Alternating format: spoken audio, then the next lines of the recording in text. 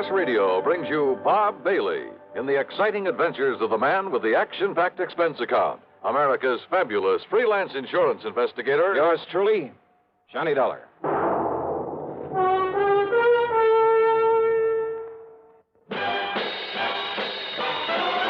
Are you smoking more now, but enjoying it less? Have a real cigarette, have a Camel. The best tobacco makes the very best smoke. Have a real cigarette, have a Camel. Are you looking for flavor and mildness? Have a real cigarette, have a Camel. The best tobacco makes the very best smoke. Have a real cigarette, a real cigarette, a real cigarette, have a Camel. Again, for the 11th straight year, Camel outsold every other cigarette, filter, king size, and regular. The best tobacco makes the best smoke. So if you're smoking more now but enjoying it less, change to Camels. Get more real satisfaction every time. Start to really enjoy smoking again. Have a real cigarette, a real cigarette, a real cigarette, have a Camel. And now, Act One of yours truly, Johnny Dollar.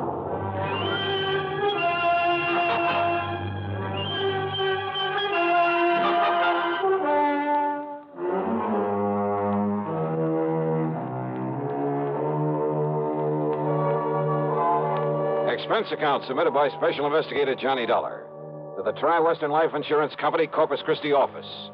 Following is an account of expenses incurred during my investigation of the Unholy 2 matter. It was a little late in the day to ride all the way to Texas, but I managed to make a pretty good set of plane connections. So, expense account item 1, $127.20, plane fare and tips, Hartford to Corpus Christi. Item 2, $4 even for a cab in from Cliff Mouse Airport to the Driscoll Hotel on North Broadway. As I was about to sign my name on a registration card for the benefit of the room clerk, well, I guess this is a pretty small world at that. And I'm sure you're going to find this room very comfortable, Mr. Dollar. Sure. Okay, then, Obie. I'll see you first thing in the morning. Here you are. Thank you, sir. Right now, I'll turn over and tell Wayne the stock says. Boy, Yeah. take Mr. Dollar's bags up to room. Dollar?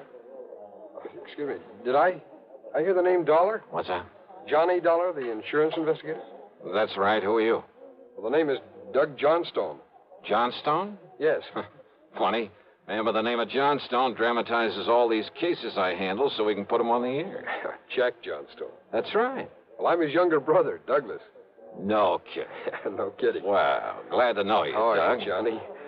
Listen, I'm in a big hurry. I've got somebody waiting for me, but I hope we can get together while you're here in town and, well, tear that brother of mine to pieces or something. Sure, why not? If you're down here working on a case, if I can be any help to you, you know. Hey, wait a minute. Are you here to look into the Peterson matter by any chance? Well, frankly, I haven't the least idea. I wonder. Well, can you tell me this? Did Jack Price over at Tri-Western Life send for you? Yeah?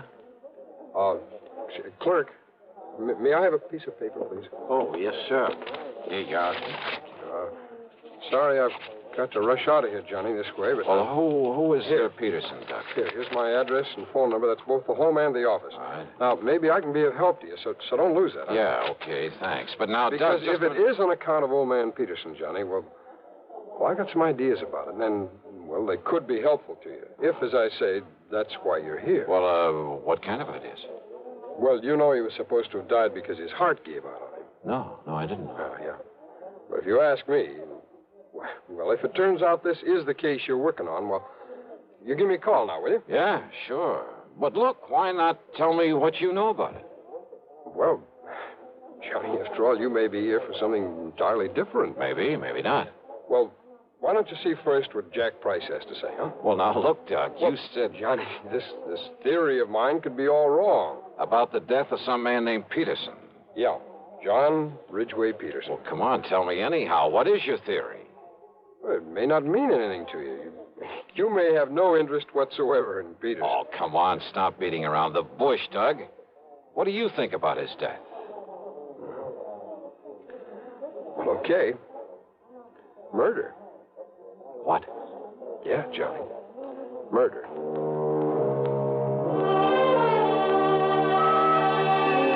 But because neither of us really knew if I'd become involved in it, that was all he'd tell me at the moment.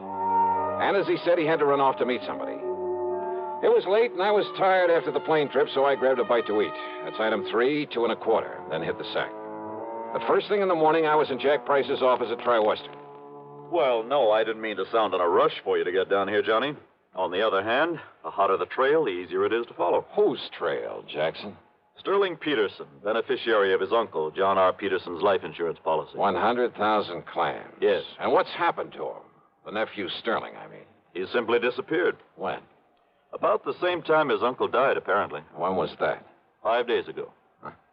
Funny that he should leave town when he was about to be presented with that wad of insurance money. He didn't know that he was his uncle's beneficiary. Oh? No. Old John Peterson never told him. Actually, the old man didn't particularly want to leave it to this nephew, but, well... Why not? Oh, they never really got along, as I understand it. The old man had been a hard worker all his life, and Sterling is anything but. Nonetheless, he named him his beneficiary, so that's that. And as heir to whatever else there is to the estate, huh? No, that goes to Sterling's half-brother, Paul. Much of an estate? Certainly not as much as the insurance. The old man didn't have much use for either of them, Johnny. But since they were his only surviving relatives, since they'd probably get everything he left anyway... Yeah, I see what you mean. Does Paul live here in town? Yes. What does he do for a living? Apparently has some money in the stock market. And Sterling?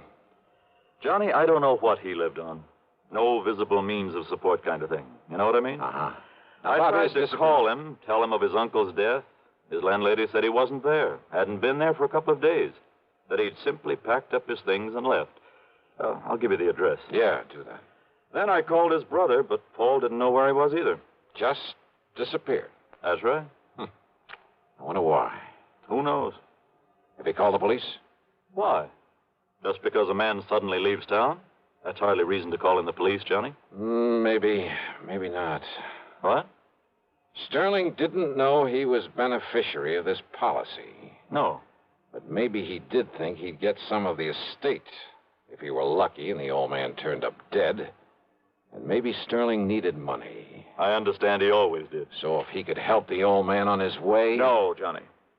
The doctor said it was a heart attack. Yeah? Well, there are a lot of ways to make it look like a heart attack. Has there been an autopsy? Why, no. Then have one made. The insurance company's entitled to one. But you're saying Sterling murdered him? Maybe. Johnny. Just go ahead and order that autopsy.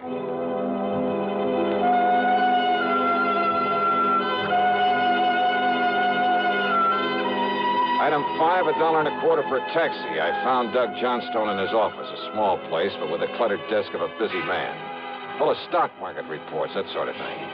Doug brushed him aside and got right to the point. Yeah, I've got to know a lot about Sterling Peterson lately. Now, you see, I have interest in a handful of oil wells, a gas compressor station, and things like that. Ah, lucky man. Well, I spend quite a bit of time over at Merrill Lynch, trading in the stock market. You met Sterling in a brokerage office? Well, that's where I met his brother, Paul. That's where I learned about Sterling. It seems he was always trying to get money out of Paul. I take it Paul is pretty well healed, huh? Hardly. He's a sharp one. He has a pretty wild idea of how to make money in the market. What do you mean by that? Well, you know, it's always flattering for someone to ask your advice. Naturally. Well, I'd recommend he buy something like IBM.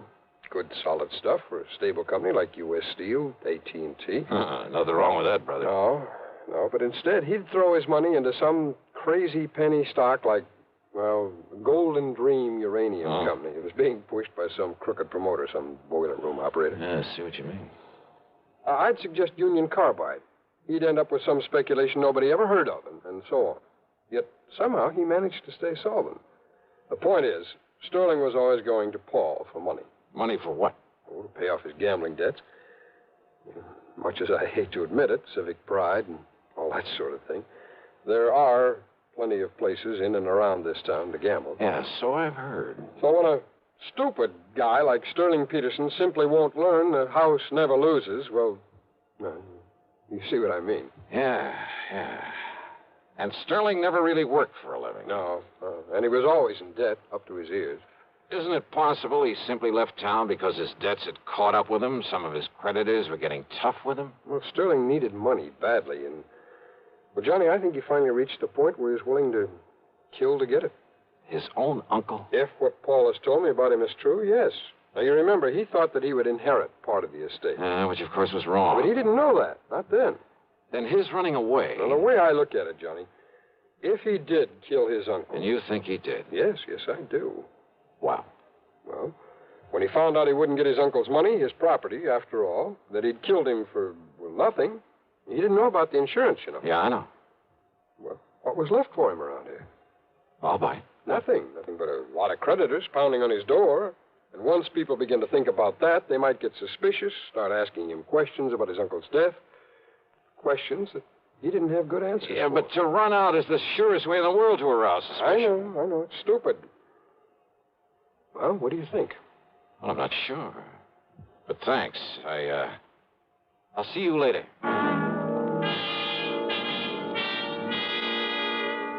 I took a taxi over to the place where Paul Peterson lived. That's item 6, $1.50. It was a nice apartment in a fairly good neighborhood. But he wasn't home. Item 7, $1 even for a cab to the brokerage house Doug had mentioned. I talked to Wayne Stocksett, a friend of Doug's. He hadn't seen Paul Peterson around there for several days. Well, Paul said something about going out of town, Dollar, to look at some of the companies he considers investing in. I see. When he gets the money from his uncle's property and so forth, Paul will have quite a bit to play with. And play with is the proper term, despite our advice to avoid so many cheap speculations. I've heard he's a bit of a plunger. Yes, I'm afraid so. Well, if he does come around, Wayne, ask him to call me immediately. I'll be at the Robert Driscoll. Item 8, $2 for a late lunch. Item 9, $1.30 for a cab to Jack Price's office. Now, wait a minute, Johnny. Yeah? Instead of hunting for Sterling Peterson, you're just hanging around hoping to find out the old man was murdered. Well, give me time, will you? But I tell you, the doctor who was with him when he died said it was heart failure. And I tell you, Jackson, there are plenty of ways. There are medical tricks. I can't Hold believe... it a minute, Johnny. Price speaking. Yes? All ready? Well, doctor, what did you... What? Oh. I see. Thank you. What's the matter, Jackson? How did you know? How did I know what? The autopsy. Yeah? You were right. Apparently some drug substituted for the digitalis the old man was taking. You mean Doug Johnstone was right. The old man was murdered. Yes, Johnny. Murdered. Act 2 of yours truly, Johnny Dollar, in a moment. Welcome, recording star Mel Torme. It's terrible trying to sing with a bad cold. So I always take 4-way cold tablets to relieve cold miseries fast. Good idea. Tests of all the leading cold tablets proved 4-way fastest acting. 4-way starts in minutes to relieve muscular pains, headache, reduce fever, calm upset stomach, also overcomes irregularity. When you catch cold, try my way. Take 4-way cold tablets. The fast way to relieve cold distress and feel better quickly. 4-way, only 29 cents. Now, here's a word about another fine product of Grove Laboratories. To get rid of embarrassing dandruff in 3 minutes, change to Fitch Dandruff Remover Shampoo. 3 minutes with Fitch regularly is guaranteed to keep unsightly dandruff away forever. Apply Fitch before wetting hair, rub in 1 minute. Add water, lather 1 minute. Then rinse 1 minute. Every trace of dandruff goes down the drain. 3 minutes with Fitch and embarrassing dandruff's gone. At the same time, Fitch can brighten hair up to 35%. Get Fitch Dandruff Remover Shampoo today. And now, Act 2 of yours truly, Johnny Dollar.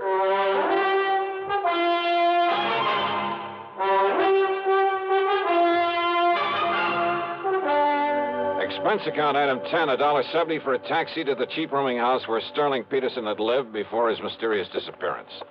The landlady turned out to be quite helpful. Well, that chiseling, no-account, tin-horn gambler owed me 2 months back rent, Mr. Dollar. Well, if we can find him. Only I'm beginning And to you doubt it. ask me there's something mighty suspicious about the way he picked up and left. Yeah? What do you mean, Yeah. Mrs. Toomey? Well, now, here. Here, now, you look for yourself. You see all them empty hangers in that closet there and them empty drawers I pulled out on the bureau? Oh, so what? Yeah, took every stitch of clothes he had. How he ever stuffed them all in them 2 little suitcases he owned would have been impossible. So he picked up a tour over, a couple of more handbags. Without me seeing him come in here with them? You apparently didn't see him leave. Well, no. At Look here, in the medicine cabinet in the bathroom. Now, here, receipt. Yeah, that is funny. Well, it sure is. Man not taking along his comb and razor and shaving things and his toothbrush and his hair tonic. I don't care how much of a hurry he was in.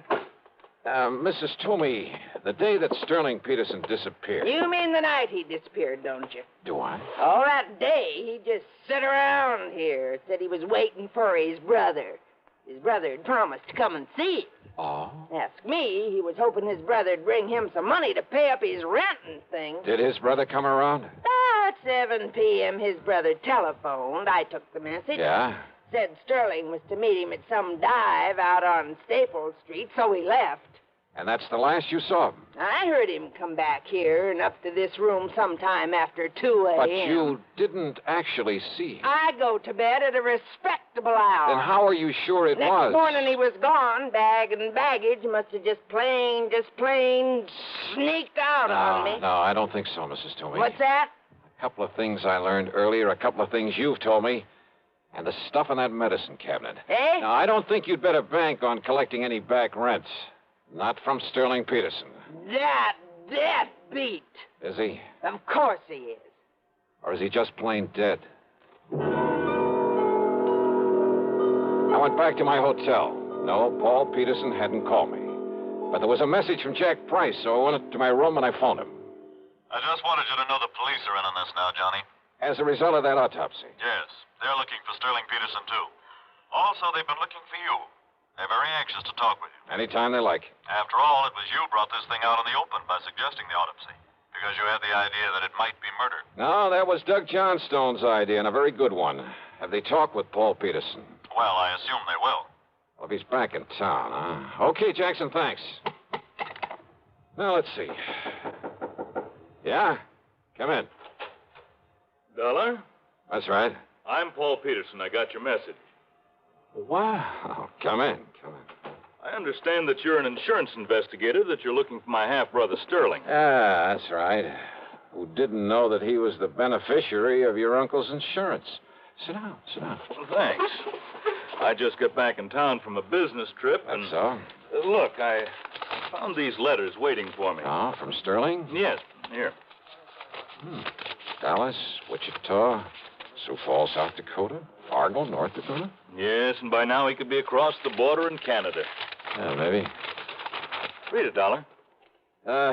Just keep quiet and give me time, and you won't have to worry about me anymore. Yeah, the others are practically the same. Yeah. Neatly typewritten, no signature. I'm afraid it's obvious who they're from. So it looks as though your half-brother is running away. Now that we know your uncle was murdered. Murdered? Yeah, that's right. Sterling. Type these on your own machine, Paul? That might be pretty easy to trace. What? Yeah, with Sterling out of the way, you'd get your uncle's insurance as well as his money and property, wouldn't you? I suppose so, but I don't see what you're driving at. Oh, you did things up pretty well, Paul. Much better than your stupid brother could have. What are you talking And about? all to play safe in case we discovered it was murder. Dollar. That so-called business trip. It was so that you could mail these letters to yourself, make it look as though Sterling had done the murder. Well, he must And have. what happened? Did you make the mistake of telling him you'd done it? I? Now, look here. After all, he would never have thought of substituting for the digitalis your uncle was taking. Look here, So Dollar. did Sterling threaten to blackmail you? Is that why you had to kill him, too? You're crazy. You don't know what you're talking about. And the tiny thing that tipped me off. What?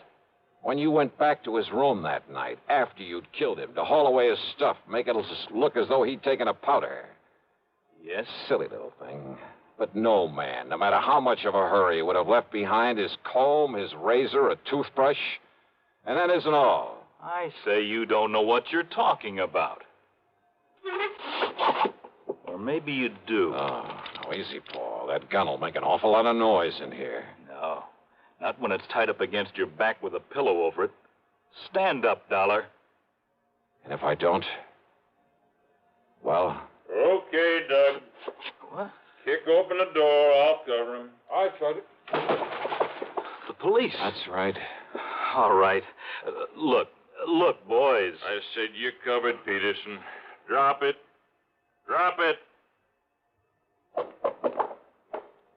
Shut Okay. Yeah, sure, Doug.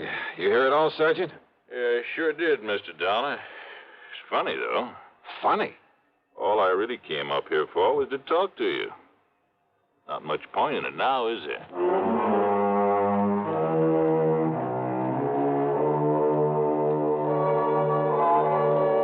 So, another day, another dollar. And I'm not talking about myself.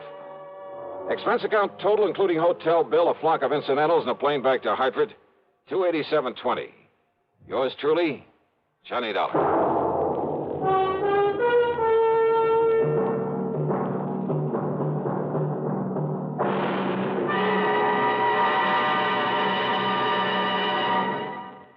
Our star will return in just a moment. Constipation is something people don't talk about much, but it can be a problem for anyone, even doctors. And when constipation occurs, it's interesting to see just what doctors consider important about a laxative they might use or recommend. Well, a majority of the doctors we heard from had this to say. A laxative should be effective, gentle, as close to natural acting as possible, and a medicine that can be used with complete confidence. Now, X-Lax has been popular with many doctors and millions of people over the years because pleasant-tasting chocolated X-Lax is effective. Overnight, it helps you toward your normal regularity. X-Lax is gentle. Next morning, it gives you the closest thing to natural action. And that's why many doctors and millions of people use X-Lax with complete confidence. X-Lax, the laxative that helps you toward your normal regularity gently, overnight. Is X-Lax in your medicine cabinet? Now, here's our star to tell you about next week's story. Next week, a hurried trip to Alaska to look for a clue to a murder. And say, if you've been to Alaska, if you know anything about the customs, the manners of the people up there, especially their eating habits, well, it's quite possible that you'll find a solution to the case even before I do. Or maybe you will anyhow. Because it all hangs on a tiny, seemingly unimportant clue. And yet, well, give a listen. See how well you can break down a killer's alibi. Yeah. Join us, won't you? Yours truly, Johnny Dollar.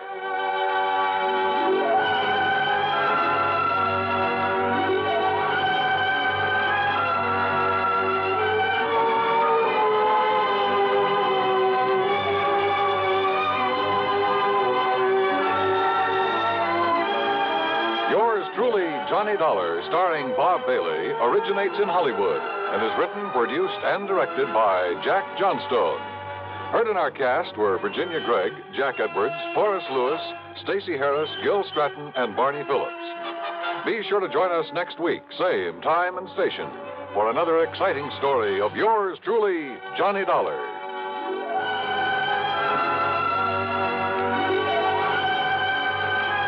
This is Dan Cubberly speaking.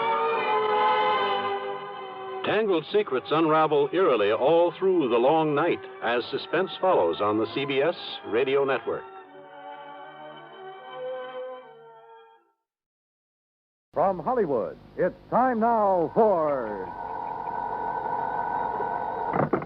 Johnny Dollar. Pat McCracken, Johnny, Universal Adjustment Bureau. Well, hi, Pat. What's new? I've got a problem. This is new? Pat, every time you call me up, you've got a problem. What is it this time? Johnny, did you ever have any trouble getting rid of money? Getting rid of...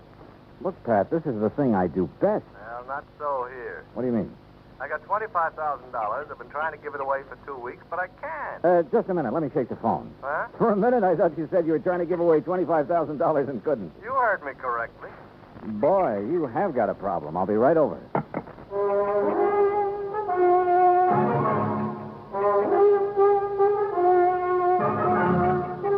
Bob Bailey in the exciting adventures of the man with the action-packed expense account. America's fabulous freelance insurance investigator. Yours truly, Johnny Dollar. And now, Act One of yours truly, Johnny Dollar.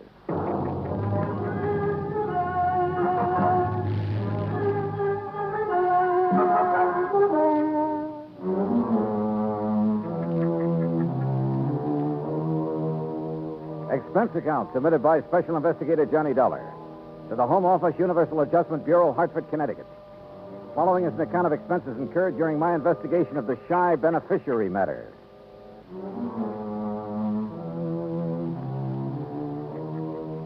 Expense account item 1, $1.20 for a cab from my apartment to the offices of Universal Adjustment, where Pat was waiting for me, looking very snide.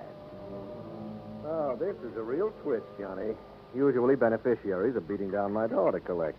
This one is playing it real coy. What's the deal, Pat? Well, it starts out real simple. 2 weeks ago, a Miss Helen Gaysworth died. Huh? Insured for $25,000. Beneficiary, a man named Elijah Summers. So?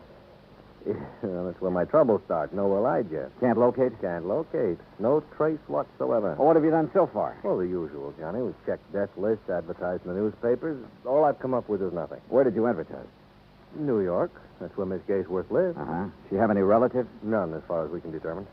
Any idea who this Elijah Summers is, or why she picked him as beneficiary? Well, the only lead we've got is something Miss Gaysworth's landlady told us. Oh, what's that? Well, apparently this Miss Gaysworth was something of, an eccentric. Lived alone in a dingy apartment, felt that the world was pretty much against her. Oh? All except Elijah Summers. Landlady heard her mention him once or twice. It seems he's been nice to her sometime in the past. How? That I don't know. Neither does the landlady. She have any idea where he could be? What he's doing? If he's even alive? No. But if he is, he's entitled to $25,000, so we got to find him. Hey, you know, you don't have much to go on, Pat. Correction, Johnny? You mean you don't have anything to go on? Expense account item 2, $36 even. Transportation and incidentals to New York City. I saw the landlady. Miss Gaysworth had moved in 6 months ago from somewhere a few blocks away. 3 hours later, I'd located the somewhere a few blocks away. There, I learned only that she'd, moved in from somewhere else a few blocks away. Gradually, however, a picture arose before my mind of a sweet little old lady drifting from place to place alone, and, well, I felt sorry for her. I also felt sorry for me because nobody along the line had ever heard of Elijah Summers. Finally, I turned up her first landlady in New York. She remembered Miss Gaysworth mentioning something about having come from San Francisco. She thought. Item 3, $167.20 plane fare and incidentals to San Francisco. Item 4, $9.50 newspaper ads in the San Francisco papers. Frankly, I wasn't very optimistic, but that's where I was wrong, because the very first day I got results.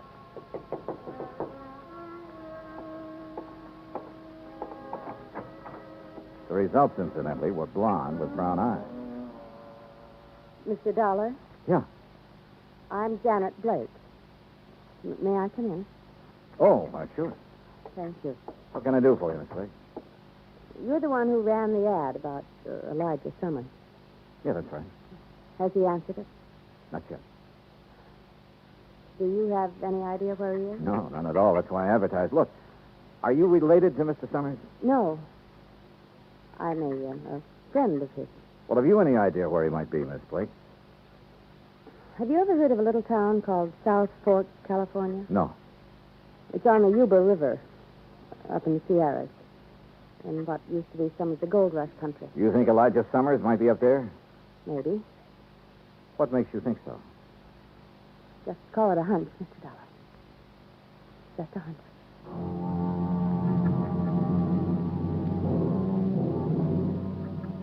Item 5, $27.50, a rented car to take me to the town of South Fork. There was just enough inhabitants to keep it from being called a ghost town, a collection of ramshackle buildings at a fork in the river hemmed in all around by the mountain ranges. I looked up the local law, big, beefy, slow-talking deputy sheriff named Rollins. Elijah Summers? Yeah, that's right. I'm looking for him. Well, who's I? My name's Dollar, Johnny Dollar, insurance investigator. Looking for Elijah Summers, huh? That's the general idea, yeah. Well, good luck, Dollar. What do you mean? I'll tell you. You find Elijah, you let me know, huh? Okay. Why? He's wanted for murder. Act 2 of yours truly, Johnny Dollar, in a moment. Our flag now numbers 50 stars, and behind each star there stands yet another flag, representing one of the 50 states. Rhode Island's state flag is white with an anchor, first used as a colony symbol in 1647. The motto Hope was added in 1664, when the government was organized under a charter from King Charles II. A circle of 13 gold stars were added for the original 13 colonies. This is the flag of a unique colony and state, which carried out a most noble experiment in freedom. The Royal Charter of 1663 reads, "To hold forth a lively experiment, that a most flourishing state may stand and best be maintained with full liberty in religious concernments. Rhode Island state flag, the flag of the 13th state to enter the Union, was adopted on May 19, 1897. And now, Act Two of yours truly, Johnny Dollar, and the Shy Beneficiary matter.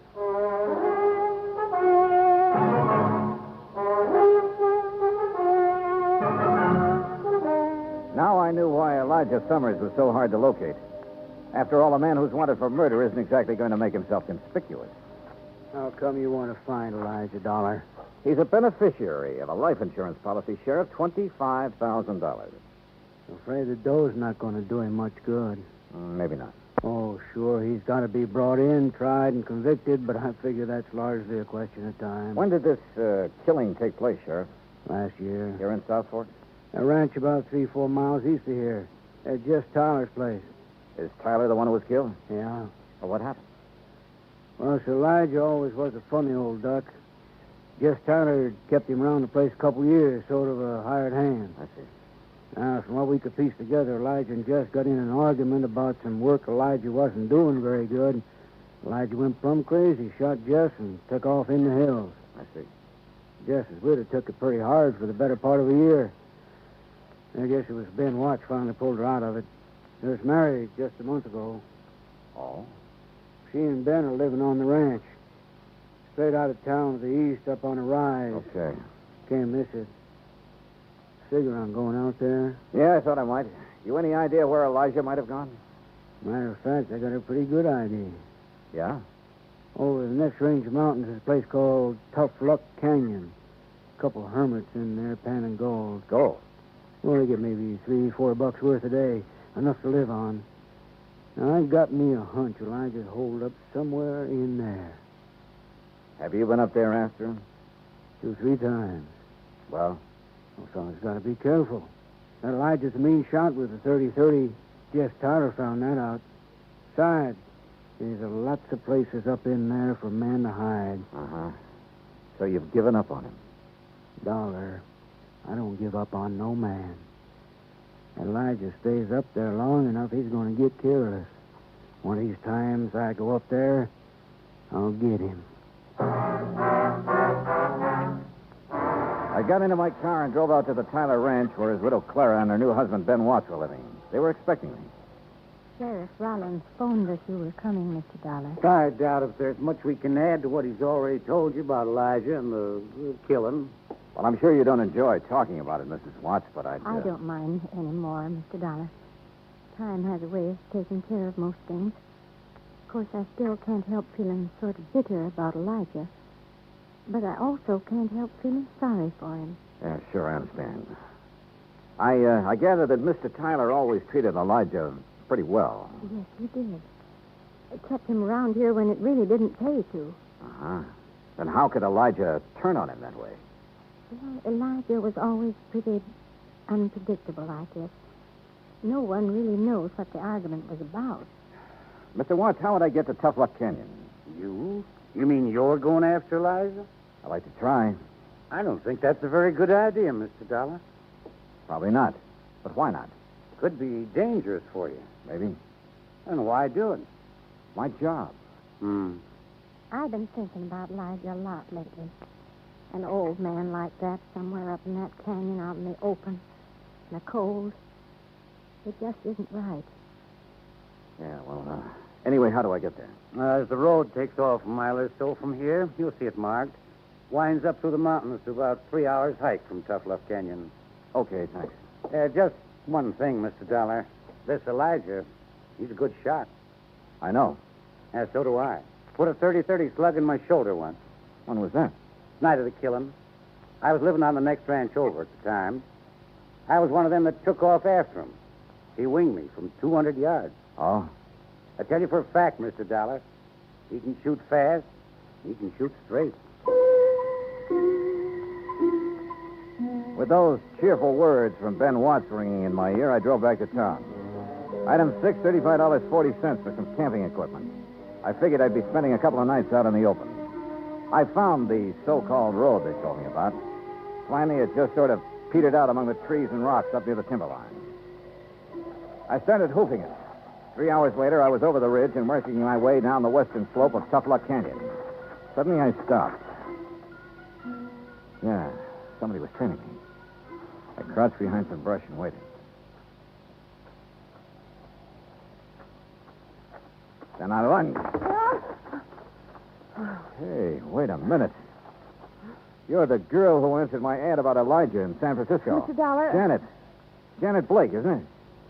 Oh, I'm afraid I lied to you about my name, Mr. Dollar. It's really Janet Tyler. Tyler? Just Tyler, the man Elijah killed. He was my father. Well, what are you doing here? Decide to take the law into your own hands, maybe? You don't understand. I don't want to harm Elijah, but he must be found and brought back. Well, I'm with you there. Then stay with me, because I think I can lead you to him.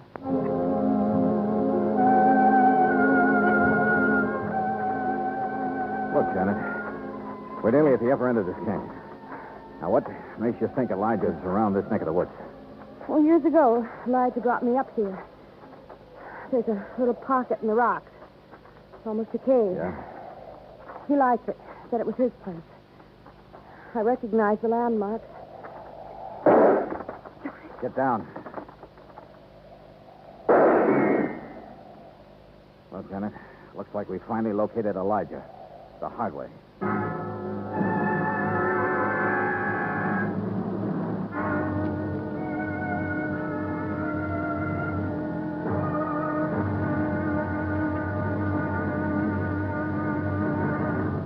Act 3 of yours truly, Johnny Dollar, in a moment.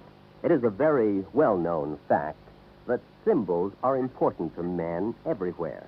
Whether they be symbols of country, religion, or honor, they're a cherished part of the culture and tradition of all peoples. As in almost all countries of the world, the people of Spain are very religious. And in the Spanish town of Vendrell, the people were having difficulty with a symbol. A 300-pound angel sitting on top of a 150-foot church steeple. The angel had been there since 1784 and needed repairs to keep it from falling down on the heads of the parishioners. But 150 feet is a long way up, and 300 pounds are a lot of weight to bring down. Now, there was a great deal of head-scratching over the problem until someone casually mentioned the problem to someone else who happened to be stationed at the United States Air Force Base in Zaragoza, Spain. It wasn't long before visions of a helicopter came to mind. Because Americans like to help other people everywhere, the Air Force whirlybird lifted the angel from the church steeple, brought it down for repairs, and later returned it to its perch. So grateful were the people of Vendrell for this act of friendly cooperation that they held a mass celebration of American Day to show their appreciation.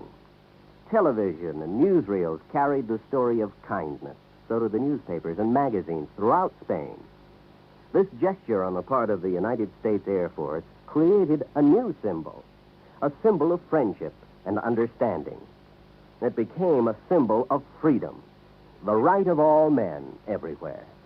And now, Act 3 of yours truly, Johnny Dollar, and the Shy Beneficiary matter.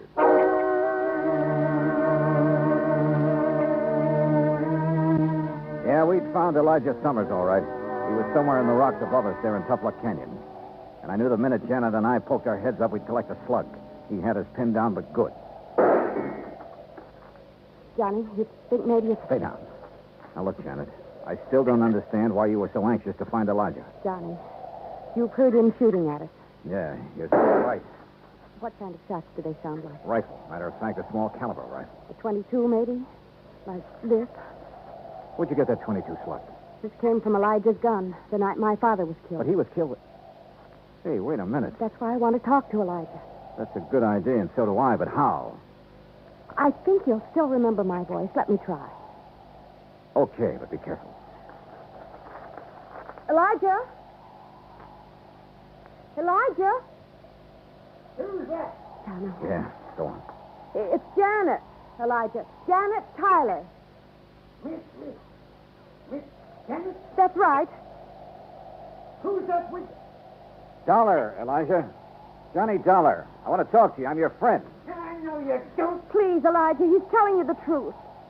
We don't want to hurt you, but we must talk to you. That's the truth, Miss Janet? Yes, you know I've never lied to you. You there. Dollar. You got a gun? Yes. Toss it out in the open where I can see it. Well, if we've guessed wrong about Elijah, we're dead. I just know I'm not wrong about him. I sure hope not. Okay, here it is. Now stand up and come out into the open. Okay. Elijah. Hello, Miss Janet. Oh. Elijah, you look terrible. Have you been up here all this time living like an animal? Oh, don't you worry about me, Nana. I've been getting along pretty good up here. By the looks of you, you haven't been getting much food. Enough to keep my eyes sharp, mister. Oh, I see that deputy sheriff fella come poking around here a time or two. He didn't even come close. And if he had have... I could have potted him easy with this. Well, that's what I wanted to talk to you about, Elijah. That rifle of yours. It's a good one, Miss Janet. I remember when you gave me it 2-3 years ago for the grounds crew. Elijah, have you ever had any other rifle besides that 22? Nope. You're sure about that? Of course I'm sure. You see, yeah, I've took good care of it, too. I kept it clean and polished. Yeah. Look now, Elijah. Have you ever used any other rifle besides that one? Nope. Janet, your father was killed with a 30-30. I know, Johnny. That 22 slug you showed me a while ago. You said you got it the night your father was killed, that it came from Elijah's gun. I saw someone pry this slug out of his own shoulder the night of the killing. He threw it away. He didn't notice I was watching. Later, I heard him tell it around he'd been hit with a 30-30 slug. You mean your stepfather, Ben Watts? I was confused at first. I didn't understand. Then it came to me. Ben Watts was the one who'd killed my father. Elijah was probably trying to protect Dad and shot Ben with his 22. Yes, there was a big fight, Miss Janet. I don't just remember what all happened, but except all of a sudden they was chasing me. I run. Sure. Ben figured he could pin the killing on somebody like Elijah who wouldn't have a chance proving his innocence. Elijah, have you seen Ben since you ran away? Oh, sure. Old Ben's come poking around here, too, every so often. But I'm too smart for him. Yeah, sure. It figures, Janet. Elijah's a threat to Ben as long as he's alive. So Ben comes hunting up here every now and then. It's horrible. Well, of course, I got to be real careful, because I only got a 22, and he's got a 30-30. But he'll never get old Elijah. Believe you me, he won't get a... Elijah! Get down and keep quiet. The shot had come from a clump of rocks more than 100 yards away. I scooped up my automatic where I'd thrown it on the ground and started circling slowly, trying to get around behind the clump of rock. I'd almost made it when my foot slipped and sent a rock down the slope. He popped up then, ready to shoot, but lucky for me, his first look was toward the rock instead of me. He saw his mistake, swinging his rifle toward me, but he was too late. Johnny! Yeah, right here, Janet. How's Elijah? Shoulder. He's all right, though. Johnny? Yeah, it's Ben Watts, all right. Is he still alive? Oh, yeah, he'll keep. Long enough.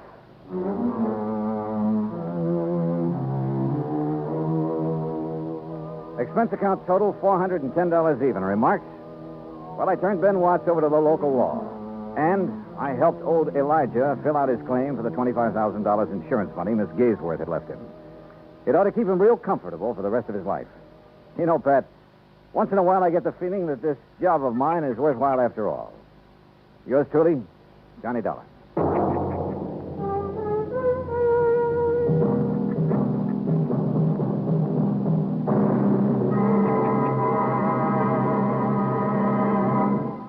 Our star will return in just a moment. Our flag now numbers 50 stars. And behind each star there stands yet another flag representing one of the 50 states. Alabama's state flag is white with a crimson cross of St. Andrew, the symbol of the Confederacy and the national flag of Scotland. Alabama's state capital, Montgomery, served as the first capital of the Confederacy. And it was on the steps of its Capitol building that Jefferson Davis took the oath of office as President of the Confederated States of America. The Scottish cross is in the form of an X, or saltire, and is also found on the state flags of Georgia and Mississippi. Perhaps it is the independent, rugged spirit of the Scots that recommended its national symbol to the Confederacy as a symbol of its rebellion. Alabama's state flag, the flag of the 22nd state to enter the Union, was adopted on February 16, 1895. Now, here is our star to tell you about next week's story. Next week, the most cockeyed case I ever worked on. Not one of life, but death insurance. Join us, won't you? Yours truly, Johnny Dollar.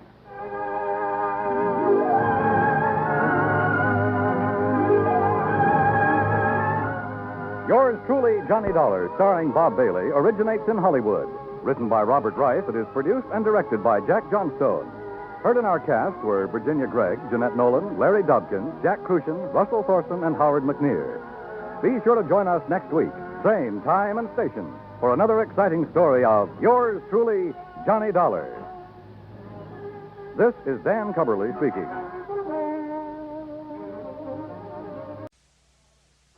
Earl, how are you? Great. Tell me, do you remember the Lucky Fall Ranch? Well, if you're talking about the one out in Green Mountain Falls, Colorado. That's the one I'm talking about. Well, sure. That's where you and I and Ray, what's his name? Ray Smithney. Yeah, Ray Smithney, who owns the Lucky Four.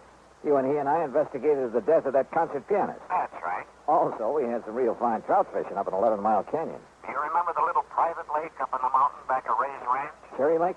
Yeah, it's Old Bill Cherry's lake. Only it isn't there anymore. Oh, that's too bad. Old Bill isn't around anymore either. Well, what's happened to him? According to all the information, he was killed when the dam broke and sent his farmhouse crashing down into the valley below. Oh, gee, that's too bad. I have the claim for his insurance right here on my desk. I'll send a copy of the policy to you there at the Lucky Four. Hey, wait a minute. Is something wrong, Earl? That's what I want you to find out. What makes you think something's wrong? A phone call I just got from Ray Smithney said he's found a couple of things that make him think the breaching of that dam was no accident. Okay, Earl. I'll grab the first plane I can.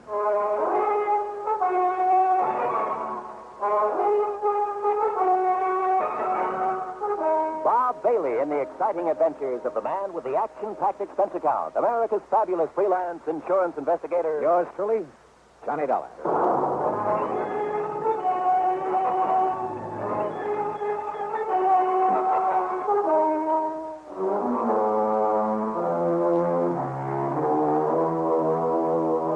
Expense account submitted by Special Investigator Johnny Dollar to the Tri-State Life and Casualty Insurance Company. Attention, Earl Pullman. Following is an account of expenses incurred during my investigation of the Lucky Four matter.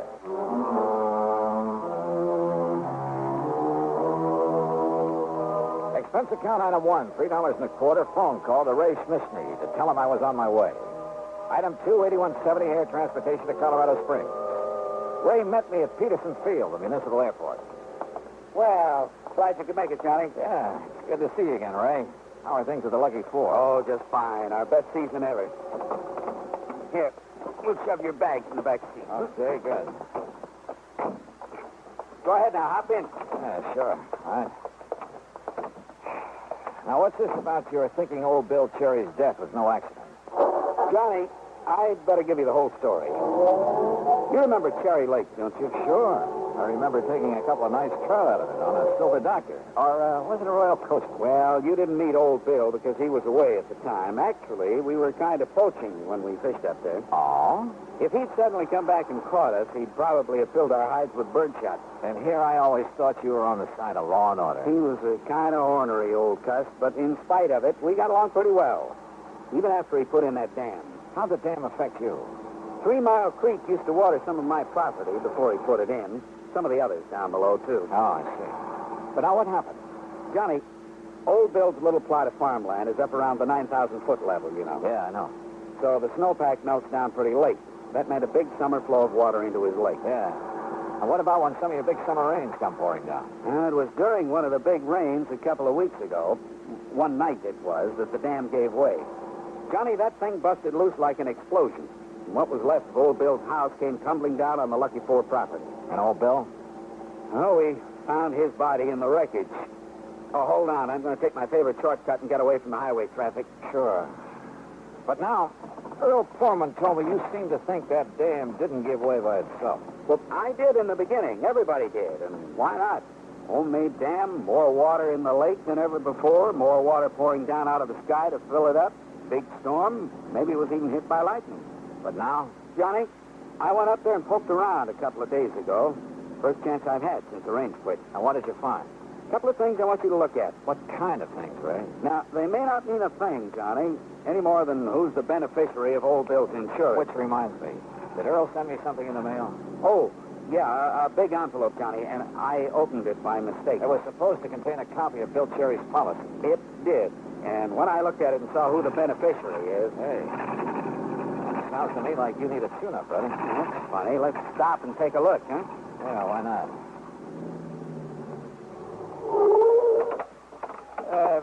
You say that when you saw who the beneficiary is... Oh, a worthless nephew of Bill's who hangs around the pool rooms in Colorado Springs. He's been in a couple of scrapes with the law.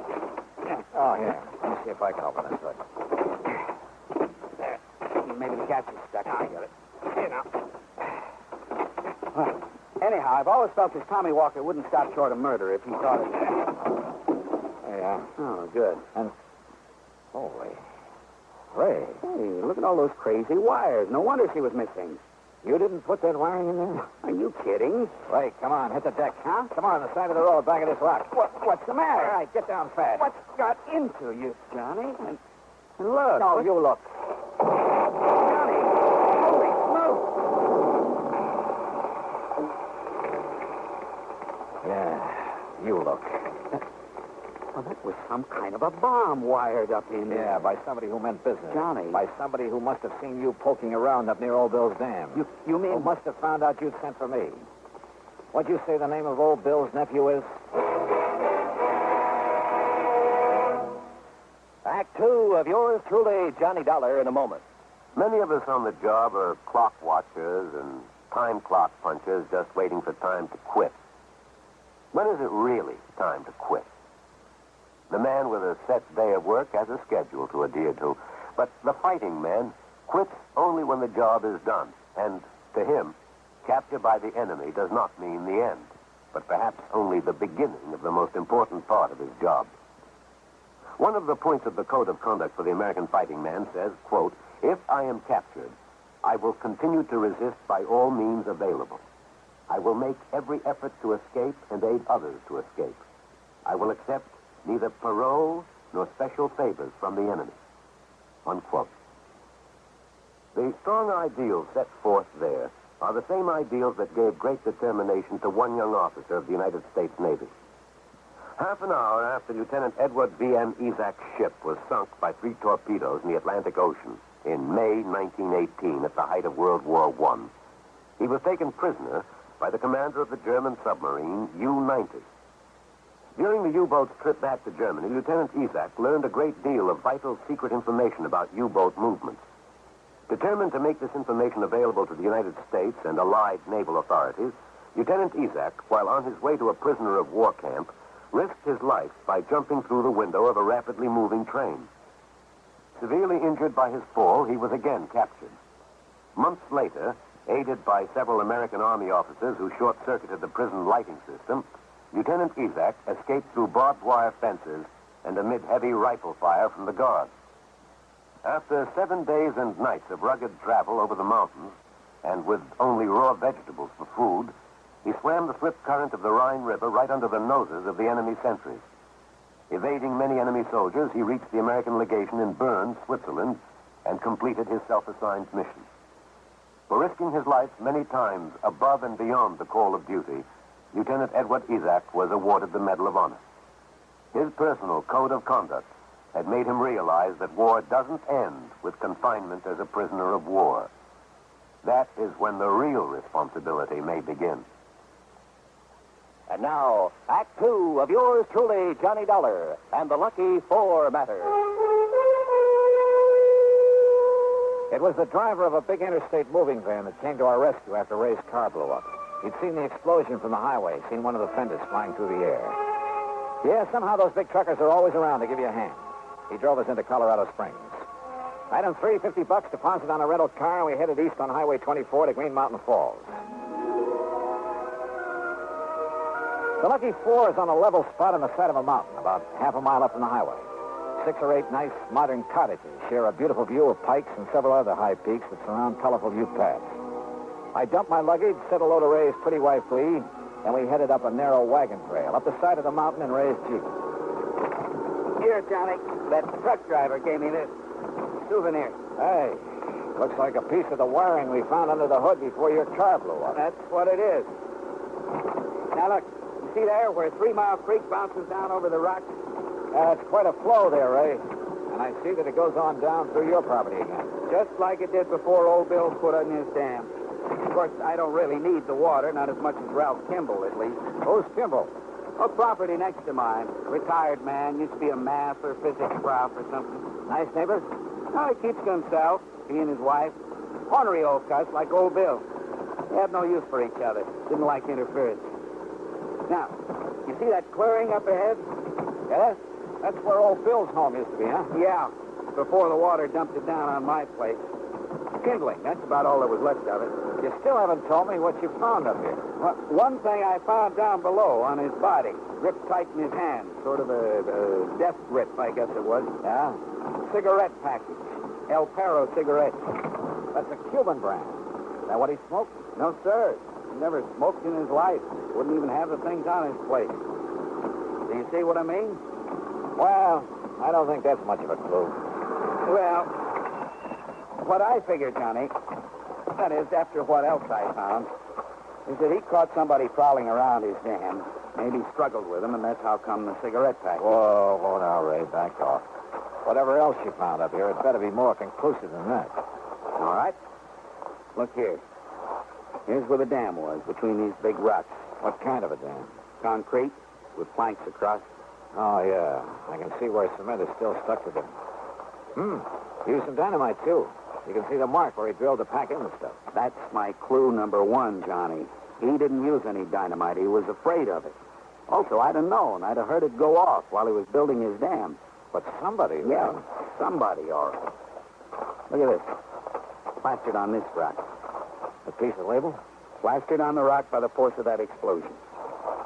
Says Titan Super IXL Dynamite. Johnny, he wouldn't even have the stuff around. Another thing. It's a brand you can only get in one little store in Denver, and he'd never go there. He hated the place. Yeah, you said the dam went like an explosion. Yes, sir. But, of course, with all the thunder and lightning that night, who could be sure which was which? Oh, well, chances are lightning wouldn't reach down here, Ray, with all the high peaks around. That's what first hit me, Johnny. Come on. Let's go into Colorado Springs and find this nephew of old Bill's. Tommy Walker. Yes, sir, Johnny. Being the beneficiary and all, who else could it be? Ray, I'm with you.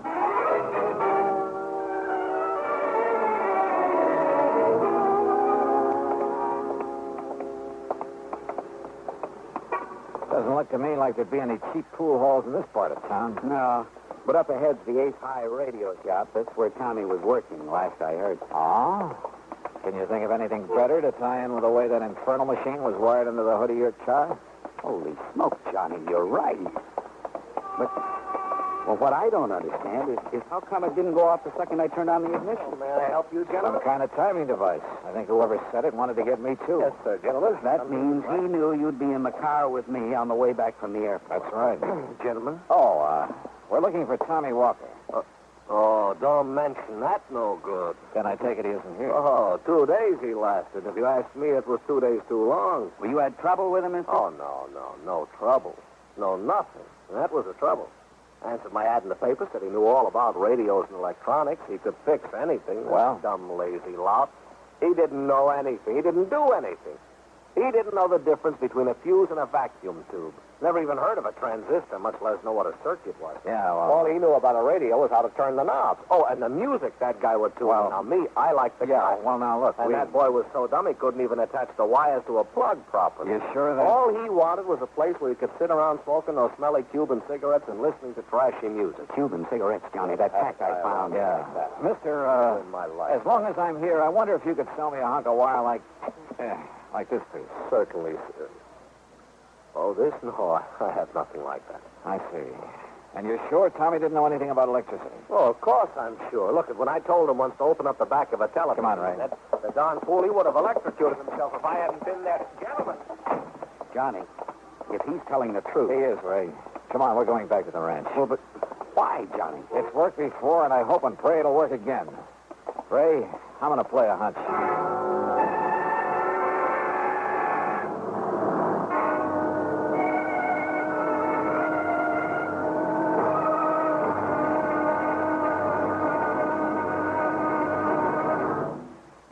Act 3 of yours truly, Johnny Dollar, in a moment.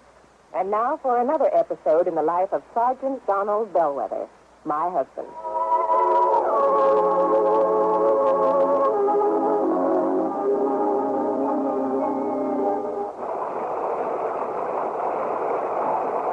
Donald, it's sure pouring, isn't it?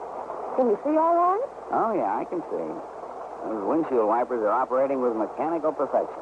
You notice there are no more streaks either since I put on the new rubber blades. You know, I think every driver should have his windshield wipers in good order. It's much safer. It would be much safer if everyone would slow down during wet weather like my husband is doing right now. Just being cautious, Reba. We don't want an accident in this downpour. We don't want an accident anytime. Yeah, that's for sure. Well, the experts say that accidents just don't happen. Something causes accidents, and that cause can be prevented.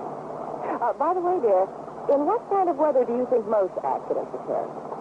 Oh, like say in rain or snowy weather or slippery weather when visibility is impaired. That's the wrong answer, dear.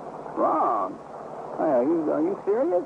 Statistics show that 8 out of 10 accidents occur when the weather is clear or with a cloudy overcast. Are you positive? I wonder why. But, here's our house bill. Oh, yeah. Now, you sit right here, Reba. I'll get out with the umbrella, and then I'll come around and open your door. All right, honey. I wonder why. Wonder why what? Why 8 out of 10 accidents happen in clear weather? Oh, well, I don't know for sure, Sergeant. But I do know that you drove very carefully tonight in the rain. Thanks. Now, if everyone drove as carefully during clear, dry weather, there'd be less accidents, I'm sure. Hey, that must be it. People automatically get cautious in the rain and snow. Too bad they don't stay that way in good weather. You will, won't you? I mean, drive safely in good weather, too? I promise. Oh, that's my Donald. That's my doll.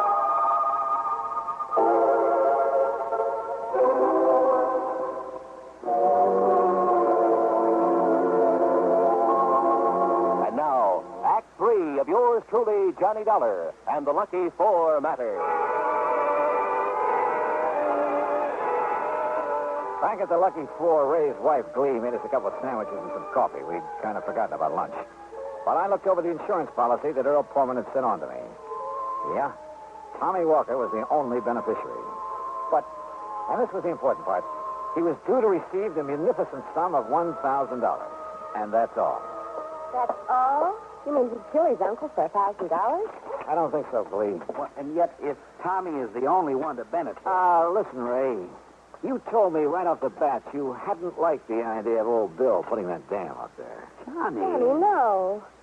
That is, none of us liked it. What do you mean by us? Well, none of us. The Kimballs and us. Only because it kept the creek from coming down here. He made a diversion when he put in that dam. But after I put in the pumps, we've had plenty of water. And I'd have had to put in the pumps anyway. You ever use dynamite around here, Ray?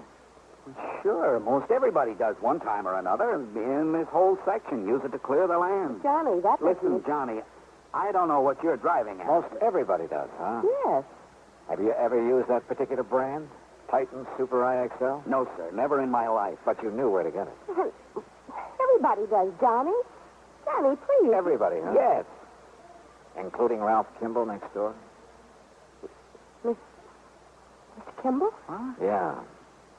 Maybe I'd better go over and talk to him, huh? They're not at home. We went to Denver this morning early, but Johnny... How do you know? She told me they were going. She dropped in last night, and she told me, and I said Ray was going, too, to meet Johnny, look. She drop in here very often? Well, only since the dam broke, and, well, they weren't too friendly before, but now, well... Physics professor, huh? Electronics. Good Lord, Johnny. I'm going over and take a look around. Oh, dear. I'll go with you, Johnny. Ray had minimized the problem he'd had when the dam was put in. Maybe his next-door neighbor hadn't. Kimball had kept to himself, Ray said. It was very much like Old Bill Cherry, an ornery sort of cuss who didn't like interference. And Old Bill's dam had certainly interfered with Kimball's water supply. We started our search in the workshed back at Kimball's house. Here it is, Johnny. Take a look. Titan Super IXL. Look here, Ray. This rock drill the same size as the one used up on the dam? Sure is, Johnny. And if we can find some of it. Yeah, this is it, all right. Same kind of wire that was on the bomb under the hood of my car. Pretty good evidence, if you ask me. And here. El Perro, the same brand as the cigarette package you found clutched in Old Bill's hand. But listen, Johnny. Yeah? This is only what you'd call circumstantial evidence. But if there's enough of it. Listen. Yeah? Maybe you underplayed it. Maybe you were pretty sore about that dam. Well, of course I was. And so was Kimball. Well, he threatened to sue, Johnny. He threatened a lot of things, but that doesn't... All right. Call that the motive. Now, this evidence, this rock drill. But a lot of people use them, maybe even the same size. And this wire, the same kind used to hook up that bomb. But, well, most anybody could get wire like that. I think. The point is, he has it. And the right brand of dynamite. Well, anybody who knows that store up in Denver... As for hooking up that infernal machine, Kimball was a physics professor, electronics. Yeah, that's true. Did he know about your private shortcut to Denver? Yes. Yes, Johnny, I told him one time. He also knew when you and I would be on that road. Clee had told his wife. She probably told her why I was coming here. Yes, that's true. Kimball and his wife left for Denver early this morning. And look, Johnny. Huh? The mud on these boots here in the corner. The same gray silk you find only up around Cherry Lake. Yeah. And if that doesn't prove it... But, Johnny, it's all circumstantial. But it'll hold up in court. What? 7 points of similarity, Ray. That'll stand up in any court in the land. But even if... Even if. Because what the law calls 7 points of similarity, as any mathematician can tell you, will occur only once in 38 billion times. That's true? That's true. And that's what's going to hang Mr. Kimball. That, Mr. Dollar, is not true. Huh? Kimball. Oh, now, surely you're not going to be foolish enough to use that thing, Kimball. You've left me no alternatives now that you found out. Now look, Mr. Kimball. All right, Bisney, Dollar. If you want to do any praying, do it fast. What? Yes, Mildred? Ray's wife. Ray's wife? Yes, she's coming over here with a shotgun. Shotgun, eh? Well, she's too late. Oh, no, she isn't. Stay right where you are, Mrs. Kimball. Move it and help me. I'll pull it. Stand right where That you are. was too close, Johnny. Yeah. 1 minute. Shall we join the ladies?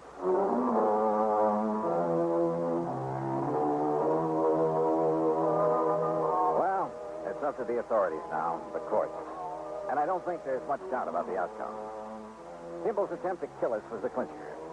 As for Tommy Walker, the heir, well, you'll have to pay him off on Old Bill's policy. Expense account total, including the trip back to Hartford, $224.95. Yours truly, Johnny Dollar.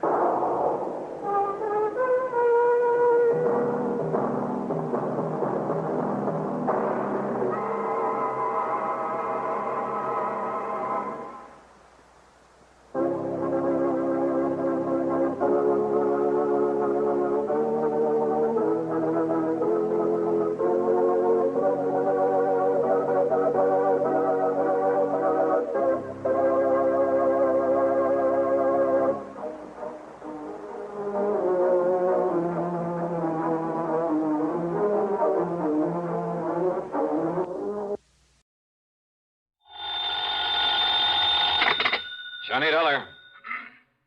This is Frederick Keeley at Masters Insurance and Trust Company. How are you, Mr. Keeling? Why, fine, thank you, but that's rather beside the point. I have a bit of a problem, Mr. Dollar. Haven't we all? Huh?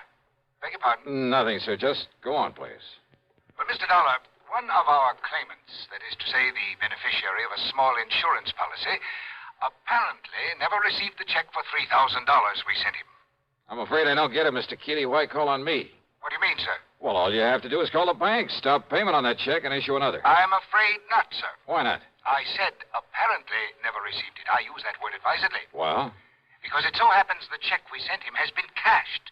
Oh. Yes, properly endorsed and apparently cashed by the claimant, the beneficiary himself. Apparently. Yes, and again, I use the word advisedly. Well, then it kind of means one of two things. Either this beneficiary is trying to collect the money twice, Yes. or somebody else got to that check first. In which case, we have a little matter of forgery on our hands. Which, of course, should exact the fullest possible penalty of the law. Will you look into it for us? Sure, Mr. Keeley, why not?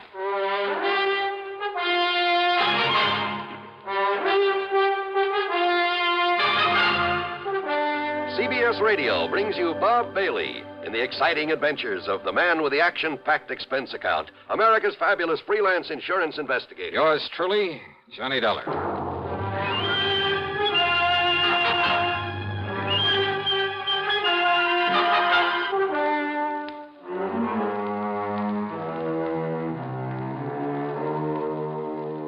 Expense account submitted by Special Investigator Johnny Dollar to the Masters Insurance and Trust Company, Home Office, Hartford, Connecticut. Following is an account of expenses incurred during my investigation of the double exposure matter.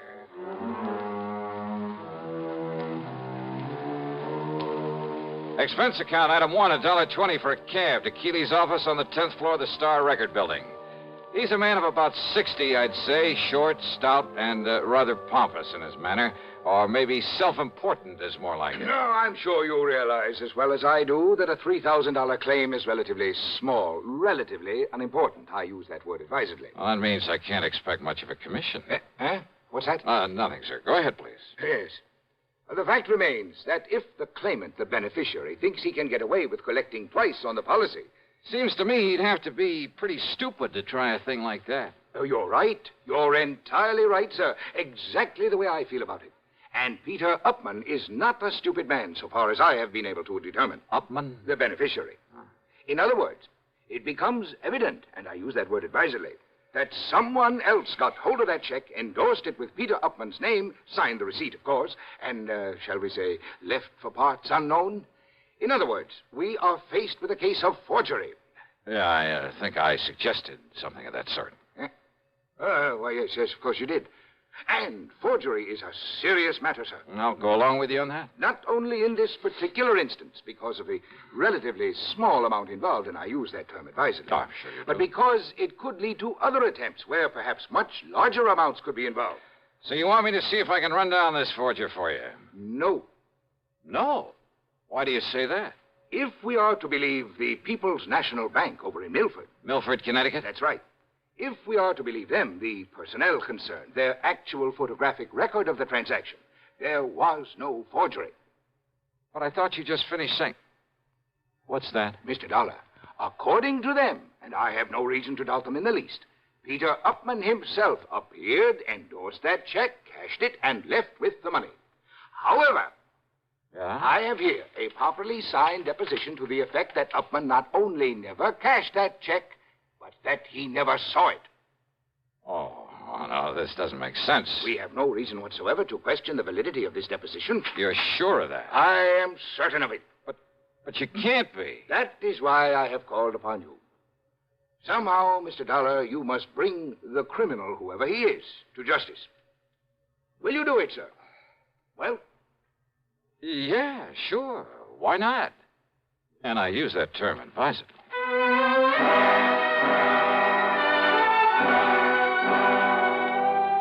Naturally, my first move was to drive on down to Milford. On the expense account, that rings up item 2, $5.25 for a tank full of gas for my own car. The People's National Bank was closed for the day, so I registered at the Milford Arms, ate some dinner, that's item 3, another $5.25. That is, including a couple of drinks beforehand. Then I drove over to the address of Mr. Peter Upman. Pete, living alone in a small apartment on East Willow Drive, turned out to be about 33. He was tall, husky, good-looking. The football type with a big shock of red hair. Very nervous, though. The kind who doesn't stay put anywhere for very long. Yeah, sure. Come in, darling. Sit down, sit down. Okay. How about if I pour us a drink or something? How about it? No thanks, Upman. Upman? Sure you don't mean Mr. Upman? Now, don't be so formal. Just call me Pete. Sure you couldn't do with a little drink just to sort of celebrate. How about it, huh? Celebrate what? Celebrate what? You said the insurance company, didn't you? That's right. Then produce, man, produce. Just don't keep me hanging here. Only I'll sit down, too. Come on, man. Come on, let's have it, huh? What are you talking about? The check, what else? Old Aunt Lizzie's insurance. Don't tell me you came all the way down here from Hartford without bringing me another check for all that lovely money, that $3,000. Now, don't tell me that. Oh, another check, huh? Why, sure, what else? Hey, now, look, what I mean is... Yeah. Now, what do you mean, Pete? I mean another one to take the place of the one the company was supposed to send me, but I never got it. That's what I mean. They said they sent it to me, but, man, I never saw it. Oh, they sent it all right, and they got a receipt for it. That's what they say, man. That's what they've been saying to me ever since I put in that claim for it. Now, look. Maybe the Upmans are kind of funny about some things, but they aren't liars, see? And I'm telling you, I never got that check. Pete, that check... You don't believe me? You asked that lawyer, that AFRTS Price. He took my statement and made me swear to it. And I don't swear to something unless it's true, see? That's all very well, Swear to something isn't true is a one-way trip to the jailhouse. And, man, that's not for me. I'm beginning to wonder... Sure, that's the fastest way to get yourself into trouble, but... Look, Dollar. You be careful what you say. Yeah? I'm a nervous man, Dollar, and sometimes I got a pretty quick temper, and if somebody's trying to pull a fast one on me, well, don't try it. I don't care who you are, just don't try it, Dollar. Maybe it wouldn't be very healthy for you. See what I mean? Is that supposed to be a warning, Pete? Warning? No. No, man, I don't fool around. That's a threat. Pepsi-Cola refreshes without filling. Why? Because it's truly light. Charlie, you're forgetting something. Wait, Kay, there's more. Yes, ice-cold Pepsi is the delicious refreshment that goes great at a picnic or a party. But, Charlie... And Pepsi goes fast. People like it, so keep plenty handy. There. Oh, you did fine, except for one thing. Well, I mentioned lightness and how Pepsi refreshes and how fast it goes. You left out Pepsi sociability. You know the Be Sociable song. But, Kay, I can't sing. I can. Listen. Be sociable, look smart, keep up to date with Pepsi. Drink light, refreshing Pepsi. Stay young and fair and debonair. Be sociable, have a Pepsi. Well, at least I can say this. Pick up an extra carton of Pepsi today. Please do. And now, Act Two of yours truly, Johnny Dollar. Trying to reason with Peter Upman didn't work. He was much too anxious to use his fists. And from the looks of him, he might have done very well with them. He maintained he'd never received the insurance check, that he wanted the money, wanted it fast, and that's all there was to it. That I had my choice of getting it for him or else. He made it plain that if I didn't like his attitude, he'd be perfectly willing to pound some sense into my head. So why stick my neck out when I figured I could get all the information I needed from the lawyer, Mr. Alfred R. Price? And Price, living in a lonely home on the north side of town, was somewhat different from his hot-tempered young client. I'm afraid you'll just have to forgive Peter his somewhat belligerent attitude. He comes from a very wealthy family over in New Haven. I was their attorney for many years. They tried to spoil him, make him the same lazy, indolent sort that his sister and his two brothers are. One of those things, huh? But Peter would have none of it. He was determined to make something of himself entirely on his own. I see. As a result of his stubbornness, his defiance, and his father's unreasonable attitude, well, his father blandly told him he was cutting him off without a penny. Well, how do the other kids feel about him? Well, there's no love for him, believe me. But how's he made out? Very well, Mr. Dollar. He owns a little electronics shop. More important, he's the only member of the family who has any real knowledge of the value of money, simply because he's the only one who's gone to work for it. Which explains, I suppose, why he's so anxious to get his hands on the $3,000 insurance that his aunt left. Oh, he can use it, too. That is, if he hasn't already got it and is simply trying to bluff his way into another $3,000. No, don't you believe it, Mr. Dollar. Peter could no more think of such a thing. Well, you seem pretty sure of that. Well, I've known him since the day he was born, and have liked him in spite of his hot temper. And I'm absolutely certain he would never attempt anything out of line. Well, you're pretty convincing, Mr. Price. Well, after all, I'm a lawyer, Mr. Dollar. But the fact remains the company sent him a check. It was properly endorsed. The money was paid out. But not to him. Well, how can you be sure? Because he says it wasn't. And that's good enough for me. But in that case... Have you talked to the people at the bank, to the teller who made the payment? No, I haven't. Have you seen the photograph of the actual transaction as it took place? See, you're the second one to mention such a photograph. Very ingenious device there at that bank. I suggest the first thing in the morning you go down there, see it, talk with the president, Mr. Oliver, and then see what you think. So first thing in the morning, I was at the bank talking with Mr. Barton Winfield Oliver, the president. Yes, a very ingenious device, Mr. Dollar, when it works properly. Oh, what do you mean by that, Mr. Oliver? It's called a photo register, one of the very first models to be installed in a place of business. Actually, it was an experimental model. Well, just what is it? What does it do? Comparable devices, much improved, of course, are in use throughout the whole country now. What does it do, sir? It automatically takes a picture of everyone who steps up in front of the teller's cage. Oh, yeah, I think I've heard of such things. Of course. Yeah, aren't they used in a lot of supermarkets, places like that, to make a photographic record of people who cash checks in them? Yes. And as a result, the incidence of bad checks in those places, why, they're almost a thing of the past. All this means that you have a picture of the man who cashed that insurance check. Yes, I have. May I see it, please? Well, yes. Because if it is a picture of young Peter Upman, I don't care what his lawyer says. Here you are, Dollar. If this is photographic proof, it was he who... Huh? Yes. Oh, now, wait a minute. Well, that was an you early... mean to say this is the best that fancy machine of yours can do? It was an experimental model. Why, this could look like almost anybody. In the beginning, it was very good. Made very clear pictures. Well, it certainly doesn't anymore. But only the head cashier and I know that. Huh? The general public don't. They think it operates as well as ever. So it serves its purpose. Yeah, how? Because anyone thinking of trying anything is scared by it. Oh, great. Then this photo doesn't really mean a thing. Oh, sure, in a way it does look somewhat like Peter Upman. Same build, same general sort of face, even the same shock of hair. But it's so blurred, so indistinct, like a double exposure. Yes, I know. But when Mrs. Eberhardt says that it was Peter... Who's Mrs. Eberhardt? She's one of our oldest, most trusted employees. The teller who waited on him. Oh, let me talk to her, please. Certainly. Mrs. Eberhardt, will you close your cage for a moment and come here, please? Certainly, Mr. Oliver. That's the one? It is. She's been with the bank much longer than even I have. Almost from the beginning. She knows more about the people here in... Mr. Dollar, what does this mean?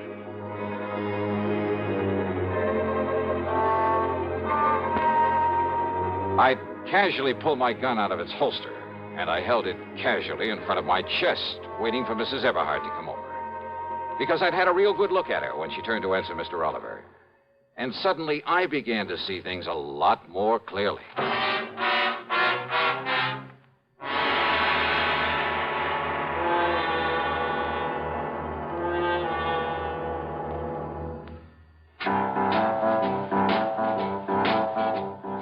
About best-selling records. Here's a familiar tune about America's best-selling filter cigarette, Winston.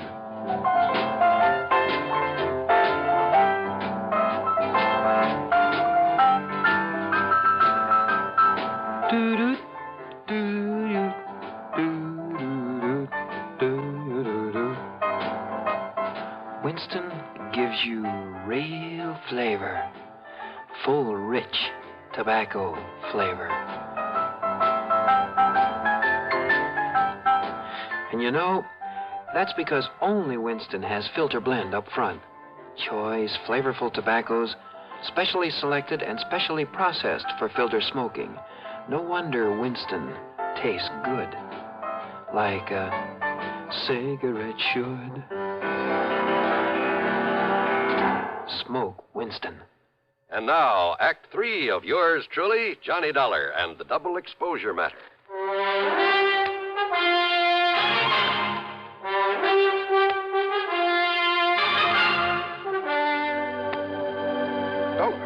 That revolver. Just take it easy, Mr. Oliver, and don't mention it to her when she comes over here. What good heavens, man. Wait now. Here she comes. Yes, Mr. Oliver, you wished... Oh, I'm so sorry, Walter. Okay, Abby. Only I'm not Walter, I'm Jim. Oh, yes, of course, Jimmy. Right over here, Mrs. Eberhardt. Oh, I know, Mr. Oliver. I can... Oh, dear. These chairs are all over the place. Abby, I want you to meet my friend, Mr. Johnny Dollar. Oh, Mr. Johnny.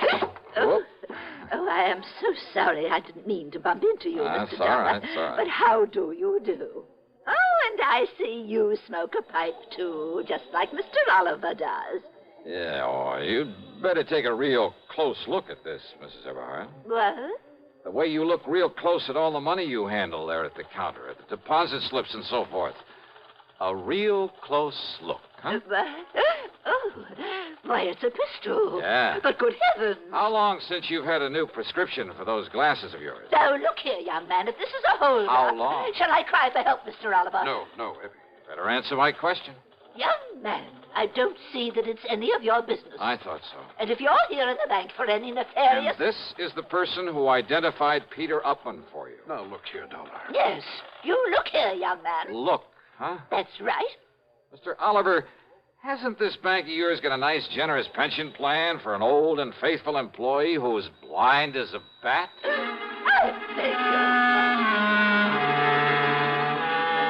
Item 4, 10 cents for a telephone call to the lawyer, Mr. Price. Item 5, $1.50 for a leisurely lunch at the hotel, after which I wandered around the town a bit, then drove on over to the lawyer's office. I tried to call you at the hotel, Mr. Dollar, but they told me you'd left. Yeah, no, I was out taking a little walk. Look here. Do you think these will be of any help to you? Who knows, but I certainly hope so. Now, this is Janet Upman. I believe she's about 31 now. Oh, quite a dish. Yes, she's quite a dish. I bet that Ming set her back a lot of money. Now, this is Edward, Peter's older brother. Not very bright. Kind of bald, isn't he? But there is a family resemblance. And this is Peter. No, that's Paul. A couple of years younger than Peter. They dislike Peter, didn't you? Yes, I did. Because he had the guts to go out on his own, huh? Partially, perhaps. Because he didn't take a hunk of the family fortune? Well, that wouldn't make sense. Now, wait. You mean didn't I tell you of the hidden bequest? The what? Peter never knew about it, but the others always have. Known about what? Well, because of the way Peter had renounced his family, his father wanted to punish him. By cutting him off without a cent. So he said. But in a late codicil to his will... Oh, Peter will get some money, huh? Over $1 million, Mr. Dollar, in a few months, when he's 35. I see. Provided he keeps out of any serious trouble. The money the others were left. Millions, Mr. Dollar. I'll bet they've been going through it like a tornado. Yes, I'm afraid so. All right, then, Mr. Price, if I can bluff my way with this picture from the bank, and if you're any kind of an actor, well, let's get busy.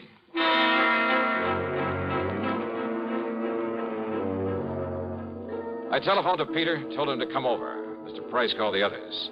They didn't care particularly about seeing Pete again, but Price told them some of the as-yet undistributed money was at stake, and they quickly changed their mind. So, about an hour and a half later, there was a gathering of the Upman clan there at the office of the old attorney.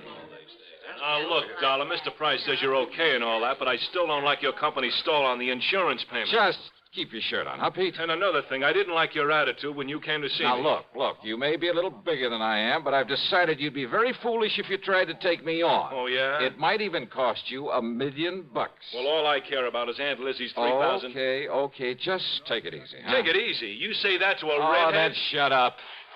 Okay, now, all of you, listen to me. Yes, Johnny? I'm sure you all know that Pete here inherited a few $1,000s from his Aunt Elizabeth, I guess it is. Yes, and we've heard about how he's tried to collect it twice over. Well, if you ask me, Johnny... Thank you, Janet, but I am not asking you. Well, if you ask me, Pete ought to be locked up for trying such a silly, childish thing. Yeah? Paul, with all the time in the world on your hands, it was real easy for you to pick up that insurance check over where Pete lives while he was at work, wasn't it? What's that? What? And forging a signature, well, after all, you're his own brother. Just a minute, please. And there at the bank, why, dear old half-blind Mrs. Everhart couldn't tell which was which. Now, look here, Dollar. But a little machine put the finger on you, Paul. Absurd. Yeah, a little device at the bank that photographs everybody who goes up to a teller's cage. Dollar, you mean that... Oh, now, Johnny, you've been taken in. Have I? That old thing is just a bluff. It hasn't worked right in years. Oh, what makes you think that? I know. Because the cashier is a boyfriend of mine. Oh, that bank had better check its books. What? He didn't tell you it's been fixed recently? Fixed? No, he didn't. I mean, Now, wait a minute. Like to see the picture it took of you, Paul, collecting that money? Here, Mr. Price. See what you think. Why, yes, Mr. Dollar. It's about as clear as it can possibly... Okay, Paul, you dirty... No, stop him. Somebody stop me. And not you, Paul, or anybody else. Good heavens, Mr. Dollar. Peter will kill him. Oh, I doubt it, Mr. Price. Can you think of a better way for justice to be done?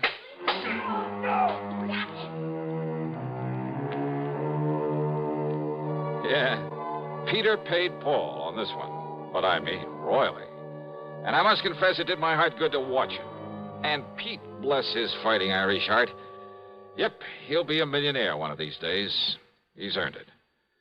Expense account total, including hotel and food, $17.20. Yours truly, Johnny Dollar.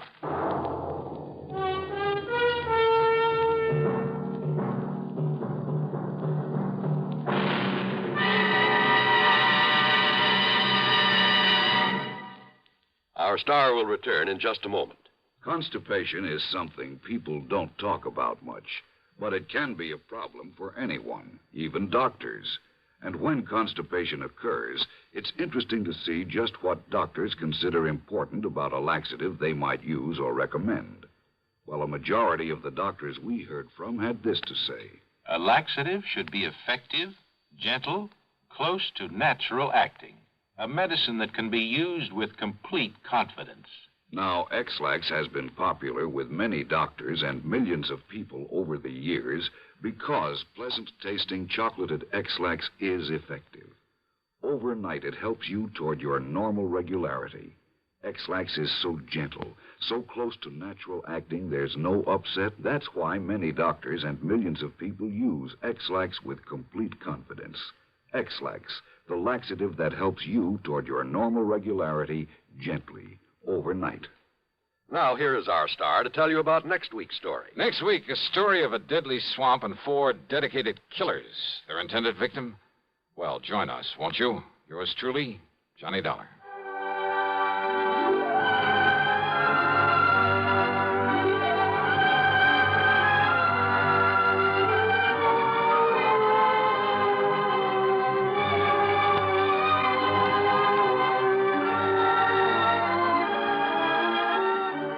Yours truly, Johnny Dollar, starring Bob Bailey, originates in Hollywood and is written, produced, and directed by Jack Johnstone. Heard in our cast were Marvin Miller, Peter Leeds, Jack Moyles, Ralph Moody, Bartlett Robinson, Eleanor Audley, and Sandra Gould. Be sure to join us next week, same time and station, for another exciting story of yours truly, Johnny Dollar. This is John Wall speaking.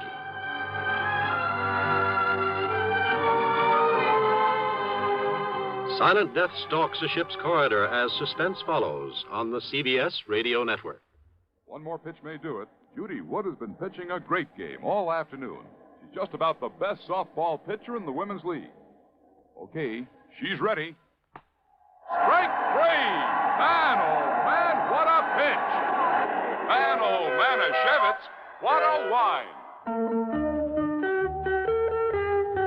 At the ballpark, not everybody gets the big cheers. But at home, everybody's wine is always cheered. It's Manischewitz.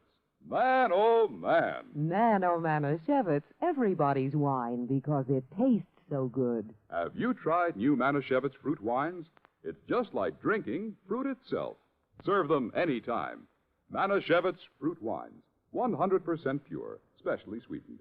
Blackberry wine, cherry wine, loganberry wine. Man, oh, Manischewitz, everybody's wine because it tastes so good. Manischewitz Wine Company, New York. Radio 59, WROW, Albany, New York. From Hollywood, it's time now for... Johnny Dollar. Howdy, Mr. Dollar. My name is Jake Denham. I own a cattle ranch out here in Craig, Colorado. How'd you like to come out here and see me? Colorado? That's right. I have a policy with one of your companies, Tri-Western, office over in Denver. Well, what seems to be the trouble, Mr. Denham? Trouble? Oh, nothing like that. Not at all. Then why have you called me? Well, you see, the brand I use in my beef cattle is a Lazy JD. Yeah, you said your name is Jake Denham. That's right. But JD is your initials, too. Oh, yeah. Yeah. And the lazy part fits me to a T. But now, why have you called me? Well, you see, I listen to your radio program every week. All those insurance cases you handle all over the country. Glad to hear it. And I thought the lazy JD being your initials, too, and all the local color out here, and, well, maybe you'd like to come and get some local atmosphere for one of your stories. Oh, now, wait a minute, Mr. Denham. If you have some insurance matter you'd like me to investigate... Well, no. I told you why I thought you ought to come. So can you, right away? You sure there's nothing wrong out there? No, like I said, a lot of local color. Nice place to stay here at the ranch. How about it? Well, I've a couple of days' work on some reports to finish up. Then right after that, huh? Well... Good. I'll be waiting for you. Goodbye. Look. And everything's really okay, huh? Goodbye. Mr. Denham, I think you're lying through your teeth.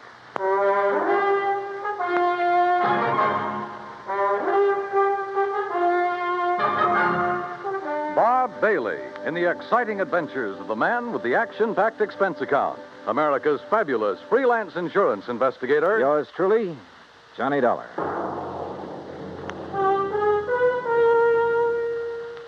And now, Act One of yours truly, Johnny Dollar.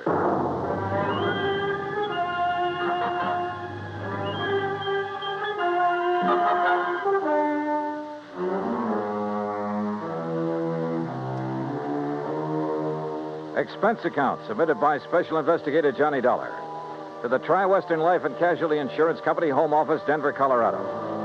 Following is an account of expenses incurred during my investigation of the bum steer matter.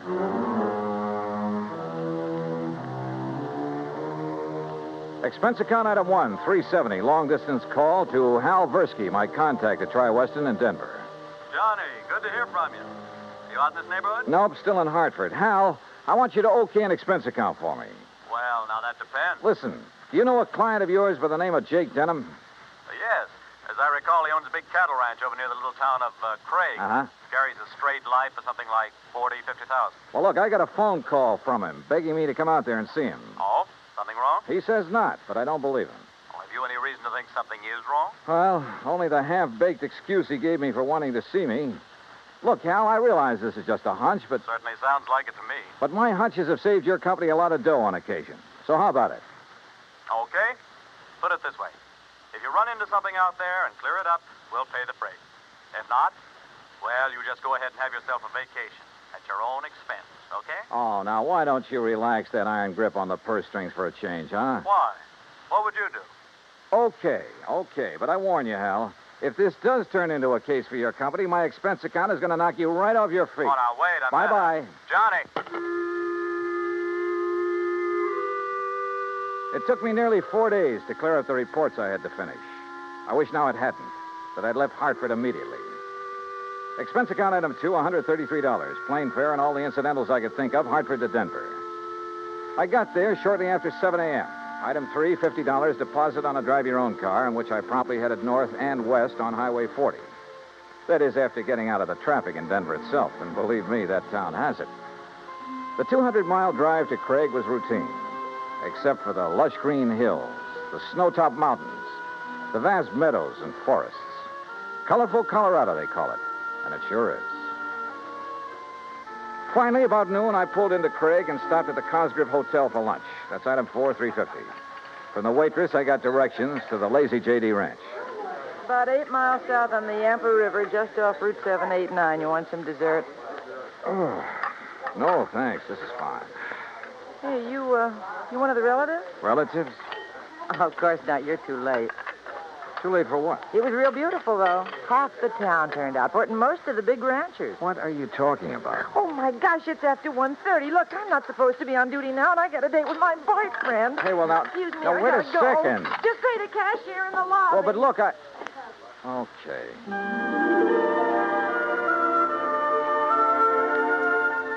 I paid my check to the cashier, went out to my car, climbed in, and headed for the Lazy JD.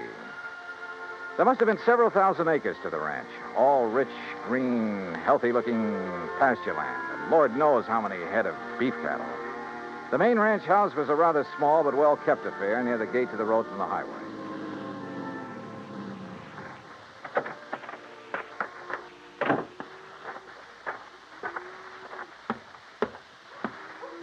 And then I saw it. A long piece of black crepe hanging on the doorframe.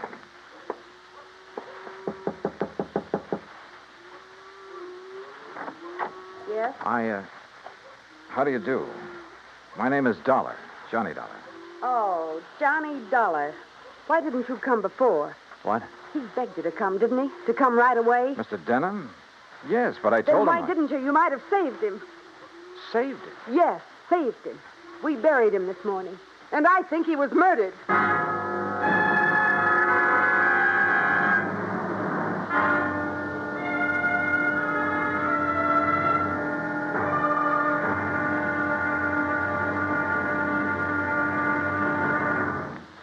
Act two of yours truly, Johnny Dollar, in a moment.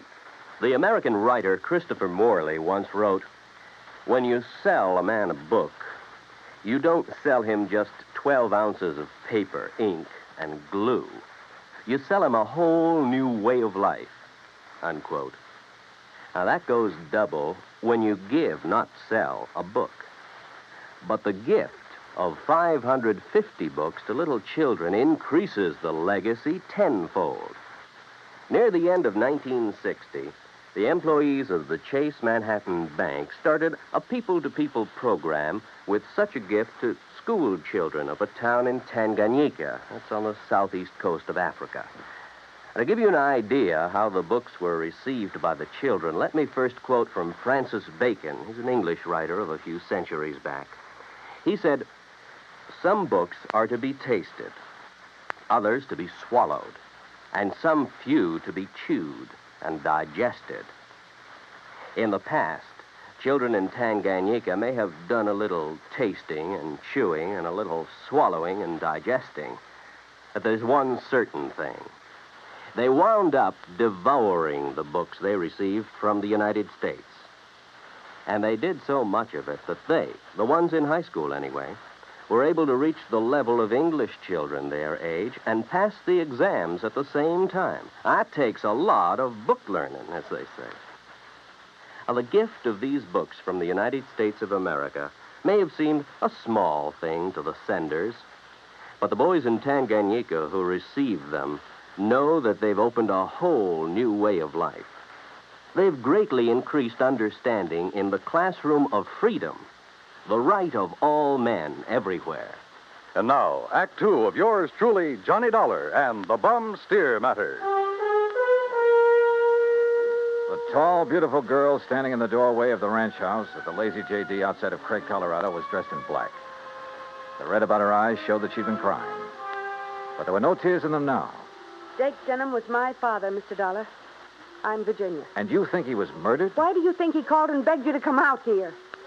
Any idea who might have done it? Yes, Big Mike Craven. Who's he?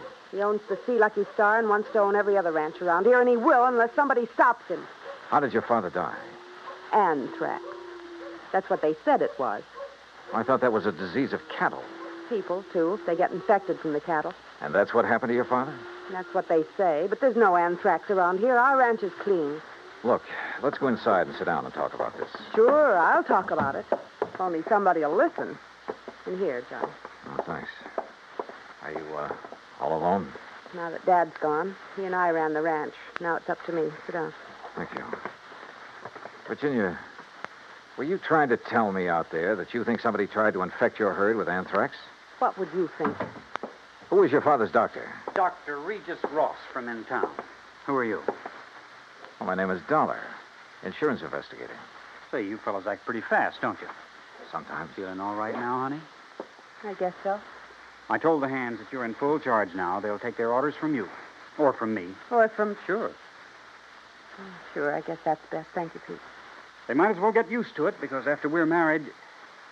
Look, honey, why wait any longer? I know this is a bad time to talk about Yes, it, but I Pete. also know, and you know, that this is no time for you to try to go it alone. But what about your medical school? I'll give it up.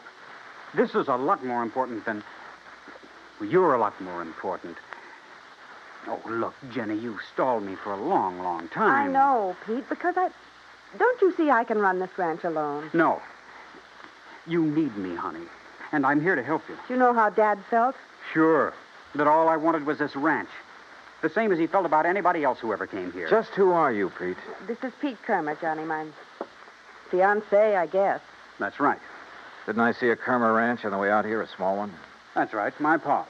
He's Carl Kermer. Well, what do you think caused the death of Virginia's dad? Just what everybody says, Mr. Dollar. Galloping anthrax from that Hereford. Then why did he send for Mr. Dollar to come? I'm afraid we'll never know, honey. Well, I do. It's because he knew something was going to happen to him. Where is that steer now? Buried. On orders from the vet and the state inspector. Mr. Dollar. Yeah? You said investigator. Hadn't you better talk to Dr. Ross? Yeah, I guess so. Want to let me have his address? Sure. I'll write it down for you. And, while you're at it, tell me where I can find the veterinarian. And that state inspector, too. Huh? Sure. Why not? When I left them, a few minutes later, Pete was still making a quiet, but I must say effective pitch for Virginia's hand. Expense account item 5, 10 cents for a phone call to the state inspector. He told me he'd never seen the infected steer on the Lazy JD, that he was confined to his bed at the time. I called the vet's office, and he was expected back shortly. So I sat around the hotel lobby and glanced over some magazines. And then, in one of them, I found an article that made my eyes fairly pop out of my head. Item 6, I called the vet again. He was in. You caught me just in time, Mr. Dollar. I was about to drive over to the Sea Lucky Star Ranch for dinner. Mike Craven and I are old friends. That's so? Yes, ever since we roomed together at college. Oh, I see. I understand you're the man who spotted the anthrax out at the Lazy JD. Yes, sir, that's right. Just that one Hereford. How it ever got to him, I'll never know. The rest of that herd's absolutely clean. Got poor old Jake Denham, too. You think he became infected from that steer? Well, how else could it be? Galloping anthrax. Just like that. Doctor, where is that steer buried? Do you know? Yes, I had it buried myself. It's some miles out in the far corner of the Lazy JD property. Then phone the Sea Lucky Star and call off your dinner date. You and I are going out to take a look at that carcass. Oh, no, just a minute, young Investigator, did you say you are? That's right. Uh-huh. I suppose you have some authority. What I don't have, I can get. Tell me, Doctor, is there some reason why you don't want me to see the carcass of that steer? No. Well, let's go. Along the way, we picked up two fellows who were handy with pick and shovel. It was almost dark now, so I bought a couple of powerful flashlights at one of the local hardware stores. That's item 7, 925. It took a couple of hours for the two men to dig down to the carcass of the steer, but they finally exposed one flank of the unfortunate animal. Yeah, so you sure planted this critter deep, Doc. There's part of him. Give us a few more minutes, we'll handle No, wait. Huh? Mr. Dollar, come down here into the hole. Sure. Oh, what's the matter, Doc? The color of that carcass. I don't understand this. What are you talking about? Well, this doesn't make sense. The deterioration and putrefaction that always occurs, well, it simply isn't here. You mean it's possible it wasn't anthrax killed this steer? But I'm sure that all the symptoms, the swellings in the subcutaneous connective tissues, in the interstices of the muscles and lymphatic glands, and in the membranes of the mouth and tongue, they were all there, and they were edematous, too. Could some poison have possibly produced those symptoms? Poison? Yeah, look.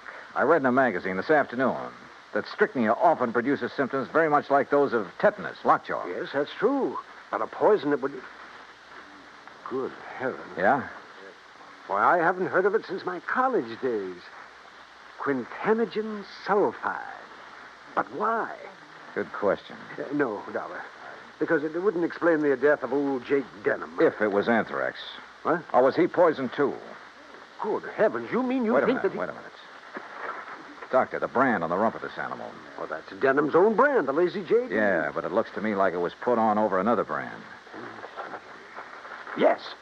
Yes, you're right. Any way of finding out what the original brand was? No. Yes, Mr. Dollar. The other side, the inside of the hide might show it. Then, Doctor, you got a skinning job to do. All right. Hand me my bag there, please. Okay, here you are. Go to it, Doc. Thank you. Oh. That poison. How much to infect a man? Well, even a small scratch on the skin could absorb enough to be fatal. No wonder that Dr. Ross... Ross was the one who treated Jake Denham. Yeah. No wonder we couldn't understand why death came so... Well? No. Can you see what the original brand was? Yes. Yes, I can. I'm afraid so. Let me hold the light a little. Oh. I see. But I can't believe it, Mr. Dollar. Pretty clear, though, isn't it? See Lucky Star. Act 3 of yours truly, Johnny Dollar, in a moment. A couple of 1,000 years ago, the ancient sage Diogenes remarked that all things are in common among friends. Well, he didn't mean that only material goods were in common among friends, but that they shared their troubles as well. For a long time, the United States Armed Forces have been a friend in time of need, during fires, floods, and pestilence all over the world. Many peoples of the earth have come to believe in the friendship which the U.S. military personnel have spread for so many years, and the calls for help they answer in time of personal emergency, a response which has always been immediate. Not long ago, a Korean Buddhist nun was suffering from beriberi, an advanced form of acute malnutrition. But she was living in an isolated monastery deep in the Korean hills and valleys. Her sister nuns contacted the nearest Army Signal Corps relay station, and wheels began turning. In no time, an Army helicopter landed at the station's helipad. American soldiers carried the stricken nun to the copter. She was flown to a waiting ambulance and whisked away to the hospital. Her recovery was rapid, thanks to the United States Army, her newfound friends. Army helicopter men helped in many other ways. Over the 108 islands of the Ryukyus that spread from southern Japan to northern Formosa, Army helicopters are constantly whirling their blades as they hop from one island to another on missions of mercy. They bring food donated by American women on Okinawa, or they bring vital medicine to save a life. They also bring friendship and understanding and freedom, the right of all men everywhere. And now, Act 3 of yours truly, Johnny Dollar, and the Bum Steer Matter.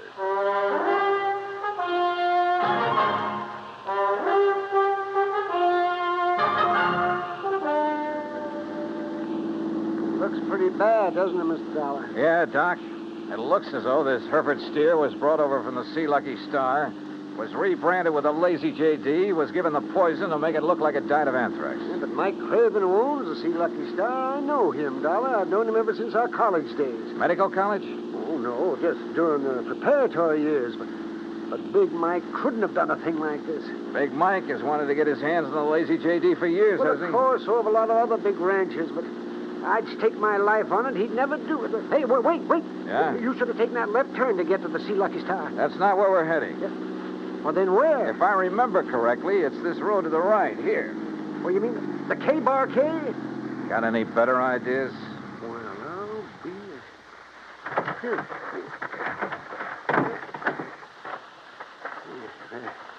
The ranch house is dark. It won't be for long. Would you call this a good ranch, Doc? No, old Carl has been just a hanger-on. He hasn't made the place pay for quite some... What's going on out there? Who is it? Johnny Dollar, Pete. Oh? I want to talk to you. Oh, sure. Door's open. I'll be right down. Come on, Doc.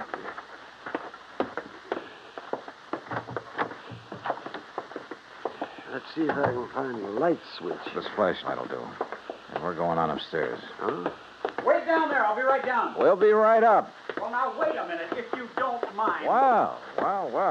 Nice place you have up here. Look, I asked you to wait down. Dr. Cummings. I'm sorry, Peter, but this... How'd you make out with Virginia Denham, Pete? Convince her to marry you? That's none of your business, Mr. Dollar. Now, just what do you want? Pretty nice ranch to get your hands on, that lazy JD. I beg your pardon. Combination bedroom and study, huh? As Virginia told you, I've been going to college. Yeah, medical school. Nice set of books you have here. Of course, I'll have to give that up now. Oh, you're going to have to give up a lot of things. What? Where did you get it, Pete? What was the name of that stuff, Doctor? Quintanogen sulfide. What do you know about... Well? I don't know what you're talking about. Then why the marker in this book on toxicology? Marker? That was a foolish thing to do, Pete. A dead giveaway. Yeah, I told you. I don't know what you're talking about. Yep, right here. Quintanogen sulfide. I never heard of it. You're lying, Pete. No. Giving it to that Hereford was probably a cinch. Listen, you... But how did you give it to Jake Denham? Dollar, that's something you'll never live to know. Oh, look, now, wait a minute. Put the thing away. No. Now stand back. I said, look out, you... Stop! Oh, thanks, Doc. I guess he'd forgotten all about you until you landed that chair on his head. Yes. Now, I suppose I'll have to patch this... patch him up a bit. Oh, absolutely. He'll have to look nice for the trial, won't he, Doc?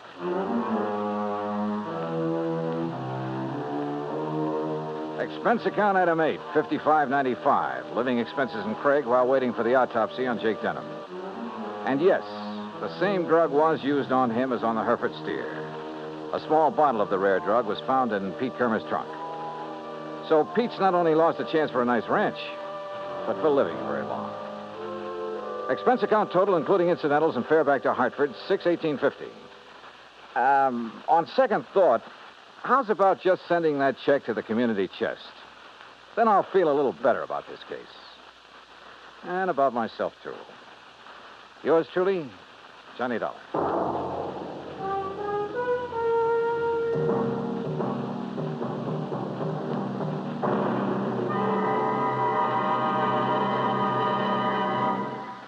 And now, here is our star to tell you about next week's story. Next week, an old ghost town out in Montana. But one of the ghosts carries a .38 Colt. Join us, won't you? Yours truly, Johnny Dollar.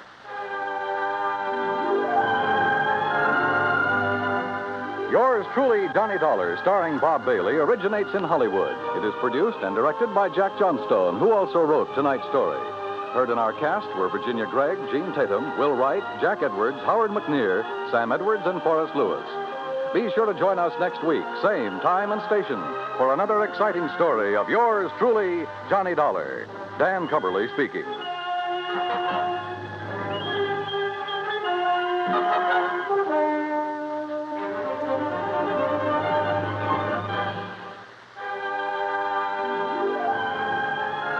This is the United States Armed Forces Radio and Television Service.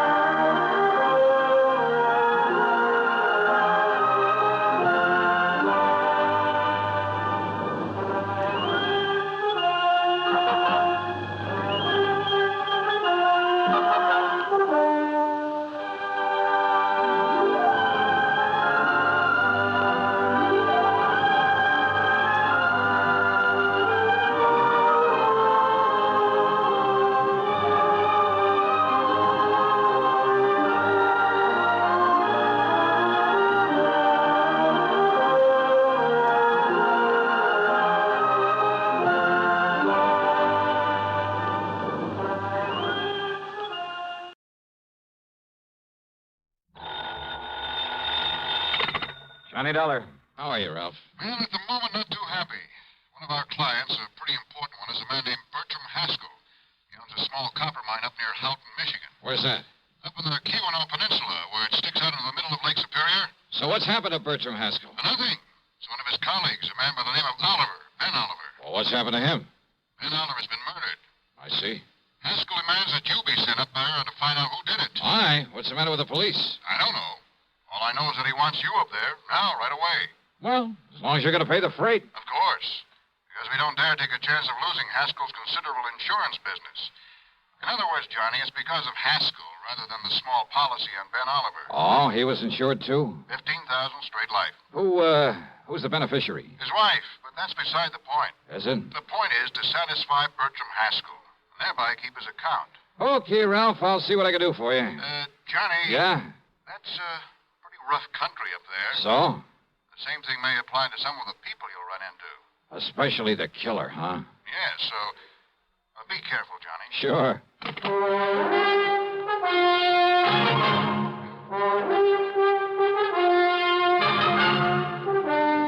CBS Radio brings you Bob Bailey in the exciting adventures of the man with the action-packed expense account, America's fabulous freelance insurance investigator. Yours truly, Johnny Dollar.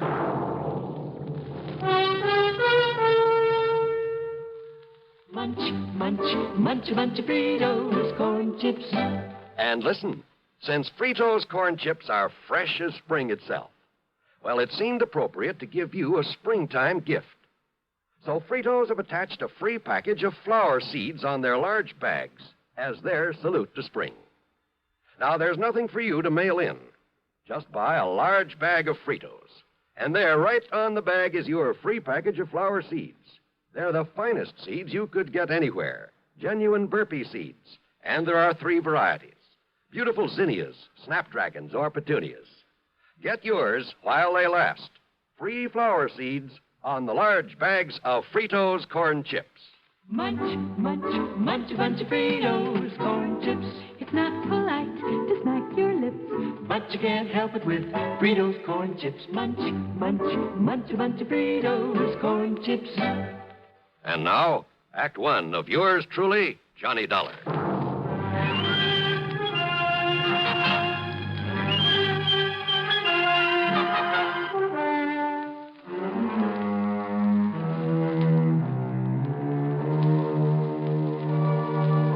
Expense account submitted by Special Investigator Johnny Dollar to the Continental Insurance Company, Chicago office.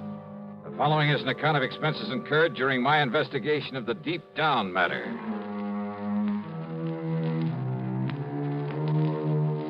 Expense account item 16185 for a plane to Chicago, then a flight to Houghton, Michigan, far up on the Keweenaw Peninsula.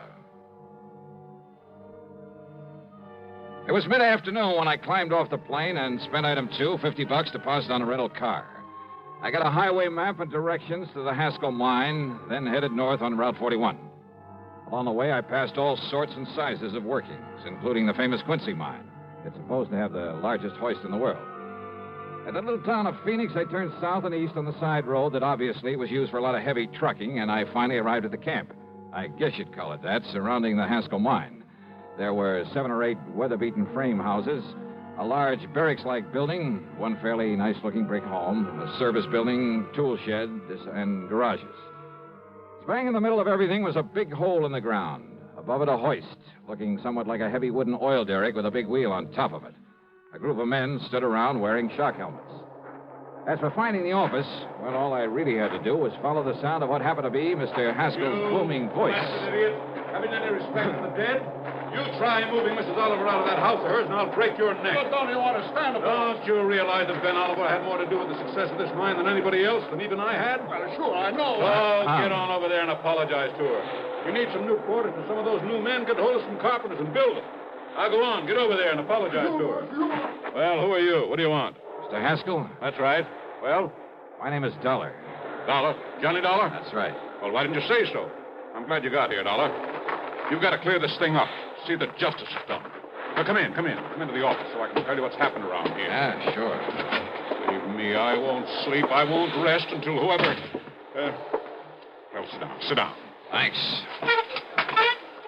Dollar, Ben Oliver and I have been working over this country together for years. Ben's brains and my money. Ben picked the spot for this mine. So I understand. Dollar, I've made and I'm still making a fortune out of it, in spite of the fact it's a small operation. Ben Oliver? Yeah, Ben. I tried for years to make him my partner so that he could fully share in this thing. But he wouldn't have it. Pure scientist, Ben was. No real interest in money. So the best I could do was promise him a fat royalty for the rest of his life. But I never dreamed his life would come to an end so soon. What happened, Mr. Haskell? He was murdered down in the 3rd sub-level of the mine in a stope we discontinued working for a while because of some exploration he was doing in it. And you've no idea who or why, Mr. Haskell? If I or the police could find any possible reason for Ben's being killed, we might be able to pin it on one of them, the man who did it. You say... But as it is, we haven't even reason to lock up those men who could have done it. You say the man. Well, under the circumstances, it had to be one of the miners. One of the 6 who were on their way down the shaft in one of the ore cars. And yet... Well? I said under the circumstances. But under the circumstances, not one of those 6 could have done it without the knowledge of the others. Well, now, how do you mean that? A single, carefully aimed shot, Dollar, from some distance away, 15, 20 feet. Yeah? Struck him in the back, went directly into his heart. Just one shot, but it must have been carefully aimed. But... Well, go on. That shot was made in utter and complete darkness. Oh, now, wait a minute. I know. Impossible. Utterly impossible. But that's the way it happened.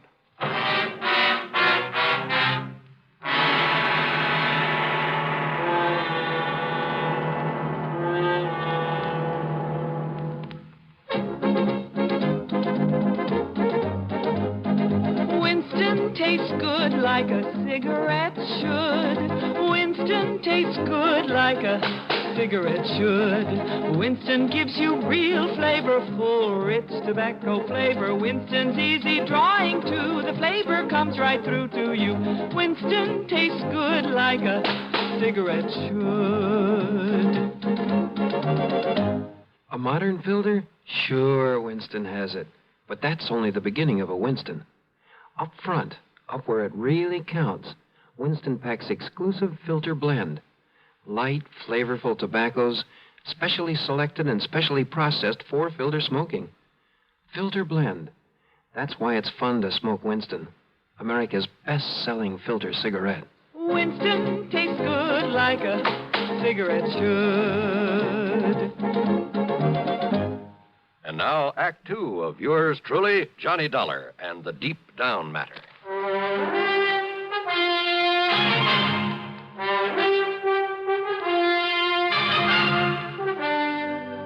Look here, Dollar, on the wall, a diagram of the mine. You, better explain that in one-syllable words, Mr. Haskell. I'm afraid I don't know very much about a copper mine. Well, here's the main shaft where it goes down into the ground at a slight angle. Yeah? It goes down along one side for the most part, one side of the main ore body. That's under that big hoist I saw outside. That's right, yes. The hoist, by means of a continuously running cable, works the ore cars up and down. Like buckets on a conveyor belt. Only they're detachable from the cable in order to fill them at the various levels, then bring them up and dump them at the surface. Now, just exactly where was Ben Oliver killed? 321 feet below the surface, on the 3rd sub-level, in what you might call a big room or cave down there. And remember, Dollar, Ben was shot in the dark. No lights down there? Ordinarily, yes. Plenty of them, all over. You better tell me exactly what happened, Mr. Haskell. Oh, better still. I'll take you down there, let you see things for yourself. And you'll see why it was quite impossible. Yeah, we'll see. The last shift has just come out of the mine, so we'll have it to ourselves. Whatever you say. You'll say you'd better wear one of these shock helmets and these gloves. Okay. And keep your top coat on. You'll find it cold down there. Right.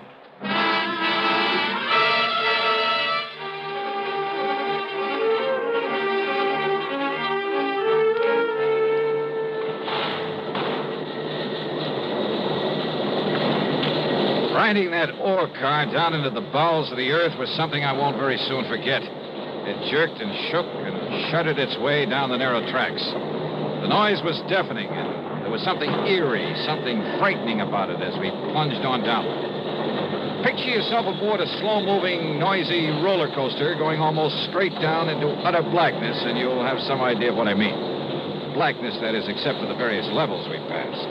All of them were strung with glaring electric lights, and I could see great caves, I believe you call them stopes, where the miners had cut away the ore.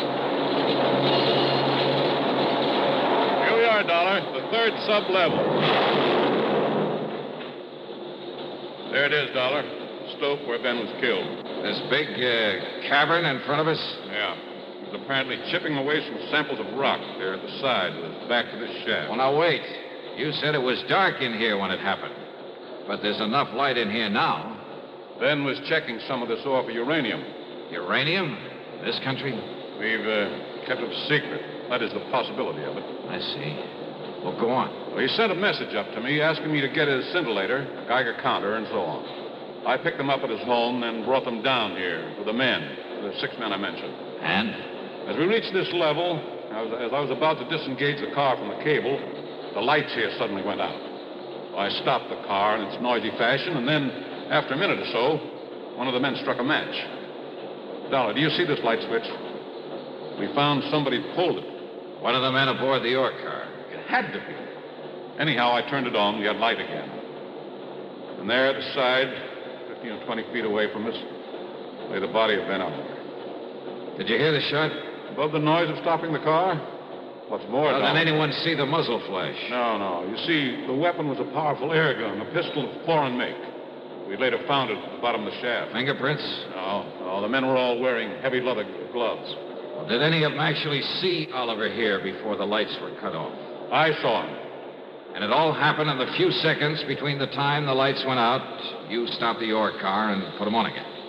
In total darkness, one of those men was able to fire accurately, the shot that killed him. No sign of a flashlight, anything like that? No.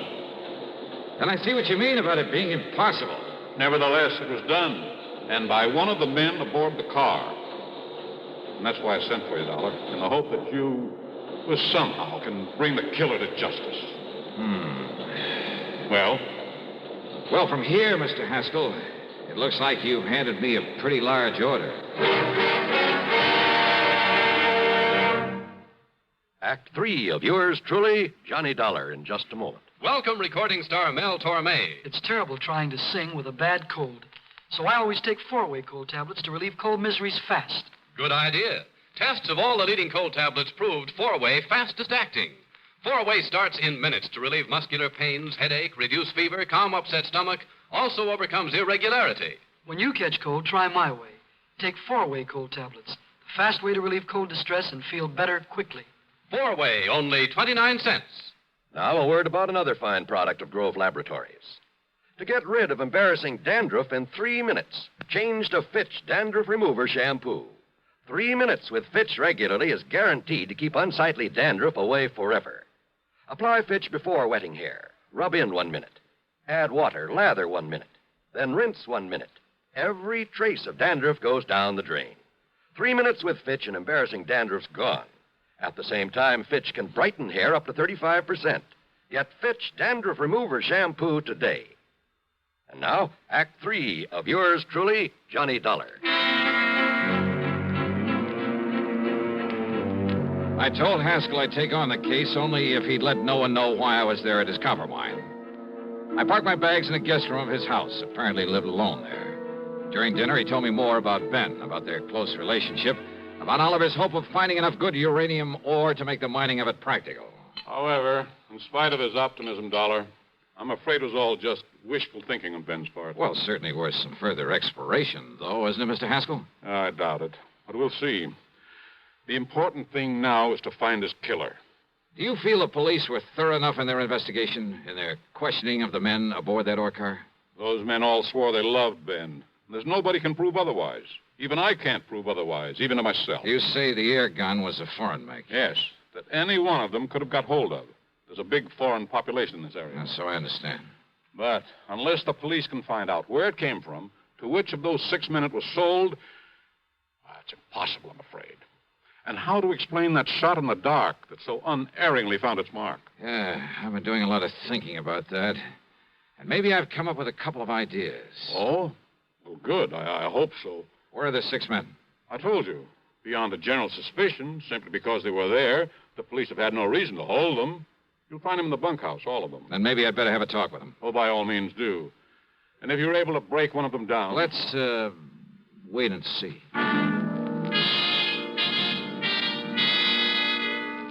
Yeah, I did have a couple of ideas about that impossible murder. I questioned the men without telling them my real status in the case. But more important, I talked to Ben Oliver's wife, a quiet, gentle little woman, All in all, I felt she was taking the whole thing very well. Yes. Bertram Haskell was always very good to Ben in his rather domineering way. But why do you ask?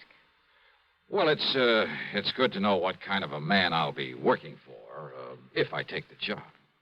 Just be sure you look out for yourself. That you get full credit for any discoveries you made. Well, now, that doesn't quite tie in with what you just finished saying about Mr. Haskell, does it? Ben was so unselfish, self-effacing, so easy to take advantage of. Oh, no, I shouldn't talk that way. You sound as though you don't quite trust Mr. Haskell. Please, I didn't mean that at all. I see. I understand your husband thought there might be uranium in this unlikely spot. He was sure of it, Mr. Dollar. He told you so? I typed out his report to Mr. Haskell. Oh? Do you remember what he said in it? Only that he was certain it had great commercial possibilities and that he...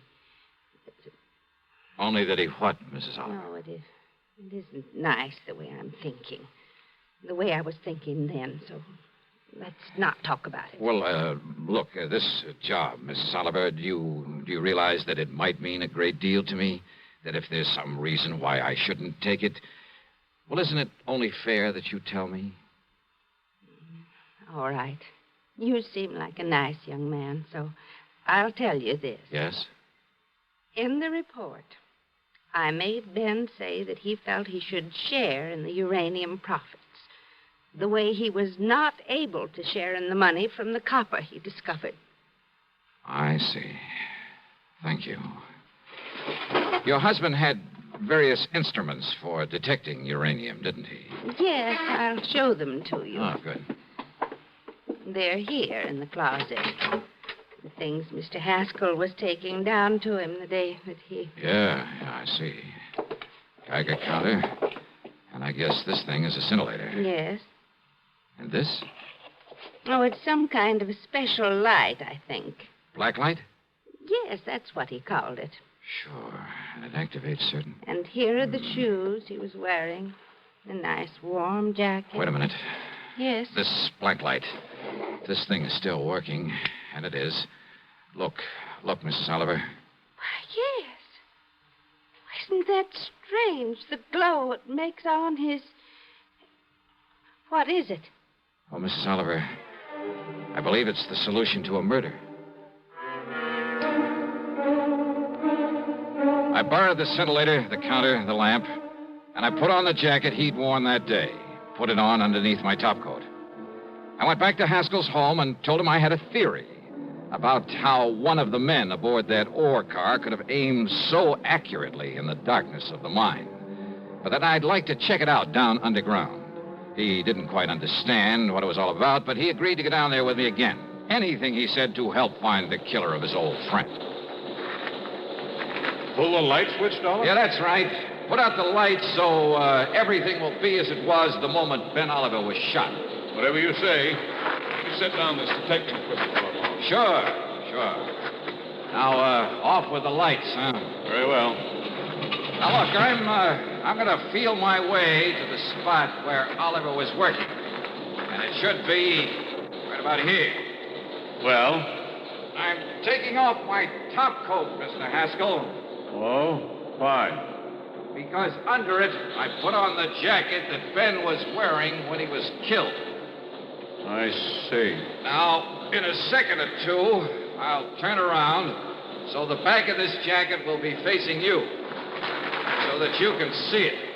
See it? How? You'll see the spot in the middle of the back that was dusted with some radioactive material. By you. What are you talking about? Yeah, so that you can see it with the help of that black light. And I'm sure you have it in your hand by now. Have you turned it on, Haskell? Yes, it's on. And I'm sure you can see the target on the back of this coat. The same as you could see it in the dark the day Ben Oliver was killed. Can't you? Can't you, Haskell? Yes. A perfect target for you. That's right. Dollar.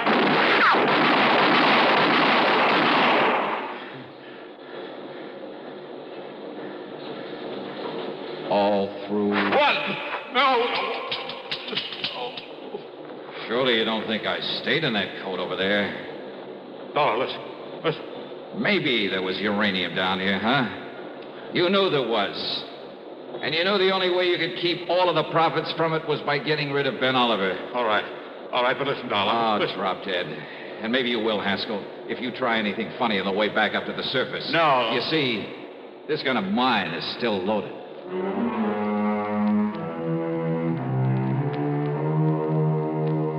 An almost perfect crime. And he was so sure of it, he'd called me in to back up his story of loyalty to Ben Oliver, so that no one would ever question his taking over the uranium Ben had found. Expense account total, including transportation back home, $131.50. Yours truly, Johnny Dollar.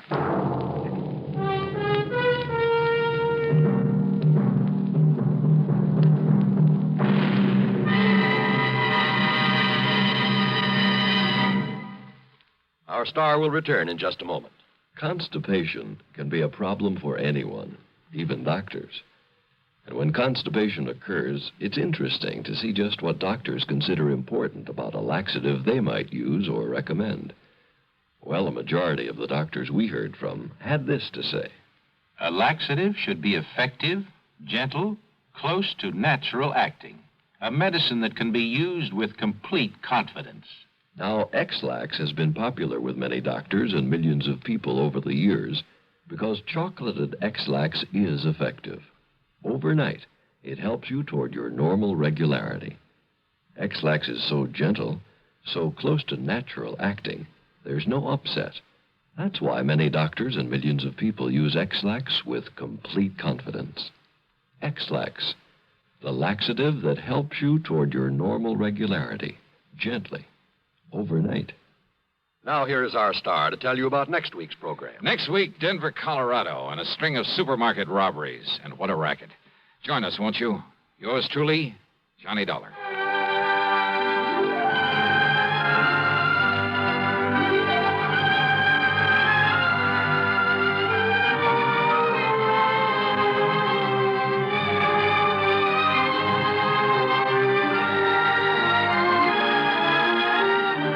Yours truly, Johnny Dollar, starring Bob Bailey, originates in Hollywood and is written, produced, and directed by Jack Johnstone.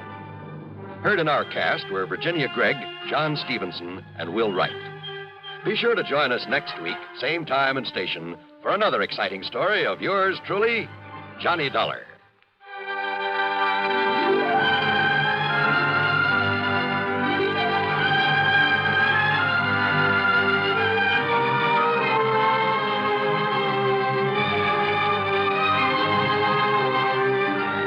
This is John Wall speaking.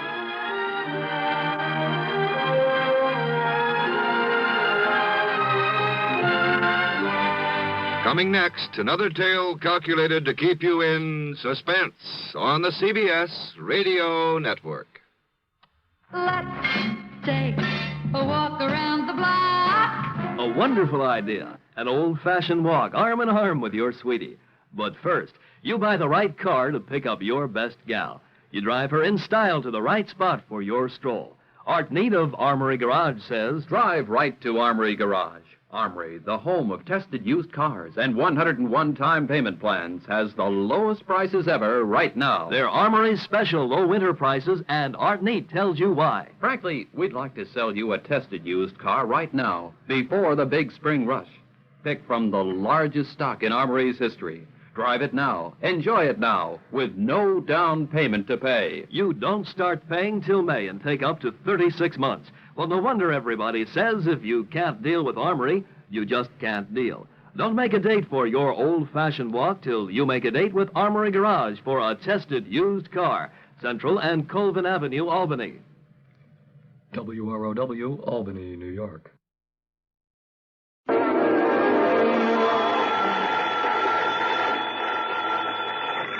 Johnny Dollar. Les Walters, Johnny, at Worldwide Mutual. Well, hi, Les. Say, I heard your report on that man who disappeared up in Eugene, Oregon a couple of weeks ago. Jonathan Doe? Yeah. The man who never really existed? That's right. That was a pretty rough one, Les. I can believe that. So it ought to be a lot easier for you to find a man who does exist. Or who did. Well, which is it? I wish I knew. His name is Elmer Leumas. Leumas. Loomis. So what happened? I told you he disappeared. I mean, what have you got to go on? Leads, clues, whatever you want to call them. Well, that's the funny part of it. Yeah? Nothing, Johnny. Absolutely nothing to go on. You call that funny? So maybe you better come on over here. We can talk about it. Well, now that's... Yeah? So maybe you're right.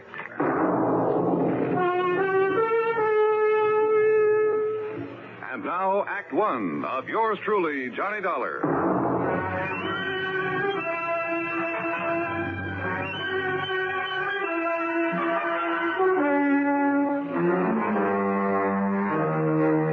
Expense account submitted by Special Investigator Johnny Dollar to the Worldwide Mutual Insurance Company, Home Office, Hartford, Connecticut. Following is an account of expenses incurred during my investigation of the Leumas matter, spelled Leumas.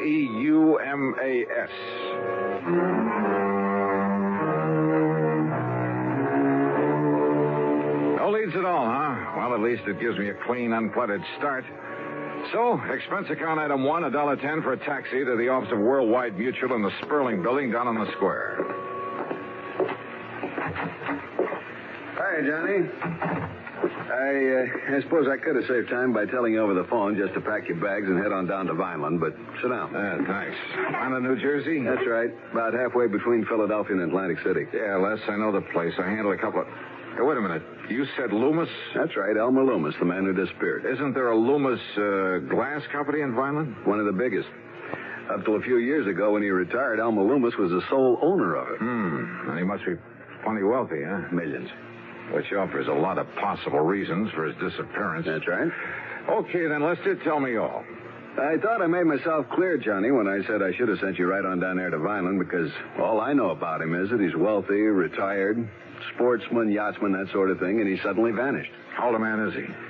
Well, according to this copy of the policy, he's 59. Straight life? Straight life. And who stands to benefit if his body just happens to turn up somewhere dead? His wife, Lena. How old is she?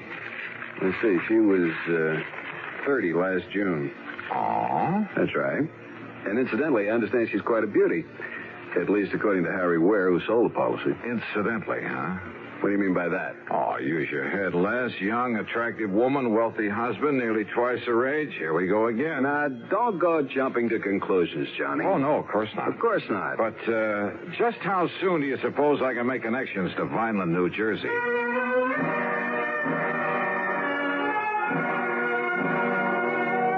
Item 2, $4 even for a couple of taxi fares. One back to my apartment where I packed a bag, the other out to Bradley Field. Item 3, $12.55 for a plane to Philadelphia. Item 4, there in the city of brotherly love, $50 deposit on a rental car.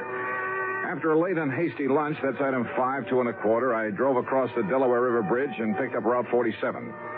South Jersey is flat as a pancake, but full of beautiful homes and rich farmland, occasional cranberry bogs, and lots of big poultry farms and peach orchards. So the drive was a pleasant one.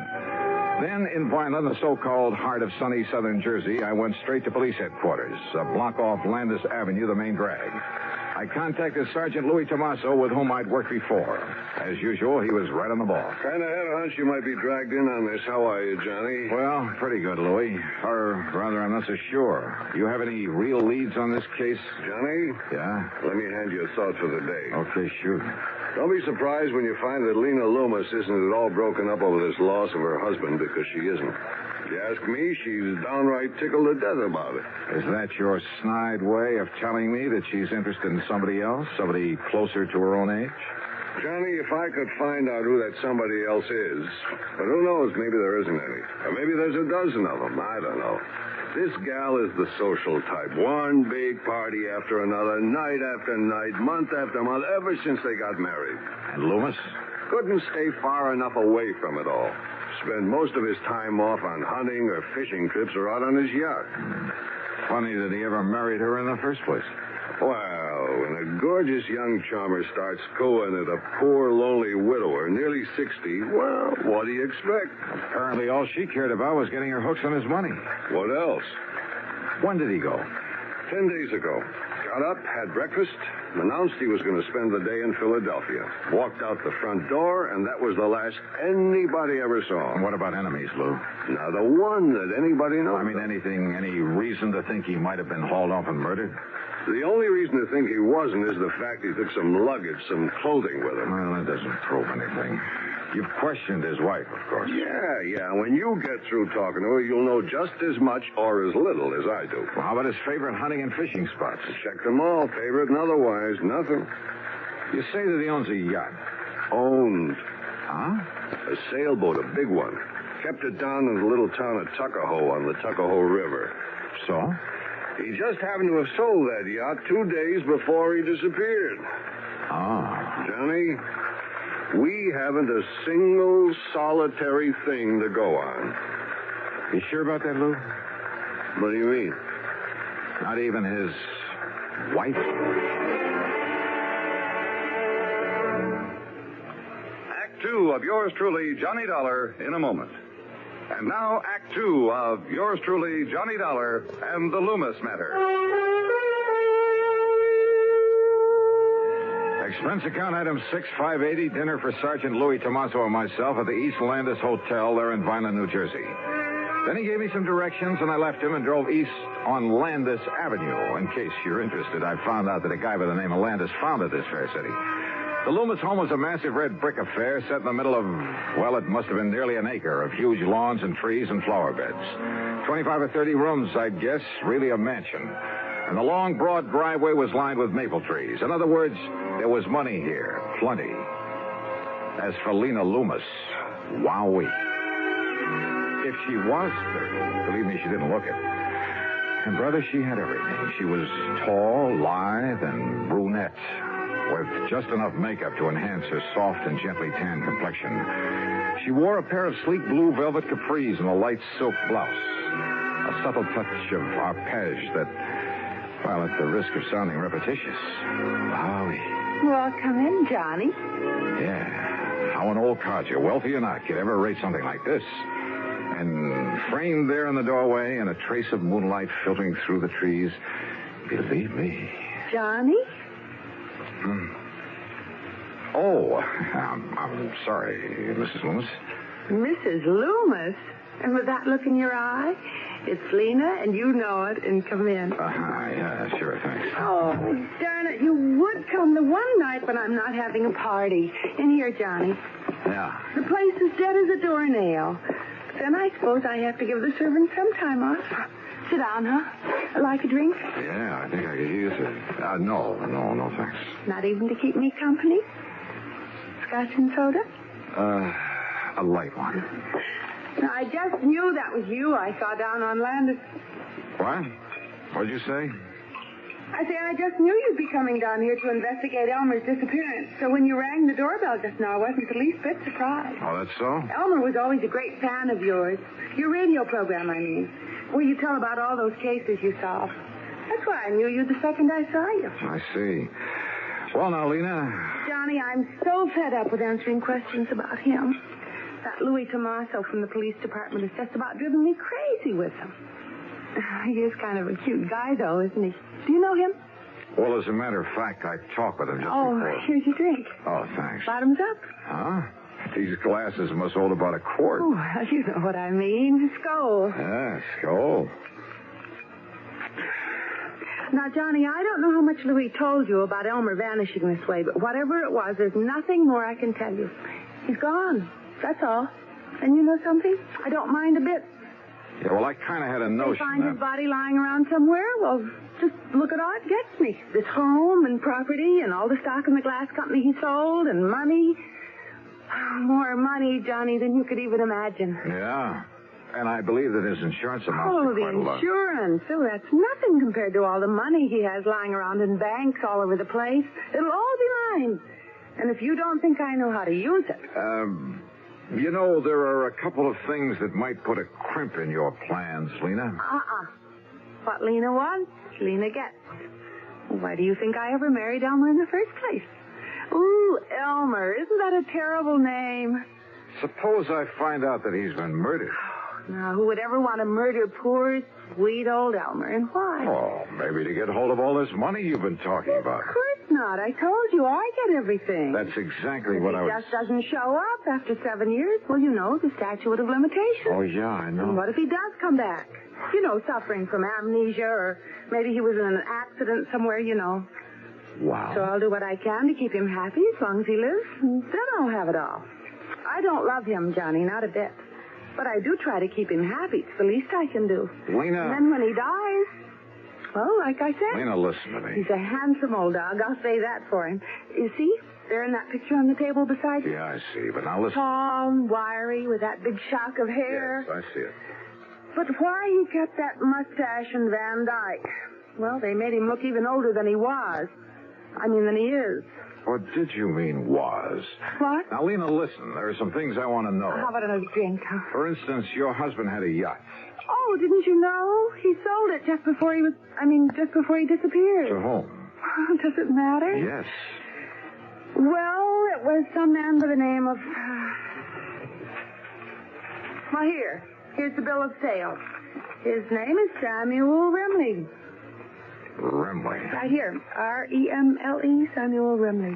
At Tuckahoe, New Jersey. So now you've asked a question, you've got an answer, so let's have another drink, huh? So help me, I simply couldn't pin her down to answering my questions. After a solid hour of trying, all I ended up with was an invitation to stick around for a big party she was throwing the following night. Young, charming, attractive, yes. But trying to make sense with her was a lost cause. Finally, standing out at the front door ready to leave, I decided to switch my tactics. You can't mean that. That is exactly what I mean, because from what you've told me, what little you've told me, there's only one conclusion I can draw. John. And you somehow contrived to have your husband done away with, to get your hands on all that money you've been yapping about. But don't you see I get it all anyway, sooner or later? Why wait, huh? Even if I have to wait out the 7 years for that statute of limitations. Now listen, Johnny. Yeah? I don't like this. I don't like the way you're accusing me. You're threatening me. That's right. I gave you all the chance I could to cooperate, but you wouldn't take... Now, you just get out. You get out of here. Sure, for the time being. No. You stay away from me. Don't you ever come back You here. better play it my way, Lena. No. Get out. Oh, well.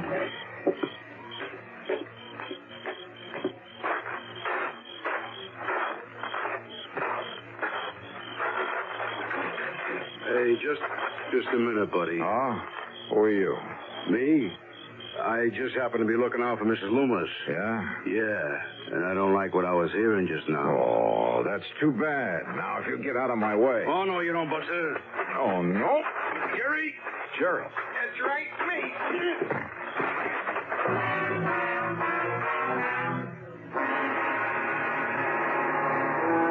Of yours truly, Johnny Dollar.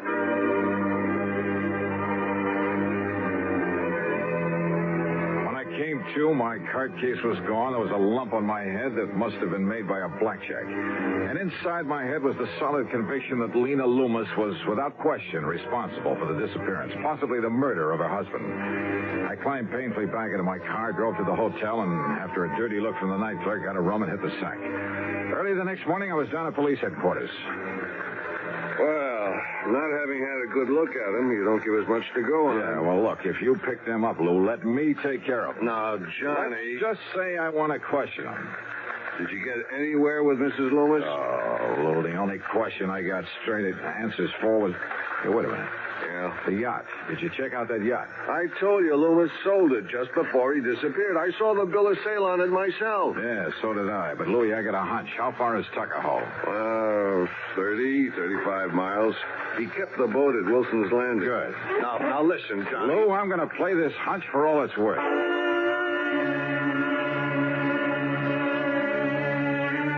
It was more than a hunch, because it had to do with a rather strange and interesting combination of names. And the more I thought about it, well, I made tracks to the little town of Tuckahoe, to Wilson's Landing on the Tuckahoe River. Here you are, Mr. Dollar. Right here is where the Lena was tied up. But the owner, this Mr. Remley, he took it out last night? Yes, sir. Did you know the previous owner? No, I'm kind of new here. But the boss must have. Captain Wilson. Where is he? Been down to Atlantic City the past week. All right.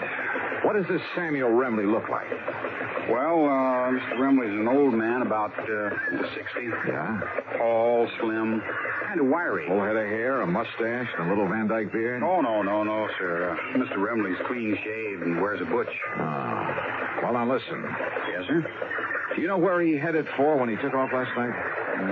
No, I don't, sir. Then show me the nearest telephone. Item 7, $3 for telephone calls. I hit pay dirt on the 4th one to the Coast Guard station at Cape May. Why, yes, Mr. Dollar. The Lena pulled in here a couple hours ago. Good. She's tied up at the clubhouse dock. I can see her from here. Then, Captain, I'll be right down there.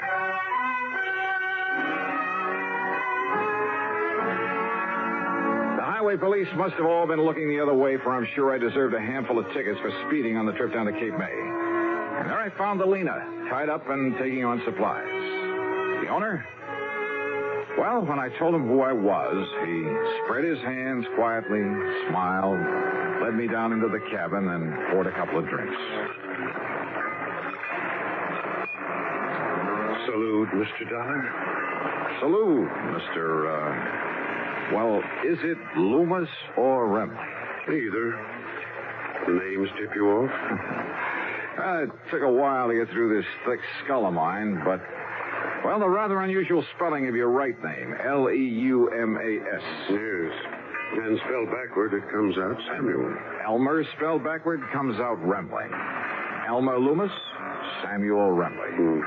So obvious, I hoped it might be overlooked. But... Oh, incidentally, I'm sorry about Pete and Jerry. Pete and Jerry? The bodyguards I left for Lena. Unknown to her, of course. Oh, yeah. I can't wait to meet those boys again. But I wanted to be sure she'd be watched over while I was away, taking time to really figure out what to do about her, about our rather pitiful relationship. That's the reason for the disappearing act? Yes. I knew that if I suggested just going away alone, she wouldn't hear of it. So... And you were staying right here in Tuckahoe? Old Cap Wilson at the landing knew who I was, of course. But nobody else did after I cut my hair and beard. Nobody else had really known me there anyway. So then last night you took off? When the boys came down and told me... Oh, here, by the way, you'd better have your credentials back. Oh, thanks. Where were you going? I don't know. Most anywhere. I might have realized I wouldn't get away from you, though. I'm a great admirer of yours, Dollar. Well, thanks. So, what now? You've, had time to make up your mind? About your wife, I mean? No. Yes, I suppose so. Well, I don't know of any formal charges I ought to make against you. Of course, the violent police. I'll somehow try to make up to them for all the trouble I've caused them. Would you like to sail back to Tuckahoe? No, thanks. I've got my car. And who knows? Maybe you'd like a little more time to think. Alone.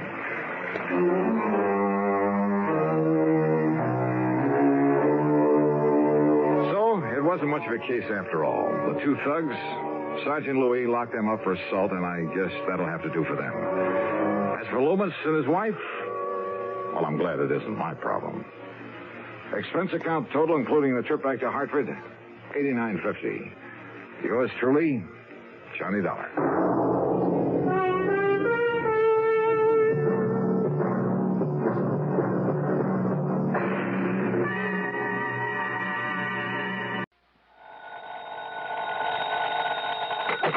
Johnny Dollar. Pat McCracken, Johnny, at Universal Adjustment Bureau. Greetings, Master. No, don't give me that. Johnny, I believe you spent a couple of weekends down in Sarasota, Florida early this month. Pat, you know darn well I did. Have a chance to get in some fishing? You know darn well I didn't. That's why I've been sitting here dreaming about those lunker bass at the Lake Mojave Resort out in Arizona. Oh, what's the matter with Lake Mead? Huh? You know, the huge man-made lake that's backed up by Hoover Dam? Yeah, I know. A few miles this side of Las Vegas, Nevada. A lot of big ones in that water, I understand. Okay, Pat, you got me all excited. Now, what's it all about? I told you, fishing. Yeah, and? That's all. Except... Yeah? Except what? Slight case of murder.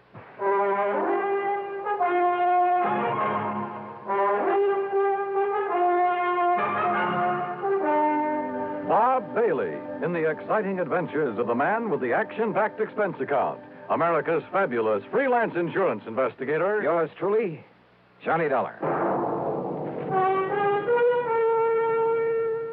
Here's actress Joan Bennett. It's terrible to try to act with a dreadful cold. To feel better quickly, I take 4-way cold tablets, the fast way to relieve nasty cold distress. Yes, tests of 4 leading cold tablets proved 4-way fastest acting of all. Amazing 4-way starts in minutes to relieve aches, pains, headache, reduce fever, calm upset stomach, also overcomes irregularity. When you catch cold, try my way. Take 4-way cold tablets, the fast way to relieve cold distress. 4-way, 29 and 59 cents. Now, a word about another fine product of Grove Laboratories. Had dandruff for years? Now get rid of it in 3 minutes with Fitch Dandruff Remover Shampoo. 3 minutes with Fitch regularly is guaranteed to keep unsightly dandruff away forever.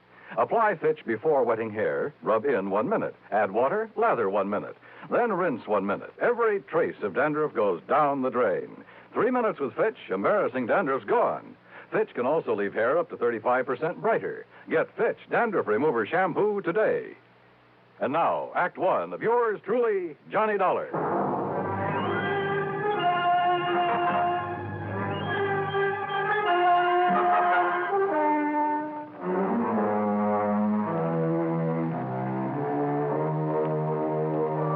Expense account submitted by Special Investigator Johnny Dollar to the Universal Adjustment Bureau, Home Office, Hartford, Connecticut. Following is an account of expenses incurred during my investigation of the Lake Mead mystery matter. All right, now, Johnny, your contact will be Mr. Roscoe Trimmer. He's head of the local office of Greater Southwest Insurance and Liability right there in Las Vegas. You said murder. Can you give me any details? No, you'll have to get everything from Trimmer. All I know is there's a $20,000 policy involved and double indemnity. So the sooner you get out there, the better. Okay, Pat. I'll grab the first plane I can. Expense account item 1, $2 even for a fast taxi to the airport. Item 2, $6.70 plane fare to New York. Item 3, $145.05, another plane ticket. And I barely made the 12 o'clock noon mainliner, which promptly took off and headed west to Las Vegas, Nevada.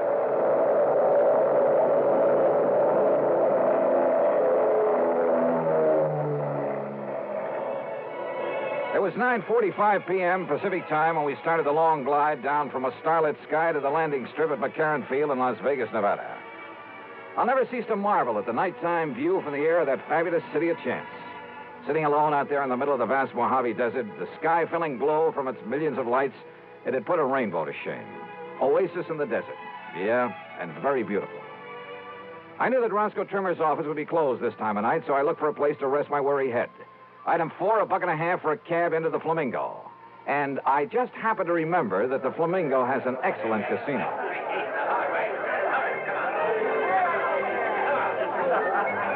Now, I'm really not a gambling man in the usual sense of the word, but who can resist the lure of the dice and roulette tables, the blackjack, even the slot machines in a setting like this?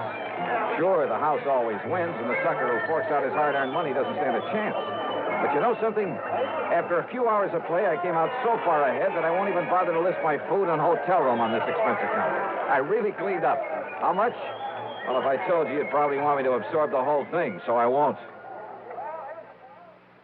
Then, early the next morning, I met Roscoe Trimmer at the office of Greater Southwest Insurance and Liability. Dollar, I'm glad you could make it. I don't like this one at all. How are you? Hiya, Rosk. Sit down, will you? Yeah, But sure. not for long. Huh? I've arranged a drive-it-yourself car for you. And the sooner you can get over to Lake Mead, the better. Well, just where, Roscoe? That's a pretty big lake. Overton. A little town 50, 60 miles north and east of here. At the upper end of the lake. So what's happened up there? Johnny, a client of mine, Thomas Mayfield Thomas, came out here from Chicago last year. Retired here. I don't know much about him except that our Chicago office sent me his file when he came and asked me to look out for him. Uh-huh. Go on. About a week ago, Thomas and a friend went fishing together out of Overton Landing. They went out with Hob Fulton on his charter boat. Incidentally, if you ask me, Hob's the best guide on the whole lake. Good, I'll remember that. Only you're here on a case, remember? Oh, sure. But go on.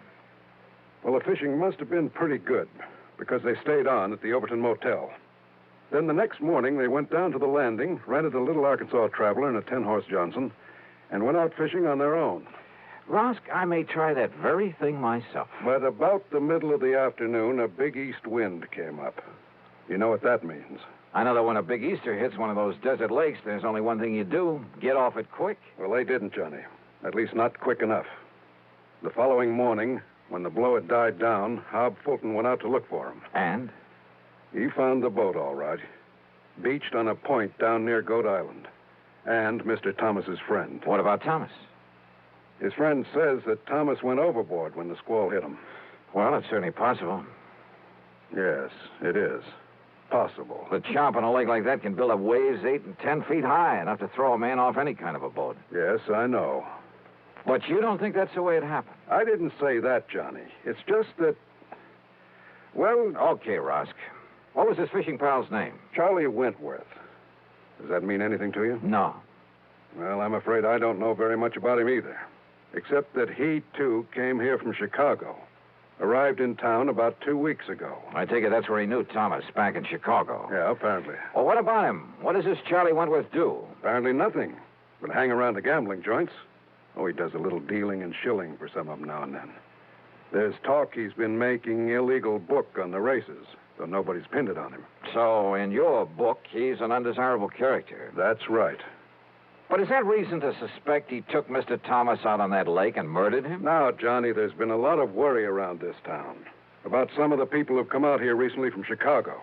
You know, ever since those investigations began back east. So what? Does that mean everybody who comes from there is a killer? No, of course not. But a man who doesn't really work for a living, you know, just spends all his time around the gambling tables, has no visible, regular means of support. Thomas was retired. Maybe Charlie Wentworth is, too. Oh, Johnny. Besides, who knows? Maybe Thomas will show up. Maybe he swam to shore and is plotting his way back through the desert. Oh, now, you know the odds against a city man surviving out there. Well, does anybody really look for him? Everybody. The police, the National Park boys, everybody. Not only in boats, on foot, but they even use planes and a helicopter. They found no trace. Well, that still doesn't prove anything. Tell me this. Are the police holding Charlie Wentworth? No, they're not. Which means they don't feel they have any reason to. But you still think I ought to investigate? Yes, I do. Roscoe? So do I.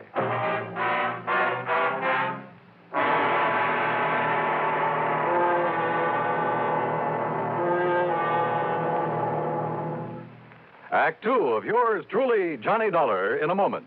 Hey, Dad, did you check your car filters today? No, son, I didn't. Why? Because it might pay you $1,000. $1,000 for a car filter? That's right, folks. You may have a filter under the hood of your car worth $1,000 and not even know it. A Fram filter worth 1,000 silver dollars. A regular filter change is important to today's cars. So important that Fram Corporation is paying $60,000 to get you to check your filters now.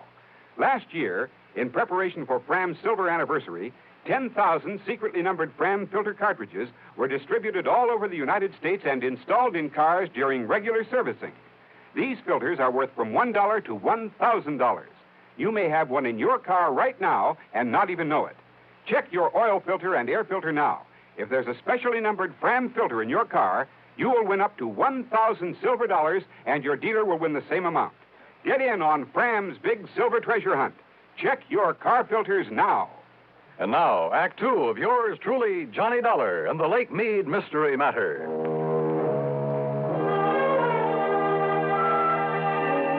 Neither the police nor anybody else in Las Vegas seem to think Thomas was murdered out on Lake Mead. But what Roscoe Trimmer told me made me suspicious, of Thomas's fishing pal, a man named Charlie Wentworth. Expense account item 5640. I telephoned to my old friend Ken Bugby, reporter on the Chicago Citizen News. Thomas? Yeah, that's right, Ken. What can you tell me about him? Well, not everybody knew it, Johnny, but he was a mouthpiece for the old Moretti mob. That was some years ago. Oh? When they started the big cleanup, well, either Thomas couldn't or just plain wouldn't get him off the hook. Let them all go to jail. Then he settled down and retired in his home out in Elmhurst. Well, he's certainly not there now, Ken. No, about a year ago, he suddenly sold his place, packed up, and moved out west somewhere. Why? Do you know? Change of climate, I guess. What about him, Johnny? Ever hear of Charlie Wentworth? You kidding. He was one of Moretti's trigger men. Casual Charlie, they called him. You, know where he is now? Oh, they sent him up to Joliet prison along with the rest of the mob. Those boys will be in the clink the rest of their natural... Oh, wait a minute. Yeah? Casual Charlie and Snooty Wilson were released. Yeah. And, hey, That was just about the same time that Thomas moved away from here, if that means anything. Baby, I got a hunch it means everything. Oh? Like what, Johnny? Thanks a lot, Ken.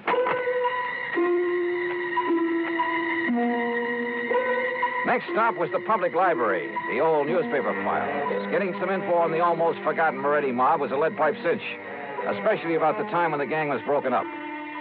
And apparently, when Lawyer Thomas saw the jig was up for his boys, having made his pile, and to keep himself out of trouble, he left them flat. He'd let them get sent to the pen without raising a finger in their defense. So don't tell me that a mobster wouldn't want to get even with the guy who'd let him down. Sure, Charlie had killed Thomas. I was sure of it without even seeing him. But to prove it, without the corpus delicti, I spent item $632 even on some equipment at a sporting goods store. Then I drove north on Highway 91 to the quiet little town of Overton. There I learned that for once, Hob Fulton, the fishing guide, had a free day on his hands, that he was down at the lake some 12 miles east of the town. I met him at the dock, and within a few minutes, we were on board as Higgins went about and heading south. Lake Mead is a tremendous thing, something like a 550-mile shoreline, the biggest man-made body of water in the world, I believe. Just thinking about the record-breaking largemouth bass that have come out of that lake fairly made my mouth water. I carefully checked out the equipment I'd brought along. So you spent a lot of good money renting that stuff from Shelby's Sporting Goods down in Vegas, huh? Yep. Well, where's the spear? Hob, I don't think I'm going to need a spear. I don't think you're going to need any of that stuff. You ask me, Dollar, if you want to catch fish, borrow one of those rigs I brought along. Hob, I just want you to take me to the same spot you took Mr. Thomas and Charlie Wentworth. Too bad about that, Mr. Thomas. I got him a lot of nice bass, though. You know, fishing only the real deep holes. That's where they are this time of year. That's what I figured. If only they'd had sense enough to come back in that next day when the wind started to blow. Did they seem to get along all right, Hob? I told the police about that, Mr. Dollar, but I guess it didn't mean anything. Told them about what? Well, you ask me. Mr. Thomas wasn't any too happy fishing with Charlie Wentworth. But Charlie kept saying, let bygones be bygones, and let's enjoy the fishing, so... When you found Charlie in the boat the next morning, was there tackle still in it? Have you ever seen this lake when there's a big blow from the east, Mr. Dollar? I've seen Lake Mojave when it's been that way, but you haven't answered my question. No, sir. Their tackle boxes got thrown overboard along with everything else. Even that big one of Charlie's. Dollar, he had enough stuff in that thing to sink the Queen Mary. He did, huh? Like what, Hob? Well, I didn't poke around in it. When I heisted on board. Oh, look, there's the glory hole. First place to stop for him. So if that's what you want, that's where we'll start. How deep is it? Oh, I'd say about a 3 1/2. A 3 1/2? Well, you know how high a fair-sized tree is. Glory hole's about a 3 1/2. Oh, I see. Johnny, if you're going to use that rig you brought along... I'll just pull up to the same spot you showed them where to fish.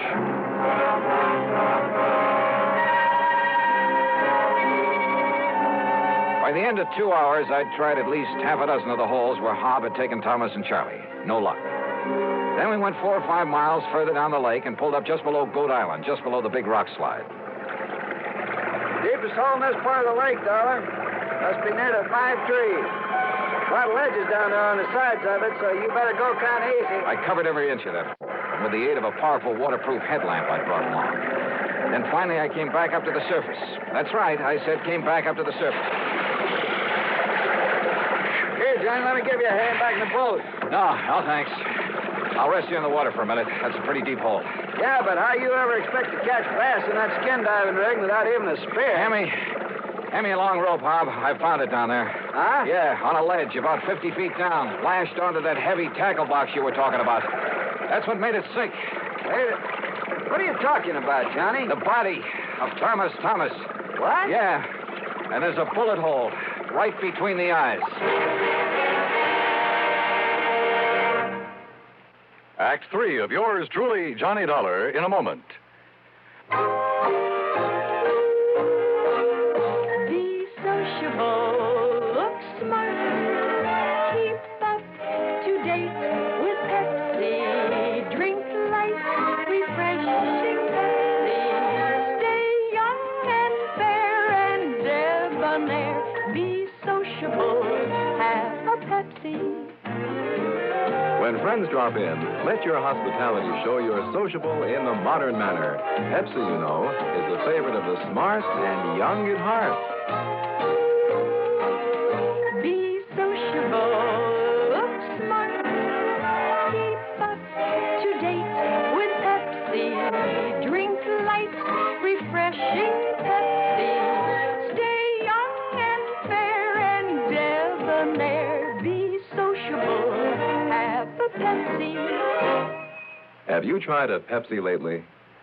And now, Act 3 of yours truly, Johnny Dollar.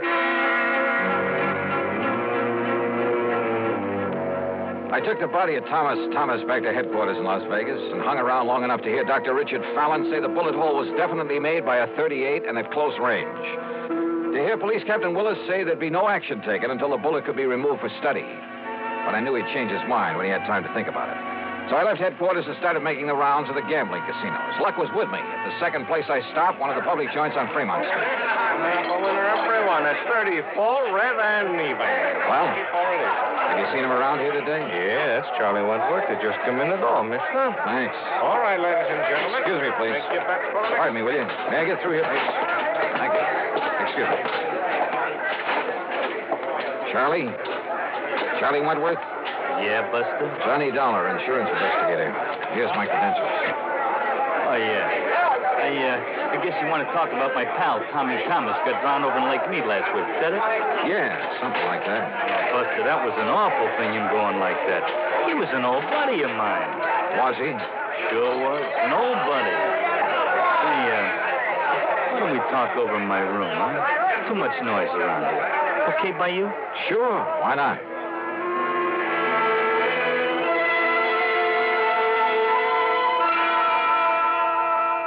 Are you kidding? I'm not kidding. No. Listen, Dollar, I haven't packed a rod since the old days of the Moretti mob back in Chi. I'll bet. That's a fact. It's a truth. You think I want to get in trouble again? Well, you're wrong, see? Maybe. Look, I did my stretch, and it learned me a lesson. I'm all through with that kind of stuff. I'm all through with it. Oh, sure. It's a fact. It's the truth. I'm strictly legit now. You understand? What about making book around town without a license? Who said that? Well? You can't prove it. You or nobody else. And what's that got to do with Tommy Thomas and the poor guy getting drowned? Tell me that, huh? What is this Dollar anyhow? You really hated his guts, didn't you? Well, sure, wouldn't you if... Well... Sure. Because when the chips were down, he didn't give you a hand. He let you and the rest of the mob take the rap. Kept his own skirts clean at your expense. Listen, what are you trying to do? Get me excited? Say something I shouldn't say? I don't mean... Keep talking, Charlie. Sure I hated it. I could have killed him. At first, that is. Only at first. Anybody would have felt that way. But, you know, after a few years in the clink, you learn better. What good's it do you? Those things don't matter. You've learned your lesson. I know I did. Oh, you became a paragon of virtue, I suppose.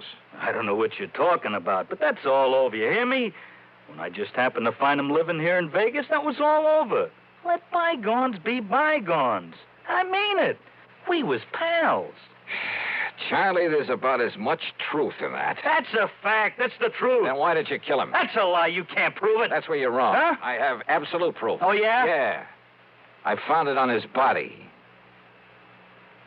His body? I fished it out of Lake Mead this morning. Now, listen. You had Hob Fulton show you all the deepest holes when you went out fishing with him. Then the next day, you took Thomas out there alone. You killed him, tied that weighted tackle box to his body, and let him sink down in the deepest hole of all, down below the rock slide. That windstorm. Yeah. Gave you the greatest excuse in the world for coming back alone, didn't it? You couldn't have had it better if you'd planned that storm yourself. But it didn't excuse the bullet hole in Tommy Thomas's head from your gun. From my gun? Yeah. No longer packing a rod, huh? Dollar, maybe I sort of, kind of, well, maybe I forgot about this one.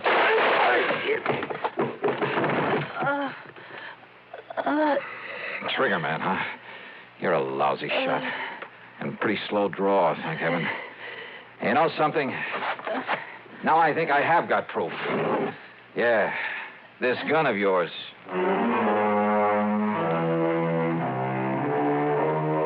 Down at headquarters, the ballistics team took less than an hour. Yep. The bullet they'd found in Thomas's body came from the same gun Charlie had tried to kill me with. So it's back to prison for him for a long, long time. Oh, and the company will not have to pay double indemnity for accidental death. Expense account total, including a couple of days of excellent fishing with Hob Fulton and the trip back to Hartford, $196.45. Yours truly, Johnny Dollar.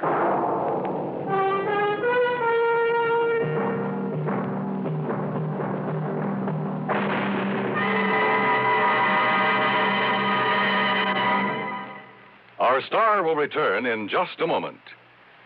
I've used to medium-priced cars, but most of them raise prices way up for $59. Now what do I do? Come test our best, the Ambassador V8 by Rambler, the luxury car that did not raise prices. I've always bought medium-priced cars, but now they're just too long to handle, too hard to park, too big for my garage. Come test our best, the luxurious Ambassador. So compact, it outturns, outhandles, and out-economizes other medium-priced cars. Just what is the Ambassador? It's the compact luxury car, finest product of American Motors.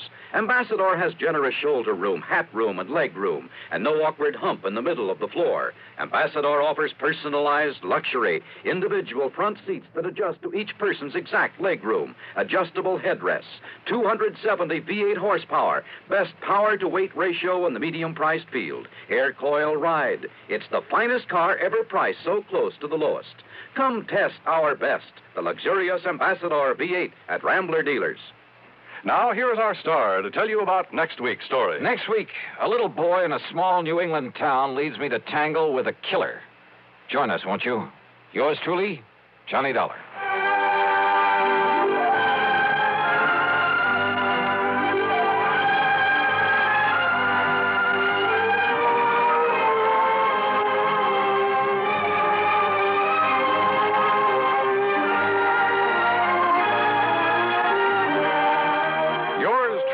Johnny Dollar, starring Bob Bailey, originates in Hollywood and is written, produced, and directed by Jack Johnstone. Heard in our cast were Larry Dobkin, Bartlett Robinson, Frank Nelson, Harry Bartell, and Gil Stratton, Jr. Be sure to join us next week, same time and station, for another exciting story of yours truly, Johnny Dollar.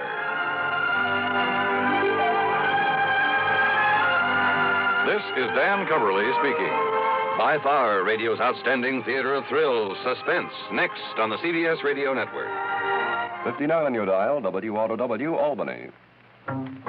If it happens to you, and I think it might, that now and then your cigarette doesn't taste right, that's the tip-off, man, and you'd best begin on the new kind of filter that's known as Spin. Old Gold's new Spin filter. This new Spin filter is the best you've seen, does more than reduce tar and nicotine. It improves smoke and taste so that you can get the best taste yet in a filter cigarette.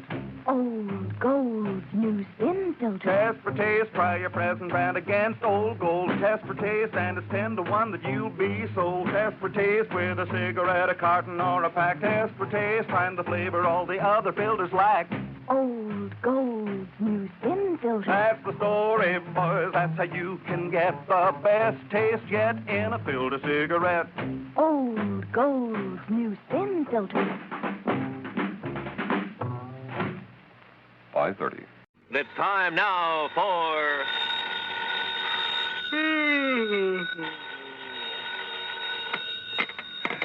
Johnny Dollar. Hi, Johnny. This is Art Price, International Press Service. Oh, holy smoke, Art. What are you doing up at this hour of the morning? I'm on the night desk, and I'm sorry to have to wake you up. So am I. Listen, I just got a call. A real frantic one from a guy who insisted on having your phone number. Well, did you give it to him? He said he's an insurance man, and it was about some insurance matter, so yes, I did. Well, why'd he call you?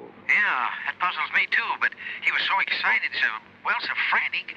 Well, he probably called the first person he could think of. And he said it was a big emergency. Oh, did he give you any details? No. And, Johnny, it's aroused my curiosity. Let me know what it's all about, will you? Yeah, sure, sir. Promise? Okay, Art, promise.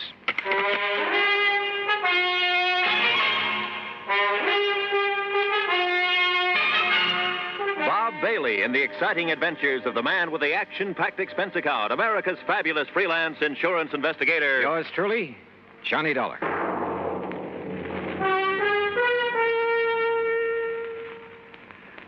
And now, Act One of yours truly, Johnny Dollar.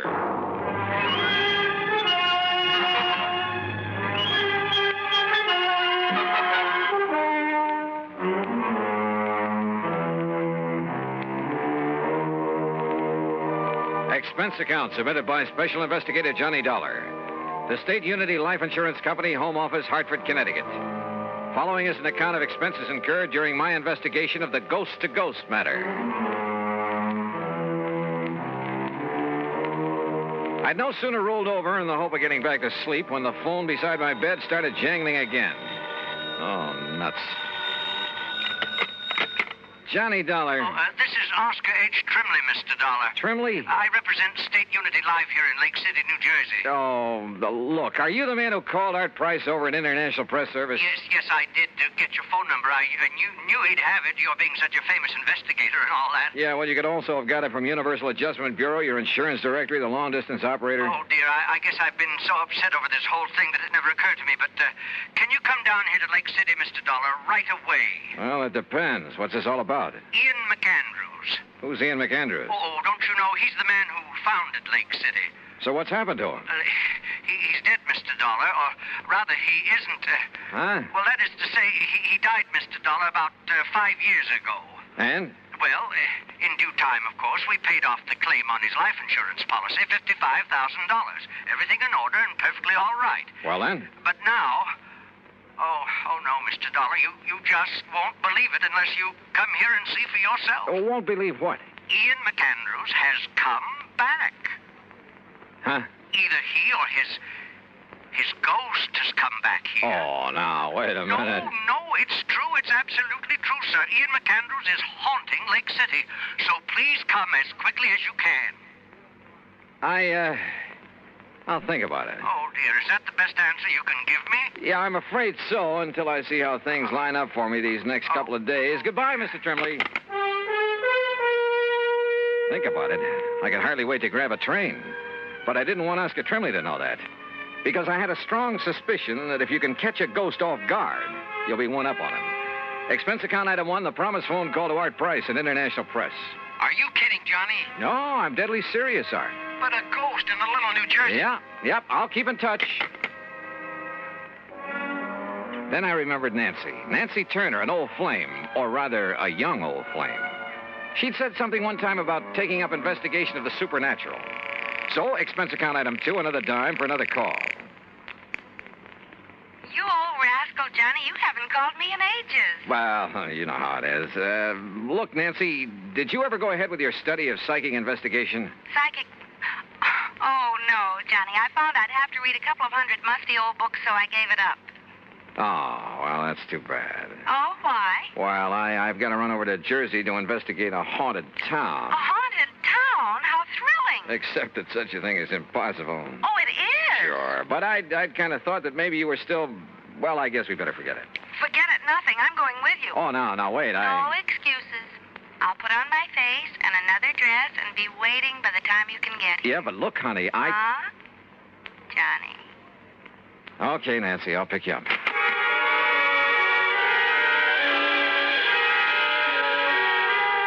Item 3, 1085, taxi and train for 2 to New York. Item 4, $50 deposit on a rental car when we got into Grand Central Station. We crossed over into Jersey and hit Route 22 for Somerville and points west. And every mile of the way, Nancy chattered away like a magpie. She kept quoting some of the stuff she had read on the subject. A lot of authorities who decided that some of the reports on haunted towns and houses and people, things like that, had decided there was something really supernatural about them. And you know, after a while, I began to wonder. Yep, I began to wonder.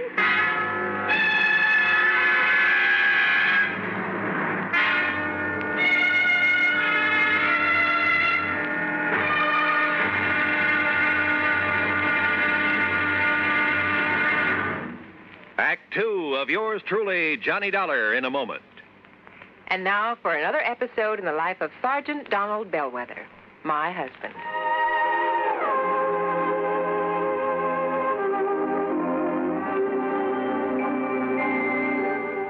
Donald! Donald!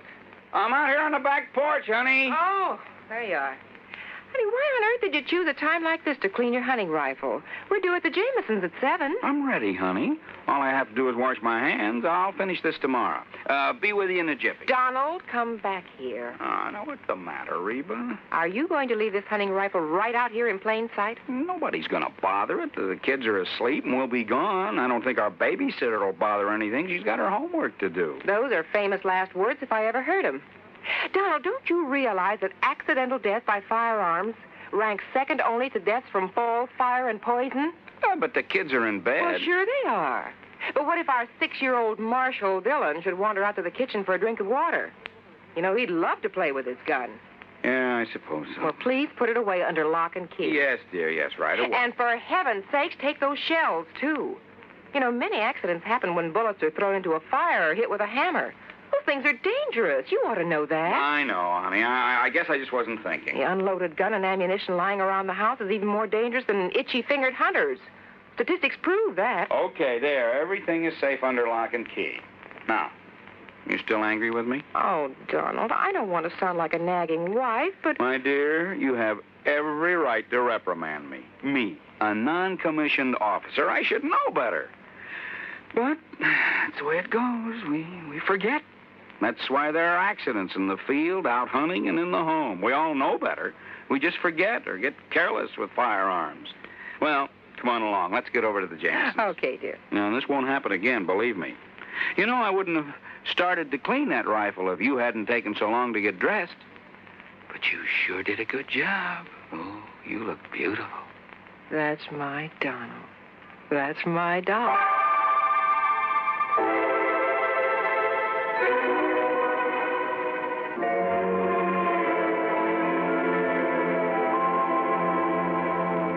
And now, Act 2 of yours truly, Johnny Dollar and the Ghost-to-Ghost Matter. Lake City, nestled in among the soft, rolling North Jersey hills. But a kind of has-been town. I saw the reason for that in the abandoned mill, the old McAndrews cotton mill at one side of the lake. The same old story, I guess. When a town's main industry closes down, it kind of goes to pot. Nonetheless, it was a charming little place. Population, maybe 400 or 500. When we finally located Oscar Trembley's insurance office, we found a bit of a gathering there. And Mr. Dollar, that is Miss Turner and Mr. Dollar. This is Charlie Reed. I'm very happy to know you. Foster and Bill. Tony Gray. Bill. We're sort of local businessmen's club, Johnny, you know. Okay, then let's get to the point. Sit down. Thank you. Johnny, I thought over the phone that you were turning us down. Well, I changed my mind, and when I thought of Nancy and her knowledge of the supernatural... Good. That's what we need. Yes, you're right. Well, I am interested in the subject. We're all a little worried about it. Tony isn't kidding. I think we're a pretty level-headed bunch, but, well, this thing has us scared. That's putting it mildly. If it really is his ghost that's plaguing us... Oh, now, you don't seriously believe in ghosts. I'll tell you this. I never did before, but now, well, wait and you'll see. Gee, Johnny. Well, suppose you tell me what's going on. Well... No, Johnny. You'll have to see for yourself. And here. Yes, Charlie, and here. And that means waiting until midnight. Midnight? Sure, Mr. Dollar. Well, just why, Bill? You'll see. Yes, and meantime, you can look around... Say, aren't you quite a fisherman, Johnny? Oh, I'd rather fish than eat, but now look, if you... Oh, I love to fish, too. Good. The lake's full of nice bass. Charlie, you can fix them up with a boat, can't you? Sure can. Yes, but if I'm going to investigate... Tony, you arrange for a place for Miss Turner to stay overnight. Be glad to. Well, now... And Johnny, you'll stay at my home, all right? Fine, but now at least tell me... No, I want you to see for yourself at midnight. Now, meantime, good fishing. Right. Now, I've got to get back to the shop before Mrs. Bixley starts screaming about her high five. See you later. Yeah, and I'll come back to the office and arrange somewhere for Miss Turner to stay. See you later. See you, Tony. Now, if you folks will come over to the print shop with me, we'll pick up the keys to my boat and some tackle, and you can be on your way. Look, can't you at least give me some idea? Nope, not a thing until midnight. Oh, and we'll all have dinner together at the hotel. Mr. Tremblay... Well, you ready, Mr. Turner? Johnny? You fellas are the boss, I guess. Fishing, Nancy? I'd love it. I'll even give you some of the fast strike hooks I use. Okay, then, let's go. There was something slightly screwy about the whole thing. And I don't mean just the talk of a ghost. But when I go fishing, and at company expense, well, who's to complain? So Nancy and I spent the rest of the day on the lake. Matter of fact, she caught the big one. By dinner time, we were starved, and the little hotel served us not only excellent cocktails, but a regular banquet, complete with champagne. You enjoying it, Miss Turner? I love it. Only why don't you call me Nancy? Sure, why not? Charlie, I'll tell your wife. Now, Tony, you stay out of this. Listen, Trimley, about this ghost This business. champagne, you know, comes from the old Leland Stanford vineyard. Oh, yes, and it's fine. Finest I know. But it's time we talk about your ghost. Say, you land any big ones out on the lake? Yeah, Bill. Nancy got a 4-pounder. But now listen, would you... Another thing about this fine California Say, didn't wine. I see you navigating the boat, Nancy? Listen, will you please? Fella got one last year, weighed 6.5 Look, fellas, He caught it over near the old cotton. Hey, fellas, look, please, will you tell me a little bit about... All I want to know is...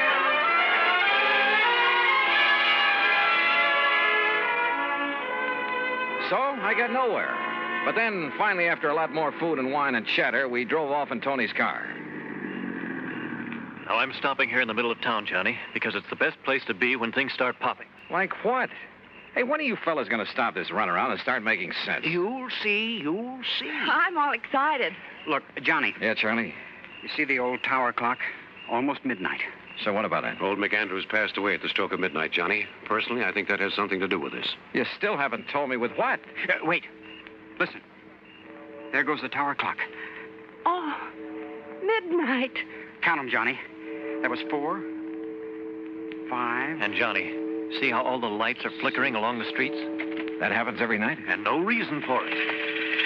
Look, bats. Huh? Millions of bats coming out of that clock tower. Yeah, I see him. But I don't... What under the sun is that? That's the ghost, wailing. Oh, now, wait a minute. That scream fills the air, comes from everywhere. Oh, it's a horrible sound. Johnny. Easy, honey. Easy. No, listen. Didn't you hear? That clock struck 13. Yes, Johnny. Why, yes. You asked me, the devil's in old McAndrew's ghost. That's why it comes out of his house every night. Out of his house? Right, Johnny. And wait till you see what's there. Right.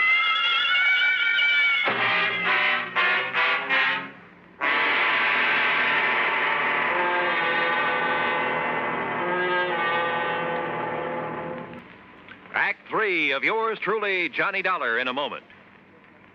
Do you know who said, "They that can give up essential liberty to obtain a little temporary safety deserve neither liberty nor safety"? Those words were written by Benjamin Franklin in the year 1759. Even before the United States of America had come into being, Franklin realized that the path toward freedom was a difficult one. He knew that there would be many people who would prefer easier paths to the difficult one that led toward freedom. These people, he felt, did not deserve to enjoy freedom.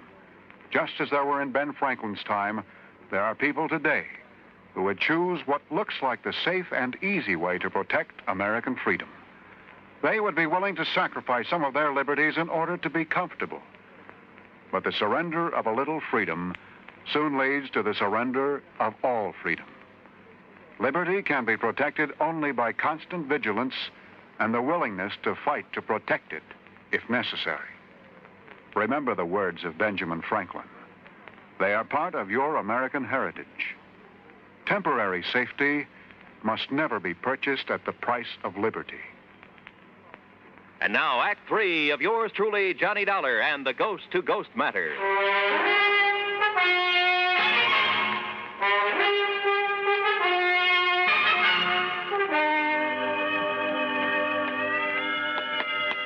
Is the front door of this old house always left wide open? Yeah, Johnny. Sure you want to go in? Sure. Come along, Nancy. I'm coming. If only there was more light around. Oh! Well, that's nice. Slammed right in our faces. I knew it. Unlocked, though. Let me have that flashlight, Tony. Here. No sign of wires or strings on it. Come on. Okay. Come on, fellas. Now, Johnny. Yeah, Bill? As you can see, there's just one big room downstairs here. Johnny. Easy, Nancy, easy. Don't you see that? Look, I admit this is all pretty strange, but a ghost. Well, what else? We've been over this house with a fine-tooth comb. Hey, listen. You hear that?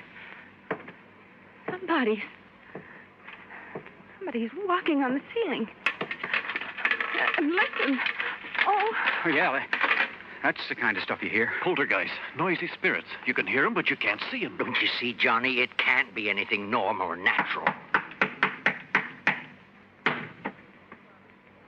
Is that the end? No, sir. The old ghost has a regular... see? Hear those shutters banging? There's no wind out there. Why didn't you tell me it'd be like this, Johnny? Let's... Look. Yeah, lights moving around somewhere outside. You can see the reflection in the trees. But they're green.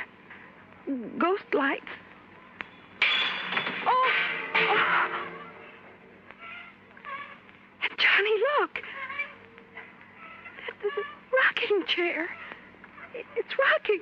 In front of the window, where old McAndrews used to sit and look out on the town before he died. Give me the flashlight. Here.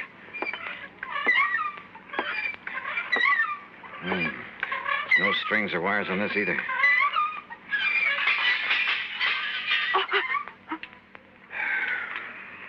Well, that's the end of it. The same crazy routine every night. It's the ghost of Ian McAndrews. That's all there is to it. Well, from what you fellas have shown me tonight, it kind of looks that way. It is, Johnny. But tomorrow I want to investigate these things in broad daylight. I investigated all right, the old house, the clock tower, everything I could find. And thanks to the help of the boys, we covered a lot of ground. Result? Nothing. Meantime, I noticed that the town, the sleepy little town of Lake City, was being mobbed. People from all over, streets jammed with cars. And as we sat down at lunch in the hotel... Miss, waitress, will you please bring me another cup of... Oh, dear, she didn't hear me. Where'd they all come from? Yeah, business has certainly picked up around here. Why, yes, I noticed that. Any idea why, Bill? Not the least.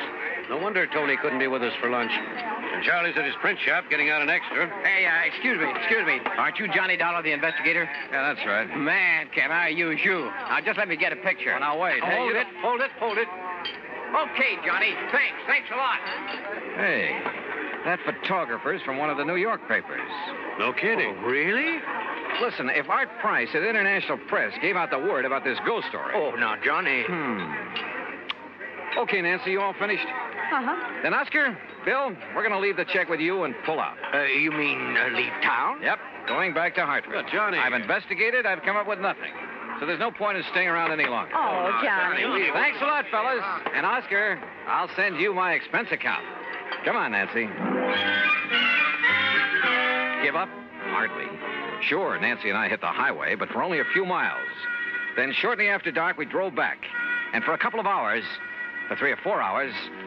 Well, anyhow, shortly before midnight, Nancy and I walked quietly up on the porch of Oscar Trembley's insurance office. You mean you didn't leave a message at my office to be here tonight? I certainly didn't. I found a message from Charlie. Are you kidding? Somebody left a message at my print shop to be here. And I got one at my radio shop. Well, I'll be Good girl, darned. Nancy. Now, I want... And, of course, they couldn't know your handwriting. Wait a minute. There's somebody outside. Huh? Johnny. What's he for? Good evening, gentlemen. Why, I thought you'd left town, Johnny. What are you doing back Yeah, here? that's right. I wanted you to think so. Well, listen. The old tower clock has started to strike midnight. Oh, yeah, that's 5, 6. Boys, I suddenly realized that in all my investigation this morning, I was being handicapped by what I thought was help. What do you mean, Handicap? Johnny? Yeah, what's that? I had too much help. 2 or 3 of you were with me every second. Oh, we wanted to be sure you wouldn't overlook anything. That's right. You wanted to be sure I would overlook a few things. Huh? Now, wait. That's 11, 12. Well, hey, it only struck 12. Yeah, that's right. No ghostly wail tonight, is there? I know. No, fellas, no. Because the ghost is no more. You, found the ghost, Johnny? I found out that he's one of you, maybe all of you. What are you talking about? Alone, without your careful guidance, I finally located that sub-cellar in the old McAndrews house. You did? And that mess of complicated electrical stuff that was making the weird sound effects, the rocking chair, the banging shutters, and so on. Very clever. Your handiwork, Bill? Sure. But Johnny... Oh, fellas, it was a wonderful publicity stunt, especially after international press was notified. But you did that. Not only for your radio and electronics shop, Bill, for your real estate business, Tony, your print shop and newspaper, Charlie, and your insurance business, Oscar. Well, now, but Johnny... for the whole town. It's going to put Lake City on the map again. Which is to say, the motive wasn't entirely selfish. No, of course it wasn't. Okay, man. And because of that, and that alone, I won't give you away. Provided the ghost of Ian McAndrews never walks the streets of Lake City again. Well, you can be sure of that, Johnny Dollar.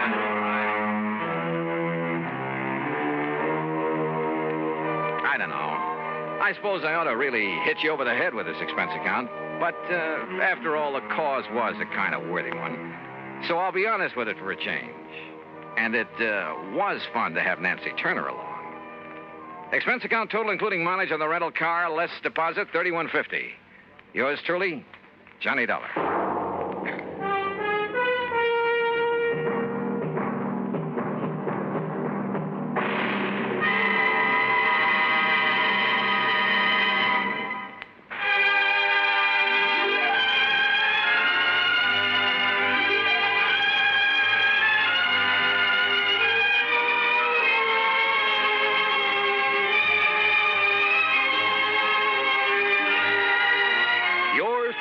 Johnny Dollar, starring Bob Bailey, originates in Hollywood and is produced and directed by Jack Johnstone, who also wrote today's story. Heard in our cast were Virginia Gregg, Forrest Lewis, Joseph Kearns, Russell Thorson, Sam Edwards, and Bob Bruce. Be sure to join us next week, same time and station, for another exciting story of yours truly, Johnny Dollar. This is Roy Rowan speaking.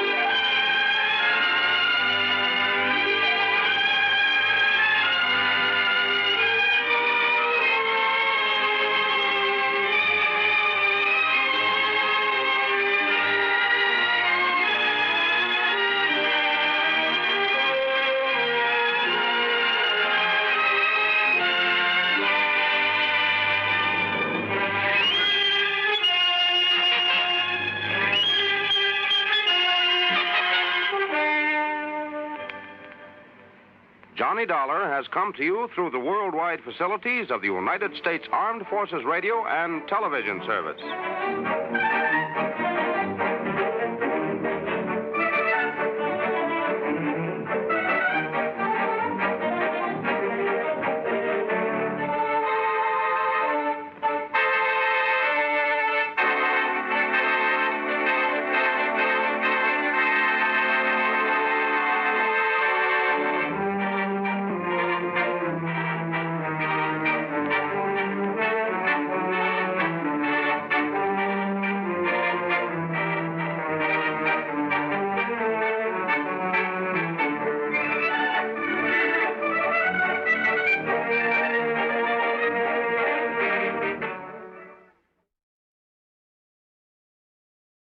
From Hollywood, it's time now for Johnny Dollar. My name is Hardy, Mr. Dollar. Yes? I'm returning the call you made to Mr. Ellis Rasmussen. If you will state your business, I shall be glad to transmit it to him. You tell Mr. Rasmussen I'm an insurance investigator from Hartford, and the matter involves a member of his own family. Oh, young Mr. Rasmussen? Yes. Could you hold on a moment, sir? I could. Mr. Rasmussen will send a car for you at 6 o'clock. Look, I can take a cab. Oh, well.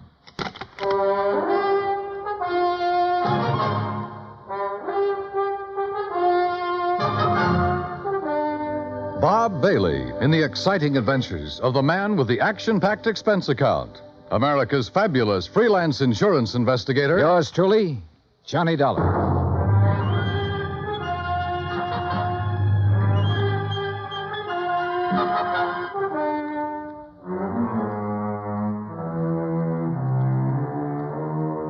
Expense account submitted by Special Investigator Johnny Dollar to the Universal Adjustment Bureau, Hartford, Connecticut. The following is an account of expenses incurred during my investigation of the Rasmussen matter. Expense account item 1, $204.35, airfare from Hartford to San Francisco to Los Angeles.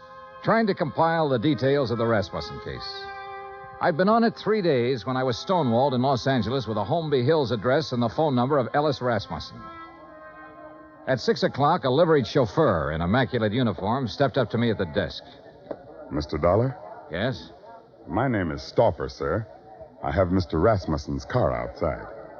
Well, gee whiz, Stauffer. Ain't it the truth, sir?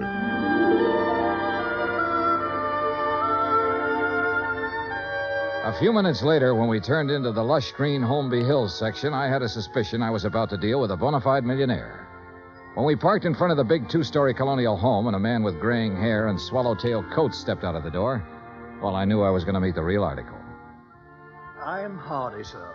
Hello, Hardy. Mr. Rasmussen is waiting for you. This way, please. We stopped in front of a huge paneled door. Hardy tapped on it once, then pulled on the knob. As we entered, a tall man with a shock of pure white hair rose from his chair and turned toward us. This is Mr. Dollar, Mr. Rasmussen. I want about 4 fingers of sour mash. What do you want? You took the words right out of my mouth, Mr. Rasmussen. Very good, sir. He's a pretty nice fellow. We're all pretty nice fellows around here, Mr. Dollar. Sit down. Thanks. Could you hand me that lighter? Oh, sure. Here. Thank you.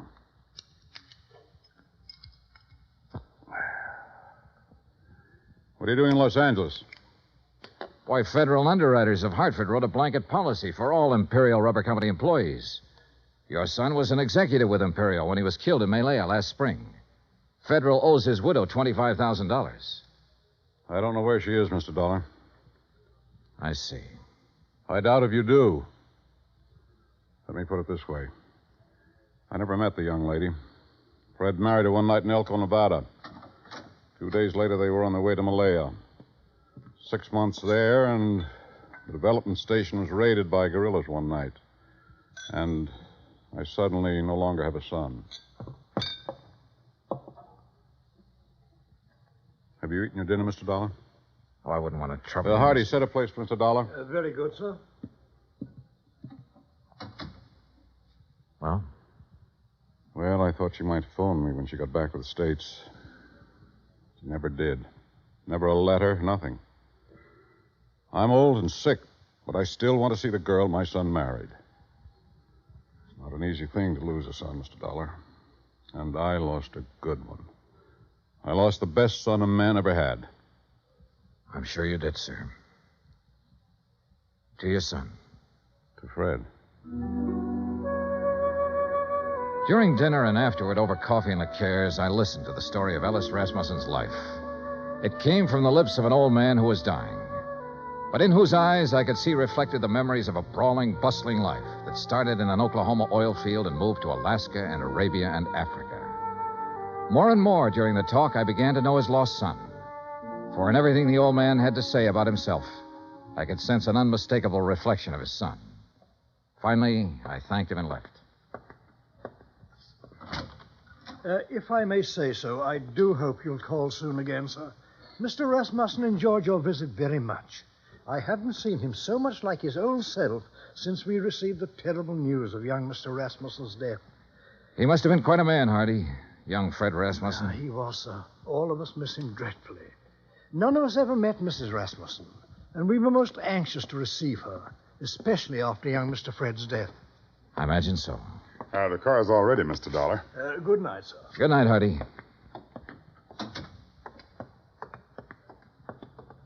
Fine night, Mr. Dollar. Yeah. Stauffer. Yes, sir?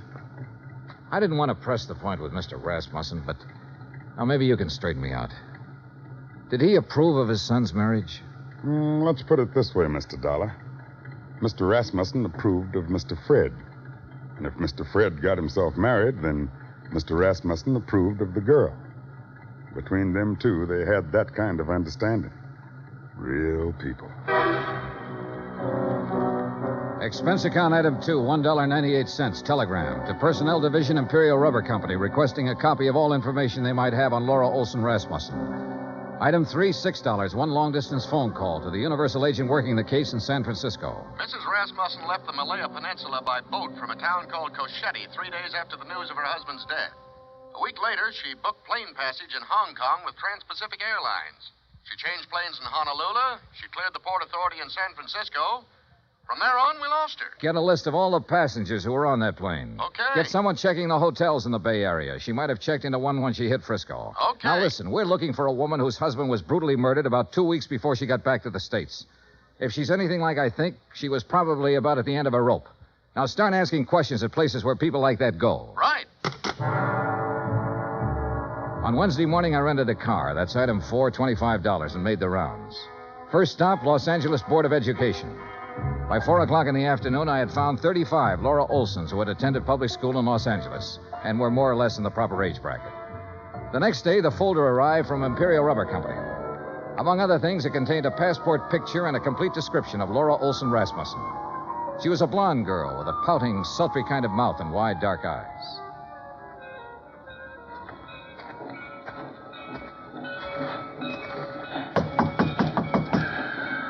You down there. Yes? What do you want? I'm looking for Mrs. Frances Olson. Are you Mrs. Olson? I don't want to buy nothing. Do you have a daughter named Laura Olson? Are you a policeman? No, I'm an insurance investigator. I'm trying to locate Laura Olson Rasmussen. Well, how'd you get this address? What's that? A picture of her. Let's see.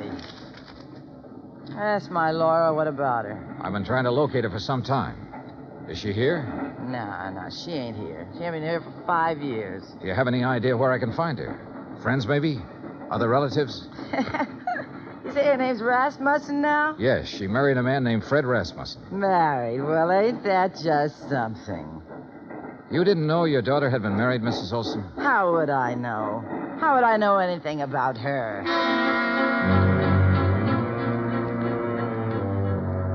Saturday at noon, a registered letter arrived from the agent in San Francisco containing the list of passengers who had been on the plane with her. 3 of the names were in the Los Angeles area, including a Mr. Oberlin who lived in Pasadena. Well, sure I remember her. Real pretty. We sat together all the way from Honolulu. What's up? We're trying to locate her, Mr. Oberlin. Did she happen to mention her plans when she returned to the States? Plans? You know, what hotel she might be staying at in San Francisco? Or if she was going on to another city? No, not her. You say that very emphatically. Yeah, I guess I do. You didn't have to show me a picture. You know, a guy always prays he'll meet someone like her on a plane, you know what I mean? Yeah, live it up. Yesterday's gone, she said tomorrow ain't here, and the only thing we got is today. Yeah, we had a swell time. You're sure about this? We were pretty chummy, pal, if you want the truth of it. Mr. Oberlin, did she mention anything about being in Malaya before she boarded that plane? Then she didn't tell you that her husband had been killed a week before. Killed? How? He was murdered by guerrillas in Malaya. Oh, no, she didn't mention that. She didn't mention that at all, Mr. Dollar.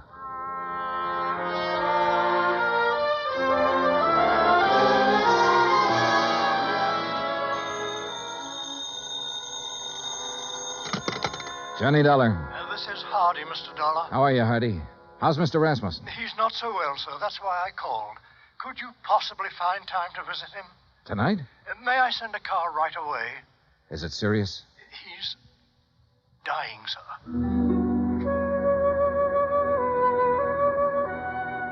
I knew why he wanted to see me. Have you located my daughter-in-law yet? No, I haven't located her, Mr. Rasmussen. But I know something about her. I know she drank whiskey and flirted with a fat salesman on an airplane all the way from Honolulu to San Francisco. I know her mother's a drunk. I know she didn't think enough of you or your son to contact you or anybody else when she got back. Mr. Rasmussen, it looks to me like your daughter-in-law's a first-class bum.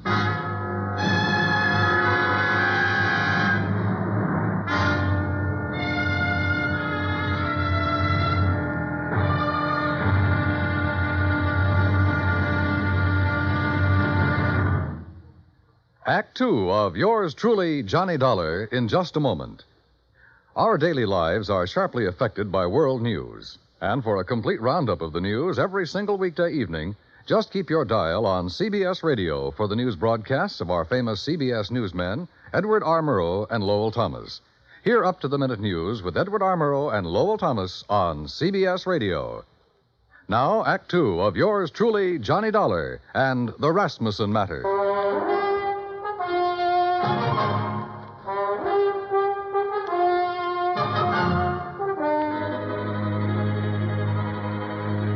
There was a black coupe with MD on the license parked in the driveway of the Rasmussen house when we pulled up. In the bedroom, a silvery-haired man in a black suit was sitting beside the bed that held Ellis Rasmussen. He was introduced as Dr. Butler. Then I shook the hand of Mr. Rasmussen. Someone suggested that Dr. Butler might like to use the library for his calls. And I was alone with the old man. If you want some whiskey, I keep it in the sideboard over there. Not now, thanks. I wish I had some news for you, Mr. Rasmussen. We're finding out things, but we haven't found her yet. What things? Oh, things. Nothing important. Dollar, if I judge you right, you know your business. And if you haven't found my daughter-in-law by now, you've certainly found out what kind of person she is. So tell me. I haven't met her. I don't know. You're being evasive. I don't work for you, Mr. Rasmussen. I'm an insurance investigator trying to locate a woman and pay off a claim. If I don't find her, the case will just have to sit, unless you or someone else concerned makes a report to missing persons. Then the cops can take over, and maybe they should right now. My son was a fine man. I can look back on all the years I had with him and be proud of every year and every day. He married a girl named Laura Olson.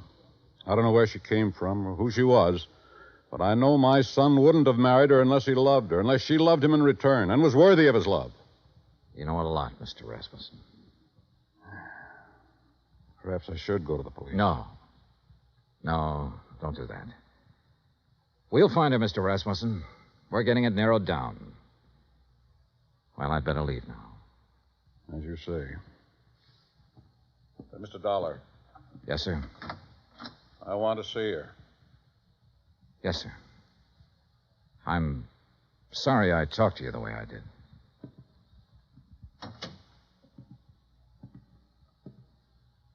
Phone call for you, Mr. Dollar. Would you like to take it in there? Oh, yeah, sure. Keep an eye on him, Hardy. Trust me, sir.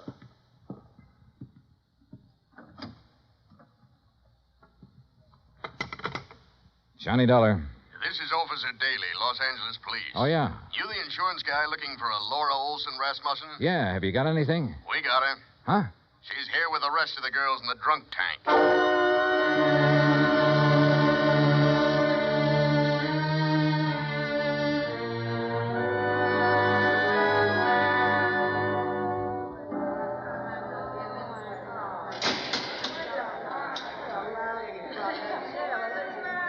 A drunk tank will always smell of disinfectant. This one was no different. There are no bunks, no chairs, no blankets, no nothing. So you stand or sit on a concrete floor and wait for something to happen. The legal period is 24 hours. You get rebooked or you get released. It all depends. What's the story on her, Dollar? I've got a check for $25,000 for her. Gee, insurance money? Yeah. Quiet! Quiet in there! All right, quiet down! You girls better learn to get along. Which one? Back there, sitting on the floor. Oh, good. What's the situation? If somebody comes up with bail, they can have her. Expense account item 7, $100 bail. While I was waiting around, Officer Daly broke open a file on her. A dozen aliases, a dozen charges, and one conviction for shoplifting. A career of petty thievery that began at the age of 16 and ran up into a 22nd year. Expense account item 8, $35 telegrams. I sent wires to all parties concerned, all parties except Ellis Rasmussen, ordering a stop on their activities since Laura Olson Rasmussen had been found.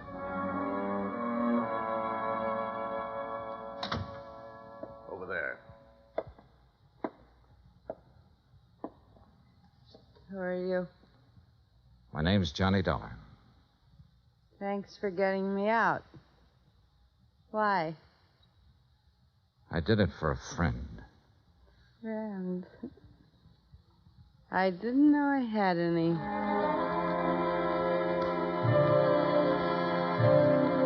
Expense account item 9, 20 cents, 2 cups of coffee. We had it in a diner across from the women's section of the main jail. I looked at Laura Olson Rasmussen while she drank the coffee. Looked at the blonde hair and the wide eyes and the pouting mouth. Looked at the woman who had once been the wife of Fred Rasmussen. What's the catch, mister? No catch. You put up $100 for me. I don't know you from a load of coal. No, you don't. Where do you live? I've been staying at the Piedmont Hotel. You know where it is? No. Well, not many people do. Especially people with clean shirts. What have you been doing since you got back from Malaya? I've been getting along. You got something to do with Fred? You know about Malaya? I know about a lot of things. I've been looking for you for a month. So what? Why didn't you contact your father-in-law when you got back? Why should I? What would he care about me? He never met me. What do I mean to him? Right now, since he no longer has a son, you mean everything to him. You're kidding me, mister. I wish I was kidding you. I wish to heaven I was kidding you. Well, what now? Oh. I want you to come over to my hotel with me. Oh, now look. Just sign some papers. I have a check for $25,000 for you. What was that? Your husband was insured. You're his beneficiary. All you have to do is fill out an application. I'll give you the check. I don't believe it. It's true. Come on. Expense account item 10, $2, cab fare to my hotel.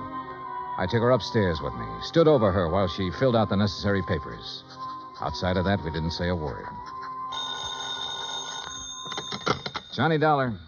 This is Stauffer, Mr. Dollar. Hardy asked me to phone you to see if there's any word. Oh, yes. Well, what'll I tell him, Mr. Dollar?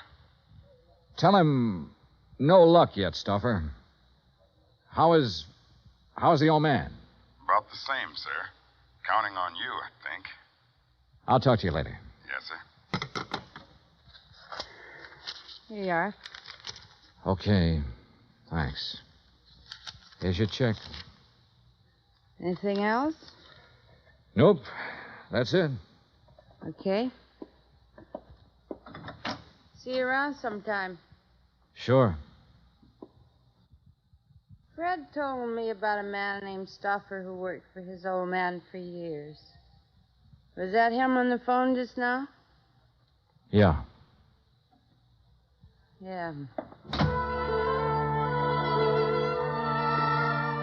I didn't know what I was going to say to the old man, but I did know I was hoping that if Rasmussen had to die, that he'd die before anybody told him the kind of daughter-in-law I'd turned up.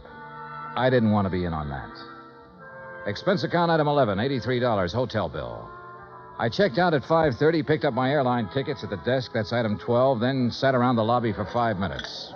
Item 13, 2 drinks for myself.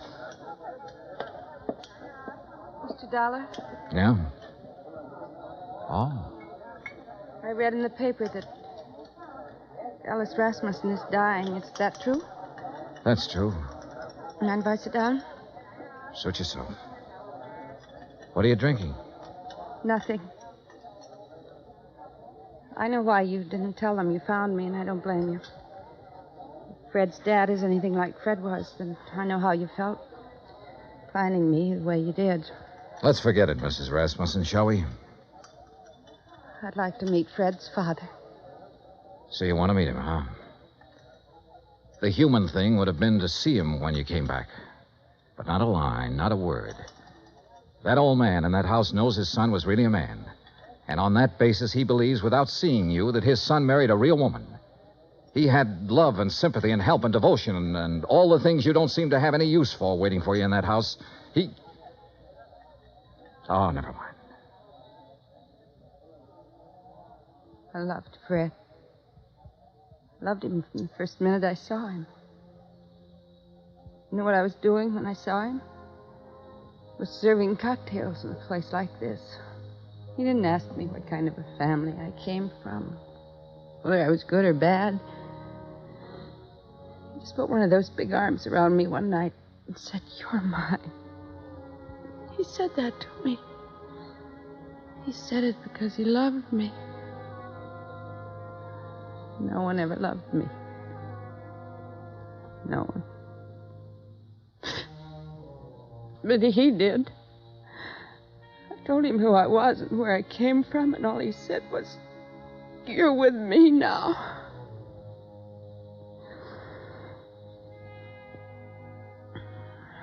We went to Malaya together, and I never knew in all of my life what I knew then. How it was to be wanted by someone who was decent, kind. And then he was killed. He told me one afternoon when I was in Kachetti. I took a boat, and then I took a plane back here. Go on. I want to see Fred's father.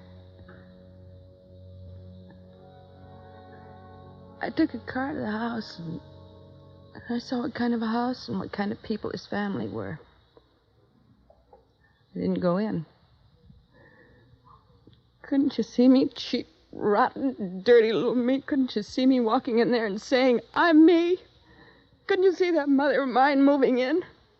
What would that have done to the old man? It would have crushed out his whole memory of Fred.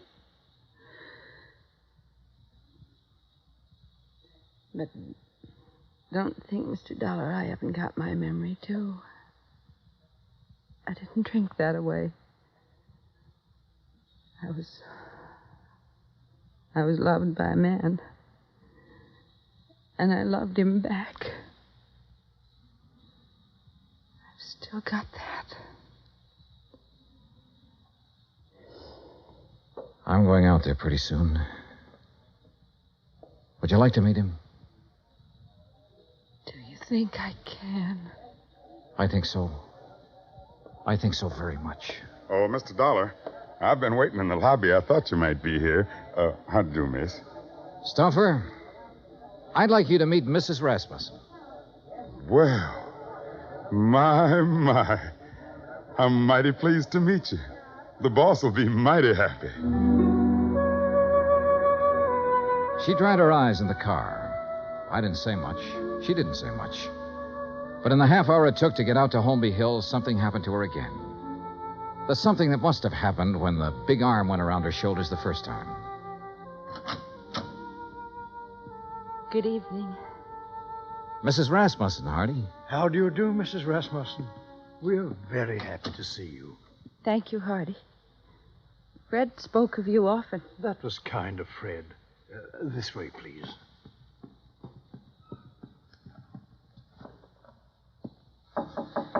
Come in, come in. I think you can introduce Mrs. Rasmussen, Mr. Dollar. Ring if you need me, sir. I'm scared. Laura, if there ever was a man for you not to be scared of, it's that man in there. How can I tell him about myself? I've been in jail. I can't. Watch. Well, Mr. Dollar, come in. I've brought someone for you to meet, Mr. Rasmussen. Come here. You'd be my son's Laura. Yes, you're Laura. Hello. Yes. Oh, now, there. Here. Now, look. Us Rasmussens mustn't meet like this with tears. There's so much I have to tell you. No. There's nothing you have to tell me. What? Let me put my arm around you. There. Now, feel it? Mm-hmm. You're my daughter. Do you understand that? Oh, yes. Then that's all the explanations we need between us. Yes. Hardy. Yes, Mr. Rasmussen? Bring Mrs. Rasmussen some brandy, I think. And I'll have some sour mash. Mr. Dollar? Sure. Make mine sour mash, too, Hardy. Very good, sir.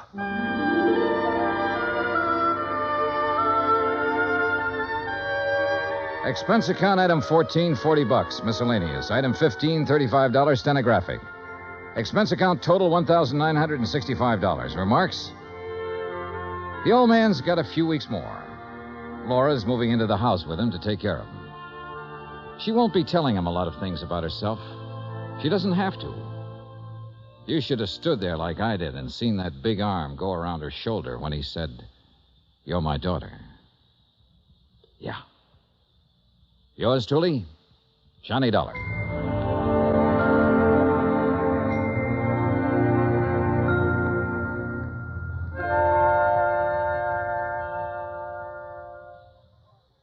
Our star will return in just a moment.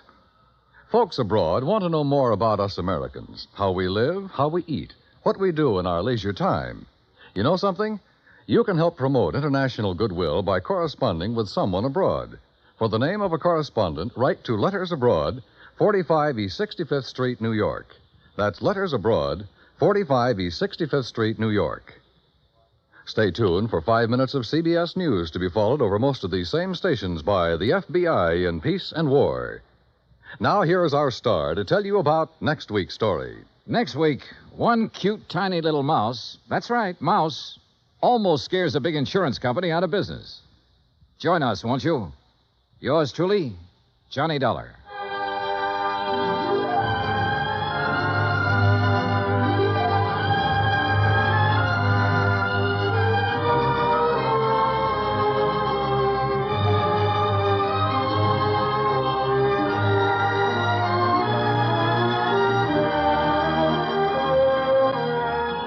Yours truly, Johnny Dollar, starring Bob Bailey, originates in Hollywood. Written by John Dawson, it is produced and directed by Jack Johnstone. Heard in tonight's cast were Virginia Gregg, Gene Tatum, Eric Snowden, Roy Glenn, Will Wright, Frank Nelson, and Jack Crucian.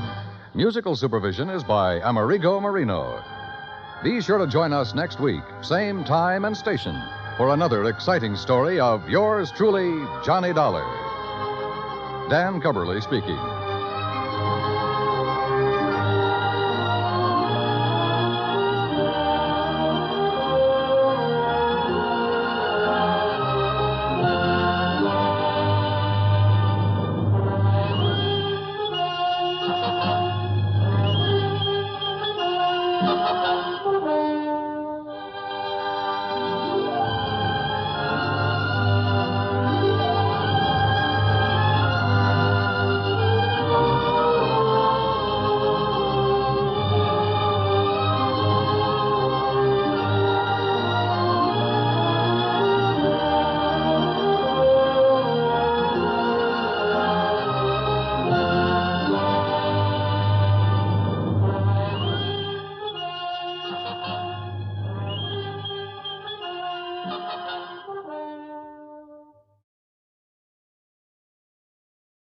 From Hollywood, it's time now for Johnny Dollar. Paul Brennan, Inter-Allied Insurance Company, Johnny. Oh, hi, Paul. How's the world doing by you? Oh, I got troubles. Oh, like what? Like Albert W. Winkler. Winkler? Who's he? Maybe you mean who was he? Well, which is it? Well, that's the trouble, Johnny. We don't know. Huh? Well, he's disappeared, and with him a hunk of emerald worth exactly 100,000 clams. Wow. Well? Sure.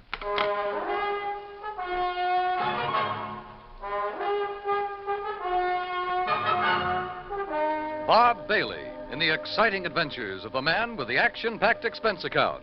America's fabulous freelance insurance investigator. Yours truly, Johnny Dollar.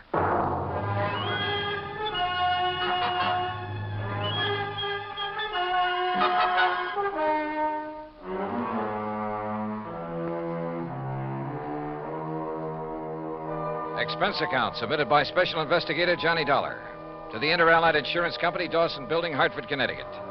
Following is an account of expenses incurred during my investigation of the Blooming Blossom matter. Expense account item 1, $1 even. Taxi from my apartment to the offices of Inter-Allied, where Paul Brennan wasted no time in getting to the point. Albert Winkler was a partner in a small jewelry firm down in New York. Real exclusive type place. Floyd and Winkler? Yeah, that's the outfit. Well, a few days ago, they got hold of an emerald. It's called the Green Eye of Calcutta. And, Johnny, the darn thing's big enough to choke a horse. Okay, Paul, okay. I don't think you need go any further. No, wait.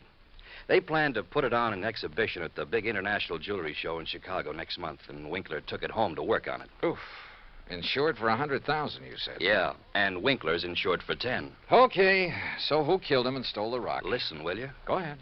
Well, Sunday morning, his partner Blewett tried to phone him at his apartment. No answer. So Blewett sauntered down to the office thinking he might be there. But no sign of him? Right. Nor of the green eye of Calcutta. Only a note Winkler had left the night before saying he was taking a stone home to work on it. Well, that makes it look as though maybe Winkler... Listen. About that time, the phone rang there in the office. It was the police department, also looking for Winkler. Oh? Yeah, they'd been called by Winkler's landlord after a chambermaid had found his apartment completely ransacked and the old boy missing. Uh-oh. Who's working on it? For the NYPD, I mean. Sergeant Randy Singer, 18th Precinct, homicide. Old friend of yours, I believe. Yeah, good man. Has he come up with anything? Nothing. Well, Johnny? Sure, Paul. Now? Now. Item 2, another $1 for a taxi back to my apartment where I slicked the stubble off my face, showered, dressed, and was about to head for New York when the phone rang.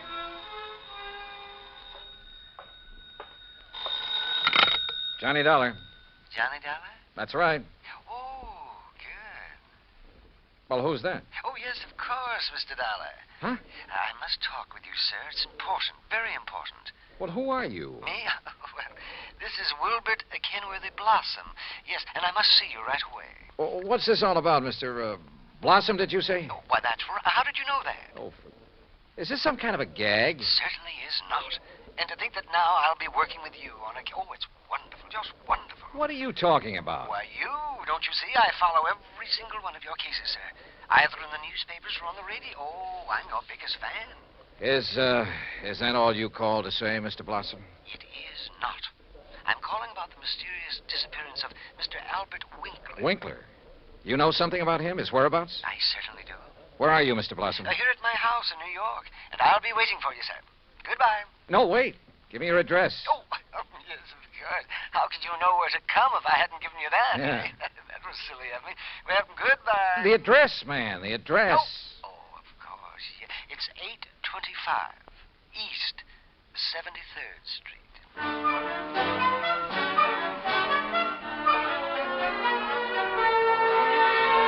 Item 3, $9.20, transportation and incidentals to New York City and 825 East 73rd Street. It turned out to be one of New York's famous old brownstone houses, well preserved and reeking of an era long past, when the city's wealthy and elite had built row on row of these monuments to a now forgotten financial aristocracy. Oh, come in, Mr. Dollar. Come in. I'm Wilbert Kenworthy Blossom, and I cannot tell you how thrilled I am to be working with you on this. I don't know how to describe it, but I'll try. The inside of Blossom's home was unbelievable. Ornate pre-Victorian furnishings, heavy velvet draperies, huge lamps and chandeliers, gilt-framed mirrors, even an ancient horsehair sofa. It was also filled with dusty piles of newspapers and magazines, hundreds of old books. Travel books, Mr. Dollar, and mysteries. Oh, I just love mysteries. One corner of the high-ceilinged living room was piled with old trunks and handbags, an old carpet bag even. Boxes of tools and utensils were stacked about, an ancient Victrola, beat-up sewing machine. You just never know when you might want to sew something, do you? Old guns and pistols, some of them museum pieces, a stringless tennis racket, a pair of rusty handcuffs locked to the base of a floor lamp without a shade, a broken bicycle pump. That's just in case I ever find a bicycle to go with it, you understand. Yes. Against one wall stood an old metal cabinet loaded with rusty surgical instruments and a worn-out catcher's mitt. Yet directly opposite was a corner shelf full of priceless porcelain figurines and rare pieces of china. Some of the old clocks and jewelry on the mantelpiece were collector's items. Fine original oil paintings lay among piles of old shoes. All in all, it looked as though the contents of half a dozen pawn shops had been dumped into it. At auction sales, Mr. Dollar. Oh, yes, sir. I just cannot resist an auction sale or a bargain. But what are you going to do with all this stuff? Oh, just keep it. I like it. I like a lot of things. Yeah, so I see. Including 12 gross of Spencer's superlative steel-tipped shoelaces, patented 1841. They were a bargain, Mr. Dollar. Just like all this fine artwork is, too. Yeah, I'm sure. Some of my friends pamper me a bit, though. You know, send me things they pick up at sale. Yeah, now look, Mr. Blossom, you told me you know something about Albert W. Winkler. Oh, yes. Yes, indeed. Well? And think of that magnificent emerald. Gone. Disappeared. Yeah, but now you said... And that poor Intralite Insurance Company. Oh, my. That's how I knew you would be called on this case. But $100,000 and $10,000 on Mr. Winkler. Well, at least they're off the hook on him until he's proved dead. Aha. And that's where I come in. With proof. Proof? What proof? Have you seen Winkler? Mr. Dollar, I have. Well, where is he? You understand, of course, that I know Mr. Winkler very well because I've seen him at his office so many times. Yeah, okay, go on. Oh, go on. yes, indeed.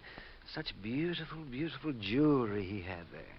And, of course, he was always trying to buy some of the things I But had. you say you've seen him. Where? Well, Saturday I'd planned with a couple of old friends to attend a railroad auction. That was the Canyon City and Metropolitan Railroad. Winkler was there at the auction sale? Yes. Did you speak to him? Oh, no. Well, why not? You said you knew him. Oh, I didn't go to the auction. I wasn't feeling very well that day. I had a little cough.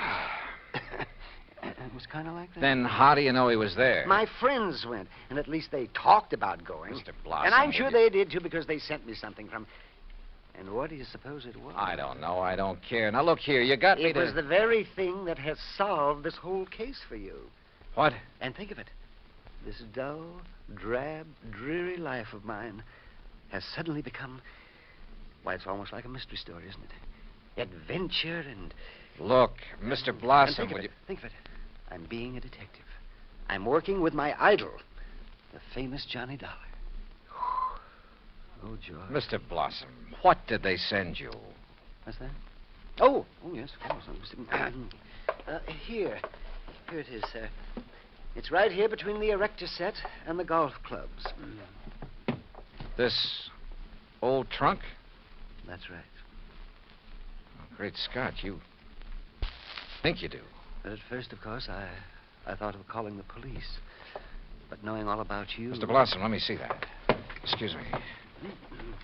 There are a lot of crumpled newspapers on top. Yeah, I see. As old as the trunk. Good Lord. It isn't pretty, is it?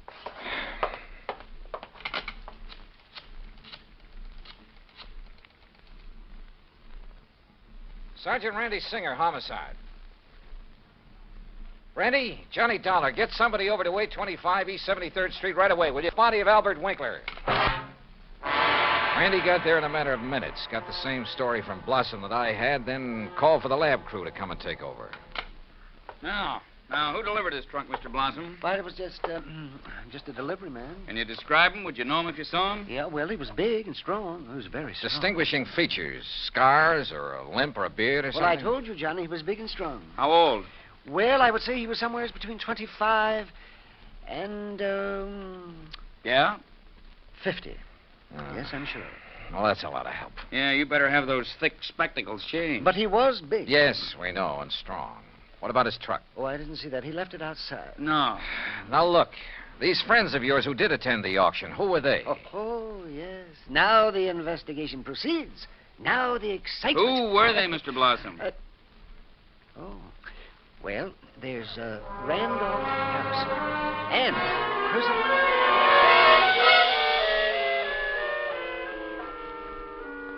Randy Singer took down the names of Blossom's 3 auction-minded friends. The lab crew arrived. Randy took off to dig up Blossom's friends, and I took a cab. That's item 480 cents to the apartment of Elwood Blewett, Winkler's partner in the jewelry business. Blewett lived alone in a modest but tastefully furnished 5 or 6 rooms on East 52nd Street. Of course, Mr. Dollar. I'll be glad to help you all I can. Albert's death has been a terrible blow. Yes. Well, tell me this, please. Yes? Did Mr. Winkler make a habit of taking valuable pieces of jewelry to his residence? Yes, Albert often took pieces home with him to work on them, clean, polish, and so on. Wasn't that a rather dangerous practice? Frankly, I always thought so, but he felt there was far more chance of being robbed if he were alone at the office than at his flat, where he wouldn't be expected to have anything of great value. Well, who has seen the Green Eye of Calcutta besides you and Mr. Winkler? I'm not sure. Of course, almost anyone would have been able to recognize it. Because of the publicity and pictures when you brought it over here? Yes. Come to think of it, Blossom indicated he'd been much impressed with it. Wilbur Blossom? Yeah. You know him? He's been in the office many times. He and Albert were always bickering over pieces that either of Bickering? us had. Well, it was really something of a joke. Albert always wanted some of Blossom's heirloom pieces, and Blossom wanted some of the finer things we had. Did he ever buy? Never. He always wanted us to put them up at auction or at a bargain price. Hardly our way of doing things, needless to say.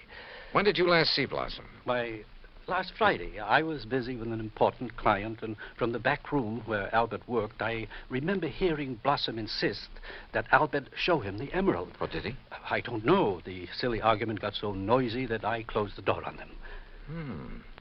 Oh, now, wait. Certainly you aren't thinking that perhaps Wilbert Blossom... I'm not quite certain what I'm thinking, Mr. Blewett. Item 5, 10 cents, phone call to Randy Singer. No, not a thing, Johnny. One of the three names on Blossom's list is in Europe. The other two did go to the railroad auction, but purchased nothing. Randy, do a couple of things for me, will you? Like what? Phone whoever is stationed at Winkler's place that I want to look it over. Sure, everything is just as it was, including the poker that was used to kill him. Also, I want a copy of the picture of the trunk your lab boys took and the list of Blossom's friends. I'll have them waiting for you. And post a man at Blossom's place. Keep an eye on him. Yes, right away. Johnny, have you learned something? No, just, just for his protection, say. I'll talk to you later. Yeah, but...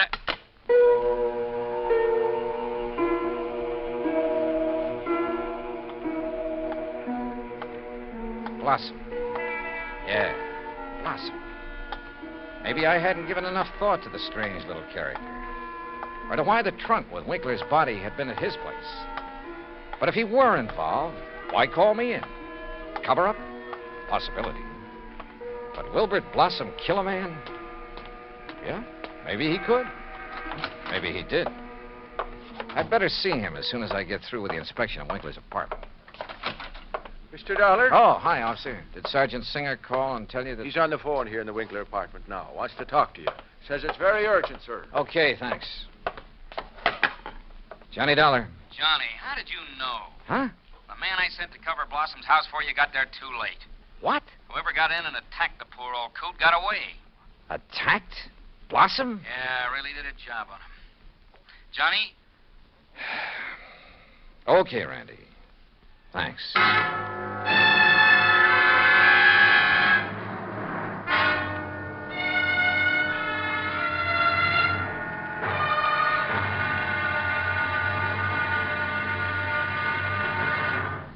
Act 2 of yours truly, Johnny Dollar, in just a moment.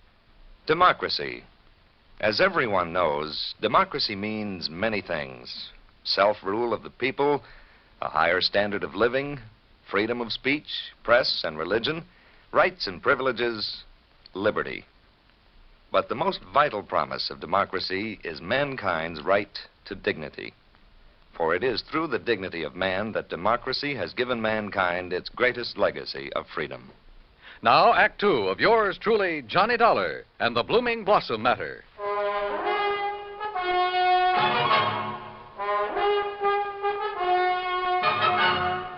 Expense account item 6, $2.25 for a fast taxi ride to 18th Precinct Police Headquarters. All right. As soon as I got your call, Johnny, I sent a uniformed man over to Blossom's house. From the way you talked, I thought maybe you suspected him.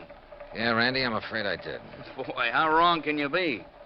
Anyhow, when he got there, he found the front door open and Blossom lying in the dark hallway. Where's Blossom now? The hospital, but he's okay, just bruised up a bit. They're letting him out. Fingerprints? Anything to go on? The lab's checking on the prints right now. Uh-huh. Let me know. Yeah. Anything else? Nope. So, now let's find out who tried to put Blossom out of the way, and we'll have the guy who killed Winkler. And stole the $100,000 worth of emerald, then shipped Winkler's body to Blossom.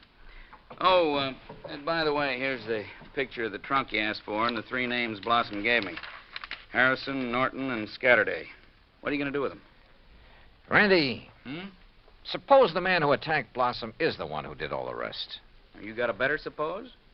Well, look, Randy, whoever wielded that poker on Winkler couldn't have been very strong. A really hefty wallop would have bent it out of shape. Yeah, and the lab agrees with you. But, of course, it didn't take much of a blow to finish off old Winkler. He didn't weigh much over 100 pounds, you know. Yeah. Any strong arm could have finished him off easily and without messing up the whole apartment. And don't forget, whoever did him in also put him in the trunk and delivered it to Blossom's house. But why? Yeah. Yeah, and where's the emerald? That's what you should be worried about. $100,000 worth of worry for your insurance company. Now, what are you going to do with that picture of the trunk and the list of Blossom's friends? Oh, yeah, sure. I'll see you later.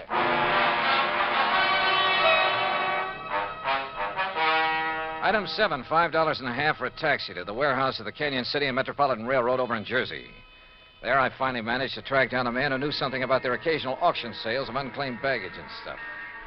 Insurance investigator, huh? That's right, Mr. McKinney. One of those boys with a fancy expense account, eh? Well, that's a matter of opinion. Look, you had an auction sale here last Saturday, didn't you? That's right. Handled it myself. Want to know something about something we sold off? Exactly. Then I'm your man. Always remember all about every single item I sell and who bought it and all about 'em. That's fine. Because I want to know if any of the names on this list bought from you on Saturday. Yeah? Randolph Harrison. Man by the name of Harrison buy anything? Nope. How about Percival Wentworth Scatterdag? Nope. Ellsworth Norton? Nope. You sure, Mr. McKinney? I'm sure. How about Blossom? That a man's name? Yes, Wilbert Blossom. Well? No, sir. Nope, never heard of him. And like I told you, I never forget the stuff I sell or the fellows I sell it to. Wait. This picture of a trunk. Huh? Have you ever seen this trunk? Well, yeah. Did you sell this trunk on Saturday? Yes, I did. To whom? Come on, man, it's important. Well, I was real early in the sale. Yeah, before most of the people got here. Bought this trunk and had it sent to his apartment in New York. And his name? Well, it was a funny kind of name. Blinky or Winky or... Oh, no. Winkler. Winkler. That was it. Albert Winkler. Item 8, $2, 2 drinks for myself at the nearest bar. But they didn't help to kill my feeling of utter frustration. Item 9, $5.50 taxi back to 18th Precinct headquarters in New York for want of a better place to go. Oh, it's about time you got here, Johnny. Oh? We matched up the prints we found after Blossom was attacked. You know who made them? Yeah, here's his card. Carlo Bernasconi. Any reckon? Couple of a dozen arrests, only one conviction. Anything to do with jewelry? Better. Accessory to a hijack operation a couple of years ago. He drove the truck. Hey. Sure. Got a mugshot of him? We got him. Downstairs. Come on, I'll take you down. Randy, what's he look like? Like you'd expect the truck driver to look. Big husky brute. Has he admitted anything? Well, the threat of a murder charge made him talk, all right, but none of it makes any sense. Of course it doesn't. But he's our boy, all right. He killed Winkler, beat up Blossom. I thought your lab decided whoever killed Winkler was a small fella. Yeah. So the theory about the same man killing Winkler and beating up Blossom doesn't work. But, Johnny, holy... Come on down. Let's talk to this Bernasconi. After I make a phone call. Huh? Who to? Yeah? Get me a man named McKinney, Canyon City and Metropolitan Railroad warehouse over in Jersey. Make it fast, please. Yes, sir. Hey, you been over there, Johnny? Just before I got here. Did you find out anything? No, but I'm going to now. Like what? Randy, for the first time, this whole thing is beginning to make sense. Here's your party. Mr. McKinney? That's me. This is Johnny Dollar, remember? Sure do. Good. And say, Now... I've been reading in the paper since you left here about that body found in the trunk over there in New York. Yeah, well, look. Is that the same trunk you was over here asking about? Yes. Now, you told me that trunk was bought by a man who gave his name as Winkler. That's right. Do you remember what he looked like? Sure do. Why, I can give it to you as accurate as if it was in the police files. Well? Height, 5'9", maybe 9.5. Go on. Weight, between 155 and 58. You see, when I was young, I worked with a Carney show guessing weight and height, and if I didn't guess it right... Yeah, okay. Now, how about the color of the eyes? Well, I noticed them because of the way he squinted through them thick, old-fashioned steel glasses. Thanks, Mac. I'm sending you a 10-spot in the next mail. Well, now... Well, Johnny? Come on, Randy. Let's go down and see this Bernasconi. You find something out new? Yeah, and I don't like it. I don't like it.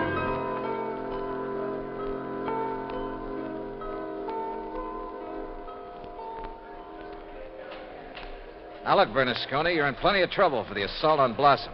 Maybe even more. But I'm the man who can save you from a murder rap, if you'll answer a couple of questions. Sure. I told the cops. All right.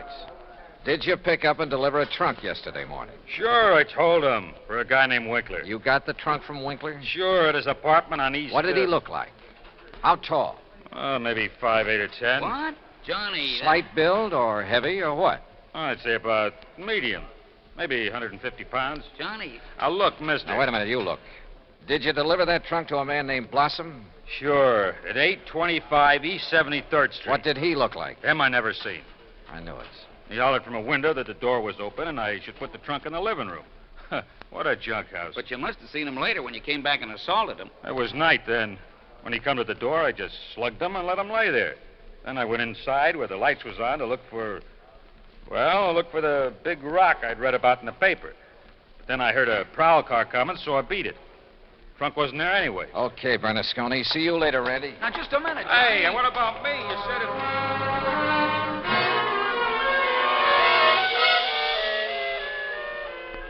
Item 10, 90 cents, taxi to Wilbert Blossom's old brownstone house on East 73rd. Come in, Johnny. Thanks, Mr. Blossom. All recovered from your beating? Oh, of course I am. Here, sit down. You said you wanted to help me on this case. Oh, yes, indeed. Why, this chance to work with a man I consider the finest insurance investigator in the world. Yeah. That's why I called you when I got the trunk with Mr. Winkler's body in it. Mr. Blossom, why don't you tell the All truth? my drab, dull life, I wanted to be a detective, an investigator. And this was my chance. My chance... Tell the truth, did you say? Mr. Blossom, listen to some facts for a minute and see what conclusions you draw from them. Oh, deductions. Like a detective. To begin with, this house of yours so full of, well, junk. I told you, Johnny, I like things. I like things. But it also has a lot of fine paintings, sculpture, china, jewelry. Oh, I like all sorts of things, especially if they're fine and rare. And bargains. Like the green eye of Calcutta? Oh, the most beautiful emerald in the world. And I would conclude that you'd do just about anything to have that stone. Yes, sir, Johnny. I'd reach the same conclusion. Okay. Now, when Albert Winkler and the emerald disappeared, it was in the papers that Inter Allied had written policies on them. Conclusion? Yes, sir. I would deduce that you would be called in. Wouldn't it be smart, then, if the killer was afraid I'd eventually get around to him anyway? Wouldn't it be smart for him to call me in and offer to help me? As a cover-up for what he'd done? Oh, yes. Yes, indeed. Or at least he'd think it would. Oh, yes, I guess he thought it would. Another thing, Mr. Blossom. Oh? What is it, Johnny? The body was packed in the trunk with old newspapers. Like these you keep piled around. Oh, yes. And I would deduce... So obvious that both Randy Singer and I overlooked them completely. Oh, well, there's so many things piled around here. You couldn't be expected to... Johnny. Yeah? What really made you decide that... Well, I'd like to know. All right. Albert Winkler was a frail little old man, about 4'11", not much over 100 pounds. Yes, he was. But the man who bought the trunk and had it sent to Winkler's apartment, who gave his name as Winkler, that man was about 5'9", 155 pounds. And he wore thick, old-fashioned steel-rimmed glasses. But, Johnny, I can't see without them. Then there's the truck driver. The man who ordered the trunk delivered to this house gave his name as Winkler, too. But Winkler was dead by then. Dead from a blow inflicted not by some big bruiser, but by somebody of, say, your build. Oh, that awful truck driver who thought the emerald would be in the trunk and came here to steal it and who beat me up. I suppose you want the emerald. Yeah.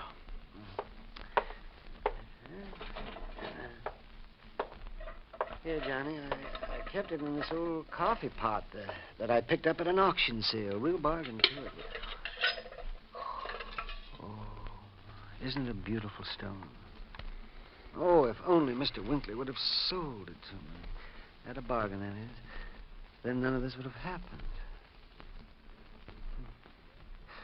Well, I guess we better go now, hadn't we? It's such a silly thing. Me trying to act like a detective. I guess I didn't even make a very good killer. Did I? Why? Just this overpowering passion to have things? Maybe. Or maybe it was just a reaction.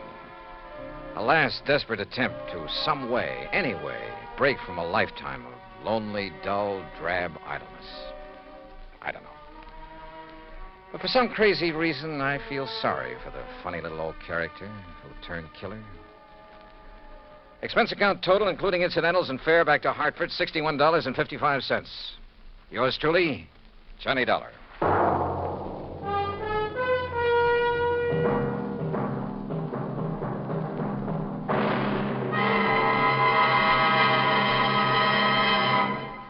Now, here is our star to tell you about next week's story. Next week, a case so simple, so easy, so obvious, that it proves almost impossible to solve. Join us, won't you? Yours truly, Johnny Dollar.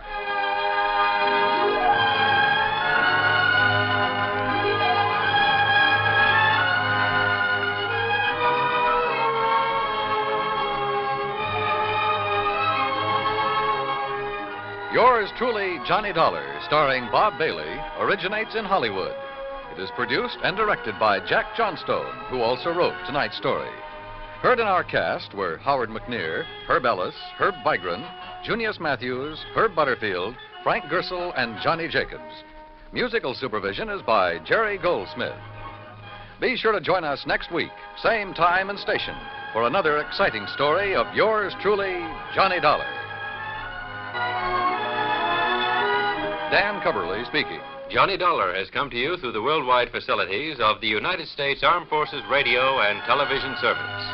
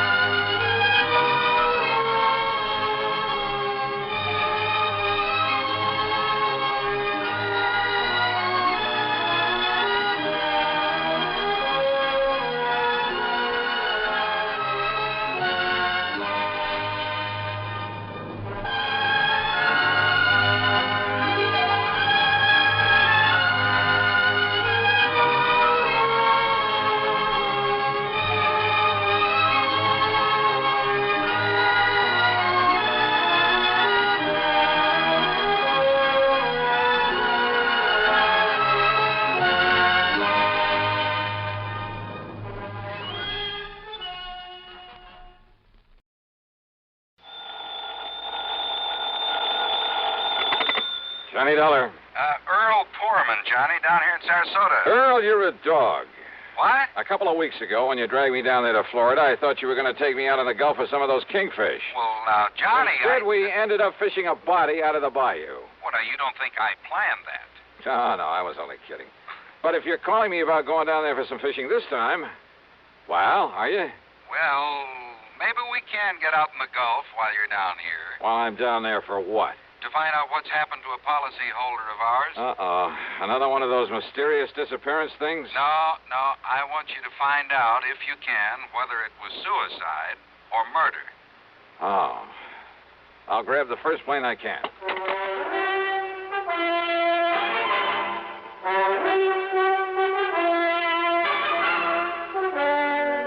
CBS Radio brings you Bob Bailey in the exciting adventures of the man with the action-packed expense account, America's fabulous freelance insurance investigator. Yours truly, Johnny Dollar.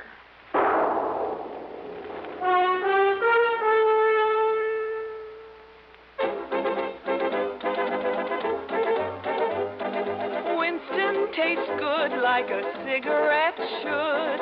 Winston tastes good like a cigarette should. Winston gives you real flavorful, rich tobacco flavor. Winston's easy drawing too. The flavor comes right through to you. Winston tastes good like a cigarette should. A modern filter? Sure, Winston has it. But that's only the beginning of a Winston. Up front, up where it really counts, Winston packs exclusive filter blend. Light, flavorful tobaccos, specially selected and specially processed for filter smoking. Filter blend. That's why it's fun to smoke Winston, America's best-selling filter cigarette. Winston tastes good like a cigarette should. And now, Act One of yours truly, Johnny Dollar.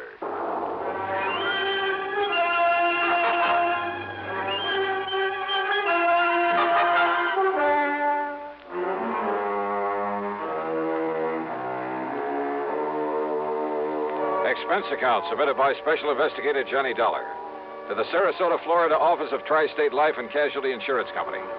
Following is an account of expenses incurred during my investigation of the fancy Bridgework matter.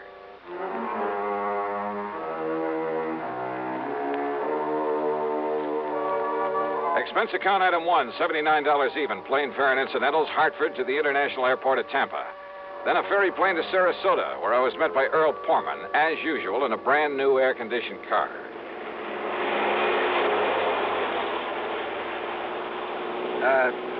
You know something, Johnny? If I'd had any sense, I'd have met you in Tampa. Oh? Why do you say that, Earl? Well, because this murder, if it really was a murder, occurred on the Sunshine Skyway Bridge, about 28 or 29 miles north of town. Yeah, I wondered why we were heading north on the Tamiami Trail. But you say if it was murder. Well, if it was suicide, Johnny, if you can prove it, well, it'll take the company off the hook for some $40,000. Who was the victim, the insured? A worthless tin horn gambler by the name of Alfie Garber. Tin horn, huh? What? Well, he must have had something to pay the premium on $40,000 worth of insurance. He paid exactly one of those premiums, Johnny. Well, what happened? You remember the dog racing track south of town? Yeah, my pocketbook still carries a couple of scars from it. Well, Alfie's been losing his shirt out there night after night. He's not only borrowed everything he can get his hands on, moved into a third-rate motel, but well, he sold most of his wife's jewelry. They've been practically living on handouts. Police think maybe he's responsible for a couple of robberies around town, but they haven't been able to prove anything. In other words, Alfie's been in pretty bad shape, mentally as well as financially. His wife told a doctor she was afraid he might commit suicide. So you got the picture? Yeah, I got it. Go on, Earl. Well, last night, he and another punk by the name of Luke Thrasher got into a big fight there at the track. Luke is a pretty bad actor, by the way. And how do you mean that, Earl? Oh, there have been a couple of unexplained murders of people who tried to cross him up back in the past. By unexplained, you mean they couldn't pin them on him? Exactly. Oh, here now, we're on the Sunshine Skyway Bridge. Yeah, well, what'd they fight about? Seems Alfie had welched on a bet, a big one. And Luke told him if he didn't get out of town, he'd kill him. So? 3 or 4 o'clock this morning, Alfie's wife was at police headquarters asking him to please find her missing husband. He hadn't come home from the track. No message from him, nothing. Is she the beneficiary of this policy? Yeah, she is. And Johnny, she's just about as worthless a character as her husband. Todd Swam down at the Chamber of Commerce has been trying to figure some legitimate way to get them both out of Sarasota. Well, is there any reason to think Alfie didn't take the hint and just leave town? He was pretty scared of Luke Thrasher, made no bones about it. And you ask me, he had reason to be. So when she reported him missing, the police hauled Luke off to the clink. Figured he'd carried out his threat, huh? Until this morning, just before I called you. Oh, what happened? Now here we are, coming to the center span of this bridge. Yeah, I see. Yeah. Well, look, what made the police change their highest span of any bridge in the state, Johnny. So I've heard. But look, you didn't answer my question. Bridge is 15 miles long and over 100 feet high up there. Yeah, I see that. Several suicides off this thing, Well, Johnny. what has that got to do with Alfie Garber? You see the police car parked just ahead? Wow. The reason they're looking things over is because that car in front of theirs is Alfie Garber's, right where he left it. And they figure he took the jump. A fishing boat down below found his hat and his jacket floating around in the bay. Oh, well, that doesn't prove suicide, Earl. Doesn't prove murder, either. Keep moving there, mister. Keep moving. Hi, Lieutenant. What? Oh, you, Mr. Foreman. I kind of thought you'd be out here for a look at things. Lieutenant Dodge, this is Johnny Dollar. He's a special investigator. Sure, Mr. Dahl. I'm glad to see you again. Yeah, hiya, Lieutenant. Well, looks like now we got something to work on around here. You will work with us, won't you? Why not? Well, wait a minute. What did you mean, Lieutenant? Mr. Foreman, we haven't found the body yet, but the evidence, mostly a torn piece of shirt and some blood we found here on one of the girders. Blood? Yeah, and a lot of scuff marks and things. Oh, there's no question there was a struggle before Garber was tossed off into the bay. A big one. Murder, huh? No question about it, Mr. Dollar. Well, then, Earl, it looks like your company's going to have to pay off the beneficiary. And my expense account, of course. Oh, now, why bring that up? But as long as I'm here, you mind if I look at that evidence you mentioned, Lieutenant? Help yourself, Dollar.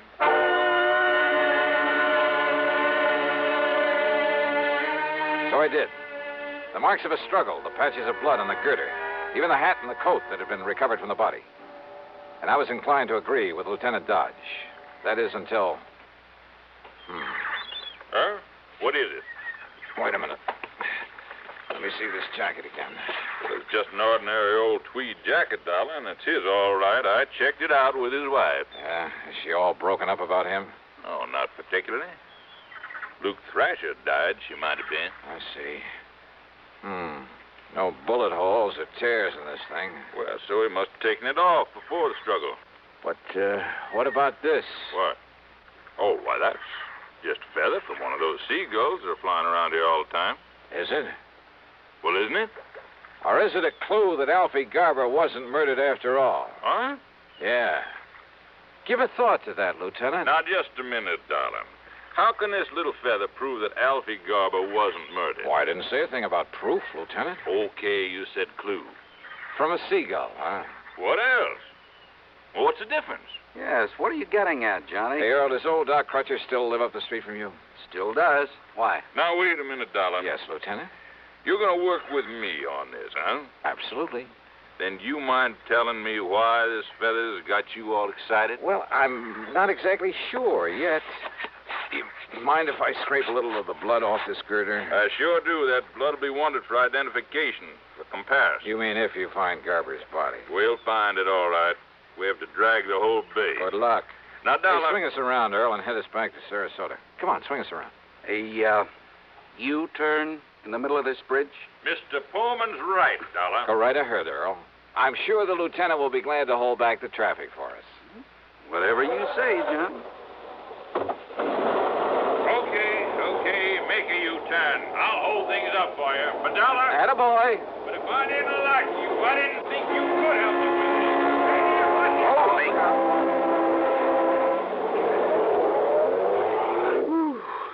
I thought he was going to hold up traffic for us. Yeah. Well, if he isn't any better at solving murders, he is going to need help on this case.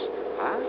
Well, I thought you didn't think it was murder. Of course, it's only a hunch, Earl. Because of that silly little feather you found? But if that came from a seagull, I'll eat my shirt. Look, will you please tell me what you're up to? After Dr. Crutcher looks over this sample of blood the lieutenant so kindly provided. Drive on, Earl.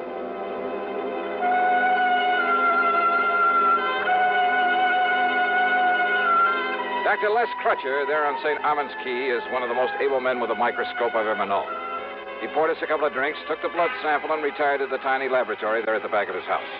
Then, after about 15 minutes... Now, Johnny, listen to me. Relax, Earl, relax, and enjoy your drink. We may have to do some traveling around when the doc gets through with that specimen. Well, like where? If my hunch is right, that is. Well, Doc, what'd you find out? Johnny, putting that under a lens took me back to the old days before I got my MD, when I thought I was going to spend the rest of my life as a veterinarian. Chicken blood, huh? What? That's right. Though whatever made you think it was... Well, then that feather was a chicken feather? I kind of thought maybe it was, Earl. Now I'm sure. Well, then Alfie Garber wasn't murdered at all. Those marks of a struggle, the blood up there on that bridge, his hat and his coat, they were just planted there. Alfie planted them there. Which means the police can forget their earlier suicide theory, too, doesn't it? Right. Alfie staged the whole thing to make it look like murder so his wife could collect his insurance. Kind of looks that way, doesn't it? So all his wife has to do is collect the insurance, then meet him somewhere, and they'll be $40,000 richer. At least that's what she thinks. Only she's wrong. They're both wrong. Right, Johnny? One sure way to prove it out, Earl. Yes? How? Sure. Find Alfie Garber.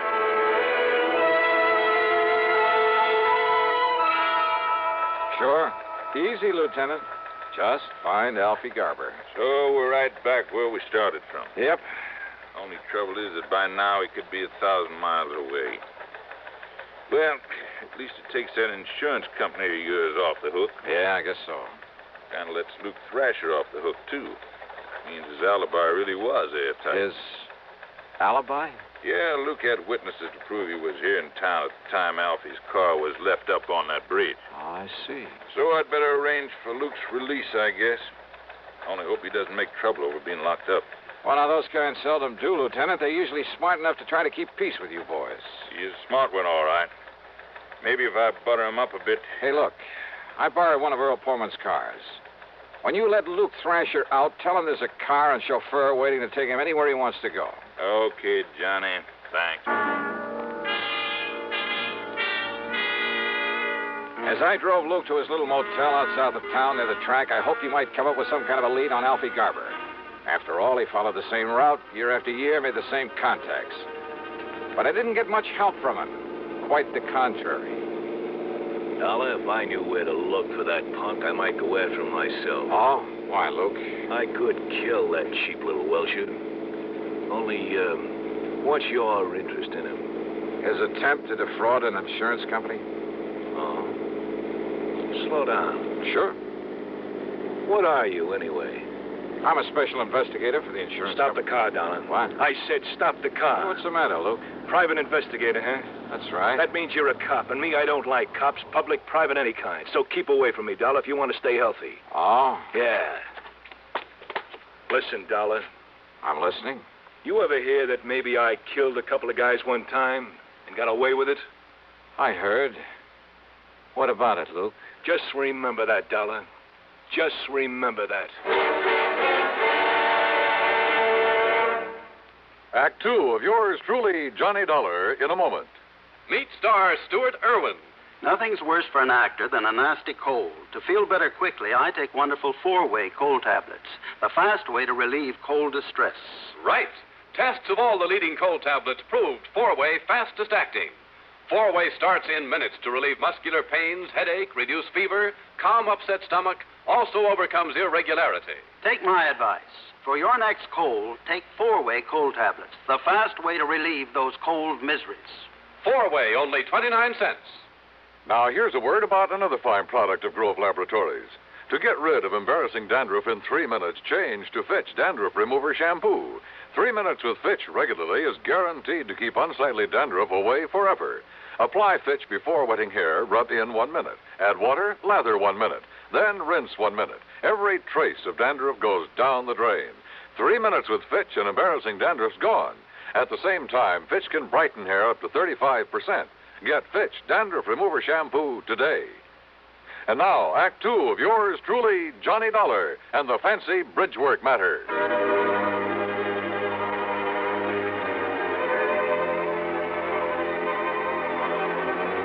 Hunches.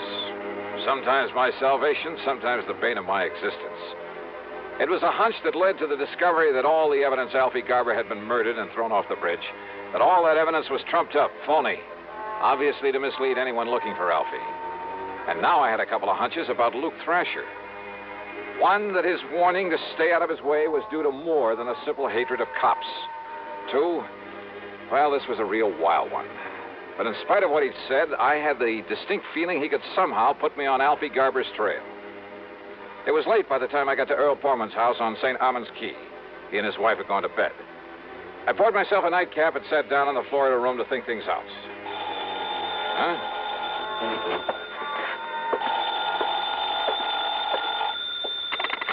Hello? Earl, is Johnny Dollar there with you? Who's that? Oh, Johnny? Yeah. Well, this is Doc Crutcher. Oh. Listen, there was something about that blood specimen you brought me, that chicken blood. Yeah? I wasn't sure at the time, so I put it back under the microscope. And I found traces in it of a trypanosomus virus. Very seldom found here in the South. So what about it, Doc? So I checked with some of the local vets to see if any of them knew whose poultry flock might have it around here. I thought such information might be of help to you. You were so right. And, Johnny, that chicken could only have come from the farm of Andrew Palucci out on Bee Ridge Road. Good for you, Doc. Mr. Palucci is about to have a late visitor.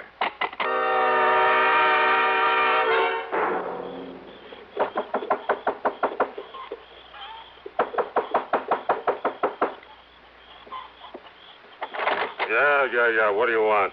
Don't you know what time it is? Yeah, and I'm sorry to get you out of bed. Oh, sure. Look, my name is Johnny Dollar. I want to know if a man named Alfie Garber bought a chicken from you yesterday. Huh? You waking me up in the middle of the night and Tell me, did he? No, he didn't. No, it was his wife. She bought the chicken. Oh, his wife? That's right. Her and that man, What man? That'll Luke. That's all right, Luke. So what's your business you come around this way? Just don't worry about that. Don't worry, huh? You get me out of bed, you wake my chicken? Hey, look, I said I'm sorry. Sure, wiser guy. Now, wait a minute. What do you I'll get report you to the cops, you come around this way. Well, why don't you do just that? Good night, Mr. Palucci. You think I wouldn't, you wiser guy?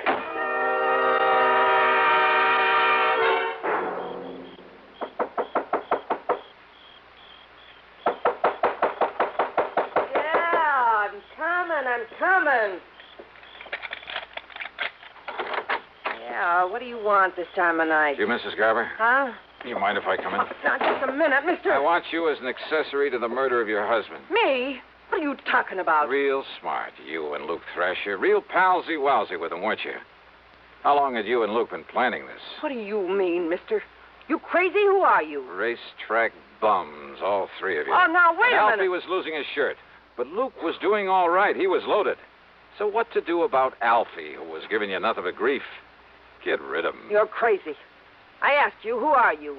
You made it known that Alfie was in bad shape, that he talked about committing suicide. And that's probably what gave you the idea for the Sunshine Skyway Bridge. There have been several suicides from it. That's what the cops said, isn't it? Alfie took the jump. Wrong.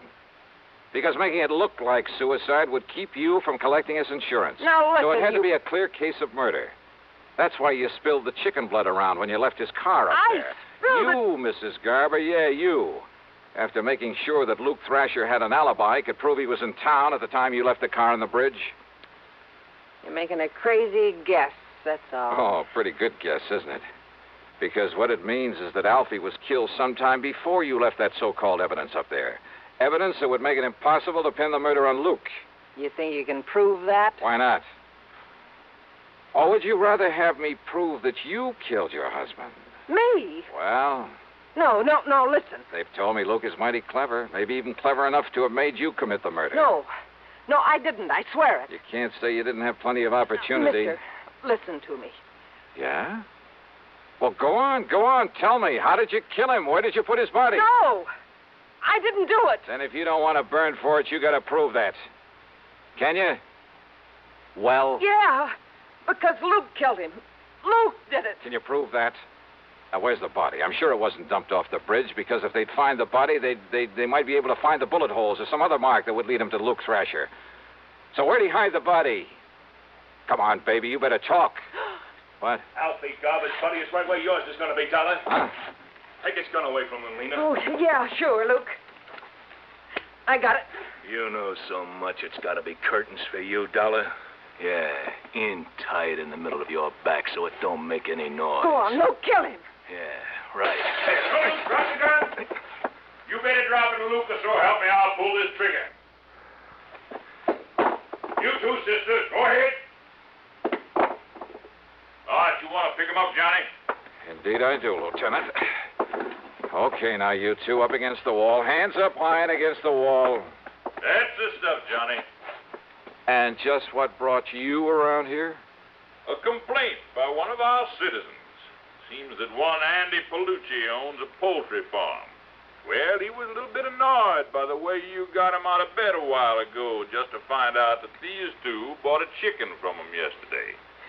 So he called us up to report you. Just like you suggested to him. Bless Andy Palucci. Now, if you'll just help me climb in this window, I'll take care of these two for you.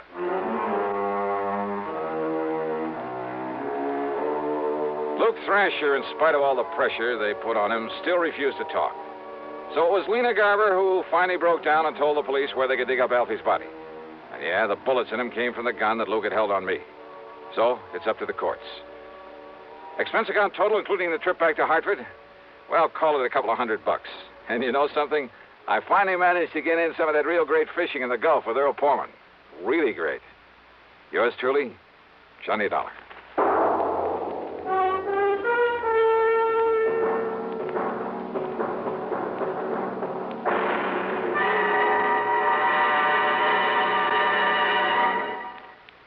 Star will return in just a moment. Constipation is something people don't talk about much, but it can be a problem for anyone, even doctors. And when constipation occurs, it's interesting to see just what doctors consider important about a laxative they might use or recommend. Well, a majority of the doctors we heard from had this to say. A laxative should be effective, gentle, as close to natural acting as possible, and a medicine that can be used with complete confidence. Now, X-Lax has been popular with many doctors and millions of people over the years because pleasant-tasting chocolated X-Lax is effective. Overnight, it helps you toward your normal regularity. X-Lax is gentle. Next morning, it gives you the closest thing to natural action. And that's why many doctors and millions of people use X-Lax with complete confidence. X-Lax, the laxative that helps you toward your normal regularity gently, overnight. Is X-Lax in your medicine cabinet? Now, here is our star to tell you about next week's story. Next week, the wrong man matter, a case with a real twist at the end of it. Join us, won't you? Yours truly, Johnny Dollar.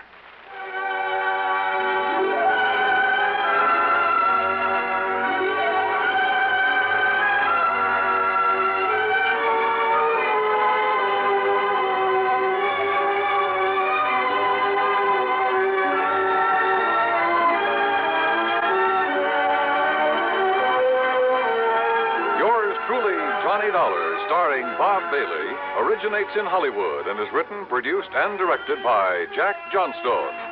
Heard in our cast were Virginia Gregg, Vic Perrin, Barney Phillips, Edgar Staley, Peter Leeds, and Frank Gerstle. Be sure to join us next week, same time and station, for another exciting story of yours truly, Johnny Dollar.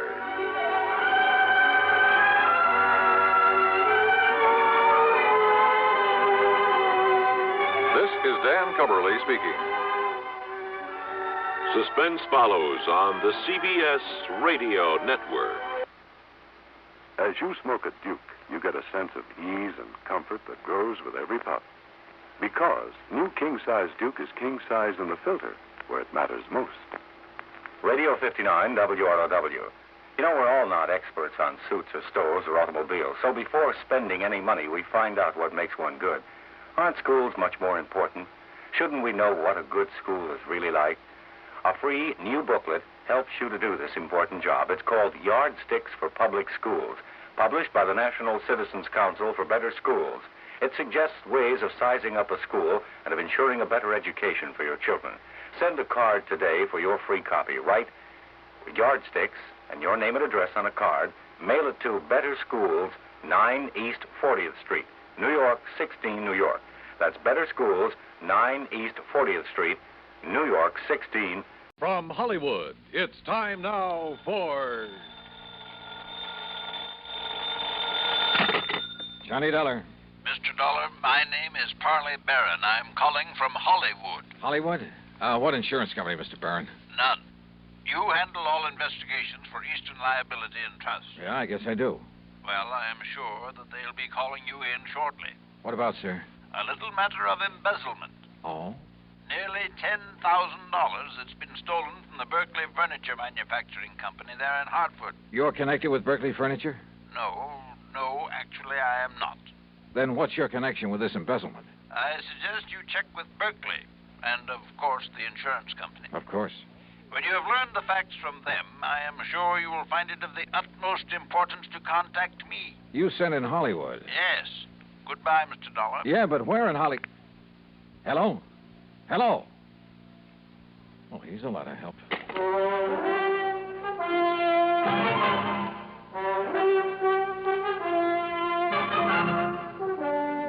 Bob Bailey in the exciting adventures of the man with the action-packed expense account. America's fabulous freelance insurance investigator. Yours truly, Johnny Dollar.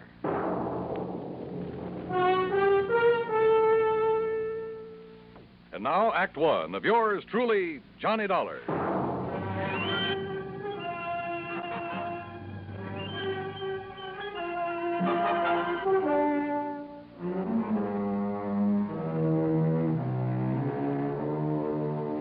Expense account submitted by Special Investigator Johnny Dollar. to the Eastern Liability and Trust Company, Home Office, Hartford, Connecticut. Following is an account of expenses incurred during my investigation of the Hollywood mystery matter. Expense account item 1, 10 cents for a phone call to Hal Speidel, who's my regular contact at Eastern Liability and Trust. Well, hi, Johnny. Nice to talk to you again. Yeah, nice to talk to you, Hal. Listen, have you received a report of loss from the Berkeley Furniture Manufacturing Company? Well, they're a client of ours, but no. What makes you ask a thing like that? A phone call I just got. They called you direct? Well, somebody did. A man by the name of Polly... Wait a second. Yes, Miss Turner. Who? Hold everything, Johnny. I'm holding. Hey, what did you say? When? We'll find out how much.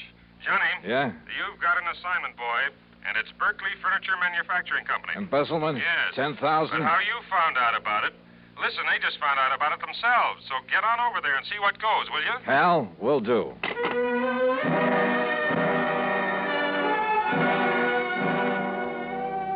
Yeah, my informant, the man who'd called me, had really known something. But how to locate him?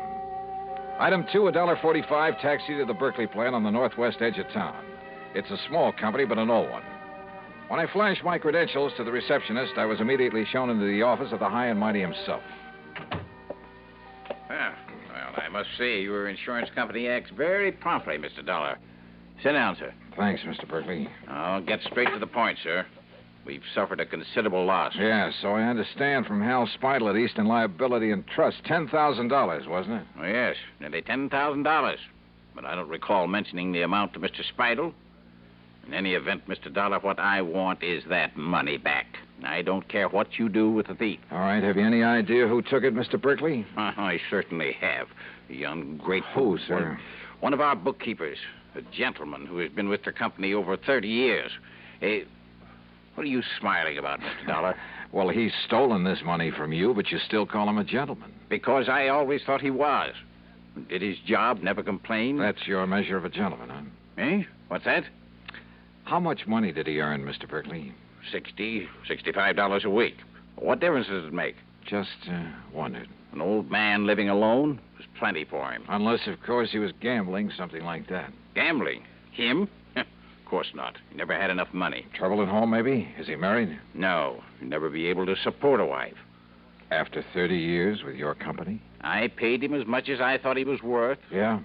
Or as little as you thought you could get away with? That is really no concern of yours. Return of the money is. All right. Where does he live, Mr. Berkeley? In a small apartment on the north side of town. And when did you last see him? Yesterday morning. Said he had to see his doctor in the afternoon. Yes, it's against my usual practice, but I let him off. Mm-hmm. But, of course, you decided to dock his pay. Naturally. I have to keep discipline in a place like this. Oh, sure.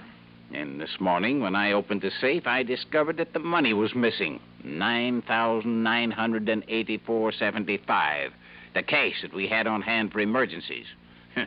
I also discovered that he hadn't come to the office. So I phoned his apartment. And?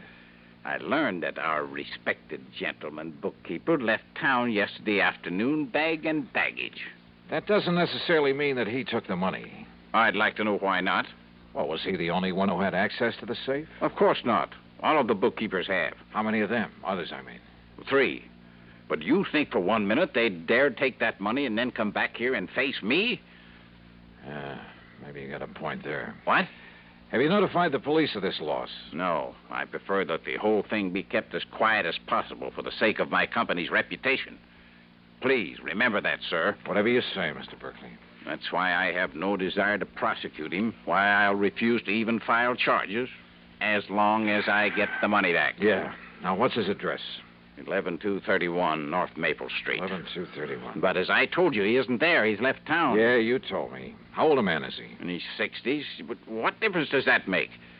Oh, and, Mr. Dollar. Yeah? Just how did you happen to know about this so soon? I mean the amount that was stolen. From somebody who called me on the phone. Oh? Somebody who apparently knew a good deal about it. If I can locate him, get in touch with him, he can probably be a lot of help in running down this Come to think of it, you haven't told me what his name is. The bookkeeper? The embezzler? Yeah. Barron, sir. What? Yes. Parley Barron.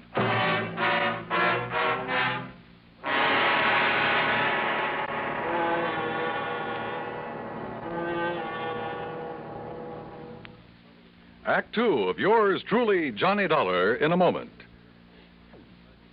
And now, Act Two of yours truly, Johnny Dollar, and the Hollywood Mystery Matter.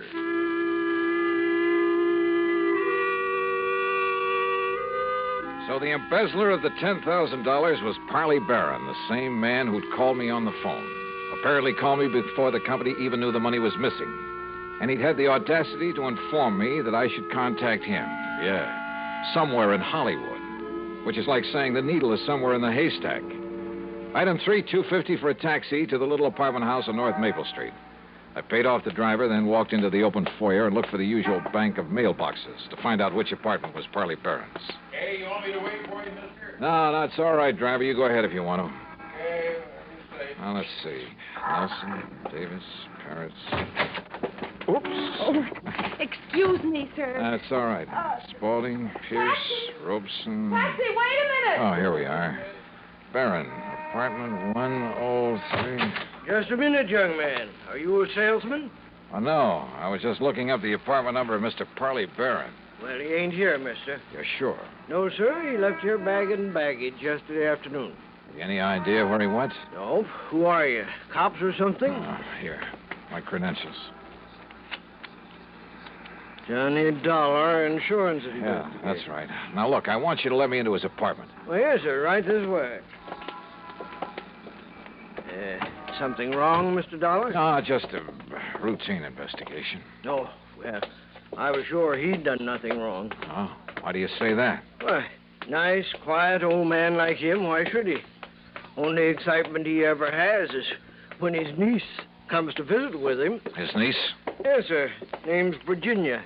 Jenny Lockhart. Wonderful girl.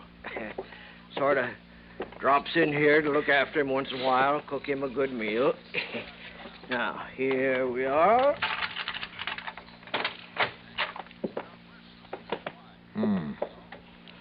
Well, it sure looks like he left in a hurry.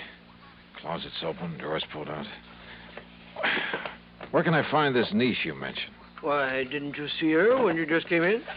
That girl who bumped into me down in the lobby, that was Jenny Lockhart? Well, must have been. Guess she dropped in for a visit with her uncle, found him gone, and then lit out again. And I didn't have sense enough to get a good look at her. Well, now, here's a picture of her, mister. Sent it to him from her vacation last winter. Vacation, huh? Blue sky and palm trees. Down in Hollywood, I understand. Is that where she's headed for now? Well, now you got me there. Wait a minute. Yeah? What's that you picked up, mister? It's a note, I guess. Yeah, it's addressed to her. Ginny, my dear. The doctor you had me see has finally told me the truth. Is this his handwriting? Yeah, that's his, all right. He's finally told me the truth. I have less than a week to live. Oh, my. And so for the first time in my life, except for some happy moments with you, I'm going to really live. Make up for some of the things I've had to miss all these years. Well, say now. Yes. You may have some idea where I've gone, but please, please, dear, don't try to follow me. Your loving Hollywood. Yeah, like I said, that's what... And she ran off with the taxi I had. Oh, you want me to call you a taxi, mister? I sure do, brother, and fast.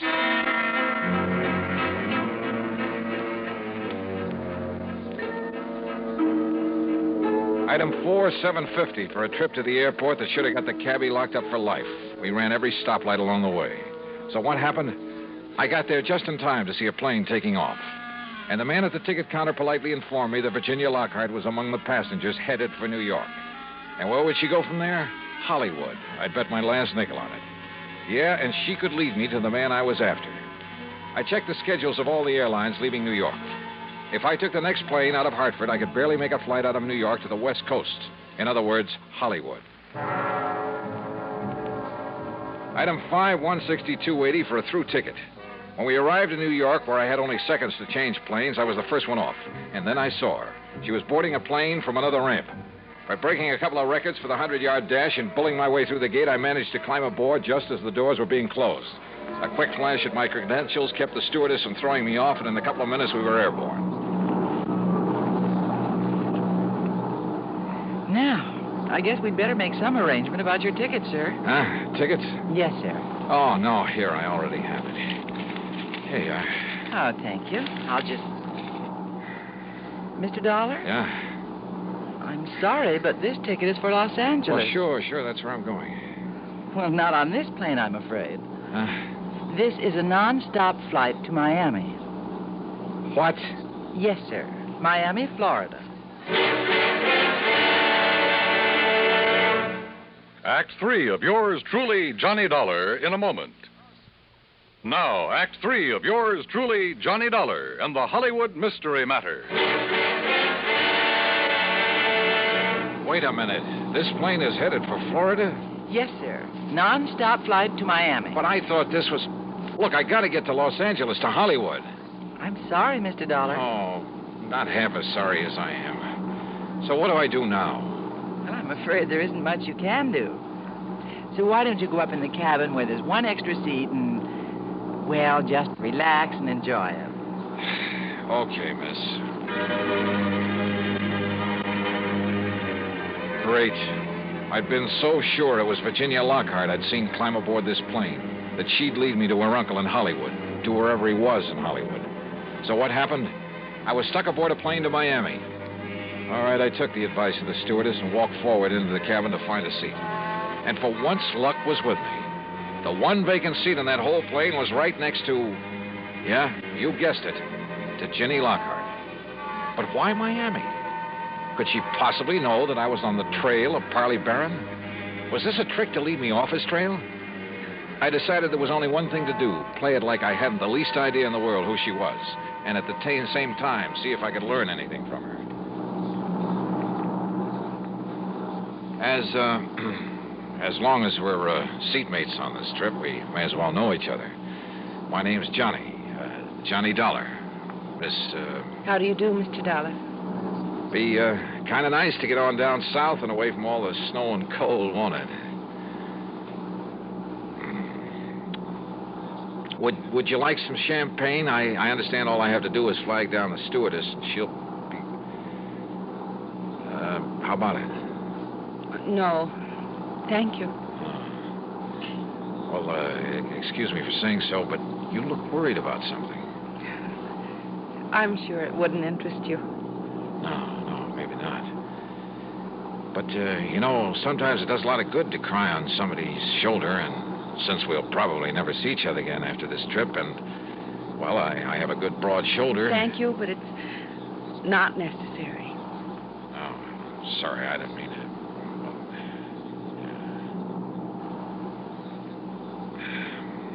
Going down to Florida for a vacation? No. I'm going to Florida to try to save somebody's life. Oh? But I'd rather not talk about it. And she didn't. Or did she talk about anything else during the rest of the flight? As we came into Miami, I decided the only thing I could do was transfer to a plane for Los Angeles and hope for the best. But she was my only real lead to Parley Barron. And if I left her here and went on to Hollywood.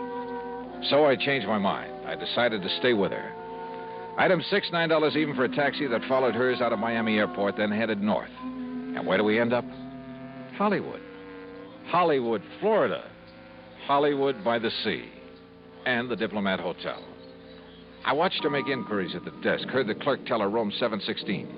I managed to get an elevator before she did. By the time she reached the door of 716 and raised her hand to knock, I was standing right beside her. Mr. Johnny Dollar, what are you doing here? I've been following you, Ginny. Why? To find your uncle, Parley Barron, who stole $10,000 from the company he was working for. He what? Yeah. And unless I'm all wet, this is the door to his suite. You say he stole... I found the note he'd written to you, Ginny, back at his apartment in Hartford.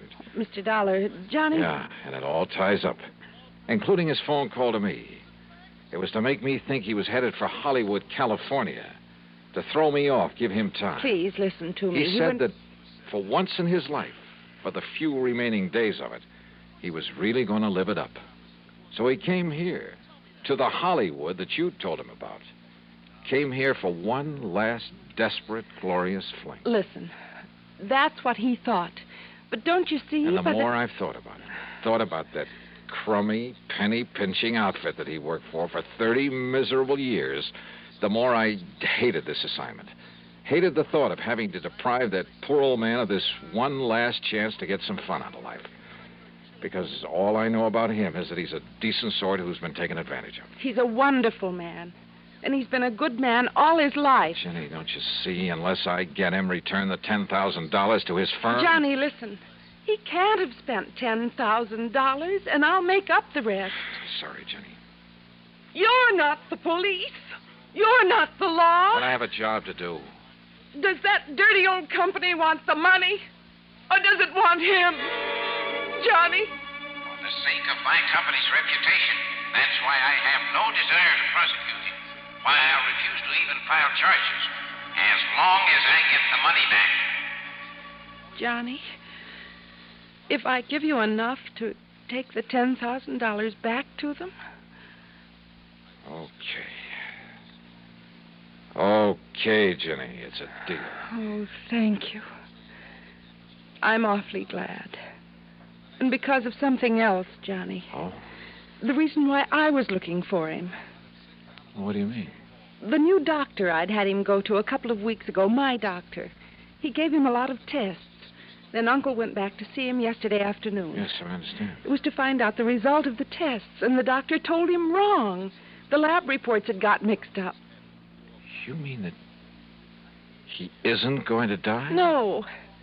And the doctor tried to call him, but couldn't reach him, so he called me. That's why I went to his apartment. But he'd left, so I came down here to try to find him. I tried to tell you, Johnny, because... Well, don't you see he's going to be all right? Well, then, Jenny, I guess that leaves only one more thing to be done. What, Johnny? Tell him the good news.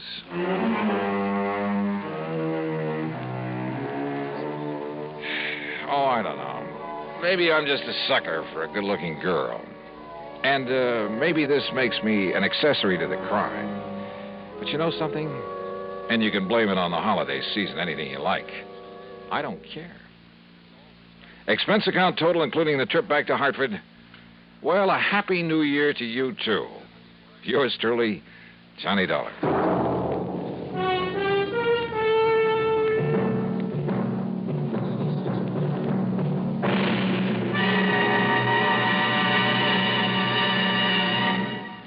Our star will return in just a moment. Because of another adventure in Hollywood, Florida. But that one you'll have to read about in the February issue of Harper's Bazaar. It's just out, so grab a copy, will you? Yours truly, Johnny Dollar.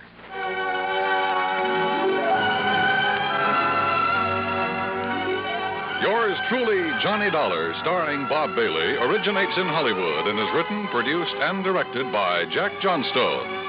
Heard in our cast were Virginia Gregg, Gene Tatum, Parley Bear, Forrest Lewis, Junius Matthews, and Frank Gerstle. Be sure to join us next week, same time and station, for another exciting story of yours truly, Johnny Dollar. This is Dan Cubberly speaking. Gunsmoke rises today on the CBS Radio Network. From Hollywood, it's time now for... Johnny Dollar. Ah, how weary, stale, flat, and unprofitable seem to me all the uses of this world. Who's that? Garrett Reynolds, Johnny. Reynolds and Trenton? That's right, New Jersey State Mutual Life. Well, what was the quote from Shakespeare about? Hamlet, wasn't it? Alas, I would a tale unfold whose lightest word would harrow up thy soul, freeze thy young blood, make thy two eyes like stars dart from their spheres, thy knotted and combined lungs depart. Now, wait a minute, will you? Particular hair to stand on end like quills upon the fretful porpentine. Garrett, have you gone off your rocker? Why don't you come on down here and see? Yeah, I think I'd better.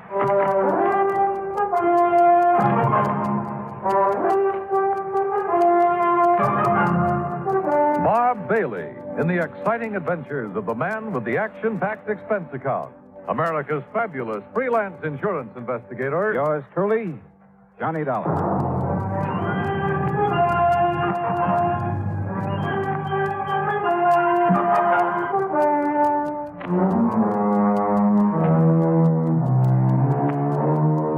Expense account submitted by Special Investigator Johnny Dollar to the New Jersey State Mutual Life Insurance Company, Trenton, New Jersey office. Following is an account of expenses incurred during my investigation of the Heatherstone Players matter.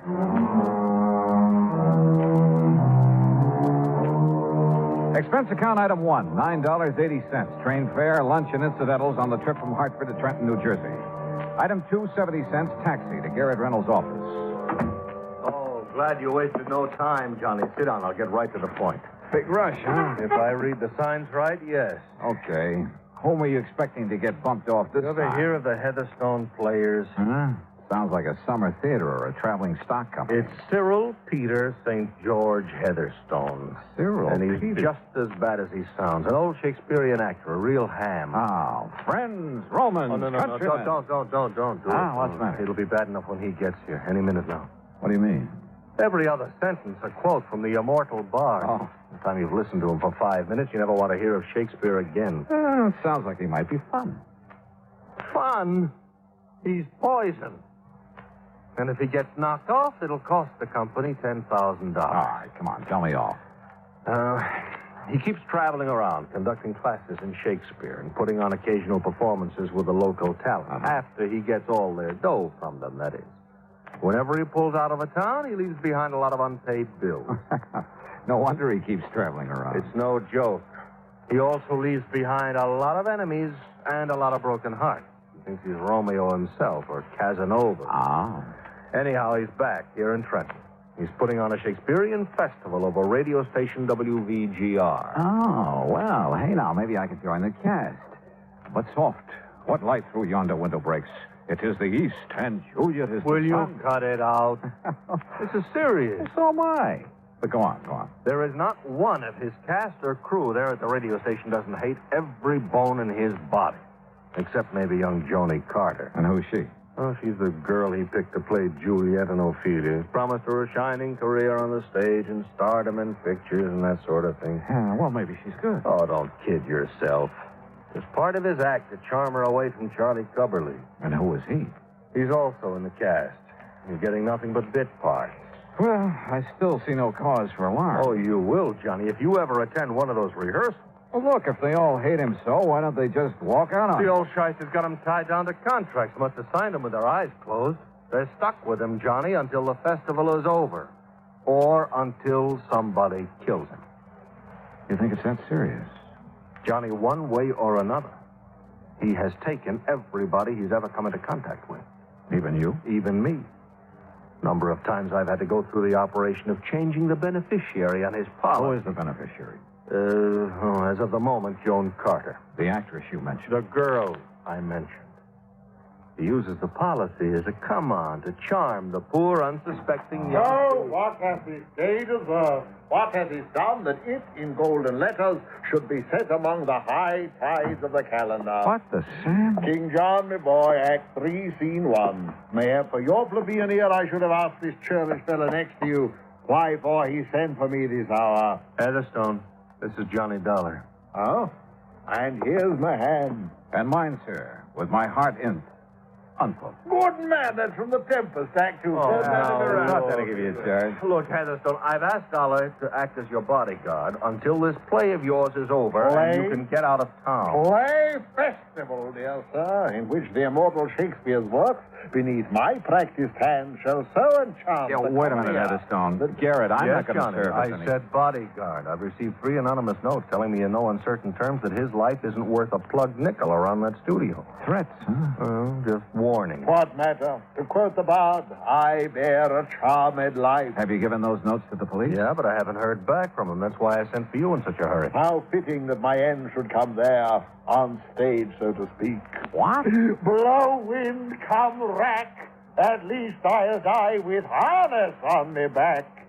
Which is to say, my friend, that I'll die with me boots on. Yeah, I got that. Has anybody threatened you in person, Heatherstone? Yeah. And what about that girl, Joan, and the way Charlie Cubberly... Ah, her beauty makes the vault a feasting present full of life. Oh, listen, will you? I'm talking about Charlie, the boy she's thrown over for you and your phony promises. That boy's crazy enough with jealousy to try almost anything. Aye, he is mad. Right. That he is mad, 'tis true. 'Tis true, 'tis pity. And pity 'tis. 'Tis true. Heatherstone, he's mad enough to kill you. And so are some of the others. Yeah, I've heard you're pretty rough on your cast of actors, on your crew. Well, I must be cruel, only to be kind. Now, what's that supposed to They're mean? so ambitious, all of them, but so inadequate, so futilely do they attempt to gain the highest talent of this art, with which I am so rich endowed. All right. Look, please. Apparently, Garrett feels that your life is in danger. I'm sure of it. And as long as I've come all the way down here, I'll take his word for it. That every one of your associates has a serious personal reason for wanting to see you out of the way. What private griefs they have, alas, I know not. Listen, will you? But this I do avow. Heatherstone, don't you care that somebody's out to get you? My cast, my crew, you say? Yes. Me? Stands not within the prospect of belief. Look, the fact remains... And yes, if 'twere true, then I must bear a countenance more in sorrow than in anger. In gratitude toward me, who've given them so much. Believe me, it is true. That's why I insist you have somebody to look out for you until you can get out of town. These words are razors to me, wound. That's why I sent for Dollar. This man, huh? Yes. Let me have men about me who are fat, Here we go again. sleek-headed men, and such a sleeper night. Yon Dollar has a lean and hungry look. He thinks too much.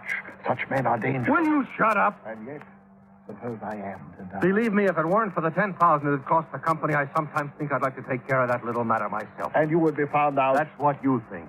Then Dollar, look upon his face. I quote, so full of artless jealousy is guilt, it spills itself in fearing to be spilt. All right. The fact remains that in spite of what Garrett says, you're determined to go ahead with this play, this festival of yours. I am. In spite of the threats on your life. Why not? All that live must die, passing through nature to eternity. Okay. When's your next rehearsal? Well, this afternoon, but sir... Station WVGR, right? Aye, correct, but sir... And I'm going to be there. To interfere with me at work? No. To hide in a corner and see if all this fuss over you is justified. To see if the atmosphere down there is as thick as Garrett says it is. To either take on this case or not, depending on whether I think your life's really in danger. Oh, Johnny, his life has been in danger for years. Of course. You, admit it? Aye, that I do. So therefore, harm, if harm they could have done, would long ago have caught me in its grasp. Yeah, well, maybe you've just been lucky. Aye. In the past, I quote, treason has done his worst.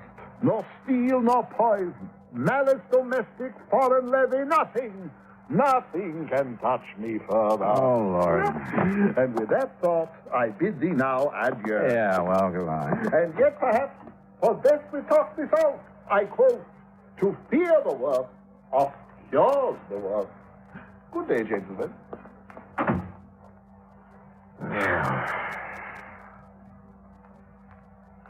You want a drink?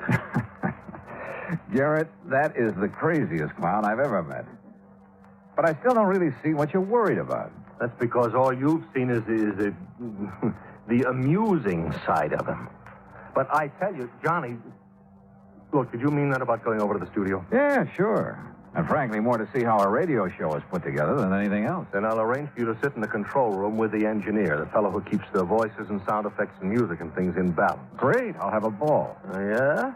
Well, you'll see why I sent for you. Why I'm so sure somebody's going to murder Heatherstone. If I didn't know you so well, Garrett, I'd think you were planning to do it yourself and call me in as a cover-up. You know something, Johnny? Well? I'll call the studio, make arrangements for you.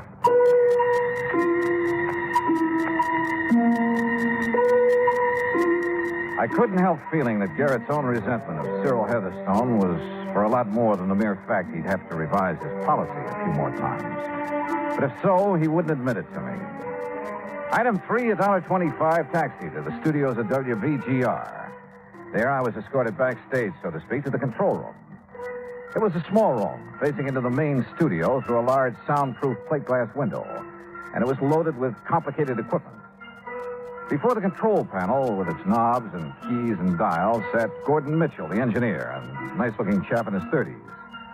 Through the window, we could see Heatherstone and the cast gathered around a table, working on the script. Sit here right beside me, Dollar, and you can see and hear everything that goes on in there. Oh, well, sure. Thanks, Gordon. Is that microphone sitting in the middle of the studio there the one they use when they're on the air? Yeah, that's one of them. There's one over there beside all that equipment for the sound effects men. Oh, yes, I see. And then there's another one in that booth over against the wall. And what's that for? Two isolated for special voice effects, like a voice coming over a telephone, things like that. A filter mic. Oh, I see. And then the one hanging over the table where they're reading will be for the orchestra when it comes in later. Uh-huh. Say, you have a lot of stuff to balance when you're doing a show, haven't you? More knobs and dials and stuff. You see here? This knob controls the mic over their table out there. Listen, I'll fade them in. What, do the lines stretch out to the crack of doom? Who's that? Charlie Coverley. Plays one of the small. Well, what? Oh. Well, idiot! Well, you said to get everything we could out of the line. That I did. So I added a couple of words to make the speech sound You more... added to Shakespeare. Well, I thought... There we go, darling. Fool! Listen to his own words. To gild refined gold, to paint the lily, to throw a perfume on the violet, is wasteful and ridiculous excess. Remember that and stop being ridiculous. You heard enough, Dollar? Yeah, I'll cut it off. A gentleman's son. Brother, he really tears into them, doesn't he? Believe me, that was nothing. Dollar, he's the most hated man in this town. So I've heard. Pretty fast dealer, too. You're not kidding. Yeah, he sure nicked me. How do you mean? All my savings. You know, invest in this Shakespearean festival. He'll get a sponsor. We'll all make $1 million. Well, if it wasn't for the beneficial finance company, I'd be on my uppers. That way, huh? And poor Charlie out there not only lost his shirt to Cyril, but his girl, too. That little blonde beside him? The one who's talking now? Yeah. Well, listen, I'll open their mic again. That's right, my dear. Go ahead. There's rosemary. That's for remembrance. Pray you, love, remember. What? And there's pansies. That's for thought. There's fennel for you, and here's some for me. We may call it herb bracelet Sunday. Wonderful. You make the role of Ophelia live. Oh, boy. If you don't quit pawing her, I'm going to... Silence! Unhand me, sir. I'm silent. Yes, Charles, you mustn't interrupt Cyril. You mustn't. There we Why, go. sir? Yes. Where's your humility, Charles, before me, the master? Remember, 'tis common proof that lowliness in young ambition's ladder. Sorry, Dollar. I can't take it. Gordon, that guy is the most egotistical character I've ever seen. He isn't going to live long. Who are you thinking of? Any of that group out there. And the sound crew and the musicians. There isn't one of them hasn't got murder in his eye. I told the insurance... What were you going to say? Well, I sent a couple of notes to Cyril's insurance man. He's an old friend of mine. Oh? I didn't sign them because I didn't want to get involved. But I told him what I'm telling you. Somebody's going to kill that guy out there unless you or... Victor! Wait a sec. Victor! He wants you. Yeah. Would sit and gossip in there when there's work to be done? Oh, sorry, Cyril. Mr. Heatherstone. Irresponsible lout. This is a rehearsal. The talkback's too loud. First it's too quiet, now it's too loud. Sounds as though you're shouting at me, and that I will not have. Okay, sorry. Believe me, you will be sorry ere this task is done. Believe me, I am sorry. I ever got mixed Now, up. I shall rehearse my lines as Hamlet's father's ghost, that you may learn how Shakespeare should be read. Is the filter mic in order, Mitchell? Yes, sir. Right in the isolation booth. Very well. Then hearken, all of you, to the great lines from the lips and heart of a great actor. Notice the hair-shaped toe. Really likes himself, doesn't he? Look at those kids. Look at their eyes. See what I meant a minute ago? There's murder in them. Who's that came in the door, the back door of the isolation booth? Oh, that's one of the sound effects men. He takes care of... Hi, boys and girls. How's the old... Silence! Whoops. Now, is this microphone on and working properly? Well, Mitchell? Yeah, it's on, but work a little closer to it, will you, and with a bit less voice? You tell me how to use a microphone? Now, quiet, all of you. Well, what's he waiting for? The mood, Dollar. The mood. Oh, come on, you old ghost. I am thy father's spirit, doomed for a certain term to walk the night, and for the day confined to fasting fires, till the foul cry done. Foul. Fine. Don't tell me he's forgotten his line. Hence horrible shadow. That's not the script. Thy drugs are quick. What is this? My dismal scene I needs must act alone. Past hope, past cure, Hey. past help. Wait a minute. I call upon the gods to wit them. Shorty, what's happening? I don't know, Dollar.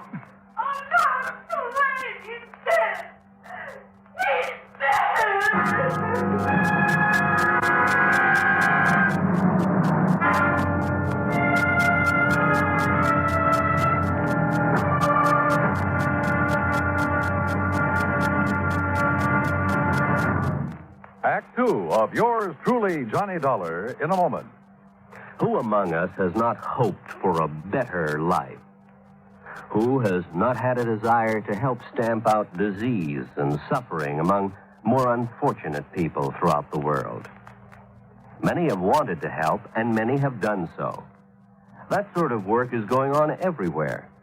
Everywhere there is hope for freedom and a better life. Outstanding in this field of activity is Project Hope, which operates from a converted U.S. Navy hospital ship called, appropriately enough, the Hope. The good ship Hope carries out its mission of mercy in far eastern waters. Wherever doctors, nurses, dentists, sanitation, and public health experts are needed, the Hope steams full speed ahead and gives what help it can. In addition to giving medical aid, the staff of the Hope works with local doctors to acquaint them with the newest of medicines and medical procedures. At the same time, the staff of the Hope learns a great deal about the symptoms and the cures of diseases with which they have had no previous contact. When the Hope was in the United States Navy, it was called the Consolation. And it is certain that the people who now operate her will give both consolation and hope to those who are suffering. Consolation, hope, and a new life. For wherever the hospital ship Hope is anchored, its staff is to make emergency trips to scenes of disasters and epidemics. Their services include a wide variety of skills, from removing a tumor from a child's neck to putting a bandage on an old woman's cut finger. But most importantly, with the Hope comes friendship and understanding. Good medicine for healthy freedom, which is the right of all men everywhere. And now, Act two of yours truly, Johnny Dollar, and the Heatherstone Players Matter. Cyril Peter St. George Heatherstone was dead. There was no doubt about it. And the old Shakespearean actor had died muttering the words of the immortal bard there at radio station WVGR in Trenton, New Jersey. When he fell in the isolation booth at one side, I immediately rushed into the main studio, checked the dead man's body, his clothes. I searched every nook and cranny of the isolation booth and came up with nothing. He's dead. Cyril is dead. Terrible. It's terrible. Is it? Well, I'm glad he's dead. He's had it coming for a long, long time. Oh, stop it, Joan. Stop it. But he was going to make me an actress. A great actress. A star. Oh, don't kid yourself, Joni. He was taking you like he took the rest of us. And me, I'm glad to see him lying there. Who are you? Huh? Oh, Don Ringo, sound effects man. I just came in time to... Hey, wait a minute. Who are you? Johnny Dollar, insurance investigator. Investigator? That's right. Gordon. Yeah, Dollar? That phone in the control room. Can you call outside on it? Sure. Then call headquarters. Get somebody from homicide over here. Right you are. Don. Yes, sir? I want you to stay right here by this isolation booth. Make sure that nobody... Say, who, by the way, opened the door of this booth? Well, I did, Mr. Dollar. Did you touch his body? No. Oh, no. Well, I hope not, because... What's the matter, Mr. Dollar? Plenty. What is it, Mr. Dollar? Well, at least I know what killed him. Yeah? What? Don, you stay here. Okay. The rest of you, back to the rehearsal table. I want to talk to you. It was so faint I wasn't quite sure for a second. But there was no doubt about that odor that came from the isolation booth. Like peach blossoms, only more delicate and more deadly. It was the odor of potassium panthen. And I'm glad the trace of it was faint, because one good whiff at full strength would kill almost instantly. Had killed. I'd left Don Ringo there at the booth to watch him, to see if he made any move toward Heatherstone's body. But Don had been the last one near him before he died. All right, now. Officially, there's nothing I can do until the police get here. You said you know what killed him, Mr. Dollar. Yes. Potassium paetin, Charlie. Ever hear of it? Well, no, of course not. One tiny crystal, if swallowed, kills instantly. Or a single whiff of it when it's heated, vaporized. Same thing. You think maybe he committed suicide, Mr. Dollar? What do you think, John? Well, what do you mean? Doesn't sound like Heatherstone to me, Dollar. Kill himself. All right, so he needed help from someone in this room. And, Don, you were the last one near him. Now, wait a minute. Okay. Charlie? Yes, sir? Can you think of anybody here who might have had a better motive for killing Heatherstone than you? No. No, I can't. Charlie. I wanted to see that phony, egotistical shyster dead more than anything else in the world. But I wouldn't have killed him. Well, I would, Charlie, gladly, and I make no bones about it. Police will be here any minute, Dollar. Good. How about your feelings in the matter, Don? Sure. I'm glad he's been knocked off. But don't accuse me of having... I'm not accusing anybody yet. But isn't it kind of funny? The only one who admits he would have killed Heatherstone is Gordon here. But he was in the control room with me, not only when it happened, but long before it happened. And potassium paetin doesn't wait. The rest of you, though, were right here next to Heatherstone. Any one of you could have slipped the stuff to him before he walked into that isolation booth. Yeah? But how would we have made him take it? That's a good question. Did you find any of that potassium, whatever it is, in the booth? No, but I got a good whiff of it. Well, you said it had to be vaporized. For the paetin gas to do its work, yes. Dollar, could a capsule of it have been tossed into the booth or maybe left in there for him to step on? Then where's the capsule? Gordon and I went over that booth with a fine-tooth comb. Joan. Yes, Mr. Dollar. Are you the only one who touched him before I came in from the control room? I didn't touch him. I told you. But you were the only one who went into the booth, weren't you?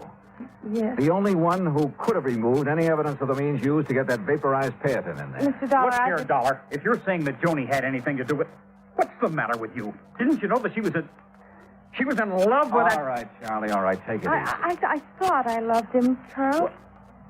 Honey. I guess it took this to bring me to my senses. Joni, oh, Joni. All right, look. We've got a murder on our hands. And unless the police are able to come up with more than I have, well... But they weren't.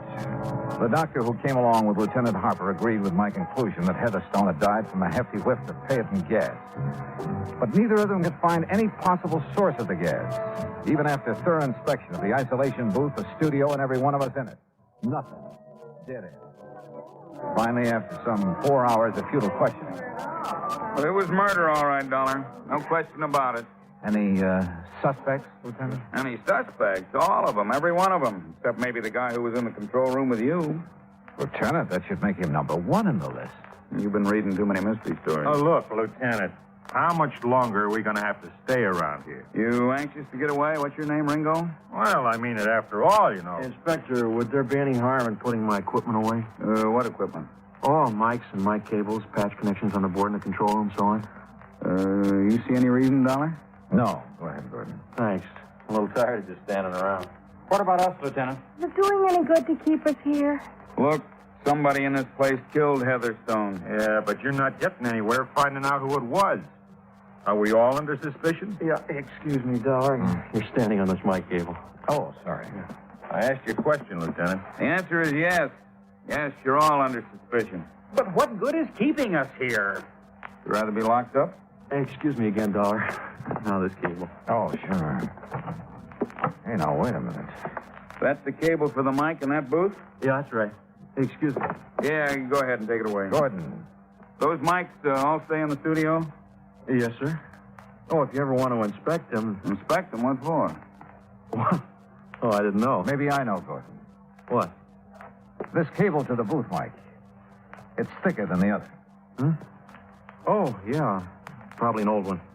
Or maybe it's bigger because it has a couple of extra leads in it, extra wires. Yeah, the old one's dead. That's why... Come on, Lieutenant. Huh? You too, Gordon. Got a screwdriver?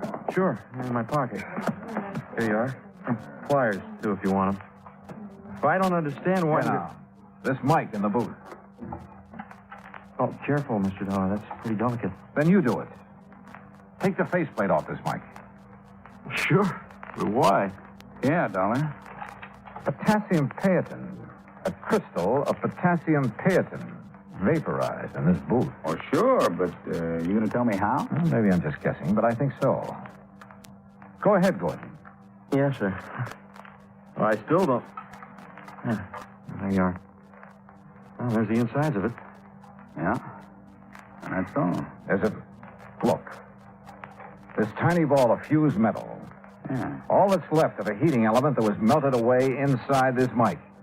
Thanks to the extra wires in that cable. Oh, it's probably just a little piece of stuff. Look at the color. A livid red. Typical of the action of potassium paetin on fused metal. Huh? On the heating element that was placed in the mic and destroyed by a surge of current through it. Hey, that color, that's right. You're right. Well, then... The one man who didn't hesitate to say how he felt about Heatherstone. Who said he would kill him. Who warned us. And the one man with an alibi, because I was there in the control room with him. I suppose you disconnected the power leads to that cable when you went into the control room to call the police, didn't you, Gordon? Yeah, Mr. Dollar, you guessed right again. But it was a good try, wasn't it? No flight of angels will sing him to his rest. So, that was it. And the company will have to pay the claim. Expense account total, including incidentals and fare back to Hartford, $51.25. Yours truly, Johnny Dollar.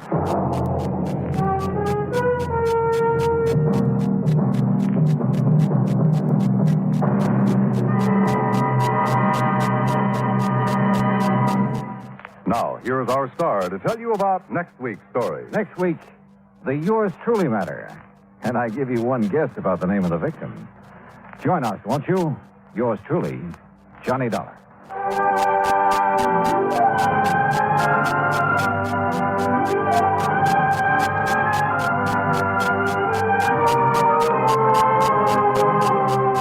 Yours truly, Johnny Dollar, starring Bob Bailey, originates in Hollywood. It is produced and directed by Jack Johnstone, who also wrote tonight's story.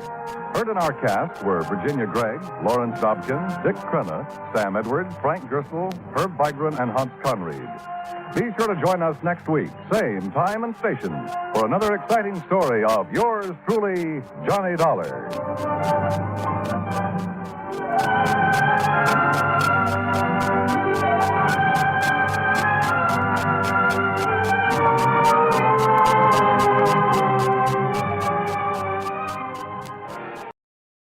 From Hollywood, it's time now for... Johnny Dollar. Will you accept a collect call, Mr. Dollar? Huh? It's from Lake Mojave Resort in Arizona. Oh, say no more, operator. Just put him on. Well, yes, sir. Go ahead, please. Hi, who is it this time? Buster Favor, Ham Pratt? Johnny, this is Red. Yeah, well, how's the fishing? Time for me to make another trek westward and find out from... Huh? Red? That's right, Johnny. Red who? Well, you know the guide out here, Red Barrett. The fishing guide? Oh, yes, sir. Who claims to know Lake Mojave like the back of his hand and every good spot there is in it? And I do, Johnny. That's a fact. Then I repeat my question. How's the fishing? Just as fine as ever, if you know where the good holes are, that is. And you do? Yes, I do. So you think it's high time I fly on out there and wet a line, is that it? No, sir, that's not what I'm calling you about, Johnny. Well, what is it? I don't rightly think I ought to tell you over the phone, Johnny. But I think you better come here just about as quick as you can. But unless I know why... I'll tell you when you get here. Well, look, I usually do my traveling on expense account for an insurance company. And you can this time. Huh? What company? The one that insured him, the Greater Southwest Insurance. Insured who, Red? Johnny, I'll tell you all that when you get here. Now look. They tell me there's a plane leaves New York right at high noon. Listen, Red. That'll get you into Las Vegas about 9:45 tonight, okay? Okay, listen. Goodbye, Johnny. Red! Crazy old coot. He thinks for 1 minute that I'm going to get on. And yet, on second thought.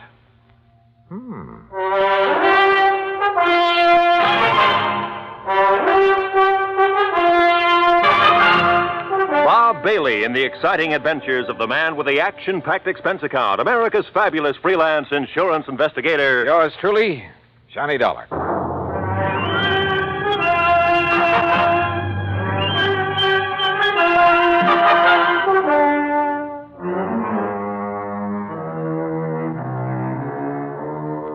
Expense account submitted by Special Investigator Johnny Dollar to the Greater Southwest Insurance and Liability Company, Kingman, Arizona office. Following is an account of expenses incurred during my investigation of the Mojave Red matter.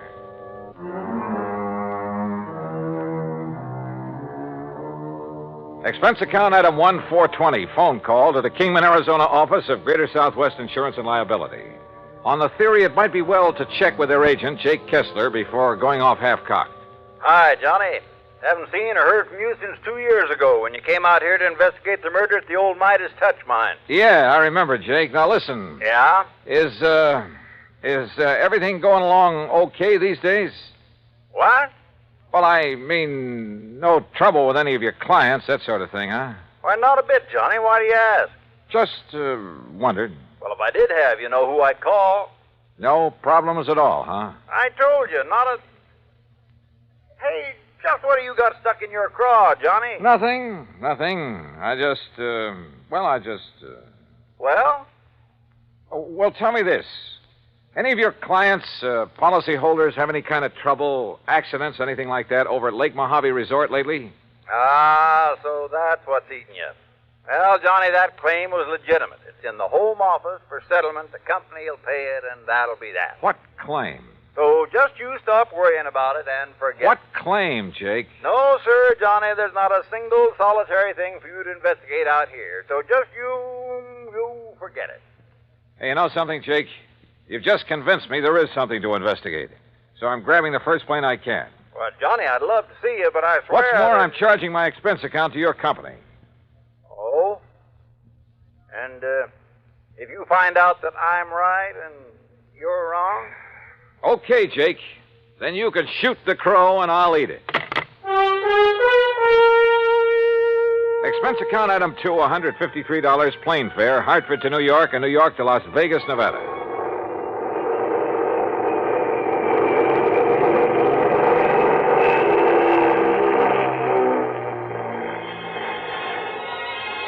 It was 9:45 on the dot as the big mainliner slowly circled down out of the clear, starlit sky.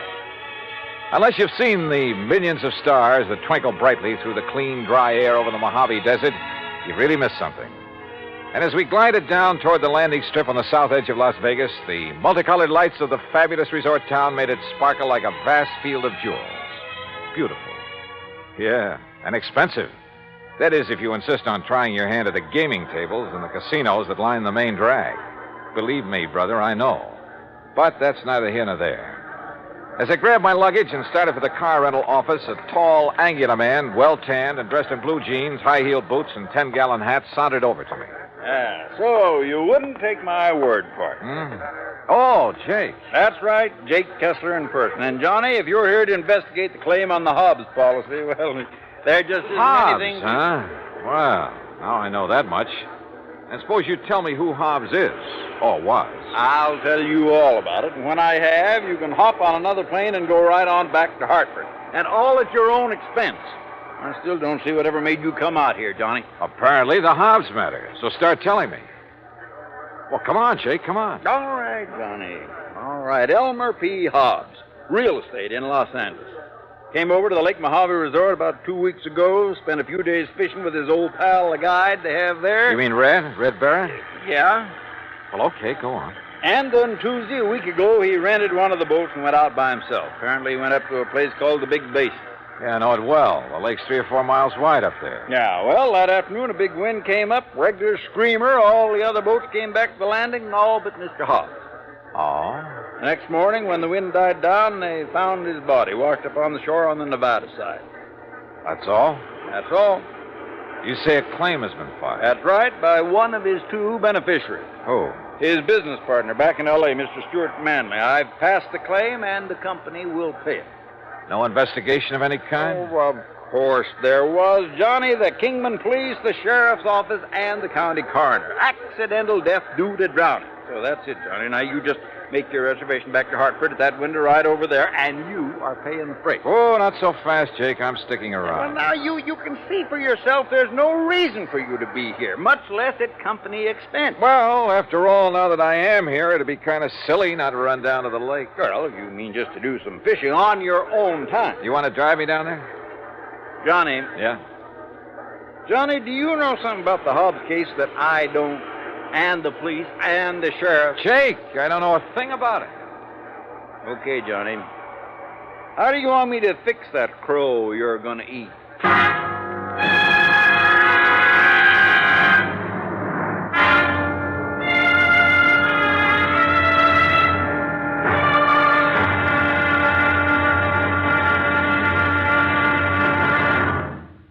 Act 2 of yours truly, Johnny Dollar, in a moment.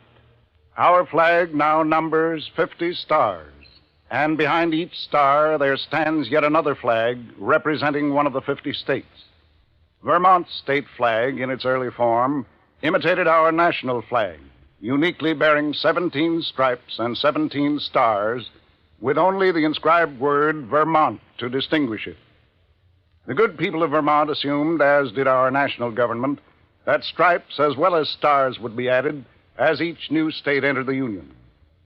Vermont entered the Union after Tennessee and Ohio, and with Kentucky to join shortly, the Vermonters naturally put 17 stripes on their flag. In 1818, the United States Congress put a stop to this, and since then the stripes have always been at 13, and only stars are added for each new state. Vermont's present flag captures the famous beauty of the Green Mountain State in its coat of arms, and inscribed is the phrase, Vermont, Freedom and Unity. Vermont's state flag, the flag of the 14th state to enter the Union, was adopted on April 26, 1923. And now, Act 2 of yours truly, Johnny Dollar, and the Mojave Red Matter. Elmer P. Hobbs of Los Angeles had died of drowning when his small boat capsized in a high wind on Lake Mojave. At least that's what Jake Kessler, his insurance agent, told me. Accident pure and simple, he said, and I could hie myself back to Hartford and forget about it. But I didn't. Simply because of the phone call I'd received from old Red Barrett, fishing guide at Lake Mojave Resort. I persuaded Jake to drive me over there on the excuse that as long as I was nearby, I might as well do some fishing. So he dropped me off, and since it was after midnight, went on back to Kingman. I wandered on down to the dock and boathouse. Hello? Who's that? Ham? Huh? Johnny? Johnny Dollar? Yeah. Johnny Dollar? Hi. What are you doing here? Hiya, Ham. Hey. You know darn well what he's doing here, Ham. The fishing has never been better. Only how'd you get the word? And how are you, Johnny? Oh, just great, Buster. Did you stop by the office, let Marilyn fix you up with a room? No, because as I recall, old Red usually sleeps here on the dock. Oh, Red. Oh, why do you say it that way, Buster? Because Ham and I are wasting good sleeping time down here, wondering why he hasn't come in yet. You mean he's still out on the lake? Yes, the crazy But it's as black as the ace of spades out there. And no moon tonight. Buster and I were about to take off and about to look for him. He pulled this very same stunt night before last. We finally found him drifting around about 9 miles up. He said he'd run out of gas. Showed his empty tank to prove it. Yeah, but we knew better. What do you mean, Buster? I mean, when he saw us coming after him, he dumped out what gas he had. Oil slick all over the lake. If somebody'd struck a match, why? You know, Red's been doing a lot of crazy things this past week or so. Ever since his old friend, Mr. Hobbs, died, they were pretty close. And that is why he phoned me. Red phoned you? Yeah, early this morning. And if you ask me, it's because he doesn't believe Mr. Hobbs' death was accidental. Johnny, you know something? I didn't quite believe it myself. Well, sure, we have some pretty big winds on the lake now and then, and it was a big one that day. Yeah, and then when the coroner and the other authorities, well, who's to argue with them? Do you know if Red has found out anything? Anything at all? All we know is he's given up taking out fishing parties and spends all his time prowling around the lake every day. And night. Says if he can find the boat Mr. Hobbs used... What kind of a boat was it? One of our regular rentals, an aluminum Arkansas Traveler. Yeah, with a 10-horse Johnson on it. Well, listen. Those boats have flotation tanks. Why, yeah. So even if it did capsize, it wouldn't sink. You're right, Johnny. And there's been no sign of it? None at all. Then let's go up to the lake and find Red.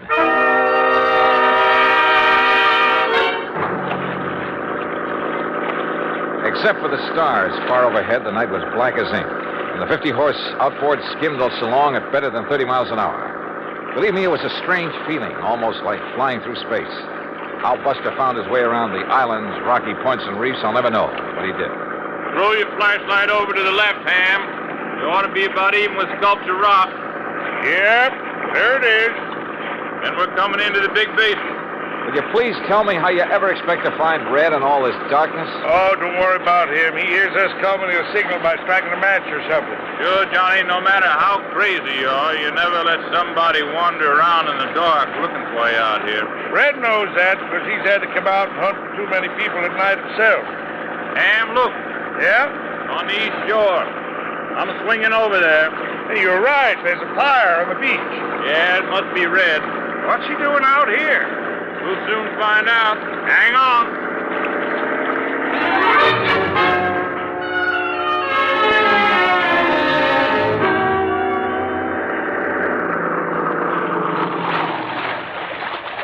Well, all I have to say is you took long enough to bring Johnny up here. Red, you old reprobate, what under the sun are you up to this time? I just told you. I've been waiting for you to bring Johnny.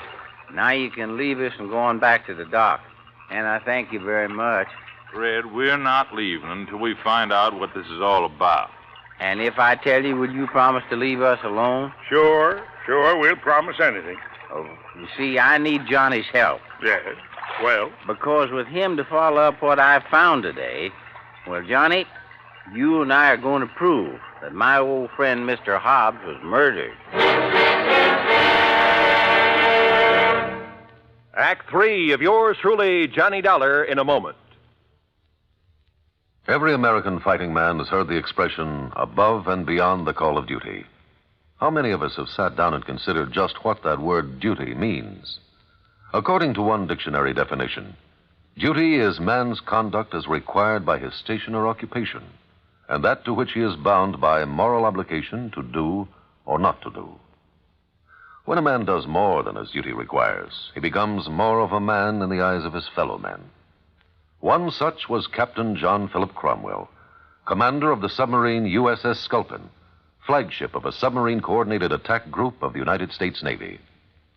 Possessing secret intelligence information of our fleet movements, strategy, tactics, and attack plans, Captain Cromwell led his attack group in patrol of enemy waters around Truck Island in November 1943, just prior to the launching of our first large-scale offensive in the Pacific. Despite savage enemy opposition, he established a line of submarines around the enemy-held stronghold of Truk until his ship, the Sculpin, became so rocked and battered by depth bombs that he ordered it to the surface. He engaged the enemy with deck guns, giving his crew an opportunity to abandon the mortally stricken ship.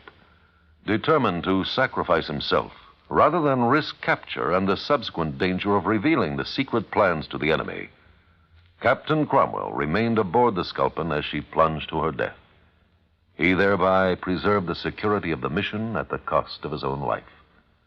Captain Cromwell earned the Medal of Honor for deep integrity and uncompromising devotion to the call of duty in the service of his country. But what he did defined the word duty better than any dictionary. And now, Act 3 of yours truly, Johnny Dollar, and the Mojave Red Matter.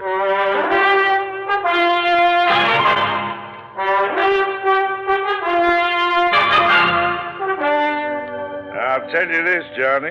Red here's one of the wildest, most irresponsible old characters I know when he wants to be. But he's okay nonetheless. And if he thinks you and he can find proof that Mr. Hobbs was murdered, well, he must have a good reason for it. Well, Red? Oh, now, Ham, do you think a man like Elmer Hobbs, knowing the lake the way he did, would ever let the big wind catch him off guard up here in the basin? No, I don't, Red. I know that's the way Buster felt about it, too. Well, I said that to you myself, Red. But now, what's this proof you have of murder? Well, Ham and Buster, aren't you going on back now that I've told you why I wanted you to bring Johnny here? Was there any harm in our knowing what you found, Red? After all, we might be able to help you and Johnny. Yeah, I thought about that, but You see, I might just possibly be wrong about... Well, I might just be wrong. And I wouldn't want to be ashamed in front of a lot of people. By a lot, you mean 3. Well, that's 3 times as many as just Johnny here. Oh, well, now look, No, Red. Johnny, he means it, so Ham and I'll go on back to the dock. But I still don't see what difference it Johnny, when you get to know Red as well as we do, you'll stop trying to figure out the whys and wherefores of some of the things he does and what makes him tick. But you'll also learn that in the long run, no matter how unorthodox some of those things are, well, oh, come on, Buster. Right. See you when you get back to the dock, Johnny. Oh, you got some food, Red? Now, you know I always keep something in my boat, Buster. Okay.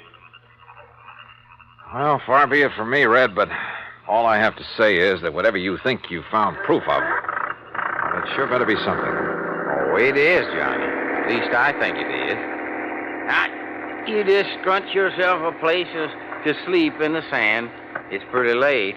Huh? Well, it took you so long to get here, and we can't see anything in the dark anyway. Oh, now look, Red, for heaven's sake. Good night, Johnny. Sleep well. And that was the end of our conversation. And I began to wonder if Jake Kessler hadn't been right in the first place. If I hadn't come out here on a wild goose chase after all. But the more I wondered and thought about it, with nothing but the warm desert night about us, and the twinkling stars, the magic sound of fish jumping in the lake, the sleepier I got. So I slept. The smell of bacon frying over the campfire awakened me, although the sun still hadn't shone over the mountains that border the eastern side of the lake. Douse your face in the lake, Johnny.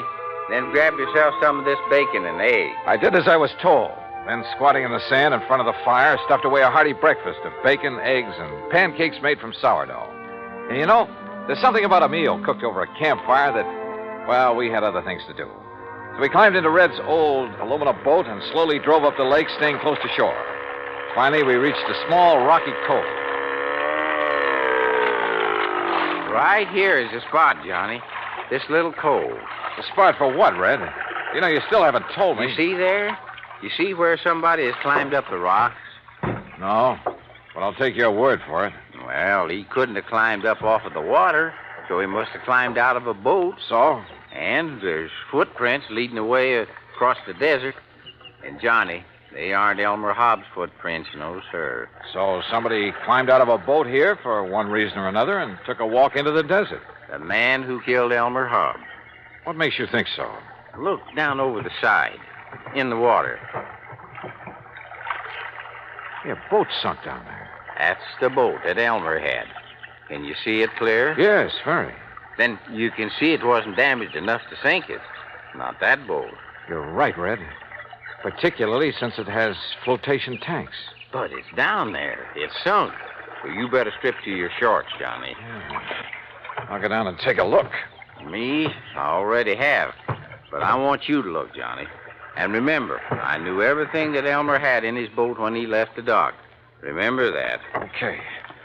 And you're sure the footprints leading into the desert couldn't possibly have been made by Mr. Hobbs? That I'll swear to, Johnny, by all that's good and holy. Now then. Now, slip in easy so you won't disturb the water too much. I took a deep breath, surface dived, and swam down to the sunken boat. And the water was clear, and I could see plainly. And I saw that Red was right. I bobbed back to the surface. Did you see him? The cut? Yeah, Red. Those flotation tanks were slashed open with an axe or a sharp, heavy tool of some kind. But Elmer had no axe on that boat. So it was somebody else, Johnny. Somebody who murdered him. Yeah. And then sank the boat. Red, I'm afraid you're right. Elmer Hobbs was murdered.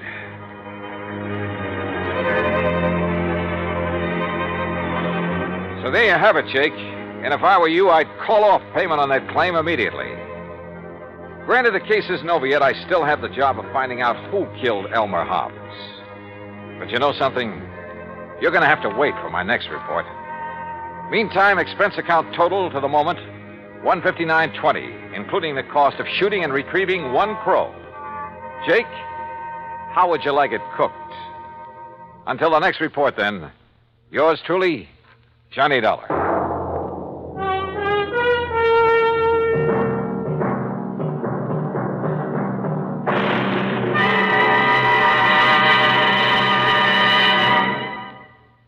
Our star will return in just a moment. Our flag now numbers 50 stars, and behind each star there stands yet another flag representing one of the 50 states. Oklahoma's state flag depicts an Osage warrior's circular buckskin shield from which hang 7 eagle feathers. Across the shield is the Indian's calumet, or pipe of peace, crossed with the white man's peace symbol, the olive branch. On the shield are small crosses, the Indian's graphic sign for stars, indicating lofty ideals or a purpose for high endeavor. The background of the flag is a field of blue, the blue of the Oklahoma sky, signifying loyalty and devotion. The important symbols, however, are the calumet and the olive branch. These override the shield, the symbol of war, and bespeak a predominant love of peace by a united people. Oklahoma's state flag, the flag of the 46th state to enter the Union, was adopted on April 2nd, 1925. Now, here's our star to tell you about next week's story. Next week? Well, after all, the case isn't really closed. But it will be next week, believe me. Join us, won't you? Yours truly, Johnny Dollar.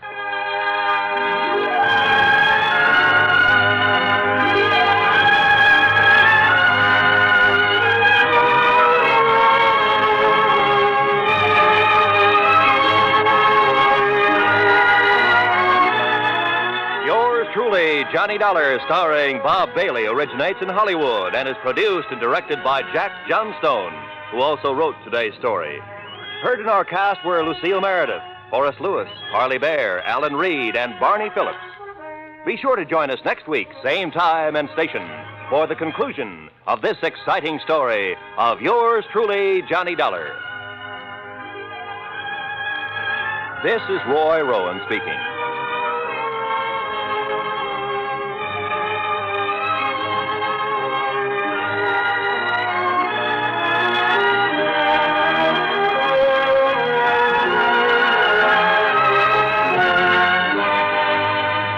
This is the United States Armed Forces Radio and Television Service.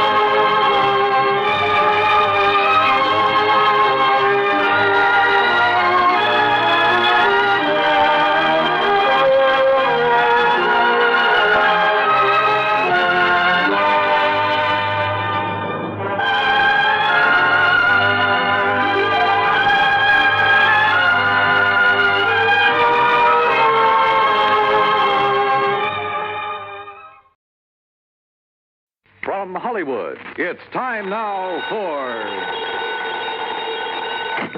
Johnny Dollar. Pat McCracken, Johnny, Universal Adjustment Bureau. Hi, Pat. What's on your mind? Ever heard of A, B, and C? Well, yeah, back in the first grade. Oh, look, I'm not talking about the alphabet. I'm talking about an advertising agency. Oh, well, what about it? Well, the A stands for Appleton. Alfred Appleton, 55 years old, and Eastern Trust has his life insured for $100,000. So? It's annuity. It starts paying off at the age of 65, and we'd like to see him collect it. Looks like somebody else has different ideas. What do you mean?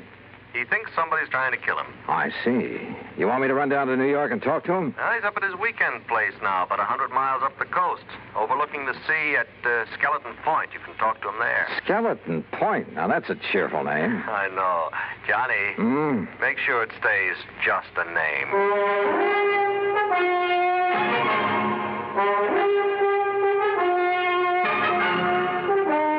Bob Bailey in the exciting adventures of the man with the action-packed expense account, America's fabulous freelance insurance investigator. Yours truly, Johnny Dollar.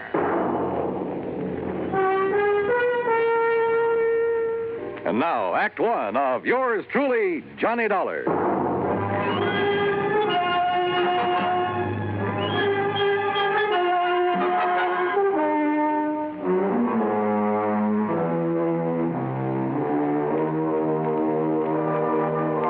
Expense account submitted by Special Investigator Johnny Dollar to the Eastern Trust and Insurance Company, Hartford, Connecticut.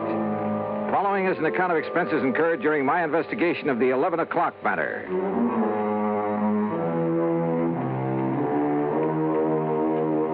Expense account item 1, $8.40, gas and mileage on my car to Skeleton Point through a drenching rainstorm.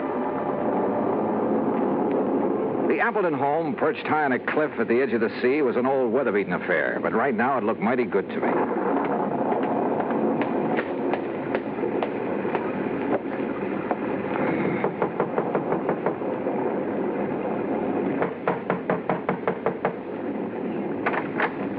Yes. Is this Mr. Appleton's house? This is the Gregory house. Oh, I'm sorry. Mr. Appleton only leases this house. Oh, I see. Well, is he at home? I believe he's expecting me. You're Mr. Dollar? Yes. I'm Mrs. Gregory, the housekeeper. Come in. Mrs. Gregory had a strong, determined face and dark, metallic, piercing eyes. She took my coat and pointed to a door across the entry hall.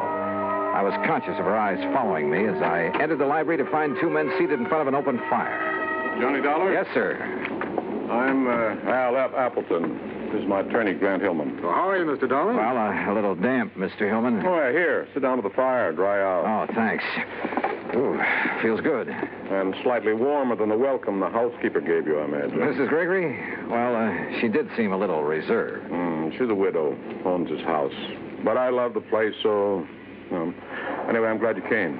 I understand there's been some sort of attempt on your life, Mr. Appleton. Well... Mr. Appleton has received several, crank notes lately. We thought it wise to take what precautions we could. Have you notified the police, Mr. Hillman? No, I vetoed the idea, Johnny.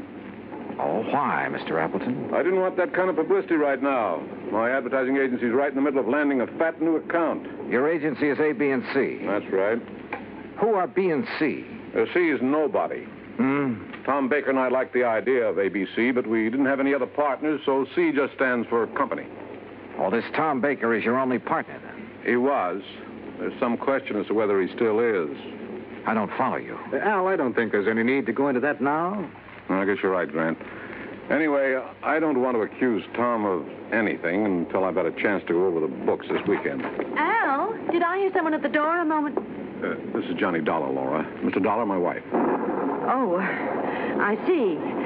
How do you do, Mr. Dollar? Mrs. Appleton? Dollar, the crank letters Al has been getting are up in my room. I'll bring them down. Okay, Mr. Hillman.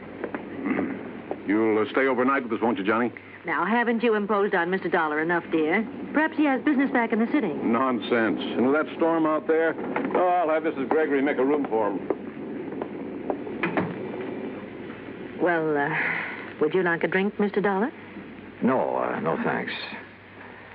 Mrs. Appleton, you seemed rather surprised when you saw me here. Oh, did I? Almost as though you were expecting someone else. Someone else? Why, no, I wasn't expecting anyone in particular. Well, perhaps I just... Wait, hold it. What's the matter? That flash of lightning, there's someone outside that window. Oh, no, you must be wrong. Stay right here. I grabbed my coat and went out into the storm. Because of the prowler, sure. But also because of Laura Appleton. Because she'd been staring at that same window, shaking her head quickly as though warning someone. But outside in the downpour, in the mud, I could see no one, no footprints. Finally, I went back inside to the phone in the entry hall to call the local police. But the phone was dead. Maybe the storm had knocked down the lines. Yeah. Or maybe someone just wanted to make sure we'd have a nice, cozy weekend, undisturbed. And my hunch was, it might be too cozy for comfort. Act 2 of yours truly, Johnny Dollar, in a moment. And now for another episode in the life of Sergeant Donald Bellwether, my husband.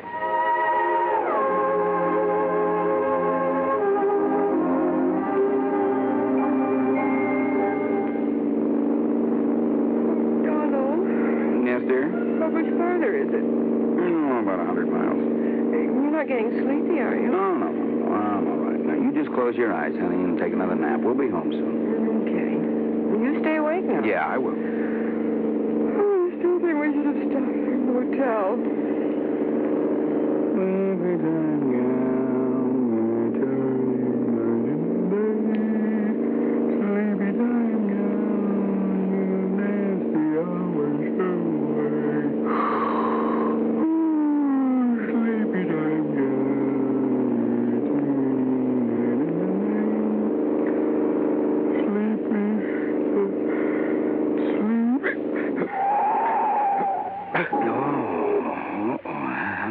for that. Donald? Huh? Donald, are you awake? What happened?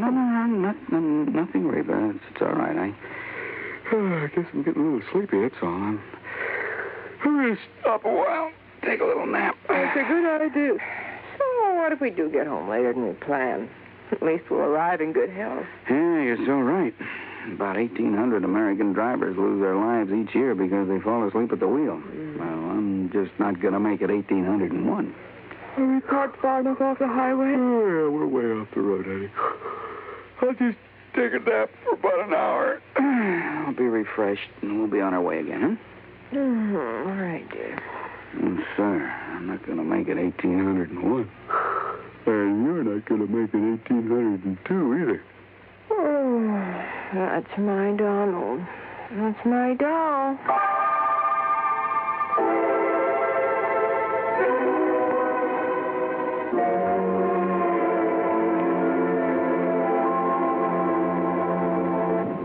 And now, Act Two of yours truly, Johnny Dollar, and the 11 o'clock matter.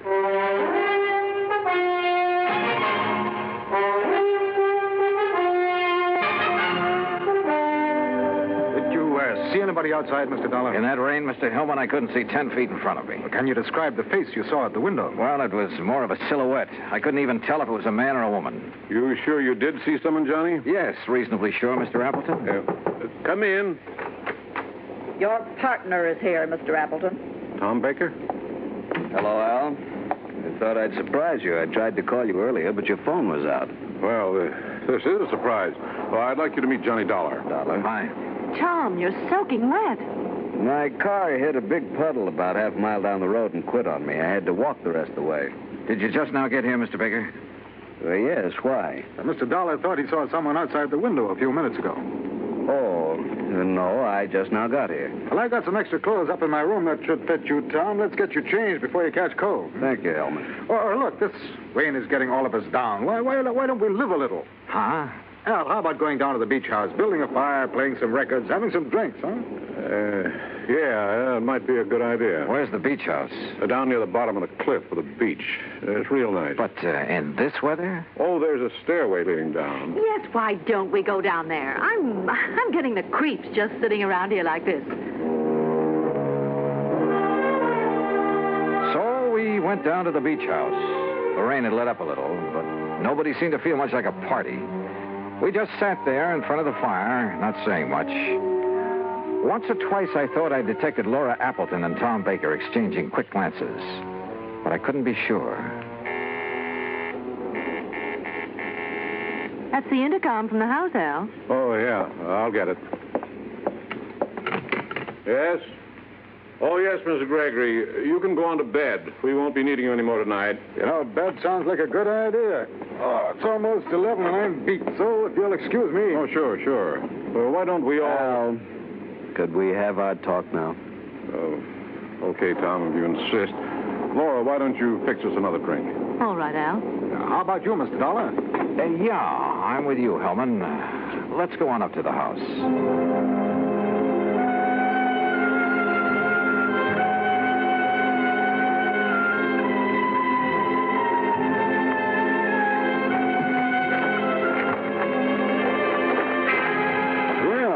The rain has let up.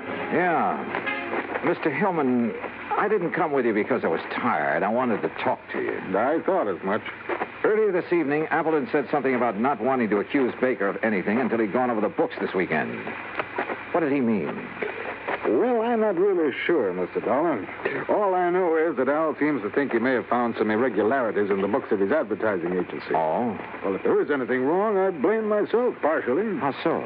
Well, I manage most of Al's affairs, but the agency has been running so smoothly, at least so I thought, that, well... I see. That's going to change as of right now. I didn't come up to go to bed either. I'm going to work on those books. Ought to take me about an hour. Just about 11 now. Will you be up by midnight? Yeah. I'd like to know what you find out. Where's that light switch? I never could remember. Dollar. What is it? There's somebody else in here. Look out! What? Oh!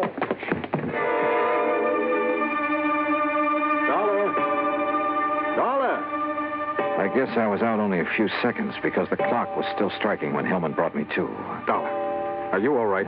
What? Yeah, I guess so. I grabbed at him, whoever he was, but he knocked me loose. By the time I got the lights on, he was gone. Lucky for you, he only stunned you momentarily. Oh, brother. Hillman, did you see where he went? Well, he didn't leave by this front door here, I'm sure of that. Then he must be still in the house.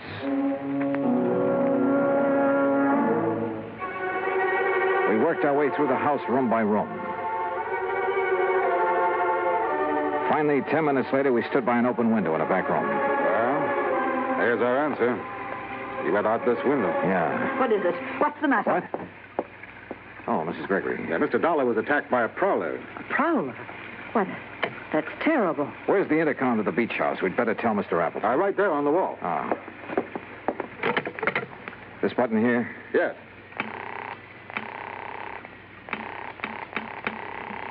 No answer. Come on, Hillman, let's get down there. We pounded out of the house and along the path to the edge of the cliff.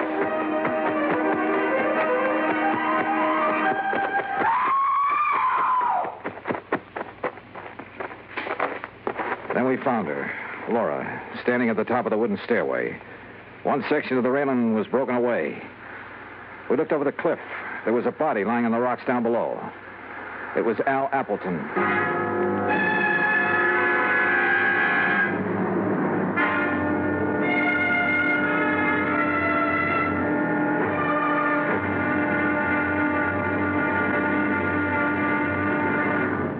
Act 3 of yours truly, Johnny Dollar, in a moment.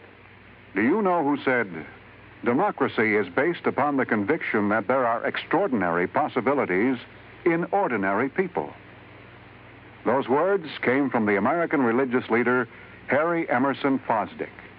From the earliest days of the United States of America, there has been the sentiment that the average person can achieve an important goal if he is given an environment in which he can develop his capabilities to the fullest extent.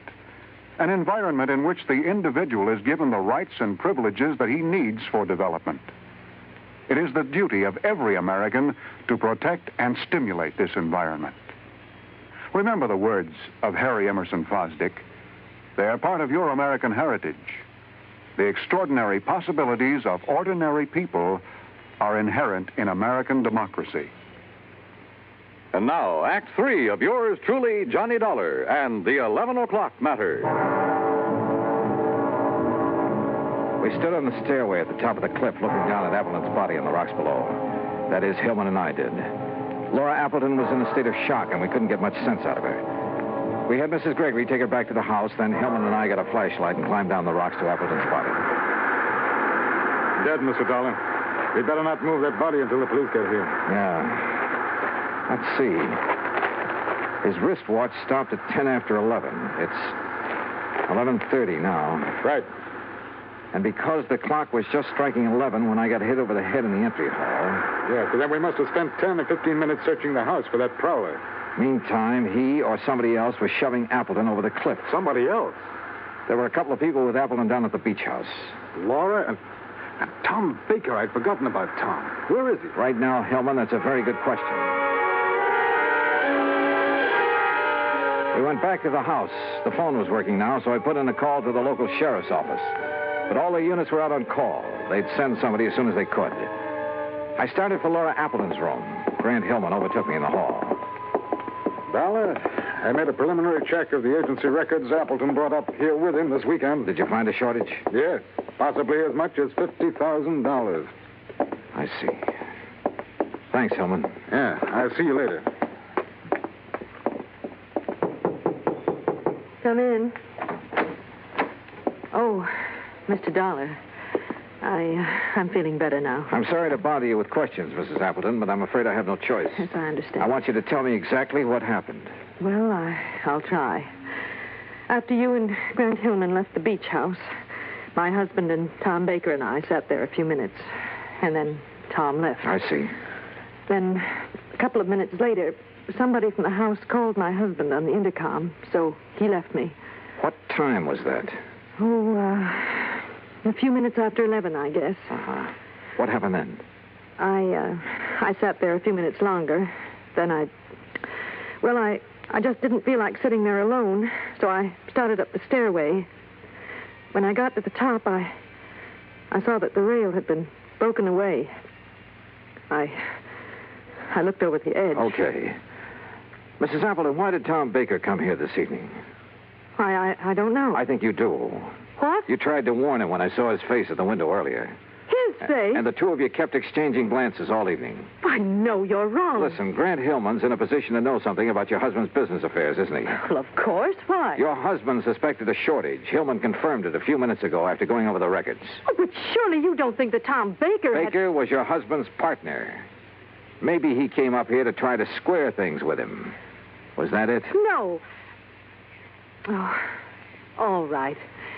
Tom did come up here to talk to my husband. What about? I was going to ask for a divorce. To marry Tom Baker? Oh, I know it sounds sordid now after what's happened, but it wasn't that way at all. Tom and I wanted everything in the open. We wanted to tell Al. But I didn't realize that you and Grant were going to be here this weekend. That's why I tried to signal Tom not to come in. Go on. Down at the beach house, he wanted to talk to Al, but, well, I guess he couldn't bring himself to it. That's why he went for a walk. And you haven't seen him since? No. Oh, Mr. Dollar, I know my story doesn't sound very convincing, but if you're trying to suggest that either Tom or I killed my husband... Yeah? Dollar, could I see you a minute? Oh, sure. I'll talk with you later, Mrs. Appleton. What is it, Hellman? Tom Baker just walked in. Baker? Yes, I thought you'd want to talk to him. I sure do. Look, Mrs. Appleton claims somebody called her husband at the beach house on the intercom a few minutes after 11. If so, that's what lured him up to the top of the stairway. A few minutes after 11. Well, that's when you and I were searching the house. We ended up at the intercom last, though. Somebody could have had time to make that call. Oh, now, wait a minute. Mrs. Gregory was near that room when we got to it. Yeah, I know. Why don't you question her, Hillman, while I see what I can get out of Baker? For the fifth time, Dollar, I didn't have anything to do with it. I went for a walk on the beach. I didn't even know Appleton was dead until Grant Hillman told me a few minutes ago. I'm telling you the truth. Yeah, well, I'm afraid we'll have to let the police decide that, Baker. Sheriff Station, Maloney. Hello, Johnny Dollar at the Appleton place. I'm still waiting for one of your units. Oh, yeah, we're sorry, Mr. Dollar. We've had a lot of calls on account of the storm. Well, you're not the man I talked to when I called before. No, that was Harris. He went off duty at 1. He left me a message about your call, and we'll have somebody up there within 15 minutes. Okay, thanks. That's funny. Well, Mrs. Gregory denies making that call on the intercom, Dollar. Huh? Oh, yeah, okay, Helen. Well, what's the matter? Something that sergeant said over the phone. Hey, wait a minute. What time have you got? Why, 10 minutes of 1? Yeah? That's what my watch says, too. But according to the sergeant, it was after 1. I checked the big clock in the entry hall and the one in the living room. They both agreed with my watch, 10 minutes of 1. I slipped outside, unlocked my car door, and looked at the clock on the dashboard. It read 10 after 1. When I felt a gun in my back, I realized I'd come up with the answer a little too late. It's a pity, Dollar. I thought I had a foolproof idea, but I hadn't figured on your locking the car. So it was you hit me over the head when the clock was striking 11. Who called Appleton at the beach house, lured him up the stairway, and shoved him over. Then came back and reset my watch and the clock so I'd hear it still chiming 11 when you brought me to. I thought I'd only been out a few seconds. Actually, it was 15 minutes. Yes, but you're the only one who knows. Now get in the car. We're leaving. I started to get in, then kicked at the car door behind me. It swung and knocked Hillman off balance. Before he could recover, I nailed it. Oh! By the time he came to, the sheriff's patrol had arrived. And Hillman, you know, he wasn't one bit happy to see them.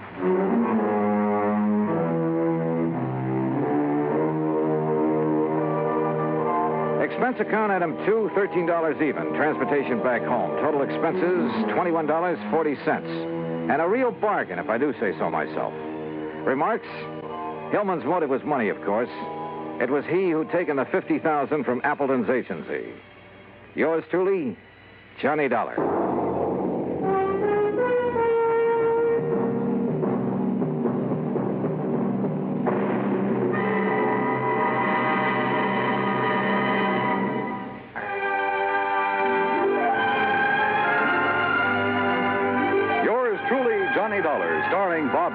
originates in Hollywood and is produced and directed by Jack Johnstone. Today's story was written by Robert Wright.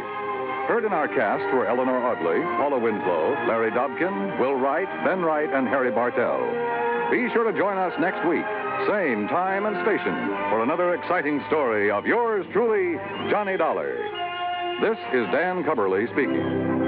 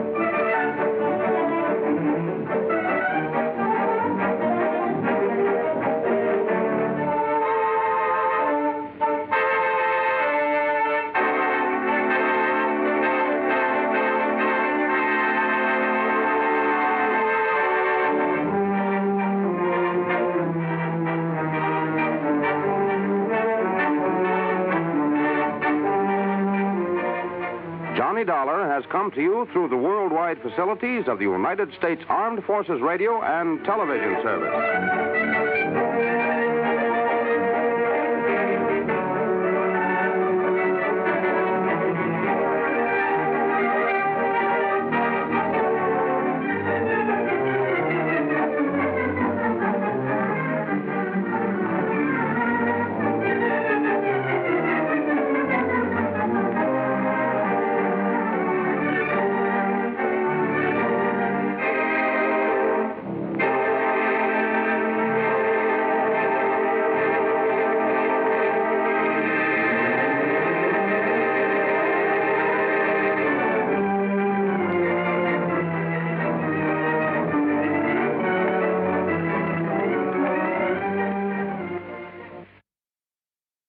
From Hollywood, it's time now for...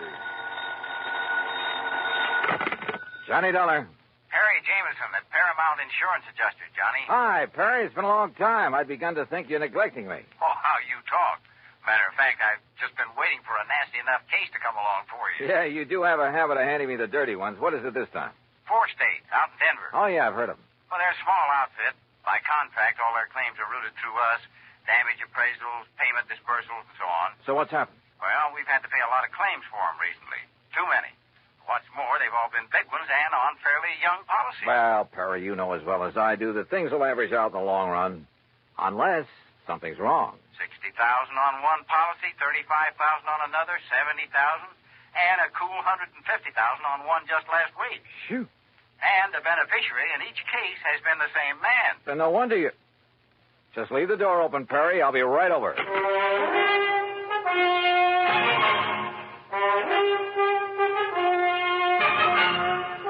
Bob Bailey in the exciting adventures of the man with the action-packed expense account. America's fabulous freelance insurance investigator. Yours truly, Johnny Dollar.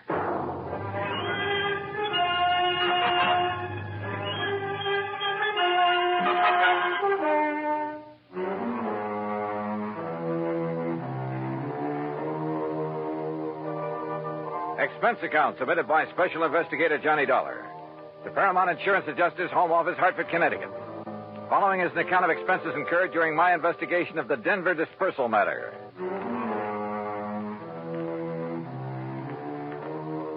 Expense account item 1, $1.10 for the cab that took me over to Perry Jameson's office at Paramount. True to form, the door was wide open for me. I kind of thought this thing might get you down here in a hurry, Johnny. Sit down. Yeah, thanks. And I took the liberty of calling TWA and getting you a seat on the plane to Denver. Good idea. When? Well, there's one leaving New York at 6 p.m. Okay. And I'll get you into Denver about, 10:30 Mountain Time. Uh-huh. Think you can make it? Sure. Charge your expenses to us.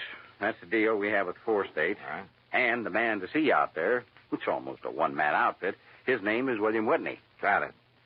Now, look, Perry, I've been thinking on the way over here. Woo, wonders will never cease. Thanks, pal, but how well do you know this man, Whitney? Maybe he's in cahoots with this big beneficiary, this Don Ricardo. Is that his name? Yeah. such things have happened. No, Johnny, you're wrong. Poor old Willie Whitney's a mild, timid milquetoast. His wife, an ex-chorus girl who probably thought he had money.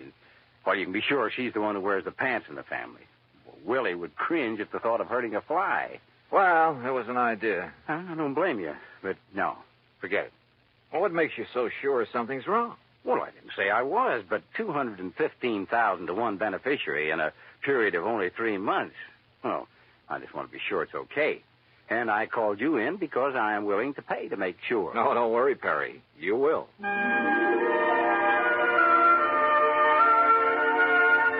Expense account item 2, $141 even, plain fare and incidentals, Hartford to New York to Denver. Originally Indian country, the mile-high city is now a maze of oil refineries, steel companies, grain mills, chemical and manufacturing plants. A huge downtown shopping area and beautiful tree-studded residential sections. No wonder it's one of the big insurance centers. Item 3, $2 even for a cab into town where I park myself at the world-famous Brown Palace Hotel. Item 4, 10 cents phone call to an old newspaper pal from back east who is now working on the Denver Post. Pete Packard. Johnny Dollar, Pete Packard. Okay, what's the story? Johnny Dollar. Well, hey, how are you, Keith? Great. You gonna be here long? We gotta get together. Where you staying? The Brown Palace. Now, look, you want I should dig up a couple of dates? We'll go out on the town. Remember the last time we tied one on together? Ooh, are you kidding? I had such a headache the next morning, it hasn't left me yet. Well, hey, look, listen. Keith, I get away from the desk at 2 a.m. No, you look. Huh? I'm out here on a job, insurance investigation. Did you ever hear of a man named Don Ricardo? You know Don Ricardo? No. What do you know about him? Well, they say, now mind you, I don't know for sure, Keith, but don't forget I did a hitch on the Chicago Sun-Times a few years back. What's that got to do with Don Ricardo? It was back in the days of the Capone mob. Oh. And Don Ricardo, well, mind you, nobody was ever able to pin anything on him. Yeah, I see what you mean. Where does he live, Pete? 20 to 30 miles east, the other side of Golden, a little place called Millville. Uh-huh. Now, mind you, Keith, I don't want to really say anything against him. I mean, if I don't seem to be really telling you anything about him... Pete, well, I think you've told me plenty. Well, now listen, Keith. Thanks, and I'll be talking to you. It was late, and I was tired, but I went downstairs to the cocktail bar, and with the help of a big fat tip for a nightcap, got some more lowdown on Don Ricardo. The bartender talked plenty. Yeah, it seems Ricardo was living the life of Riley in the little town of Millville. Lovely home, expensive cars, threw a lot of big, gaudy parties. And always for people from out of town, mostly Chicago or Miami Beach. Yeah, the bartender talked plenty. Until he spotted a lean, well-dressed, rather too well-dressed man sitting alone at one of the tables watching him. A man who'd somehow forgotten to take off the light gray hat that shaded his features and slightly narrowed eyes. The bartender clammed up. I paid for my drink, that's item 5, and was conscious of being watched closely as I casually sorted out and took the elevator up to my room. First thing in the morning, I looked up the address of 4 State. Instead of the striking new mile-high center as I'd expected, it was a dingy old office building on South Broadway. William Whitney looked a little old and dingy himself. Johnny Dollar, the special investigation? That's right, Mr. Whitney. Oh, well, sit down, won't you? All right, thanks. Just here on a visit? I'm here because the insurance adjusters are concerned about some recent claims they've had to pay on policies issued by you. We've been very unfortunate lately, Mr. Dollar. Yeah. $215,000, unfortunate. On only 4 policies. Yes, and all paid to the same beneficiary by some odd coincidence. You sure it was coincidence? Who were the policyholders? Why, some old miners living over near Golden. Old miners insuring for those amounts? Yes, sir. They were all able to pay the premium. Give me their names. Yes, sir. Unless I'm cockeyed, there's something wrong with this whole thing, and I intend to find out what it is. The policies were issued in good faith, and the premiums paid. But I agree with you, sir, and I'm terribly concerned. I'm glad you're here, sir. It will not only save the company a lot of money, but it will take a great load off my mind. Here's the list. Yeah. Do you know the beneficiary, this Don Ricardo? Only through seeing him when I've given him the checks. Barno, Mulligan, R. Smith, and J. Smith. Did any of these insured have families? Well, I don't know. You see, the beneficiary in each case... Yeah, I know. Better let me see those policies. Whitney left me alone while I plowed through his files. Satisfied, at least, that the policies themselves were okay, I finally left him, hailed a taxi, and told the driver to head for the town of Golden. As we pulled away from the curve, a small black foreign car in the next block swung around and appeared to follow us, and I wondered. But then it cut off at an intersection, and I decided I was imagining things. Until we pulled up at one of the addresses Whitney had given me in Golden, a ramshackle, unpainted old frame house on the edge of town. I told the driver to wait for me and walk up to the front door.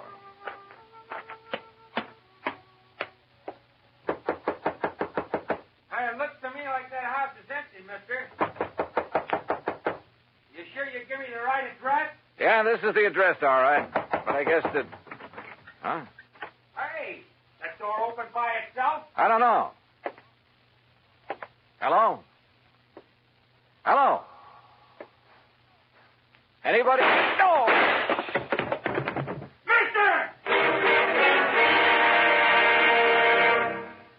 Act two of yours truly, Johnny Dollar, in a moment. Our flag now numbers 50 stars. And behind each star there stands yet another flag representing one of the 50 states. Vermont's state flag, in its early form, imitated our national flag, uniquely bearing 17 stripes and 17 stars, with only the inscribed word Vermont to distinguish it. The good people of Vermont assumed, as did our national government, that stripes as well as stars would be added as each new state entered the Union. Vermont entered the Union after Tennessee and Ohio, and with Kentucky to join shortly, the Vermonters naturally put 17 stripes on their flag. In 1818, the United States Congress put a stop to this, and since then the stripes have always been at 13, and only stars are added for each new state. Vermont's present flag captures the famous beauty of the Green Mountain State in its coat of arms, and inscribed is the phrase, Vermont, Freedom and Unity. Vermont's state flag, the flag of the 14th state to enter the Union, was adopted on April 26, 1923. And now, Act two of yours truly, Johnny Dollar, and the Denver disbursal matter.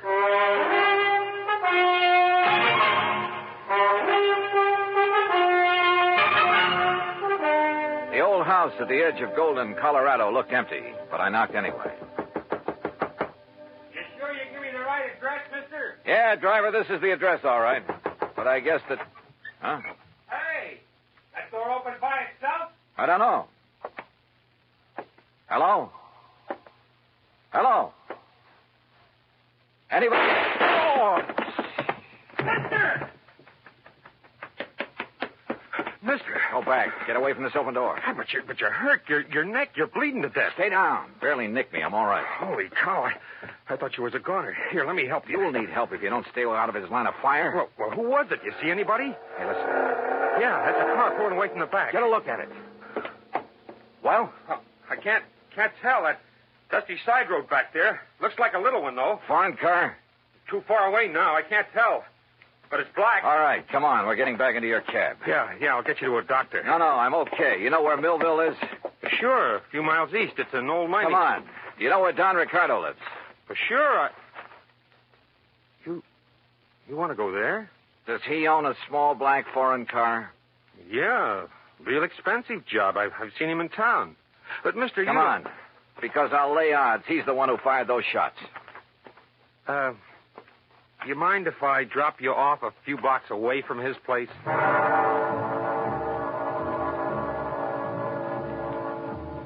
cab driver relented, dropped me off at Ricardo's front door, then hightailed it for other parts. It was a nice home, very modern, seemingly out of place in what had once been a prosperous mining center, but was now a little more than a ghost town. Yes? Mr. Ricardo? That's right. Who are you? I think you know, but I'll tell you anyhow. I'm Johnny Dollar, insurance investigator. Oh, come in, Mr. Dollar. We can sit in the den. Would you like a drink? No, thanks. What happened to your neck there? It's been bleeding. I will get to that later. I've been rather expecting someone like you to call in view of my good fortune in insurance money lately. Sit down. You sure you wouldn't like a drink? Tell me one thing. Yes. Who paid the premiums on those 4 policies that netted you a couple of $100,000? Why, the policyholders, of course. At least, to the best of my knowledge. Poor old broken-down miners. They were still quite active, Mr. Dollar, hoping to find a new vein in some of the old workings in this region. Then maybe you grub-staked them, huh? Well, as a matter of fact, I did. And they promised me a share of whatever they might find. In return, they named me in their insurance policy. Oh, you must have given them plenty. More than a worked-out mine could ever yield. How do you mean? To afford the premiums on those hefty policies. Now, look, Dollar, it was all perfectly legal on the up and up. How old were they? Barno? About 68, I believe. Mulligan and Smith and the other Smith? About the same. So what? Oh, the company was crazy. How did they die, Ricardo? By some strange coincidence, the poor old fellows all went the same way. Accidents there in the mine they were working. Did the police investigate those accidents? I imagine so. Now, look, Ricardo, as you know very well, I was shot at a few minutes ago. Shot at? At a little isolated house on the edge of Golden. You were a lousy shot. Aye. Now, look here. Also, you should have known better than to park that little foreign job of yours in the driveway, at least without washing it down. What are you talking about? That kind of purplish dust it's covered with. Dust? Yeah, I'm talking about the side road back of that house where you tried to plug me. Well? Okay, Dollar. Maybe you're right about the whole thing. So what if I did try to knock you off? Oh, you admit it, huh? Yeah, why not? But since I didn't kill you then... Oh, no, you're not.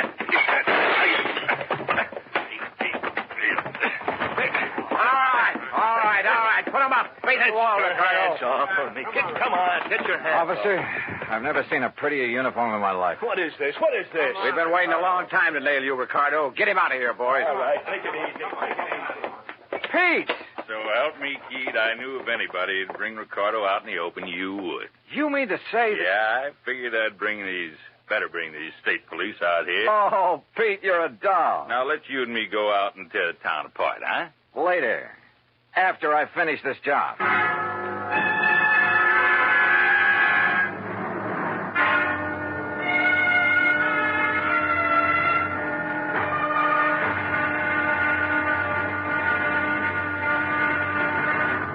Act 3 of yours truly, Johnny Dollar, in a moment.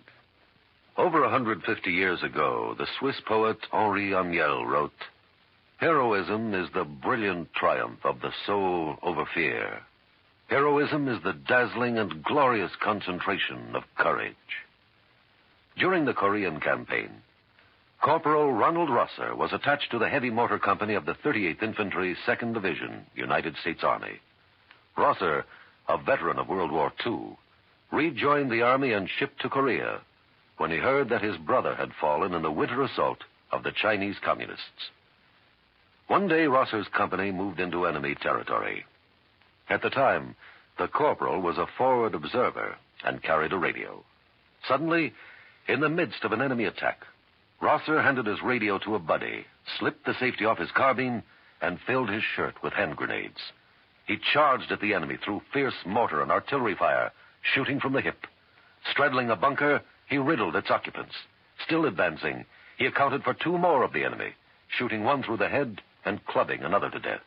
Continuing his one-man charge, he jumped into a trench full of enemy soldiers, opened fire, and forced his way relentlessly down the length of the trench, killing right and left with grenades and carbine fire. Out of ammunition, he returned to his company, where he replenished his supply.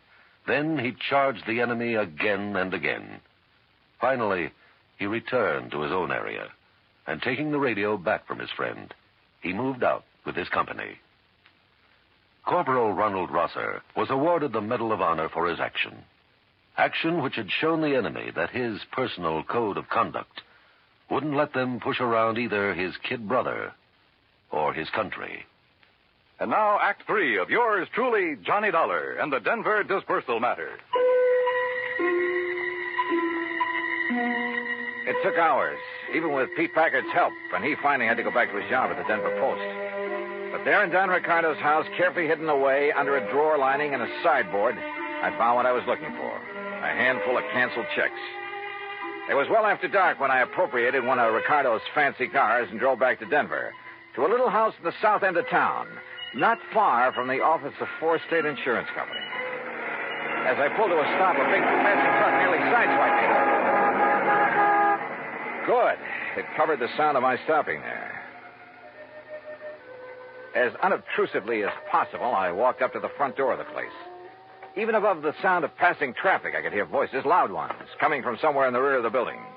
Cautiously, I edged my way around the side to where I could see the lighted window of a bedroom. All right, I hate you. Only why don't you tell me why? Stop asking questions. Get the things back. Make sure it's only enough to put in the car. We're traveling light and fast. All right, Willie. All right already. Boy, you're bossier than Don ever was when you want to be. Forget Don Ricardo and collect your stuff. If it wasn't for me, you'd still be working in one of his nightclubs in Chicago. Lucky you never talked this way down to that insurance office of yours. Stop that. I thought we was going to stay in Denver until you made a lot of dough at the insurance racket, huh? I left this happy domestic scene to walk slowly back to the front door. Yep. My original hunch at the office in Hartford had been right. What's that? Somebody at the front door. Well, why don't you go answer it? Huh? Willie? Oh, Mr. Dollar. That's right. Oh, my, I'm glad you're here, sir. Well, you look upset, Mr. Whitney. I am, sir. I am terribly upset. Handbags? They're in the hall? Yes. Going somewhere? It's that Don Ricardo. Oh? I thought you didn't really know him. I didn't. Oh, if only I'd done it before. I'd never have issued those policies naming him as beneficiary. Done what, Mr. Whitney? Investigated that Ricardo. But I did. After you left me this morning. He's a gangster. An ex-gangster, Mr. Dollar. No. Yes. I suddenly realized that in your investigation, you'd investigate him, and he'd think I'd had you investigate him. He'd think I was trying to make trouble for him. It frightened me terribly. And that's why you decided to leave town, huh? Yes, of course. Until this whole thing blows over. He's a dangerous man. He'd stop at nothing. He might even try to kill me. I must leave here immediately. Oh, I wouldn't be too sure of that. Where did you plan to go? Far away, anywhere where he couldn't find me. And where maybe I couldn't find you. Of course. What? Why did you say that? Well, I was just thinking. This morning when I was going through the files at your office, you left me alone for a while. Yes, I recall that I did. Why? To make a phone call, maybe? To Don Ricardo? What? Is that why he just happened to be waiting in his little foreign car a block or so up the street about the time I left your office in a cab? Oh, Mr. Dollar. Pretty good theory, isn't it? Especially when I have these little scraps of paper to back it up. What are those? Some of Don Ricardo's canceled checks. Made out to you. 20% of the take on those big, fat insurance payments. Where did you get those? Funny, too. They're all dated one day after you paid off on each of those big claims. Give me those? those? You don't. We're going to need these in... No, I'll kill you. Mr. Milktoast, huh? You dirty... I'll kill you. Okay, baby. All right. Okay, Willie, get up on your feet. Yes, sir. Anything you say, Mr. Dollar. But please, you must believe me. Oh, I'm cut an it. innocent That man. timid soul pose of yours may have sold insurance to a handful of suckers, Whitney. But it hasn't sold me a thing.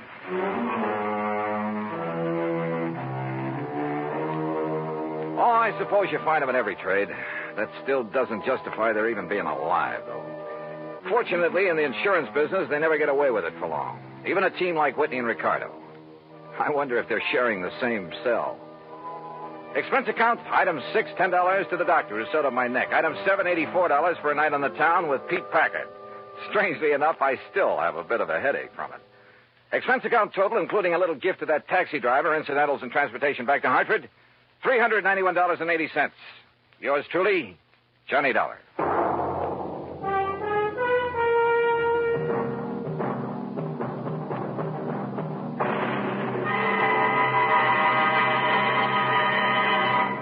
Our star will return in just a moment. Our flag now numbers 50 stars, and behind each star there stands yet another flag representing one of the 50 states. Idaho's state flag depicts the prime industrial pursuit of its citizens, mining.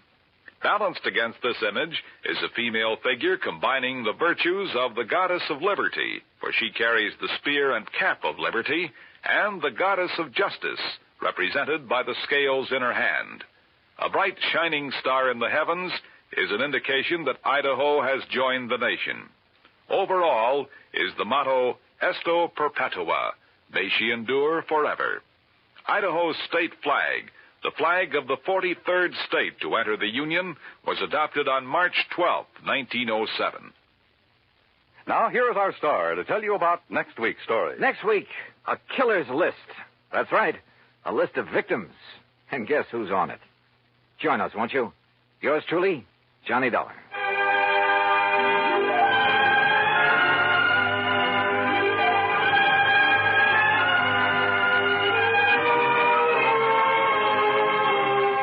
Yours truly, Johnny Dollar, starring Bob Bailey, originates in Hollywood and is produced and directed by Jack Johnstone, who also wrote today's story. Heard in our cast were Virginia Gregg, Forrest Lewis, Barney Phillips, Edgar Beria, Frank Gerstle, and Peter Leeds. Be sure to join us next week, same time and station, for another exciting story of yours truly, Johnny Dollar. This is Dan Cubberly speaking.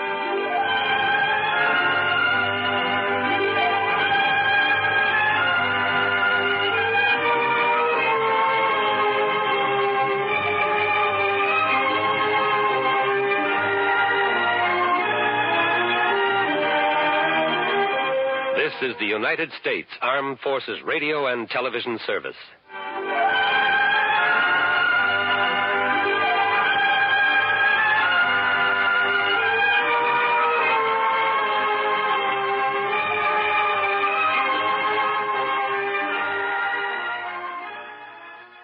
From Hollywood, it's time now for Johnny Dollar. I have your call to Hartford, Connecticut, Mr. Dollar. One moment, please. Thanks, operator. Hello? Pat McCracken. Hi, Pat. Johnny Dollar. Oh, good. Still out on the West Coast, Johnny? Practically. Did you clear up that Kincaid matter? Mailed you the final report 2 days ago. Oh, good. Now sit tight because I think I'll have another case for you out there. Yeah? Well, I've got one all lined up for myself. I just want to get your okay for an expense account. Oh, that depends. Who holds the policy? Holds several policies with the companies that you serve. Who is he? Or is it a she? Oh, it's a he, all right. The most important client I know. Who, Johnny? And certainly the one deserving the most attention. Well, who is it? Me, Pat. What? Me.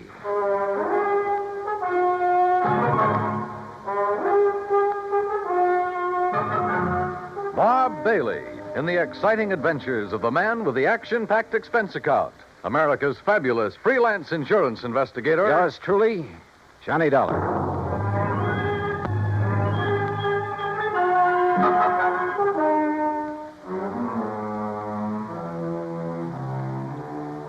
Expense account submitted by Special Investigator Johnny Dollar. To the Universal Adjustment Bureau, Hartford, Connecticut. Attention, Mr. Pat McCracken. Following is an account of expenses incurred during my investigation of and participation in the yours truly matter.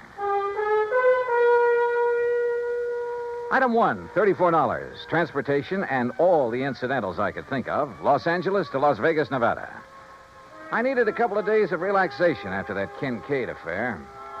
Item 2, $31.40 for my room at the Flamingo Hotel, plus 2 fancy meals and a couple of drinks to go with them. Item 3, 85-cent phone call to my old pal Buster Favor down at Lake Mojave Resort on the Colorado River. Sure glad to hear your voice again, Johnny. Coming down here for some fishing? Buster, how did you guess? Big lunker bass are practically jumping into the boat. How big? 3 to 6 pounds. Ah, I did that well on the Flamingo boat yesterday on Lake Mead. And I'll arrange for some bigger ones that stand by and wait for you. Want me to drive over and pick you up? No, I like to be independent, so I'll rent a car here. Well, in that case, wait for me. Huh? I've got to have 3 or 4 days' work done on my car at a garage there in Vegas. So? So I'll drive on up, leave my car, and you and I can come back here together in yours. And when you've had your fill of fishing... Okay, Buster, it's a deal. See you when you get here.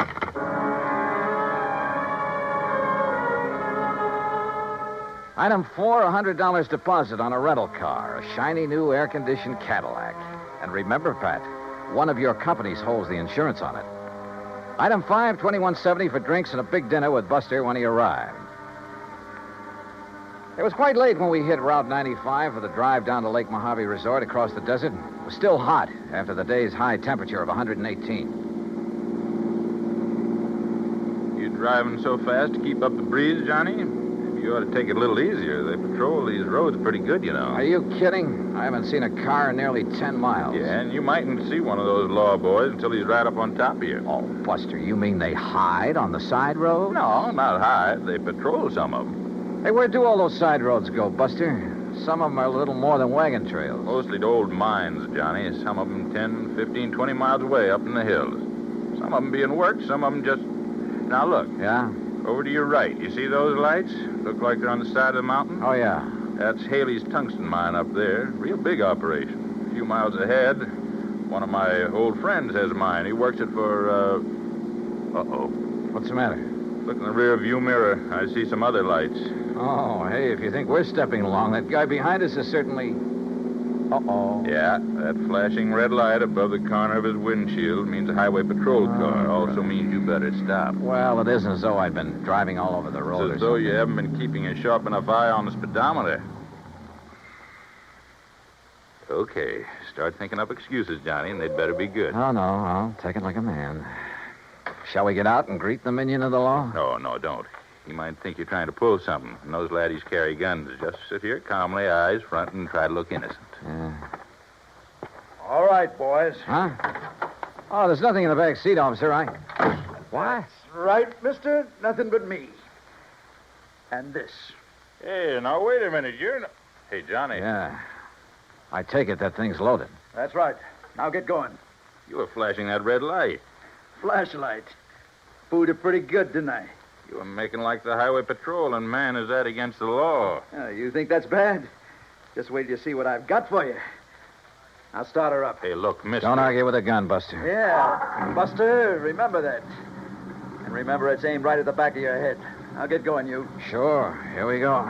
Whoopsie. Watch it, will you? What's the idea of backing up that way? Oh, I'm sorry. It's a rental car. I guess I'm not used to it. Well, watch it. Sure, yes, sir. Here now.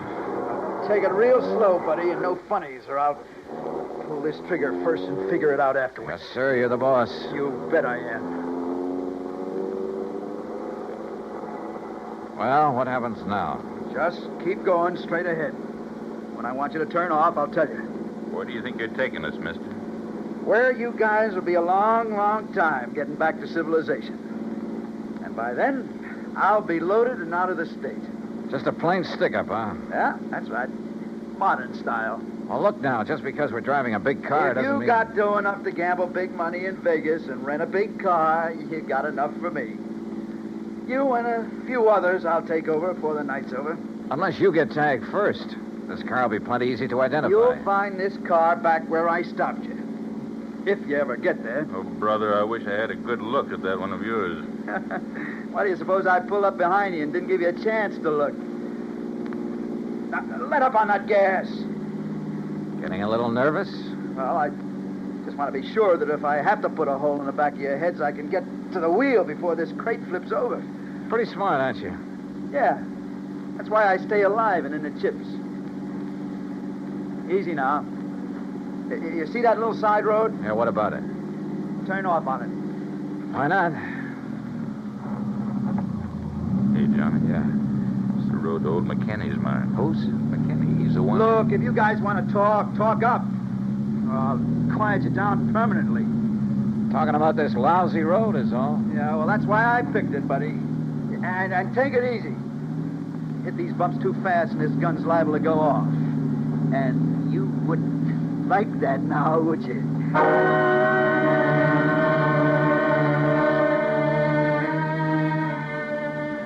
We continued up the rough, curving road on the side of the mountain, 10, 15 miles, I guess.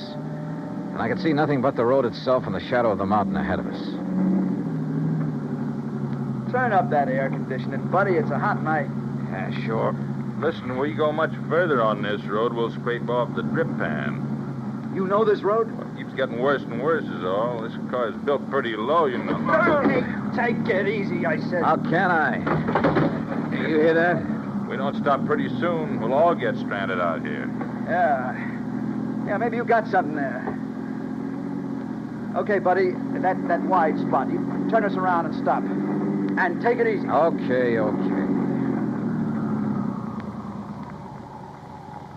Now what? Just leave the engine running and both of you get out the right-hand door. Yeah, sure. Now, look. Shut up. From now on, I'm not going to waste any time. Come on, get out. You're not going to leave us out here, I hope.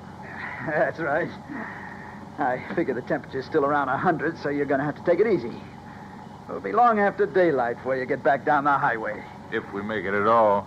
Oh, you will. If you go real slow. And if I don't have to use this on you. Now turn around, both of you. Hands up in the air. Now, look, mister, with no water out here in this heat, it'll be murder. It'll be murder if you try anything cute. What? Wait. Nearly $100. You don't know this desert heat. Shut up. Now you. Okay. Here, lower that left hand just a little. And be careful. Say, I like that watch. And that ring. Yeah. Say, you must have done all right at the gambling tables. Well, easy come, easy go. That's right. But, well. This card fall out of your wallet? Yeah. Johnny Dollar, insurance investigator. Oh, boy, that's a laugh. A private dick. Just as big a sucker as anybody else. Yeah, I'm laughing. All right, now, boys. Walk. 10 steps, straight forward. Together. Come on, Buster. No, sir. Now, look, you, if you think that you're going to... Wait a minute, Buster, don't. Oh, no, you don't. Why, you dirty rat. Yeah. And one phony move out of you and you're going to get the same. Only right in the back, you hear me? Now you walk. Walk. Keep going. Walk. Walk!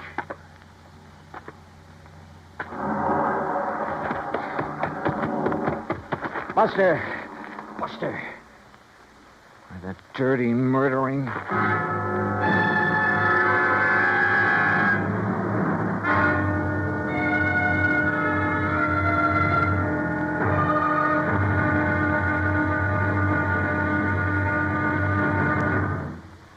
Act two of yours truly, Johnny Dollar, in a moment.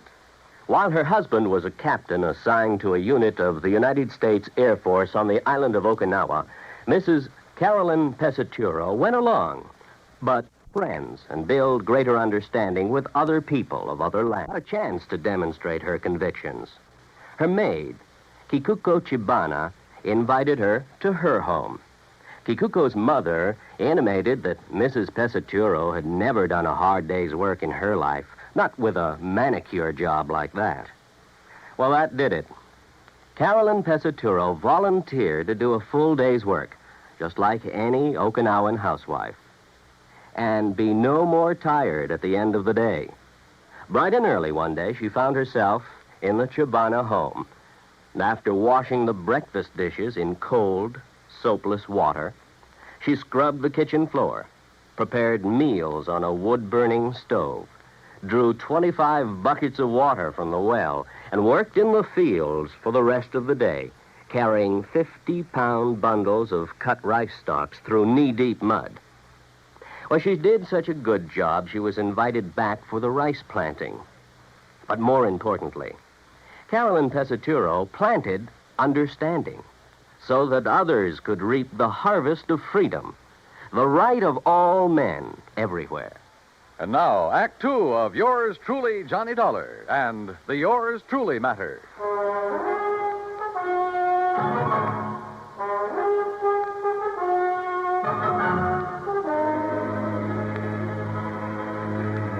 He'd overtaken Buster Favor and me on Highway 95 out in the middle of the Mojave Desert.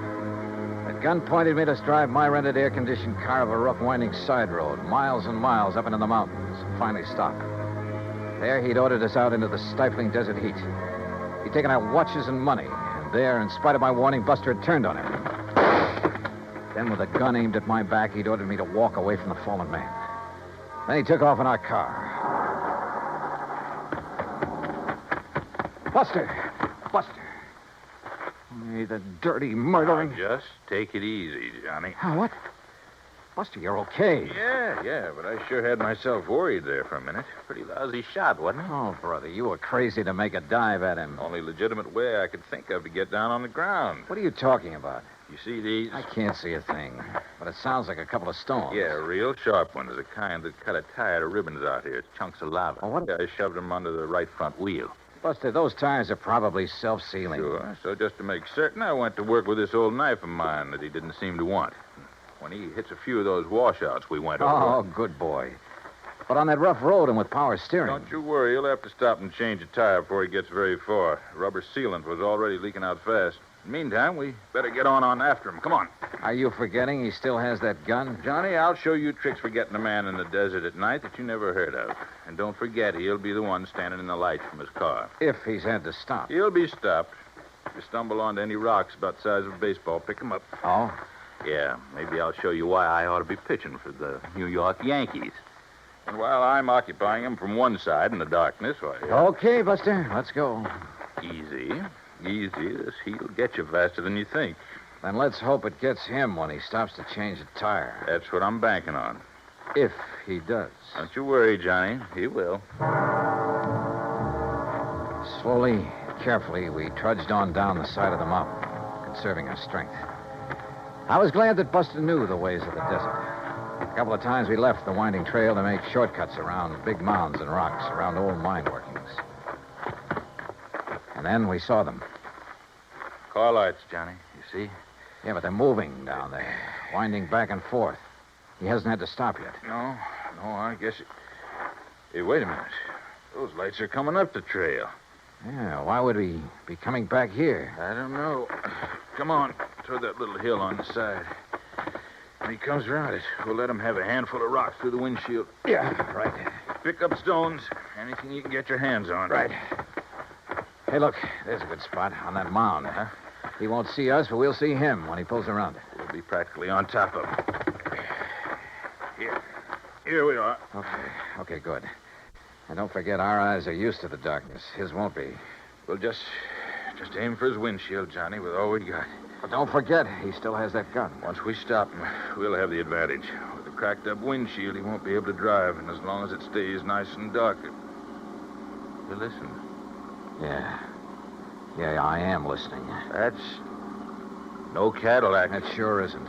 You think maybe he's nailed somebody else down on the highway and is bringing him up here? He hasn't had time to get halfway down there yet. Well, then who is? Buster, I'm going to jump down and hail him. But if it is him... Have to take that chance. Johnny, wait! That's a Jeep. Hey, stop!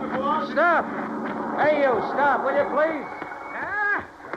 Now, what the howling tarnation are you doing out here? What's the matter? You get lost or something? Hey, listen, mister. Did you pass a big sedan on the way up this road? Now, wait a minute, young fella. Just who are you? Hey, Mac McKinney. Huh? Who's that? That's Buster, can't you see? Buster Faber? That's right. Well, hey, you gone crazy or something? Wandering around out here this time of night? Look, never mind that. I asked you about a car. Did you pass him? Pass him? I helped him out. Just below that last hill. What do you mean? Well, he had a flat tire, so I helped him put on his spare. You what? City dude, having a lot of trouble with the heat, so I give him a hand. Oh, no. And he give me a 10-spot for my trouble. Doggone it, Mac. That guy stole our car and money from us and left us up on the mountain. No kidding. Who's kidding? Well, well, then maybe I done right at that. What do you mean? Yeah, I've been worrying about it ever since I left him down there. What are you talking about, Mac? Well, I got an instinct. Yeah? The same kind of instinct about everything that I got about finding Mac. a gold mine. Buster, don't you tell the government, but I have took over 40,000 worth of ore out of my mine Mac. up there since the turn of the year. Yeah, Look, well, mister. Go on with whatever it is you were getting at. Yeah, come on. Yeah, well, instinct. Now, you take my gate down at the end of the road. Oh, Mac. That wasn't closed when you come up here, was it? No, come to think of it, I wondered about that. But now, Mac... Usually, when I go into Vegas, like tonight, I close it. But you know something? Tonight, I clean forgot. All right, Mac, get to the point, will you, please? Well, the point being that I did lock up the gate when I come off the highway just now. Oh? And I clean forgot to tell that fella I locked it after I fixed his tire. Wait a minute, Mac, wait a minute. You mean he can't get back on the highway? He sure can't. And he can't break down that gate? Not without wrecking his car. All right, then. That's what I was worrying about on the way up the hill. All right, now listen. Should I go back on down and let him out or not? Will you listen, Mac, But please? then I remembered that bulge in his coat pocket like a gun. It was a gun, all right. Yes, sir. And my instinct Mac, told please, me... I don't care what your Told instinct... me I'd better get back to the mine and telephone the county police on account of maybe he'd been prowling around my Telephone, mine. Look, Mac. You've got a phone at the mine? Son, I got everything up there. Electric. How far is it? On this road, about 3 miles. All right, then listen. But walking across that ridge, not more than a half mile. Good. Can you make it on foot? I ain't been wandering around these hills the past 41 years for nothing. Then, brother, go to it. Huh? Buster and I'll take the Jeep. Well, now, you go up son. to the mine and call the police. Tell them to set up roadblocks, whatever they want to do. And stop a 1956 Chevy. It's gray and white, license CGJ158. You got that? Sure. CGJ158, a gray and white. Now, Look, Mac, I'll wait. pay you for the use of this Jeep. Anything you like. $50, $100. Oh, yeah? He's not kidding, Mac. Huh? You sure? You know him, Buster? His word's as good as mine, better, and he's kind of a lawman. Oh, well. Now, why didn't you So tell get me on up there to that mine. Yeah, Fast as please. You can. Will Tell you? the police what happened to us. Give them that description, 1956 Chevy CGJ158. That's the car the crook is using. Got it. And you then go to it. Right, Buster. Come on, One Buster. more way, Yeah. right? And you better let me drive. Okay, if you like. Okay. Now, hold on to your seat, and I'll show you how one of these things can really take these roads. What do you mean? You've only hit the road every 20 feet so far. Hold on, Johnny. You ain't seen nothing.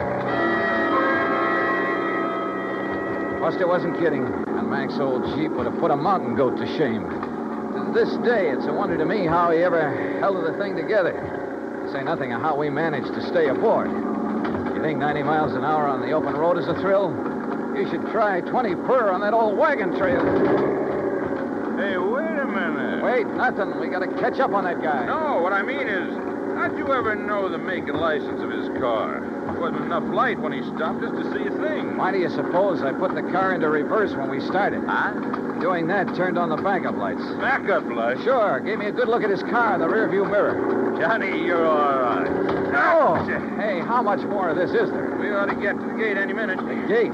Buster, we ought to be shot. What's the matter? Oh, Mac didn't give us the key to that gate. We'll be locked in as well as that bandit. Well, you don't think he's just going to be sitting there, do you? Oh, yeah, you're right. He'll have to go on to his own car on foot. Which gives us more time, Johnny, to big advantage. Now, look. No, you look. Huh? Yeah. Either he didn't see the gate or he tried to plow right through it. And look what it did to that nice car. Come on. Okay. Over this way, Buster. What?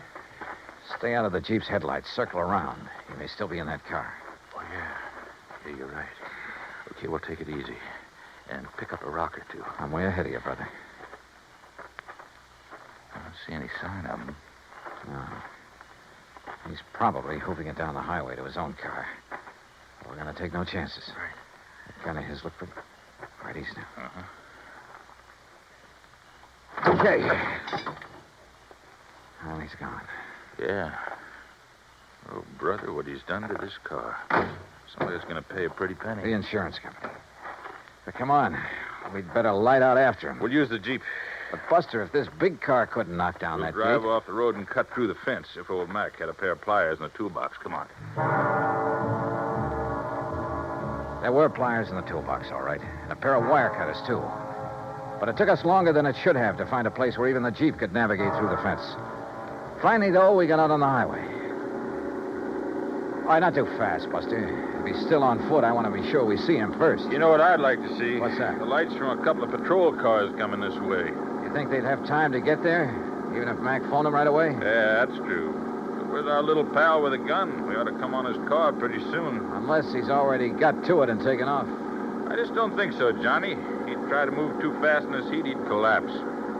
Must be somewhere along this highway. Hide, maybe. Under one of those storm bridges along there. No, I think he's too smart for that. With a racket like his, he has to keep moving. Maybe he's bummed a ride back to his car. Is on his merry way again. Well, we'll soon find out. The place he stopped is right ahead, on the curve behind that hill, just beyond that next bridge. All right, then take it easy, will you? Yeah. Maybe we ought to stop the other side of this bridge. Say, along about here. Buster, there was something underneath that bridge. Looked like a car. Your eyes are deceiving you now. Let's stop right here. Let's keep going. What? Now what? Just keep driving until you get to my car. Get it? Oh. Why don't you put that thing down? Listen, how'd you get in the back of this Jeep? While you two bird brains are prowling around the cad there at the gate playing detective. pretty smart, aren't you? That's right. Like I told you, that's how I keep alive. Which is more than I can say for you boys. What's that mean? Pull up. There's my car. Pull up right beside it. Now, look, mister. Don't argue with him, Buster. Okay, here's your car. All right, now. Give me those keys. Come on, come on. Yeah, and kill your headlights. Kill them. Okay. Now, look. Things got balled up tonight. I got held up too long. Now, I heard you say something about getting word to the cops, so I got to get out of here. I got to get out of the state. I don't know how you guys got the Jeep away from that crazy old man. I didn't plan on you getting down off that mountain before daylight, see? But it's too bad you did. Oh, you sure? Oh, yeah, I'm sure. Because I didn't take a chance on your getting away now. I can't. Especially you, Mr. Private Eye. Well, thanks. That means you think I might find some way to get the police on you in a hurry. Yeah, that's right. Maybe I have. No chance. Before I leave here, you're gonna be dead. From this. You're out of your mind. Yeah, Buster, I think he is. Oh, yeah? Oh, stop waving that gun. One shot, just one shot, and you'll be dead so fast. Oh, yeah, wise guy, how? You know, Buster, I was right. Huh? What, Johnny? There was a car parked under that bridge back there, a police car. You're crazy. Oh, why, yeah, Johnny, I see what you mean. What? What do you see? You don't think you're the only one who can hide in a back seat, do you? What are you talking about? Old Mac must have really got that phone call through in a hurry. What are you talking about? That officer there. Oh, that old bluff. The officer waiting there in the back seat of your You're car nuts. with his gun aimed straight at your head. Oh, yeah? Where? There! Oh,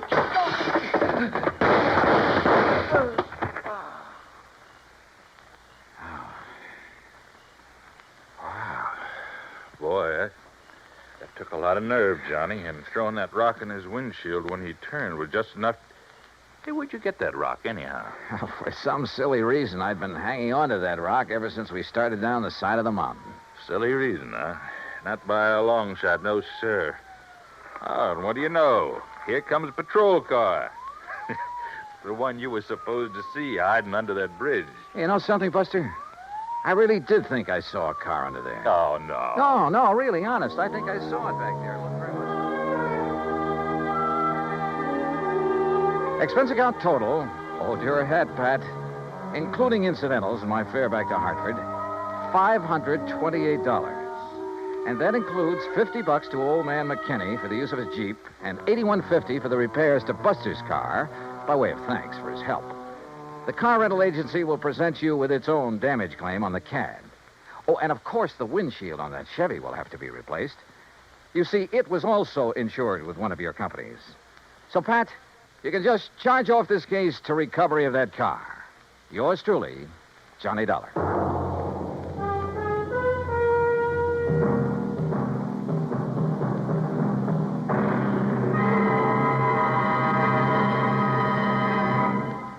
Now, here is our star to tell you about next week's story. Next week, a small round piece of metal, a coin.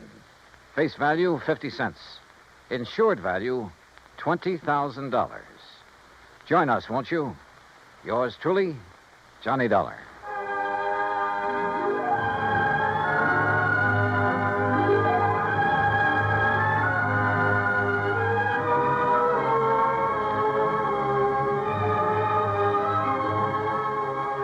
Yours truly, Johnny Dollar, starring Bob Bailey, originates in Hollywood.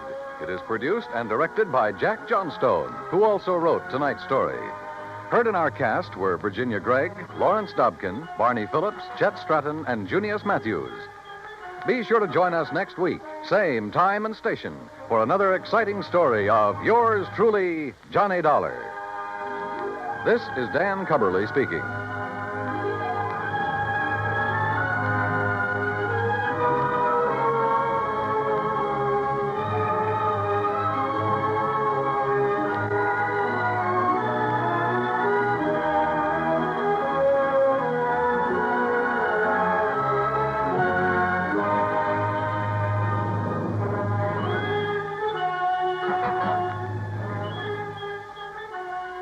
This is the United States Armed Forces Radio and Television Service.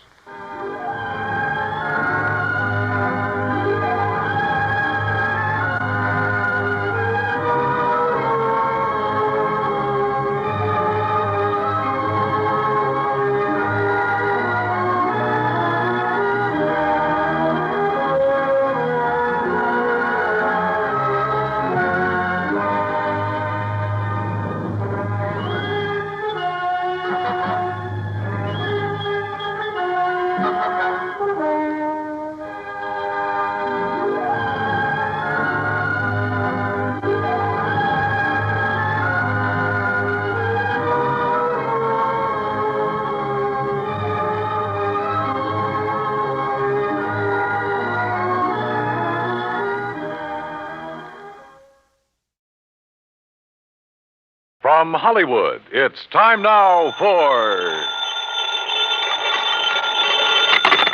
Johnny Dollar. Bert Major, Johnny. Masters Insurance and Trust. Oh, hi, Bert. You know anything about spacemen? Never saw any, if that's what you mean. Neither have I. But I know somebody who thinks he's been contacted by them. Oh, sure. I have some whimsical friends, too. Not funny, Johnny. The company is betting $2 million that this man is either a liar or pulling one of the biggest hoaxes in history. $2 million? That's right. Conrad Billings. Ever hear of him? Billings, Texas Oil, one of the richest men in the country? Right. Presently of California, where he's holed up in an isolated mountaintop lodge, minus a $2 million collection of diamonds he took up there with him. And you insured them? Yes, but not against ordinary theft. What does that mean? Those stones were insured against theft by persons or things unknown on this earth. What? That's right. Holy. You're serious, aren't you? You bet I'm serious. Okay, Bert, I'll see you at your office.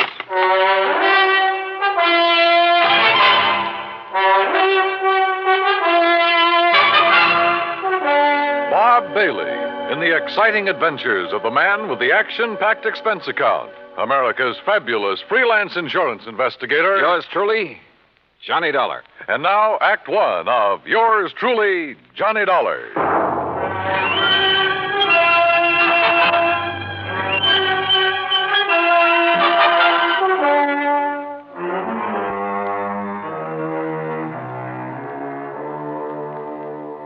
Expense account submitted by Special Investigator Johnny Dollar to the Home Office, Masters Insurance and Trust Company, Hartford, Connecticut. Following is an account of expenses incurred during my investigation of the Diamond Dilemma matter.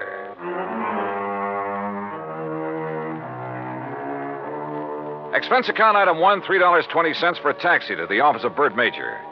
I've known Bert a long time, and he's been in and out of too many deals, big and little, to get excited over nothing. But he was excited now. This whole thing is incredible, Johnny. Fantastic. It's utterly impossible for $2 million worth of diamonds to simply vanish into thin air. So it's impossible. But it's happened. The police out there in California state positively that no man on earth could possibly have gotten to those stones. Then, Bertram, tell me all. All right. 2 weeks ago, Conrad Billings called me from his lodge up in Northern California. Said he wanted to insure the diamonds immediately. Over the phone? Over the phone. You're sure it was really he? I'm not that naive. I had the call traced. How come he called you? We've done some business with a wealthy friend of his in Dallas. Recommended. Uh-huh. And he had the stones with him there at the lodge? Yes. And, Johnny, it's one of the most isolated spots on Earth. You're sure he had them there? He loves diamonds, Johnny. Almost to the point of obsession. He plays with them like a kid plays with marbles. Lord knows he can afford to. So you insured $2 million worth of diamond marbles over the phone? I did. And you say you weren't naive? Oh, look, a remote lodge, an eccentric old man, some expensive baubles. A rank amateur could get at him. You haven't listened to me, Johnny. You've missed the point entirely. I wouldn't care if he left the diamonds lying out on his front doorstep. I insured those diamonds solely against theft by persons or things unknown on this earth. That's the exact wording of the policy. And now they're gone? Yes. So, someone took them? Prove it. What? Someone, and not something. Now, why would anybody in his right mind want to insure against theft by other than people? I asked myself that question. My answer was that a billionaire in active command of his business empire must be of sound mind. And if he wants to satisfy a whim and is willing to pay for it, why should my company refuse his money? You think maybe he has an obsession about flying saucers and the people or things who fly them? Who knows? Or what knows? Johnny, you've got to go out there and make some sense out of all this. Who are the contacts so far? The head of his San Francisco office, Norton Shields. The chief of police in Lakeview, about 30 miles from Billings Lodge, and the insured. Okay, I'll call you, Bert, but not from Mars. Expense account item 2, $280, deluxe flight with trimmings, Hartford to San Francisco. A pea-soup fog was rolling up Market Street, and it was 2 a.m. when I finally got to the office of Billings Enterprises and met Norton Shields. He was wide awake, sharp, about 35. Yes, Mr. Dollar, I've been in charge of Billings' West Coast operation for 10 years with time out for Korea. Pretty young for such a responsibility. Billings hired me because I know the oil business. I learned it young. Uh-huh. You like him? You don't have to like a man just because you work for him. He's shrewd and knows how to make money. But he has foibles. Yes, he has foibles. Diamonds. Have you ever seen them? Sure. Where? Oh, here in the office, at the lodge where he is now, at his home. You're certain he took them up to that lodge? 3 weeks ago tonight, they were spread out right here on this desk. He put them one by one in a chamois bag, put the bag in his pocket. I walked him to his car, and he was driven straight to the lodge. All right. What about the flying saucers, the spacemen, or whatever it is? No, that's a new one. I learned of it when Mr. Major called, disclosed the terms of the insurance, and the fact that the diamonds had been, that they were gone. You haven't talked this over with Billings himself? No, I haven't. Don't you think you should? Why? If he wants me, he'll call me. How do I get to this lodge? I have a company plane and pilot ready to fly you to Clear Lake in the morning. You'll be met there by a car and driver. Anything else you want, call me. Why all the cooperation when you're not even supposed to know what's going on? A good lieutenant knows when to follow orders before they're issued. You're registered at the Mark Hopkins. You better get some sleep. Yeah, I may need it.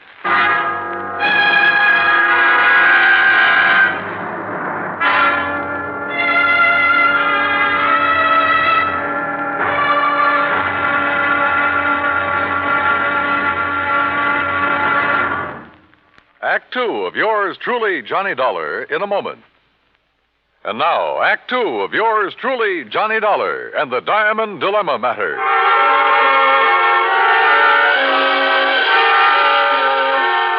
The company plane turned out to be a plush two-engine amphibian waiting for me at a private dock near the Golden Gate Bridge. The pilot introduced himself, and we headed due north up San Pablo Bay and then northwest past the Valley of the Moon. Then, a few minutes later, we glided in for a landing on Clear Lake, the largest body of water in the state of California. There, I was met by a car and a driver as promised.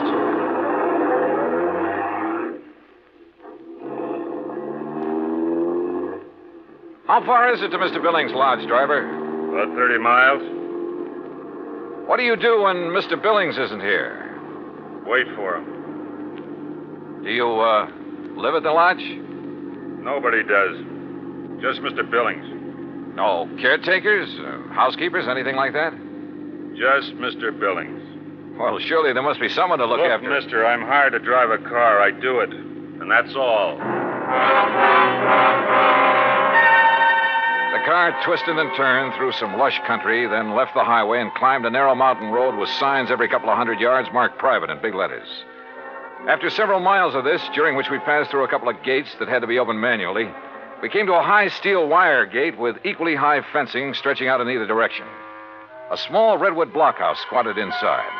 The driver made a U-turn, stopped in front of this gate, then reached around and opened the door. This is it, mister. This is it? Yep. Okay, if you say so.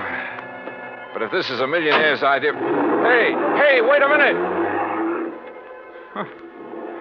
Well, if this really is the place, I may as well get... Can't you read? You touch that gate and you will be electrocuted. What? Your name, Dollar? That's right. Who are you and what's the idea? Speak up. Where were you at exactly 2 o'clock yesterday afternoon? Well, if it means anything to you, I was talking with a man named Bert Major in Hartford, Connecticut. Come in. The big gate swung open, and I gingerly walked through it, as per instruction from the loudspeaker nestled in the wall of the redwood blockhouse. You drive, don't you? Yes. Then get in that car you see there and follow the road. The car referred to by the voice was parked against the blockhouse on the far side. I did as I was told. After a while, the road narrowed to a single track and continued on up the mountain. At one point, there was a solid granite overhang, a sheer drop of 1,000 feet or more, and another gate that opened as I approached it and closed behind me. Finally, I rounded a turn where a fill had been made, and a moment later came out on top. A few hundred yards away, across the terrace top of the mountain, was a charming rustic lodge. I drove over to it.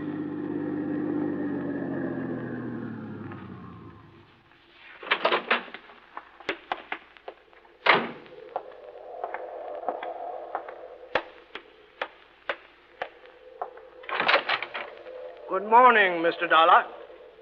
Mr. Billings? Come in, come in. Hearing about this man was strange enough. Seeing him was even more of a shock. About 5'2", flashing gray eyes, bullet bald. He was wearing a baggy old jacket that hung nearly to his knees. This way. I want you to see my view of the lakes below. Well? Beautiful. What was that? I said beautiful. Yes, it is. Now, Mr. Major has informed you of the insurance on my diamonds, which disappeared 2 nights ago. Yes, sir. He told me that. Speak up! He told me you insured $2 million worth of diamonds against theft by persons or things unknown on this earth. Exactly. And I wish to collect from your company on that basis. Well, Tell me, where did you keep them? Right here on this table in front of the window, right here. You mean to say you didn't lock up such valuable property? Mr. Dollar, let me show you something. Look here, on my control panel. Do you recall the series of gates you passed through after leaving the main road? Yeah, very well. Well, by means of my electronic devices, I followed your progress every inch of the way. Well, I'll be darned. I watched your arrival at the main gate on this video screen. Ingenious, eh? That's putting it mildly. What did you say? I say that's putting it mildly. Yes. As I'm sure you noticed, this mountaintop is completely encircled by a 12-foot electrified fence. Between it and the inner fence is a maze of photoelectric cells. This panel controls floodlights with which I can cover every inch of ground between the 2 fences. These viewers are geared to the floodlights. All of this equipment is automatically activated on contact. In short, Mr. Dollar, I can detect and follow any person or thing which moves through or between these 2 fences. Anyone who knows electricity could cut your fences and come right on up the road. I did not say this mountaintop was impregnable. I said no one could reach it without my knowledge. Why did you take out such limited insurance on your diamonds, Mr. Billings? I've made my money by leaving nothing, absolutely nothing, to chance. Now that man has projected objects into outer space, it is reasonable to assume that other planets may be ahead of us in technical endeavors. Diamonds would be of tremendous value to an unknown civilization. Well, look, how do I know this is not just an elaborate scheme to collect $2 million? A fair question, Mr. Dollar. What would prevent you from hiding those diamonds somewhere on this mountain? I should consider that question an affront to my integrity, but under the circumstances, I do not. I simply defy you to find them. Then what's your explanation of their disappearance? I have none. And unless you find one, I intend to collect from your company under the terms of the policy. Mr. Major mentioned the chief of police in Lakeview. Do you mind if I talk to him? Andy Prentice? Not at all. I have a direct phone to his office and he's home. Would you care to talk to him now? No, thanks. But I would like to use your car. By all means. I'll open the gates for you on your way down. Just one point. There must be no publicity on this matter. Understood? Mr. Billings, if I can't prove that your diamonds were taken by a person, those space cats are going to get a lot of publicity. Act 3 of yours truly, Johnny Dollar, in a moment. And now, Act 3 of yours truly, Johnny Dollar, and the Diamond Dilemma matter. While I drove down the mountain with gates electronically opening and closing behind me, I did some thinking. Billings had bought and paid for his privacy at tremendous cost. I couldn't see any loopholes in the setup. Yet, the diamonds had disappeared. 45 minutes later, I pulled up in front of the police station in Lakeview. Obviously, I was expected by the chief of police, Andy Prentice. Hello, Mr. Dollar. My name's Prentice. Mind if I join you?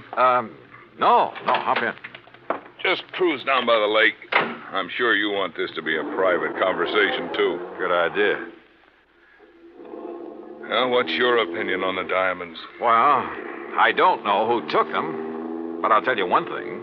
I don't believe it was some thing or somebody from outer space. Well, how would you get through all those electrified fences, photoelectric cells, floodlights, and closed-circuit viewers?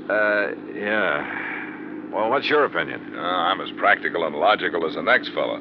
If a human being couldn't get to Mr. Billings without his knowledge, and he'd call me the moment somebody tried, well... Oh, sure. Spaceman. Well, what else? I noticed one thing, Chief. He's a little hard of hearing and doesn't wear a hearing aid. He doesn't need one. Just turns up the volume on all that electronic stuff he has around him. Well, suppose someone parachuted onto the top of that mountain. How would he get out? Man could dig under those fences. That would leave evidence, and I've been over every inch of the ground. I've even thought of the expert pole vaulter idea. No sign. Nothing makes any sense. Yeah, I see what you mean. How about a ride in Billings' private plane? I'd like to take a look at that mountain from the air. I don't know what good it'll do you, but I'll go along. Well, maybe there are spacemen. But I still don't believe it.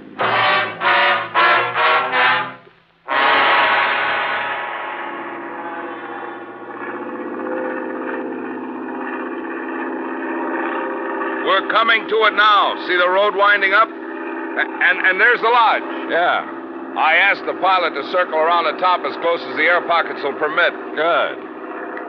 Chief, have the pilot drop down just below the top and steer a course between the two fences all the way around. Whatever you say. Oh, pilot! For the next few minutes, I studied the top of that mountain from all possible angles. The road leading up to it, the terraces, the lodge itself. Suddenly, an idea hit me. And a few minutes later, I left a somewhat puzzled chief of police at the landing dock on Clear Lake. An hour later, I was explaining who I was and what I wanted to do to a somewhat incredulous captain of police at San Francisco's International Airport. I finally convinced him I wasn't out of my mind, and he reluctantly agreed to cooperate. Then, about dusk, I found myself exactly where I wanted to be, on top of Billings Mountain, calmly walking toward the lodge.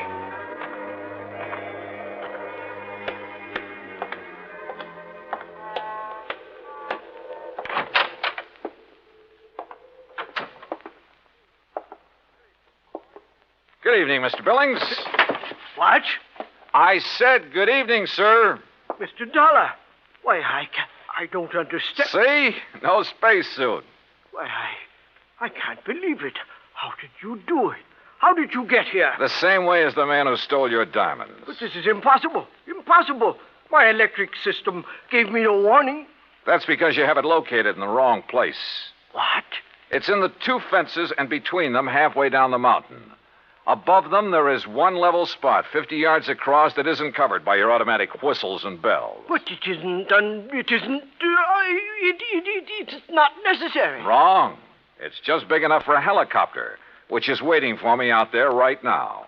A helicopter? You didn't see us because we came in and landed below your line of sight. You didn't hear us because you don't wear a hearing aid.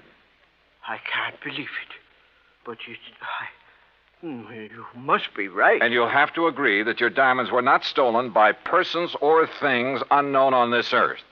The terms of the policy. Of course, I disallow all claim, but Good. Now, it's none of my business, Mr. Billings, but was your San Francisco manager, Norton Shields, a pilot during the time he was in Korea? Why, yes, he flew rescue missions in a helicopter. Yeah. The company that insured your diamonds against ordinary theft might be interested to learn that. Good night, Mr. Billings. Yes. Good night, Mr. Dollar.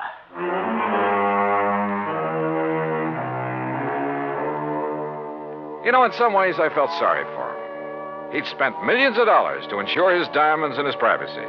Came a real showdown, and it turned out he had neither. Oh, he'll get his diamonds back, sure, and probably buy some more. But privacy, with or without money, is a pretty hard thing to come by.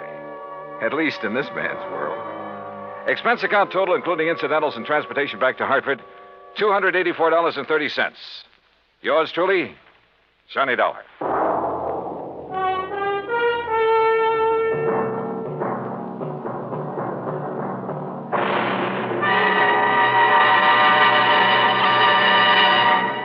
Our star will return in just a moment. Now, here is our star to tell you about next week's story. Next week, a moth, a tiny moth, solves a case involving our national security. Join us, won't you? Yours truly, Johnny Dollar.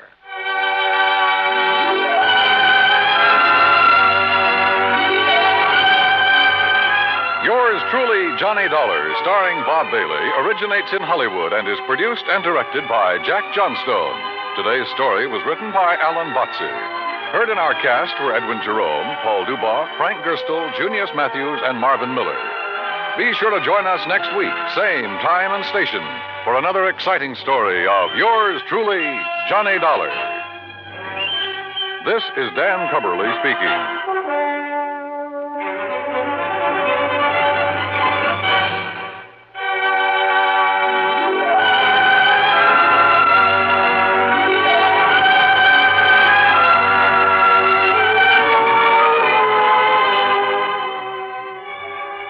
This is the United States Armed Forces Radio and Television Service.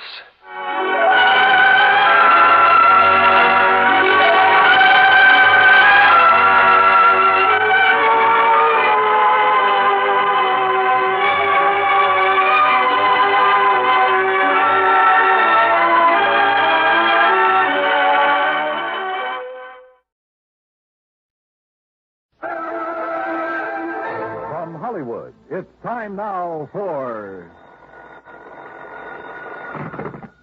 Johnny Dollar. George Reed here.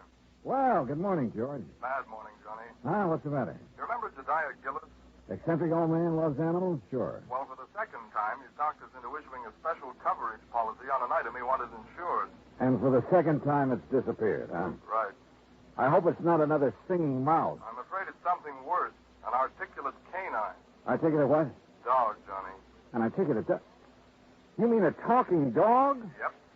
Oh, no.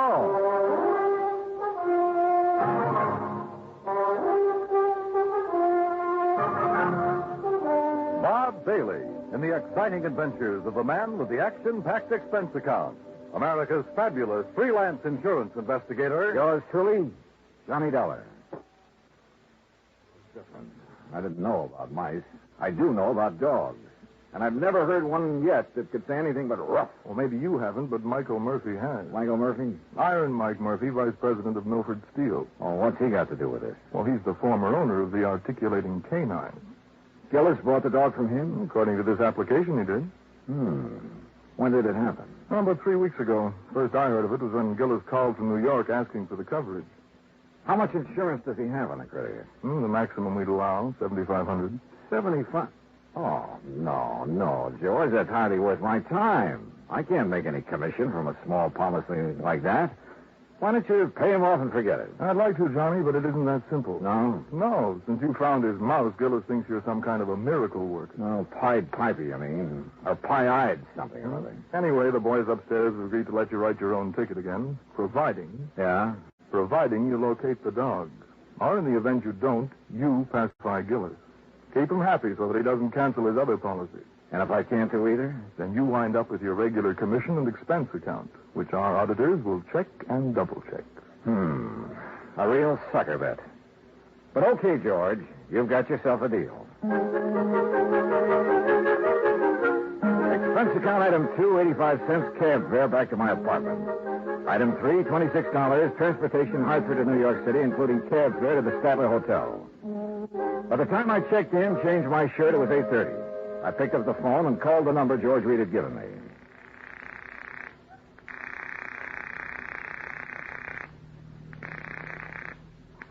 Hello? May I speak to Mr. Gillis, please? Johnny Dollar. Dad told me you were coming. Well, hi. Hi, is that all? I guess this is Marion. Yeah, I know. I had a hunch your father was staying at your place. Do you have my address? Sure have. 514 East 51st Street. Apartment 4C. Oh, yeah. Now, you get right over here before everyone leaves. Everyone? Who all's there? Well, just friends. It's a celebration. What kind? I'll tell you when you get here. Now, hurry. Right. Expense account item 4, $1.70 taxi from the Statler to the East 51st Street address. The entrance to the building faced toward Beekman Place, and one side of it looked out over the East River. I could hear the noise from apartment 4C before I stepped off the elevator. Marion had a good many friends, which figured because of her blonde hair, gray eyes, and a few other... Well, yeah. I pressed the buzzer and waited. I was about to press it again when a door opened further off down the hall. Hi. Oh, Marion. Here, Johnny. I hope you don't mind sneaking in through the kitchen. But Dad made it very clear that he wants to see you now and alone. Alone? Was that Mob in there? He's waiting for you in the den. It's this way. How have you been? Oh, fine, just fine. Sounds like quite a party. It is. I sent out the invitations before the pup disappeared. I offered to call it off, but Dad wouldn't let me. Any special kind of celebration? I think so. It's to announce my engagement. Well, what do you know? Who's the lucky man? His name's Bill Fisher. He's an executive with the Powers advertising agent. Real big-time operator, huh? He just talked one of his clients into putting on a new TV show. Well, you know you have all my good wishes. Oh, Bill, we were just talking about you. I wondered where you disappeared to. Bill, this is Johnny Dollar. Hi, congratulations. You're getting a fine girl. Yes, I think so. Thunderation, what's called? Oh, it's Dollar, so you finally decided to get here. Hello, Mr. Gillis. Come in. Yes, sir. We'll see you later, Johnny. Yeah, sure. Yeah, you ready to go to work? Yes, sir, whenever you are. Whenever I am. You're the one's getting paid to be a detective. Well, I can't do my job without your cooperation, Mr. Gillis. Well, what do you want me to do? Just answer a couple of questions. Just answer, but didn't that sweet pea of an agent tell you all you need to know? Well, he couldn't. He didn't know anything except that a dog you have insured. A dog? A dog, you say? Is that what you call her? Why, you miserable, cold-hearted... A dog. Well, isn't that what you've lost, Mr. Gillis? No! And don't you ever let me hear you calling that... She's a little lady. If you must refer to the type of being she is, well, she's a canine. Okay. Do you mind telling me under what circumstances the canine disappeared? I wouldn't mind at all. And please call her Ming Toy. Beg your pardon? Ming Toy, that's her name. Ming Toy Murphy. What's the matter, you dog? Are you deaf? No. Isn't that kind of an unusual name for a dog? A canine? Oh, you think so? Shows how stupid you are. She's a Chinese. Chinese? Yes, a Pekingese. A Pekingese. And being his first owner's name was Murphy, the whole thing, Ming Toy Murphy, just fits her to a T. Yeah. Now, exactly when did you notice Ming Toy was missing? Oh, since we got back from breakfast, you see, I'd left Ming Toy in here, locked up safe and sound, but when we got back, the door was standing open. The front door? No, not to this door. And Ming Toy was gone? Of course she was gone. That's what all this fuss is about. But the front apartment door was closed. It was, and if somebody's come in here and stolen her, they'd have had sense enough to close the front door when they left. You're, for sure somebody did steal. I don't know what to think. All I know is Ming Toy missing. Canine animals like her don't grow on trees. Oh, well, you mean because of her, special talent? Well, now you're getting it, my boy, yes.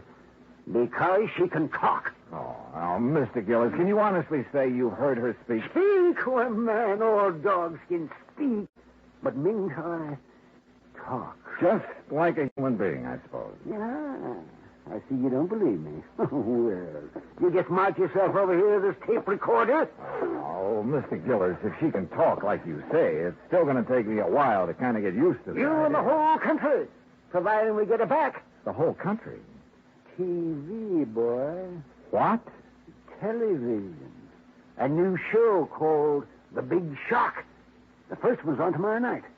What's the matter? Don't you read the papers? Anyway, they started advertising about 2 weeks ago. Looking for a dog that could say, Happy Hollow Dog Food is yum, yum, yummy. Happy Hollow Dog Food? That's the company sponsoring the show. Go on. They're going to open their show with the animals saying that slogan, you see. And today I was going to take Ming Toy down there and let her say it and collect the $50,000. What's $50,000? The $50,000 they're offering to give for a dog that can say, Happy Hollow Dog Food. All right, I know. Yes, well, anyway, when I first heard about this, I remembered Mike Murphy said something to me over a year ago about having a canine in his kennel that could talk some. So I went over there 3 weeks ago, and I bought her.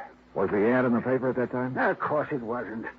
Well, how did you know it was going to be? Marion told me. How did she know? That dressed dummy she's fixing to marry. The advertising agency he works at, they're the ones that talk the Happy Hollow people into putting on that show. Oh, I see. Well, you see, it's about time. I also see that you don't exactly approve of Fisher for a Oh, son-in-law. no, I wouldn't say that. I don't approve. I don't disapprove of me. If she wants to marry a stuffed shirt, that's her business. You know, let me play this tape recording for you. You're going to hear the sweetest little voice this side of China. Ah, now then, me little pet. You Get see, yourself set and ready we for the made trial. this at Mike Murphy. All right, girl. Now talk to me. Pretty now. Talk pretty. Everybody. Hey, she said hello. That's a dog? That's Canine. Be quiet. Be quiet. Very good, lad. Now tell me, how are you feeling these fine days?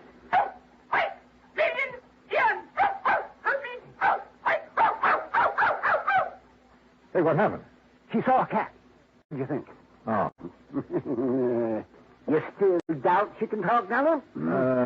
I think I'd like to see it with my own eyes. Have you put an ad in the lost and found columns of the papers? Of course. What about the people in this building? Well, I had Morris. He's the super. Put a note. Super? The janitor. They call him supers in the city. So what's the matter with you? Don't you know anything about it? I had to put a notice in each apartment telling them to be on the lookout for her. But so far, nobody said a word. And naturally, they wouldn't because she's not around here. She's been stolen. Oh, now, look, why would anyone want to steal her? They couldn't put stolen property Well, on TV. maybe it could have been somebody doing it for spite. Like who? Yes, like Iron Mike Murphy. That's who. He's been saying nasty things to me, claiming I cheated him out of Ming toy. Well, did you? Of course I did. Mr. Gillis, is there any other possible way she could have gotten out of this room? Well, now, there's several... Oh, no. Huh? No, it hurts me just to think about it. Oh, dear. That window. Window? Yes. Oh, dear. Was that open yesterday morning? Yes, it was open. I forgot to close it. Oh, dear. Well, what's down below there? Nothing but the East River. I continued questioning him, making sure he'd given me all the facts. Then, after promising to take him along when I visited Iron Mike Murphy, I said goodnight and left. Expense account item 5, $1.70 for a cab back to my hotel. The next morning, I called Murphy and wangled an invitation to his Long Island home. At exactly 9 o'clock, I was in front of the Gillis apartment. Hey, Mister. Yeah? You looking for Mr. Gillis? No, Mr. Gillis. You seen him? Sure. When they go out for their breakfast. Oh, yeah, I see. Do you pick up the trash and garbage from the apartments every morning? That's my job, senor. Well, what time do you usually hit this floor? The same time as now, about 9 o'clock. Do the Gillises go out for breakfast every morning at this time? Almost every morning.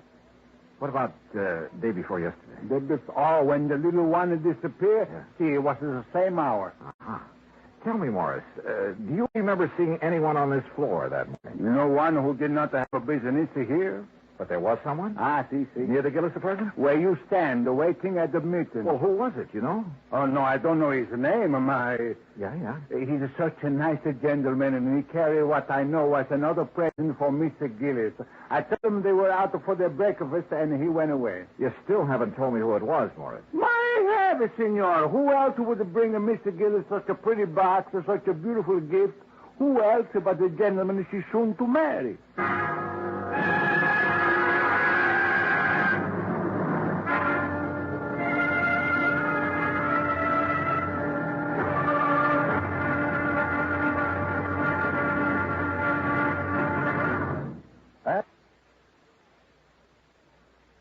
Now, Act Two of yours truly, Johnny Dollar, and the Ming Toy Murphy Matter.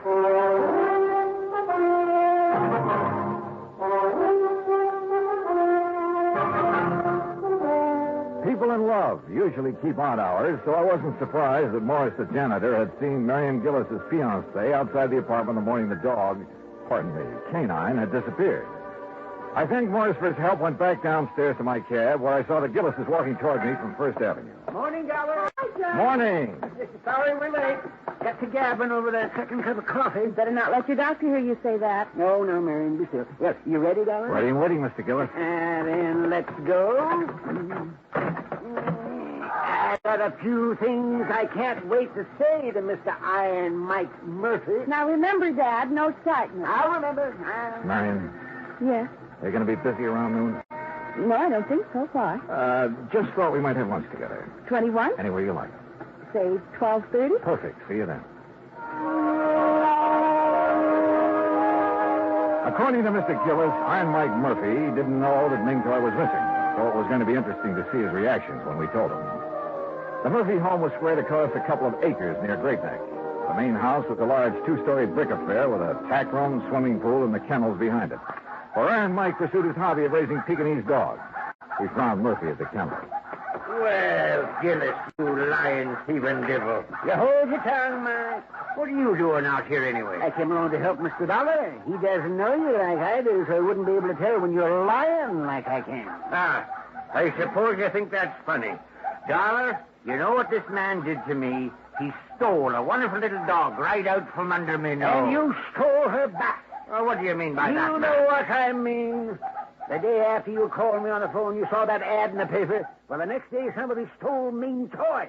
And I'm sure it was you, you shanty Irishman. Why, you dirty-minded evil old man. I've half a mind to take a horsewhip to you for saying such a thing. Oh, you deny it, eh? Of course I deny it. And you say it again, I'll deny it with me fist. Oh, is that so? Well, I whipped you when you were in the steel mills, and I can whip you now. Look out, fella. Oh, Mr. Gillis, remember what your daughter said. Defend yourself, Murphy. Mr. Gillis. Bring yourself at me, Gillis. Taxi! Mr. Gillis, please, Mr. Murphy. Here I come. Ooh.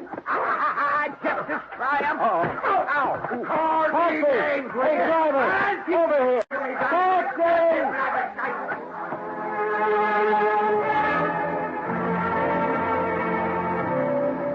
When it was over, Mr. Gillis had a black eye and Murphy a bloody nose.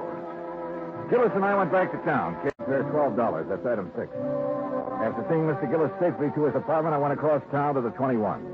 Marion arrived. We were shown to a table, and I told her as quickly as I could what had happened at the Murphy home. Johnny, you know Father isn't supposed to get excited. I know. He knows. And I tried to stop him, but he went... so upset over losing Ming Toy or anything else. Well, especially something as strenuous as a fight. Well, it might prove to be too much. Oh, he's all right, believe me. Well, I'll call him in a few minutes to be sure. Marion, this morning while I was waiting for you to come back from breakfast, I had a talk with Morris, the super at your apartment. No? Yeah, he... Marion, darling. Oh, well, I told Bill to join us, Johnny. I hope you don't mind. No, of course not. Sit down. No, thanks. Johnny's been out all morning with Dad. Oh? Hunting for the dog, huh? That's right. Any luck? I'm not sure. Excuse us, Bill. But what does Morris have to say, Johnny? Oh, it wasn't important. Don't try lying to me, Johnny Dollar. I know you too well. Now, you tell us what Morris have to say. Bill, the morning the dog disappeared, you were at Marion's apartment, weren't you? Of course he wasn't. Bill? Day before yesterday? No.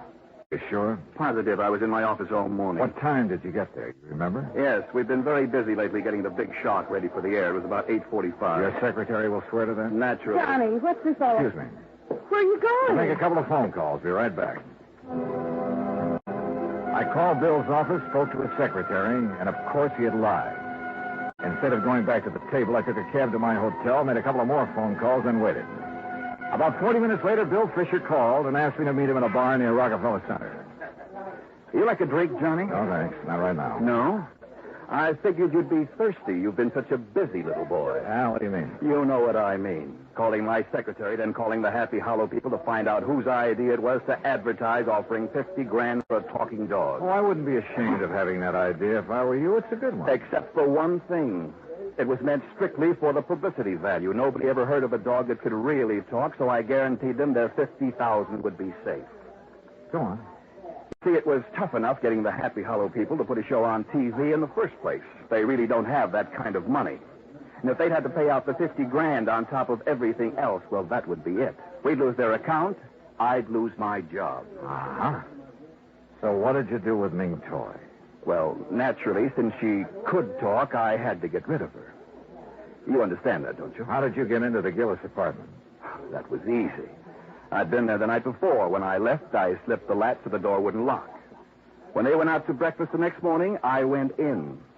I was going to put her in that box and carry her out, but she put up such a fuss, I just tossed her out the window. Into the river? Yes, Dollar, into the East River. But what can I do about it? After all, Ming Toy was only a dog. It wasn't like she was a person. Well, what can I do about it? I'm not sure. But whatever it is, I hope it's plenty. I left him there and walked down 6th Avenue. When I reached the corner of 51st, I called Marion and asked her to meet me in a little park near her apartment building. Somehow I told her, as simply and directly as I could. Well, it's kind of funny, isn't it, Johnny? I don't know. Isn't it? Sure. If I hadn't met Bill, none of this would ever have happened. Dad would still be feeling chipper. I might have been engaged to somebody else. Maybe even a nice guy like you. And why do things like this have to happen? I don't know, Marion. I just don't know. We were about a block away from her apartment when we heard the ambulance. We watched her turn into 51st Street, then stop. Then we were running.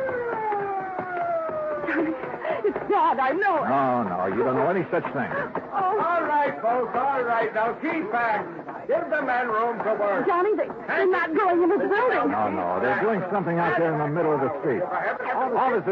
Officer, what's happened? It sounds like a little girl's caught down there under the street. Under the street? Yeah, lady, in the drain pipe that goes down to the river. Are you sure it's a little girl and not a dog? You kidding? Dogs can't talk like that. Like what? Well, it sounds like she's trying to say something about a dog food being yum, yum, yummy. Get your father, Marion. Yes, oh, yes. Excuse me. Hey, come back here.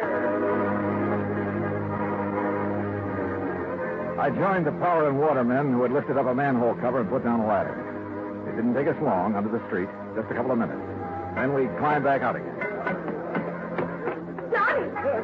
Dollar, where is she?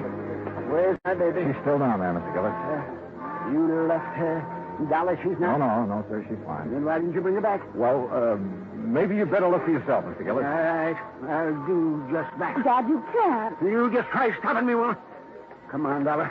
Come on. Candy. Careful now, Mr. Gillis. Yes. Watch your step here. Don't you worry about me. You just look out for yourself. Yes, sir, I am.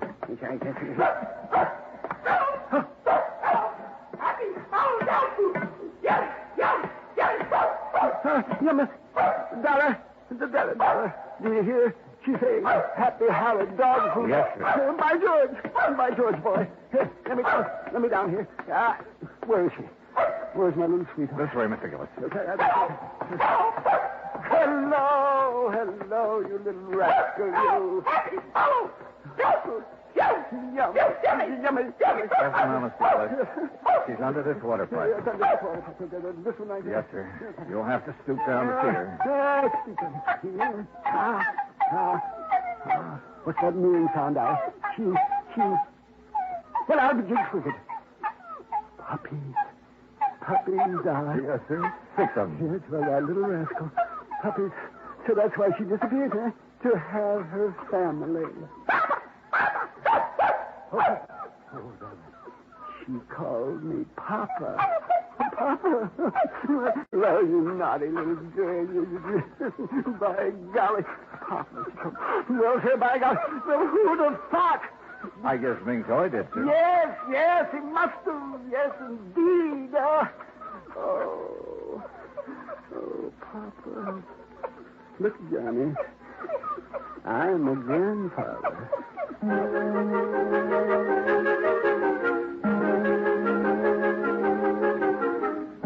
I never did tell Gillis exactly how Ming Toy had been helped out of the apartment.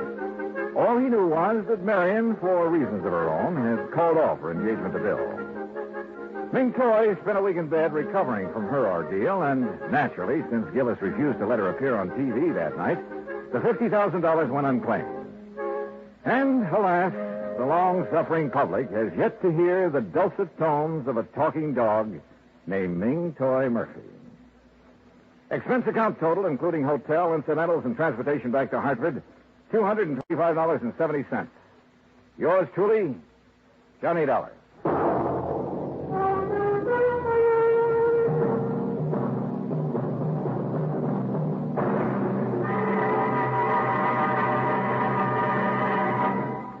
Now, here is our star to tell you about next week's story. Next week, a vessel that was lost at sea suddenly turns up. Thanks to the true love of my gay young life. Join us, won't you? Yours truly, Johnny Dollar.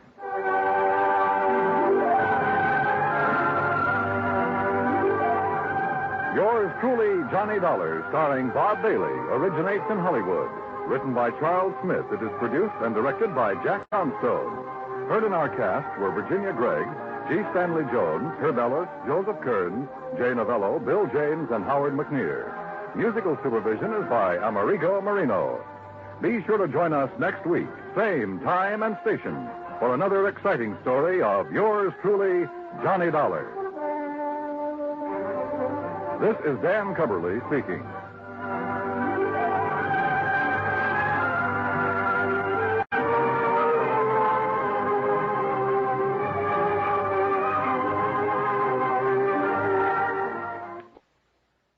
Johnny Dollar. Jerry Holland, Johnny. Tri-Mutual Insurance Limited. Oh, sure, Jerry. How are you? The name Curtis Randall mean anything to you? The banker here in Hartford? That's the one. He's also one of our big policyholders. At least he was. Oh, what's happened to him? Day before yesterday, he and a friend of his, a fellow named Byron Peters, they went deer hunting over near Kingman, New York. And? They hired some old character in the neighborhood to act as guide. Randall and Peters didn't know it, but the old goat was an alcoholic. So what happened? At the end of the day's hunt, they raised Cain with Curly because he hadn't found them a deer. Curly, the name of the guide, huh? Yeah. They had a big argument. Over 500,000. 100. Wow. Who's Randall's beneficiary? His hunting companion, Peters. Peters? No wonder you want me to investigate. Johnny. Only this one looks too easy. Wait, Johnny. I'll be right over.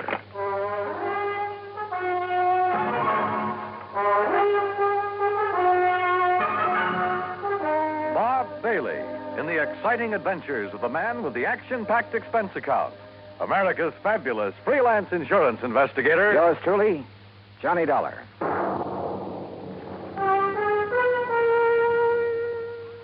And now, Act One of yours truly, Johnny Dollar.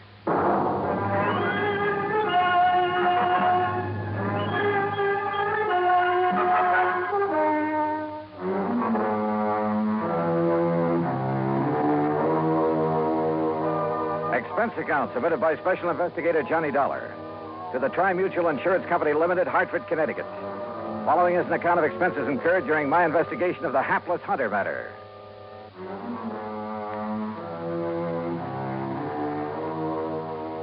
Expense account item 1, 95 cents for a taxi across town to Tri-Mutual in the office of Jerry Holland. As I opened the door, he met me halfway. Hey, what was the idea of hanging up on me, Johnny? Then when I tried to call you back, you'd left. Well, sure. I figured if this thing only happened a day or so ago, the faster I could get working on it, the better. Well, I'll go along with you on that, but Where's now... this man Peters? In the hospital. Because if anybody should be suspect, he should. After all, as a beneficiary... What did you say? I tried to tell you on the phone, only you hung up. Byron Peters is in the hospital. Where? Over in Kingman, New York. Why? Because he was shot up, too, by that drunken guide when he tried to prevent him from killing Randall. Oh. Then Curly killed himself. Yeah. You know, if you'd stop going off half-cocked, you might get somewhere on this case. If it really is a case. Sorry, I guess I jumped to a conclusion You before. sure did. Oh, $500,000 is still a lot of money. Sure it is. If you need it. And Byron Peters doesn't? Well, according to the local police chief who called me, it was in Byron Peters' brand new Eldorado that they drove over to Kingman. It was Peters who arranged for the guide service. It was he who supplied the guns and equipment. Yeah, okay, Jerry. I'll take your word for it. What hospital is he in over there? Angel of Mercy. It's the only one. Any other information I ought to have? None that I can give you. As I told you, this is just routine because of the money involved, company policy. Of course, for your report, you might try to find out if this old Curly Summers, the guide, had any reason to have it in for Randall. Randall knew him before, huh? Huh? I thought you said Peters arranged for the guide. Well, I guess I did. But now, Let Johnny... me have Peters' home address, will you? And Randall's. Well, sure, why not? And I hope you don't think... Did you know Randall well? Yes. Was he a drinking man?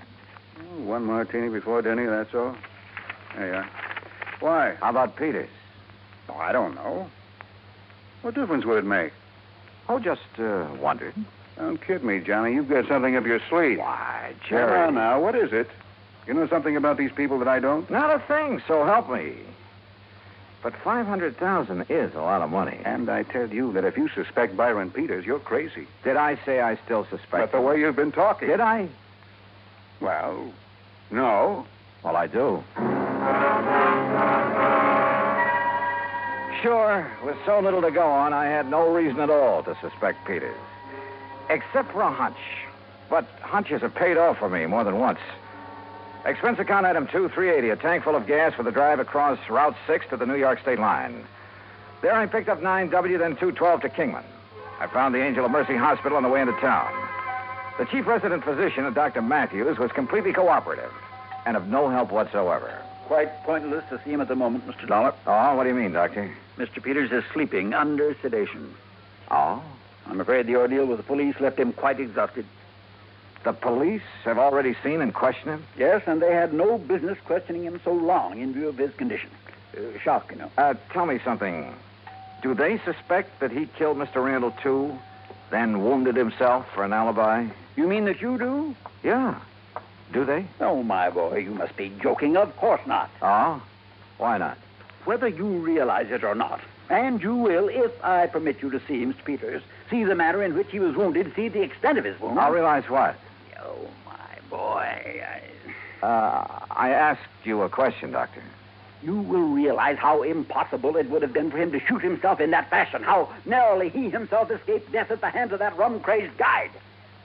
You're sure, Doctor? Of course I'm sure, and so are the police. Well, where does that leave me? If I may say so, with egg on your face. Act 2 of yours truly, Johnny Dollar, in a moment. And now, Act 2 of yours truly, Johnny Dollar, and the Hapless Hunter matter. A hunting guide had run amok near the little town of Kingman, New York, and, according to report, was responsible for the death by shooting of wealthy banker Curtis Randall for the wounding of Randall's companion, Byron Peters. But Peters is beneficiary of Randall's $500,000 insurance policy. So, naturally, the old bug of suspicion began to gnaw away at the back of my brain. Until, that is, I saw Peters, his wounds, the x-rays, and finally talked with Captain McManus at the local police headquarters. Well, sure, we talked to Peters, Mr. Dollar, but only to find out exactly what happened when old Curly went off his rocker and started spraying lead with his hunting rifle, then shot himself. Then my suspicion that Peters might have done the shooting. Well, didn't you see how Mr. Peters was hit by that 30-30? Now, look.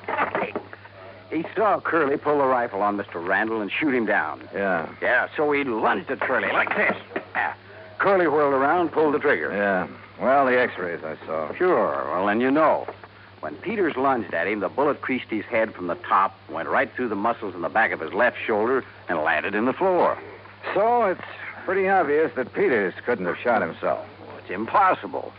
He would have had to have arms 5 or 6 feet long to shoot himself in the top of the head at that angle. Hey, when did you first learn about this whole thing, Captain? When Mr. Peters came to, he phoned me from up at Curly's cabin where it happened. I went up there right away. And? Curly and Randall were dead.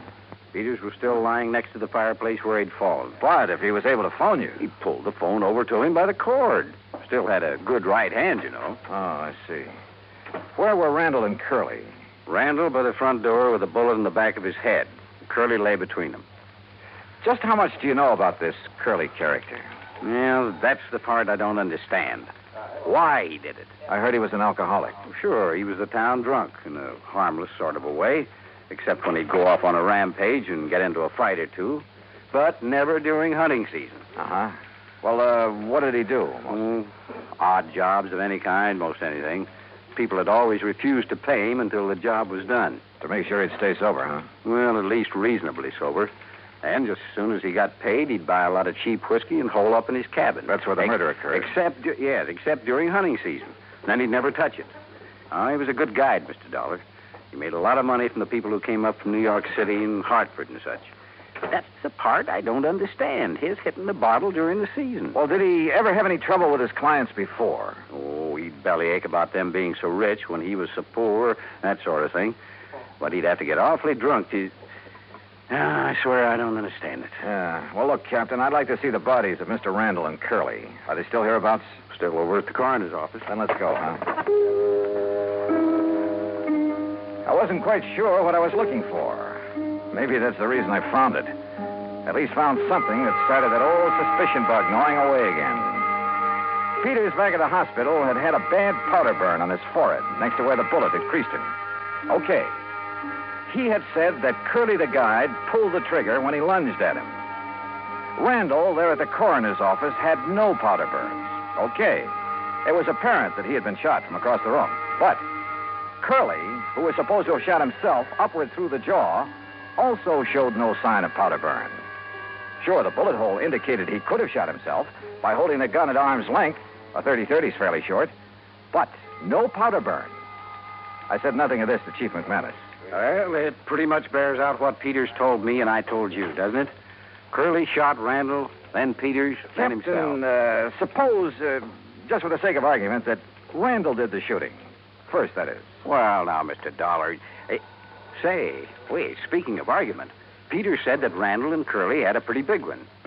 Because Curly didn't find him any dare. That's when he started to get drunk and abusive.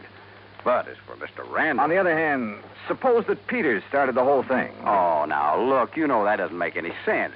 Then try to kill himself? Well, isn't that what you're saying Curly did? Well, sure, but that's different. No good old bum realized he'd gone too far. There was no other way out for him. But a man like Peters, with money, everything he wants... Where's this cabin of Curly's? Oh, quite a way. 10, 12 miles. How do I get there? Straight down Paris Street to the mobile gas station. You know where that is? Yeah, I saw it on my way in. Okay, you turn left there. You go 6 miles, then take the first right-hand road right up the side of Deer Mountain until you get there. Okay. Oh, here's the key to it. Oh, good, thanks, Chief. I'll see you later. You want me to go along with you? No. According to you, this hunch of mine is all wrong. I'm sure of it. Okay, then. I'd better wing it alone. From the outside, Curly's cabin was a shack, nothing more. And there were enough cheap whiskey bottles scattered around the yard to sink a battleship. Inside, however, it was pretty comfortably fixed up. And back under the kitchen sink, I found a case of Prince Francis Scotch, nearly full. Had Curly suddenly changed his taste for the better? Or had somebody decided to bait him with it? By the dark stains on the floor, I could see where both Randall and Curly had fallen. Where Peters had gone down, there was also the rifle slug embedded in the floor. And then I noticed the angle at which that slug had ended, as though it had been fired from the ceiling, certainly from higher than any normal man could reach. And Curly was only 5 foot 2 or 3. Then I saw something else, a heavy cord hanging down from one of the rafters above where Peters had lain. It was frayed at the end as though forcibly broken. Now, suppose someone had hung a loaded rifle there by the trigger so the slightest pull would set it off, had stood under it holding the muzzle carefully next to his head to one side, just close enough to...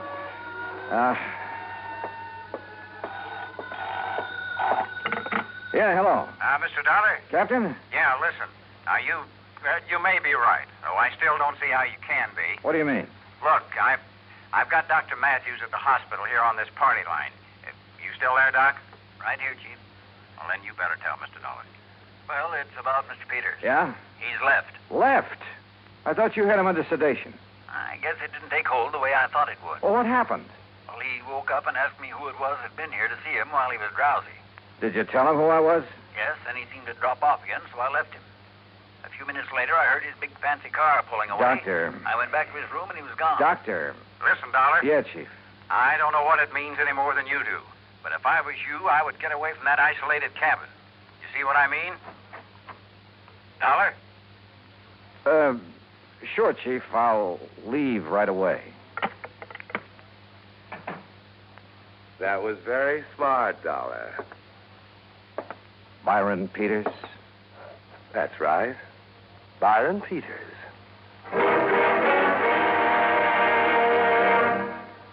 Act 3 of yours truly, Johnny Dollar, in a moment. And now, Act 3 of yours truly, Johnny Dollar, and the Hapless Hunter matter.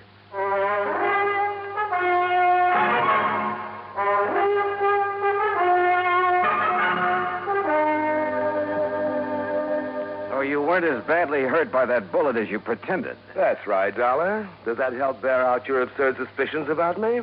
Not nearly so much as your coming up here to this cabin, Peters. What's that supposed to mean? You rigged the whole thing pretty well, but not well enough. Why you wanted to get rid of Curtis Randall, I don't know. You're out of your mind. Randall was a friend of mine. You must have had some reason for killing him. Curly Summers murdered Kurt. We had a big argument because he hadn't found us any game. The only reason it got out of hand was because Curly was drunk. On what? On some of that expensive scotch I found in the kitchen? How should I know? Yes. Where did he get that? How should I know? Well, I do. You brought it here to help bolster your phony alibi, to indicate that Curly had it up here, had been hitting it. But you pulled a boo-boo. Why don't you talk sense, Detective? Are you trying to tell me Curly would ever have stuff like that? Look at the old bottle scattered around outside. Cheap rot gut, that's all. What's more, he never touched a drop during hunting season. That's about as thin evidence as you could possibly dig up, Dollar, and you know it. Peters, why did you come up here just now? Okay, I'll tell you that, too. Lying there in the hospital, nursing your sore shoulder, you didn't plan on that injury, did you? I told the police. Oh, yeah, sure, you told the police. Lying there, you suddenly remember the one thing that could show how you cleverly wounded yourself after you killed Randall and Curly. That piece of cord up on the rafter, where you hung Curly's gun up by the trigger. Dollar. You aimed it carefully along the side of your head, then yanked on it to set it off. Dangerous, but a great alibi. I told the police, the doctor. Curly pulled that trigger when I lunged at him, struggled with him. Little Curly held that gun high enough so the bullet would crease your head from above? I was bent over, lunging at him. Then enter the floor from up here where this cord is hanging? You're pretty smart, aren't you, Dollar? Curly was supposed to have committed suicide, huh? Yes, he must have, because I heard him shoot himself as I passed out. Oh, sure. The bullet entered his lower jaw, went up into his brain. That's right. That meant he had to hold that 30-30 at arm's length, so the muzzle right next to his jaw. That's right. Where it would have left powder burns. But, Peters, there were none. Because you shot him from across the room, the same as you did Randall. Yes. Yes, the same as I'll shoot you. If you can. My right hand is still good, Dollar, and so is the 38. You and your fool insurance company should have left things as they were.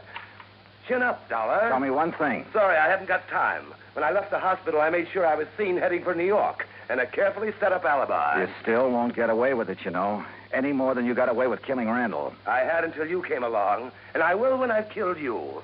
So if you have nothing more to say... One thing. Why did you kill Randall? You're trying to stall me. Why? All right. All right. Because I forced him to name me in his insurance. I was the only one who knew about some shady operations in his early business career. Oh, the old story, huh? That's right. Blackmail. That's why he's been paying me off, supporting me, until recently. So you threatened to expose him? No. What would that get me financially? Then tell me this. No. I've got to get out of here to New York. Just one thing more. I don't know why you're trying to stall me, but it's no use. So if you have any prayers, Dollar... Sure. That Chief McManus standing there in the doorway will slug you before you pull that trigger. Oh, no, not that old chestnut. Why not, Peter? What? You... No, you...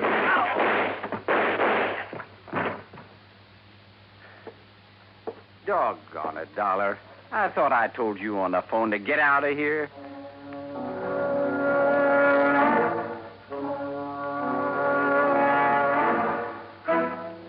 Expense account total, including gas to get me back to Hartford, $13.13. Remarks? Why? Why don't they ever learn? Yours truly, Johnny Dollar.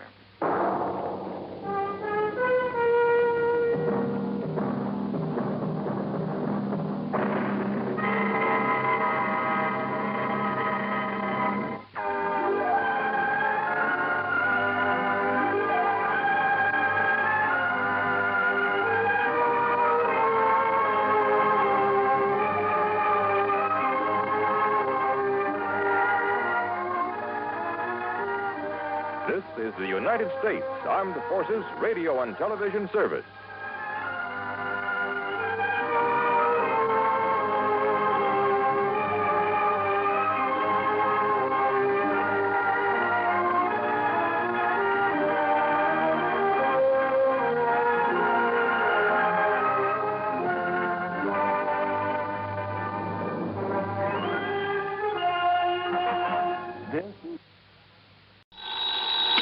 Johnny Dollar. This is Jack Price, Johnny. Corpus Christi, Texas? That's right. Try Western Life Insurance Company. No. No? No, Johnny. I've just taken over the office of Providential Property Insurance down here. Oh, that's a good company, Jack. Only I'm beginning to wish I hadn't. Oh, what's the matter? Less than a week heading up this operation, and I get presented with a claim for $465,000. Wowee. But maybe, I hope, you could keep us from having to pay it. Well, I don't know about So, that. Johnny, if you'd like to earn yourself a nice big commission in addition to your expense account, of course. Now, let me see. My commission on $465,000. Tell me all, Jackson. You fly on down here, and I'll be glad to. Right. I'll grab the first plane I can.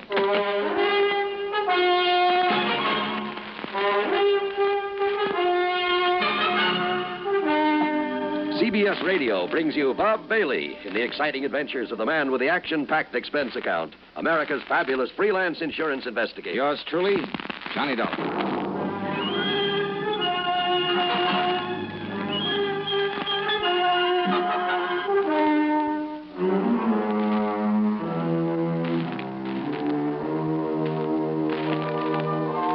Expense account submitted by Special Investigator Johnny Dollar to the Providential Property Insurance Company, Corpus Christi, Texas office.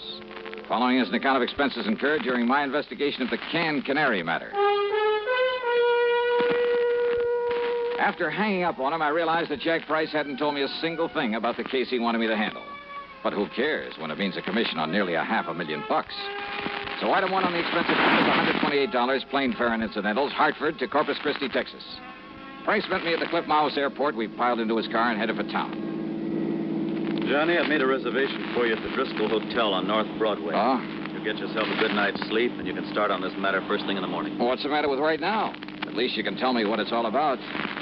Well? The Canary diamonds. Canary? Yeah. You mean they're for the bird? Oh, now, wait. I'm sorry. Matter of fact, Johnny, they happen to be the most perfectly matched set of yellow diamonds in the world. A necklace, a brooch, and a solitaire and a ring. Called the Canary diamonds because of their color. No. They were stolen from Mrs. Clara Barnes Smithwick Tyson Brownfield. Oh, brother, that's a mouthful. Now, who is she? The reason she's so loaded with jewels, and about everything else an old lady could want, is that Tyson made a few $1 million in oil, and when he died about 4 years ago, he left her a considerable fortune, mostly in the stock market. Tyson? J.R. Tyson. I thought you said her string of names ended in Brownfield. About a year ago, she married young Augustus Brownfield. Oh, I see. Brownfield loaded, too? He's been up and down over the years. Mostly down, I'm afraid. Until he married the rich widow Tyson. Well, yes. How old is he? 10 or 15 years younger than she is. About 45, I'd say. So that's it. Now, Johnny, you and that suspicious mind of yours. What, Jackson? You'd make a suspect out of your own mother. Oh, look, there's nearly $500,000 involved. But you're wrong if you think he had anything to do with the loss of these jewels. I'm sure of it, Johnny. Yeah, we'll see. I've known Gus Brownfield for years. I'm sure he's on the level. That's why, in spite of all his wife's money, he's trying so hard to make a go of his little cannery business. Cannery? It's just a small operation for the luxury trade. What do you mean? Oh, kumquats, guavas, lychee nuts, things like that. For the fancy restaurants. Real expensive stuff. Oh, I see. His customers are mostly places like Antoine's in New Orleans, Romanoff's in Beverly Hills, the Chambord in New York. Even some of the fancy cafes in London, Paris, and Rome. But now, how and when and where did these Canary diamonds disappear? Well, it was several weeks ago. They'd gone out for the evening. No servants? Only the deaf old cook in her little room in the basement. The others were all off duty out of the house. And? Well, when they got home, she went to the wall safe to put back a pair of earrings she'd worn. When she opened it, she found the Canary diamonds were gone. Anything else taken? No. In spite of the fact there were other valuable things in the safe. They called in the police, I hope. Oh, of course. Well, what did they find? Nothing. Fingerprints? Whatever prints may have been on the dial of the safe have been carefully wiped off. The only thing the police are sure of is that it was a professional job. Hey, Jack, who knows the combination of that wall safe? Only the two of them, Mr. and Mrs. Brownfield. You're sure of that? That's what she told me when she reported the loss. Oh, she reported it? Yes. And he was the only other person who knew that combination? Johnny, they were out together that evening. Where did they live? Let's go over and see him. At this hour? Sure, why not? Well, besides, I told them I'd bring you over in the morning. So what? And if they don't expect us, well, who knows? Maybe we'll learn more than when they do. Johnny, if this is because you suspect Gus Brownfield... Now, did I say that? It's what you mean, isn't it? Come on, Jackson, let's go see him. Well? All right, Johnny. Whatever you say. The Brownfield home was a mansion, a beautiful place, worth plenty of money. Mrs. Clara Barnes Smithwick Tyson Brownfield was about 60, I'd say.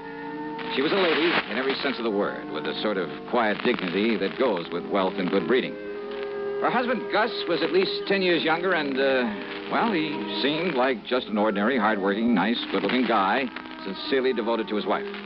Yeah, I must admit I liked him immediately, but then sometimes that's a danger sign. Anyhow, he pretty much repeated what Jack Price had told me, including the fact the police had gotten nowhere. So, if there's any way I can possibly be of help to you, Mr. Dollar? It's not so much the money, Mr. Dollar. Though heaven knows the diamonds do have monetary value. That is the understatement of the week. Well, yes, I suppose it is. But when I think of some thief taking those beautiful stones out of their lovely mountings to dispose of them... Mr. Brownfield, you and your wife were together all the time the night they were stolen? Yes, we were attending a party at the home of... Oh, no, wait. Yeah? Why, yes, dear. You left us for a few minutes to go over to the Canary. Yes. Why? Well, when we'd passed it on the way to the party... Yes? Well, I'd noticed that someone had left the lights on. Probably someone who'd worked late. Who? Well, frankly, I don't know. Well, go on, please. Well, the party'd been rather dull, so I used that as an excuse to leave for a while. Yeah? I drove on over to the Canary, took care of a few odds and ends at my desk, turned out the lights, and then drove back to the party. Then we came home and found that the diamonds... Mr. Dollar. Yes? If you're thinking what I think you are... That your husband had plenty of time to come here during his absence from the party? Well, now, look here, Plus the fact that he knows the combination to the safe? Young man. No. What? No, Mrs. Brownfield. I was thinking of something you said a minute ago. About the thief disposing of those jewels. But, Dollar, if you think for 1 minute... Just hold your horses, please, Mr. Brownfield. Young man, this is outrageous. I refuse to listen to anything more from you. Yeah? Yes. Well, I think you'd better, Mrs. Brownfield. If you want the Canary diamonds back.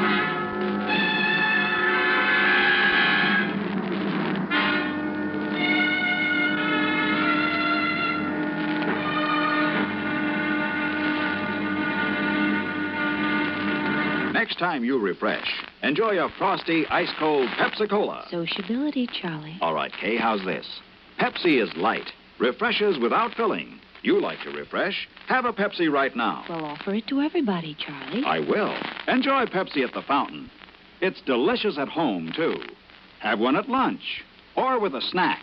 Charlie. At the beach or at dinner. Wherever you go, wherever you're thirsty, Pepsi is there. It's here, too, in our Be Sociable song. Be sociable, look smart, keep up to date with Pepsi. Drink light, refreshing Pepsi. Stay young and fair and debonair. Be sociable, have a Pepsi. For the weekend, have plenty of Pepsi around. Pick up an extra carton today.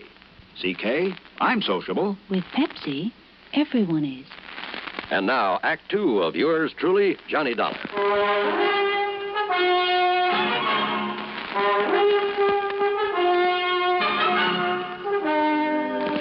Dollar, this is ridiculous. Is it, Mr. Brownfield? And I suppose the fact that my cannery business is not particularly profitable. Oh, I didn't know about that. I suppose you've decided that that's a motive for the theft of the diamonds. Well, I suppose it could be, couldn't it? Now, listen, Johnny, this is ridiculous. Take it easy, Jack. This is not only ridiculous, it's insulting.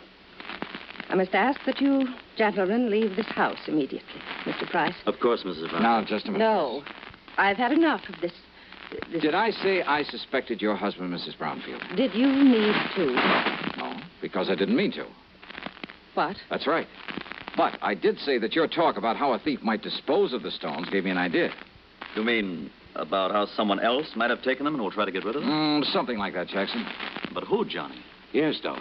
Young man, I still resent your implication, deliberate or otherwise. On the other hand, Mrs. Brownfield, since your husband might seem to be the one logical suspect... Young man. Perhaps I'd better play a little hunch I have before talking any further with you folks. Young man. Come on, Jack. Take me over to my hotel. My snide suggestion that Gus Brownfield at least could have taken the stones had got a reaction, all right. But it only convinced me that he was in the clear. The police had decided the whole thing was a professional job, and it would have taken a pro to crack that wall safe. And a pro would have sense enough not to try disposing of such distinctive stones in this country, in or out of the original settings. A pro would have some way of getting them out of the United States. But to where? And heavens knows he'd had plenty of time to get them almost anywhere. So there in my hotel room, still acting on a hunch, I was about to make a transatlantic phone call, but I didn't. Not then. Yeah? Johnny? Who's that? Doc. Doug Johnstone? That's right. Well, Johnny. Come in, Doug. Come on in. Well, so you couldn't stay away from our fair city, huh? Yeah, how'd you know I was here? Hey, sit down. Oh, thanks. Oh, I just happened to run into Jack.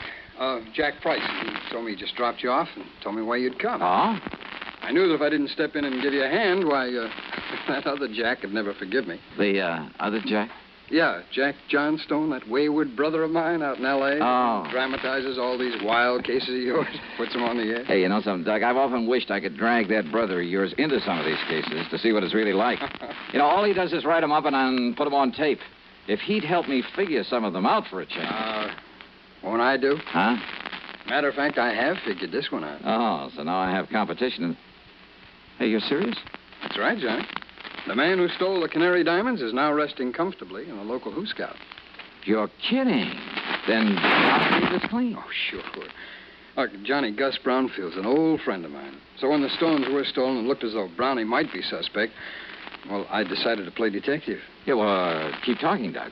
And I hope you haven't put me out of business. I've tried. Who knows? Maybe I have. Anyhow, I'm pretty familiar with Gus's cannery and the people who work in it. Yeah? And there was one man in his shipping department. Well, when I heard about the robbery, I started digging through old newspaper files down at the library. It took me weeks, Johnny, but I knew I'd seen that guy's face before. And sure enough, I found his picture alongside the story of a jewel heist that took place 15 years ago. Who is he? Les Murdoch. That means something to you, huh? Fingers Murdoch. Sure. Safe man for that International Gems gang back in 45. That's the guy. Yeah, but I thought he got 20 years. Well, good behavior got him off nearly 2 years ago. And he was working in Brownfield's cannery? In the shipping department. Oh. Well, I told the police about it. We descended on him a couple of hours ago, gave him a cock and bull story about having found some of his fingerprints around, and he confessed. Well, good. Good work. Well, now that I've solved the case for you, you can buy me a drink and be on your merry way back to Hartford. Sure. And the jewels? The jewels. Well? Well, Johnny, the police have tried every trick in the book on him. Now, he won't say what he's done with them. In other words, my end of this case is only beginning. What do you mean? Bring the dirty criminal to justice? That's for the police, not me. What I'm hired to do is get those diamonds back. Johnny, if Murdoch won't say what he's done with them, and believe me, there's nothing in the world that's going to make him. You got any bright ideas? What'll you do? Well, you want to know something, Doug? You got a good question.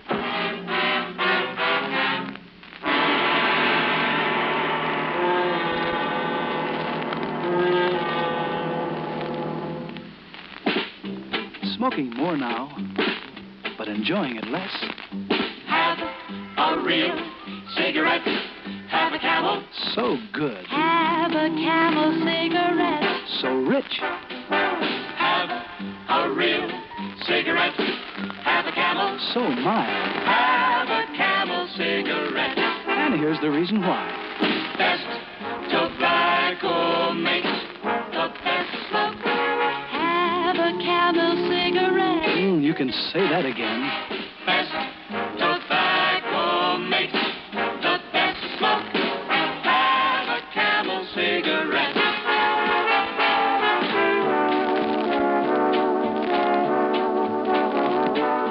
If you're smoking more these days, but enjoying it less, then change to Camels, the best-tasting cigarette of all. Start to really enjoy smoking again.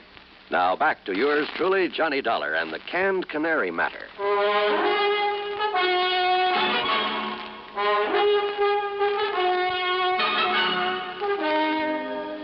I went down to the Corpus Christi Central Jail and wasted an hour trying to get something out of Fingers Murdoch.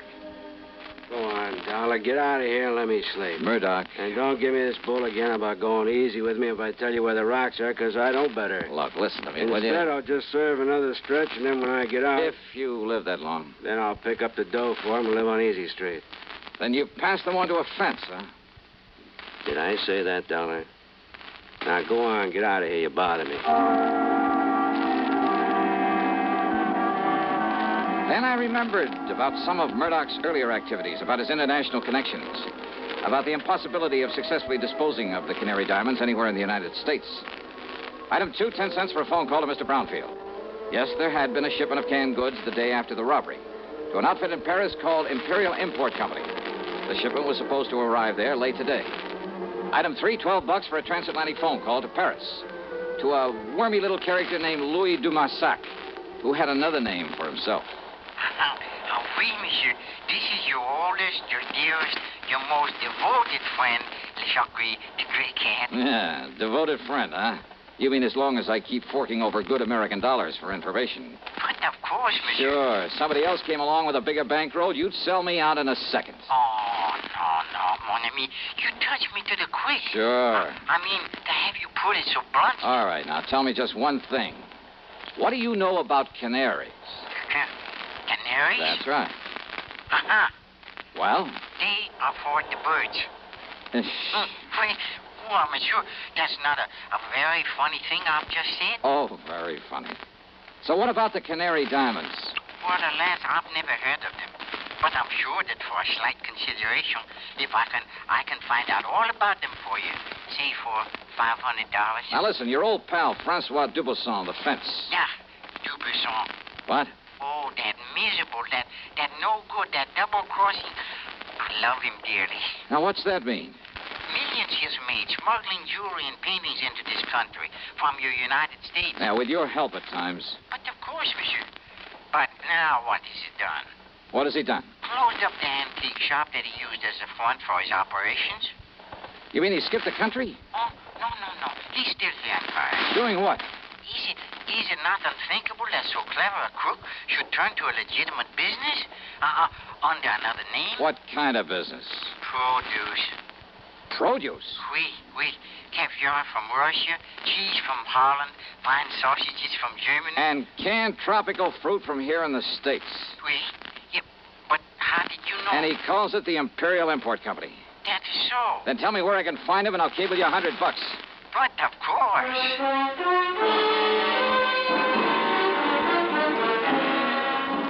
Item 4, a real wild one. $488, transportation to the airport, to Chicago, to Paris, France. Then a cab to the little warehouse called the Imperial Import Company. And somewhere along the way, I picked up a 39-cent kitchen item that just might help solve this case for me. Francois Dubuisson was more than a little surprised to see me. Monsieur Dolin? Yeah, surprise, huh? And what are you doing here in Paris, huh? Well, I want you to help me find some stolen jewels, Dubuisson. I help you? Mm-hmm. After the trouble you have made for me in the past, it is to laugh, monsieur. Yeah, well, you go right ahead and laugh, but maybe I can persuade you. By waving that pistol in my face, huh? I want to look at your latest shipment of canned goods from the United States. Canned goods? Monsieur, Come on now. Where do you store the stuff for this phony import business you're using as a front now? If you will put down that gun... Maybe through this door, huh? Well, we'll see. Monsieur! Well, now, how about this? Will you kindly explain what you mean by this intrusion, huh? Yep. 10 cases of fancy tropical fruits from the Brownfield Canary in Corpus Christi, Texas. And why not, sir? Only one of these cans doesn't contain fruit. I beg your pardon. As if you didn't know. All right, here you are. Take this and we'll get to work. And just what is this, eh? Well, now, Dubuisson, that's a fine old American institution. It's called a can opener. Yeah, I'll pry open the cases and you open the can. Monsieur. Uh-huh. Until we find the Canary diamonds. All right, here now. We'll start with this case right here. But I know nothing of the Canary diamonds. You are going to wield that can opener until you do. Monsieur Dolin. 24 cans to a case, 10 cases. That shouldn't take you too long, though you might raise a handful of blisters. There you are. Get started, brother. Have you forgotten? You have no authority here in Paris. Oh, have you forgotten this 38 might give me all I need? And, of course, I can always call in the police.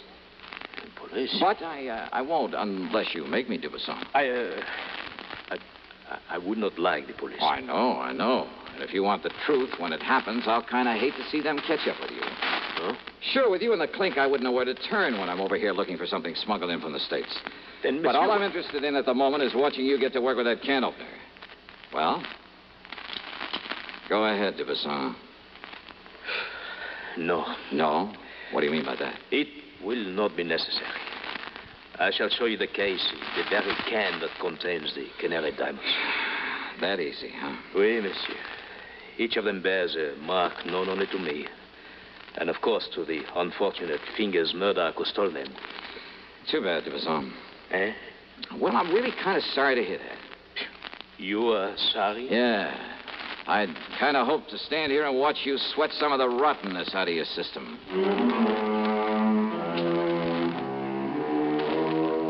Thanks to its Paris representative, the company was able to arrange for getting the stones back to the U.S. As for Disbursal, well, I suspect he was long gone when the police arrived at his place. Expense account total, including the trip home, $1,121 even. And, don't forget my commission on this one. Yours truly, Johnny Dollar.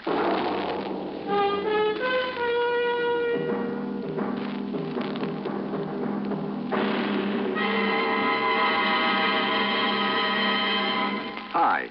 Maybe you'll recall this tuneful reminder of times past.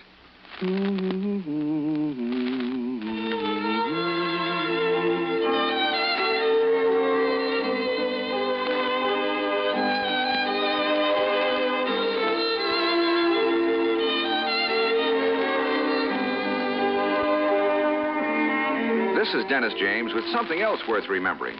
It's this. You're so right to stay regular with Kellogg's All Bran. See, it's the normal, natural way to youthful regularity. The whole brand content of Kellogg's All Bran supplies your system with all the bulk-forming food that you need every day. There's only one All Bran. It's Kellogg's All Bran. So relieve irregularity from lack of bulk, as millions do, with a bowl full of Kellogg's All Bran each morning. ALL-BRAN. It's Kellogg's All Bran.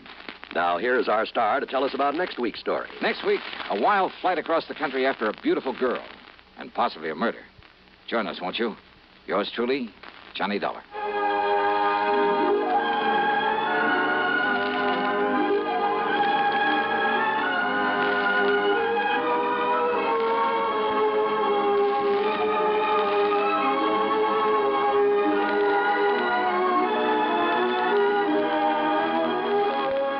Truly, Johnny Dollar, starring Bob Bailey, originates in Hollywood and is written, produced, and directed by Jack Johnstone.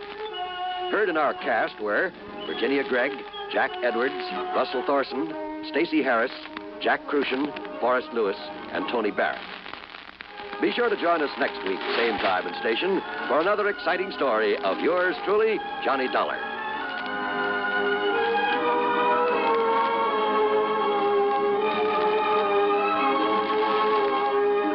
This is John Wall speaking. Greed for gold promises doom from Suspense on the CBS radio network. You know, Dooley, I've been reading up on hypnosis. Come here and let me try it on you. I'm an officer of the law and don't approve of making a man divulge his secrets. However, I'll stand by in case there's criminology involved. I just want to clear up some of his problems, Officer Suggs. But I haven't got any problems.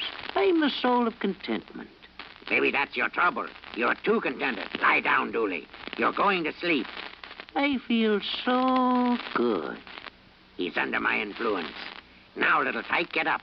Go straight to the beer of your choice. Astounding. He's heading for Utica Club.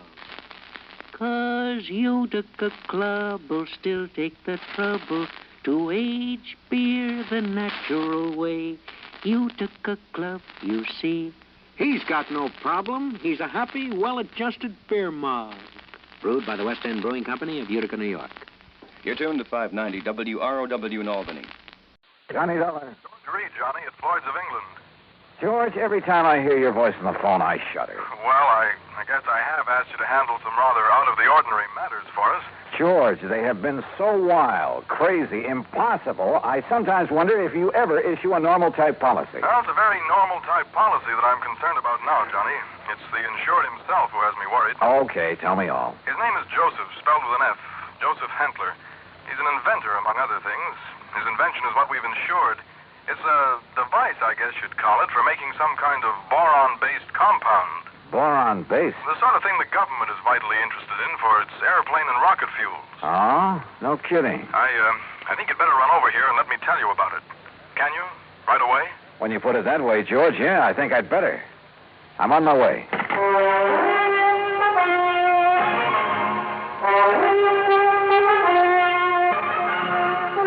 Bob Bailey, in the exciting adventures of the man with the action-packed expense account, America's fabulous freelance insurance investigator. Yours truly, Johnny Dollar. And now, Act One of yours truly, Johnny Dollar.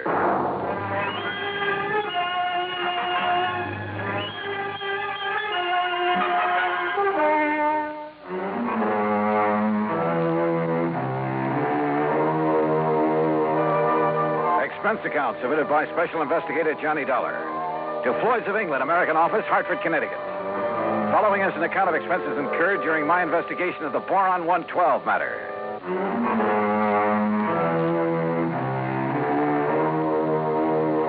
Expense account item 1, $1.10 cab from my apartment to George Reed's office. As I walked in, he motioned me to a chair, leaned over to the intercom on his desk, and pushed a key. Sit down, Johnny. Miss Larkin. Yes, Mr. Reed. Mr. Dollar is here. Would you come in, please? Oh, yes, sir. Well, George, what's it about this time? Glad to see you, Johnny. I gave you most of the story over the phone. Well, you only told me you've issued a policy to this man, Hantler, was it? That's right, Joseph Hantler. Yeah, and that you've insured some invention of his for, how much did you insure it for? $20,000. It's a piece of apparatus, Johnny, that he has spent over 7 years developing. Sit down, Miss Larkin. Oh, thank you. Apparently, it's a very complicated something or other. I never did know much about such things. For making borax, or more specifically, a compound he calls Boron 112 for use in high-powered fuel. Sounds important. It is, at least so far as I've been able to determine. Yeah, been all sorts of government tests and experiments with these super fuels, hasn't there? Exactly. Many things formerly used purely as explosives, remember this, Johnny, many things formerly used as explosives are now being developed as fuels. Well, the perfect example is atomic fission and hydrogen fission or fusion or whatever it is. Exactly. All right, now let's get down to cases. You've insured some apparatus that's supposed to make Boron 112. What kind of apparatus? I've never seen it. It's all very secret. Well, now, wait a minute. How do you know this machine or whatever it is even exists? Looks to me like you've insured a pig in a poke. No, Johnny. For $20,000. Wow, No, Johnny, I'm not that much of a fool. One man, a recognized physicist, has, at my request. And mind you, this was before I'd agreed to issue the policy. Understand? Go on. His name is Dr. Hugo von Brauer. Oh, I've heard of him. Yes. Well, Hantler permitted him to see enough to convince von Brauer that he has something mighty important there, that he's on the right track to, well, whatever it is he's out to accomplish. Okay. I'll take your word that you were right in issuing him the policy on it. But now what's happened? The thing blow up in his face or something? No, as I told you over the phone, it's the man himself I'm worried about, because of something I've just learned. Like what? Miss Larkin, this is Mr. Johnny Dollar. Now, will you please... Yeah, I know. Gee, Mr. Dollar, this is a real thrill. I've heard so much about you. Hi, Miss Larkin. Gee, won't you just call me Louise? Yeah, sure, Louise. Oh, gee. Miss Larkin, will you just tell Mr. Dollar what you told me this morning? Yes, sir. Oh, gee. Well, it was like this, Mr. Dollar. A couple of years ago, well, you know, when I was just a kid, not very mature, you know what I mean? Oh, sure. Go on. Well, some of the kids I traveled around with, some of them were awful immature, compared to me, that is. Miss Larkin. Well, a couple of them had some pretty funny ideas about the government, things like that. You know what I mean? I'm afraid I don't. Well, like, they used to think they were very smart attending a lot of secret meetings. The kind the FBI likes to keep tabs on. Now, you know what I mean? Go on, Miss Larkin. Well, anyhow, this one night, we didn't take all their talk very serious, mind you, and that's the truth.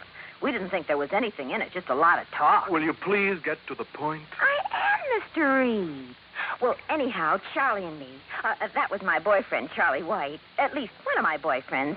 I always have a lot of them, you know what I mean? Yes. Well, go on, please. Well, Charlie and me, we said, sure, we'll attend one of your meetings. You know, just for laughs, you know what I mean? And what kind of a meeting was it? Oh, it was terrible. It was awful, Mr. Dollar. A bunch of people I never saw before making speeches. Yeah. Down with the government, start the revolution, you know, that sort of thing. Oh, we got out of there in a hurry, believe you me. I'm sure. And we were pretty lucky, too, because the police or the FBI or somebody came in after and busted the whole thing up. maybe you read about it. That's all very interesting, Louise, but just what... Yes, Miss Larkin, get to the point. All right. Well, just this morning, when I was filing the office copy of this insurance policy and I saw the name on it, oh, gee, Mr. Dollar, it hit me like a... Well, do you know what? What? That name, Joseph Hantler. It was the same as one of the fellas, an older guy that me and Charlie had seen at that meeting. Now, what do you think of that? $20,000 on a highly secret device. Yes. That might be to produce some kind of explosive. Exactly, instead of a simple fuel additive. Exactly the suspicion that came into my mind, Johnny. Of interest to the government, he had told me. But what government? We're jumping to an awfully big conclusion, George. Have you notified the FBI? I suppose I should, eh? Yeah. No, not yet. We may be all wrong about this. Oh, but Mr. Dollar... We may be all wrong about the man, his apparatus, his intentions, everything. Let me see what I can find out about him first. Now, whatever you say. But remember one thing, Johnny. Yeah? You may be dealing with far more than just this one man. So be careful. Be very careful. Oh, gee, you'd better, Mr. Dollar. You know what I mean?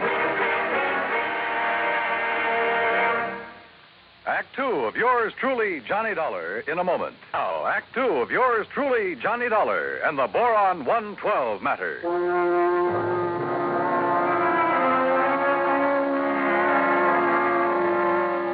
Louise Larkin, secretary to George Reed at Floyd's of England, was certain she would recognize Joseph Hantler, the inventor who had ensured a secret process for making Boron 112. If, that is, he were the same Joseph Hantler she'd met at one time at a meeting of a subversive group. Expense account item 2, $50, deposit on a rental car. In it, Louise and I crossed the Connecticut River to East Hartford, went south to Hockenham on Route 2, then south and east on a seldom used gravel road that took us a few miles to the edge of a stream called the Salmon Branch.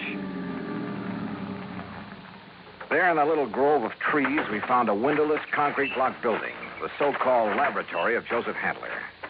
Gee, those directions Mr. Reed gave us were pretty good, weren't they? Yeah. Hantler certainly picked himself an isolated spot.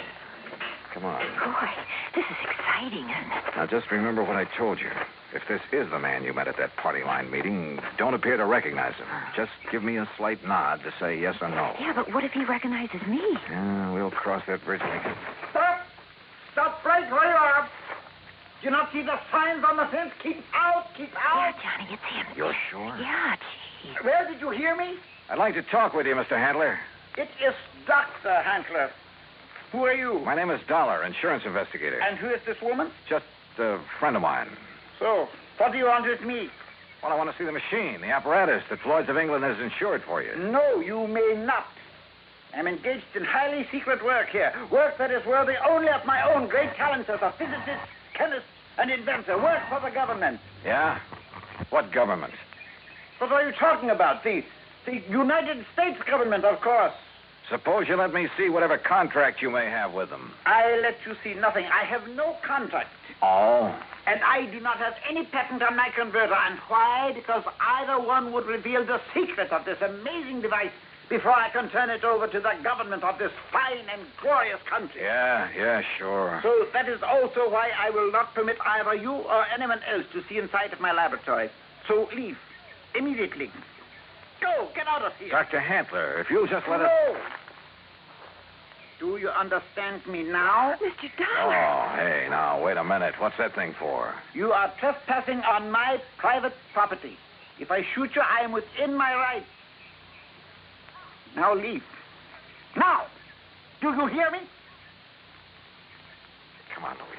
Gee, yeah. And do not come back here. Do you hear me? Never! Same man, huh? Oh, he sure is.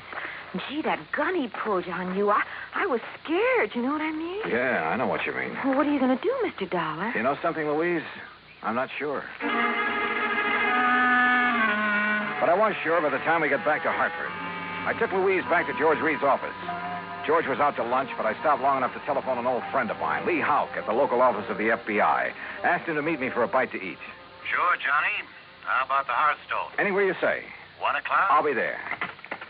Well. Yeah, I know what I'd do, Johnny. What, Louise? I'd tell the FBI. That's exact.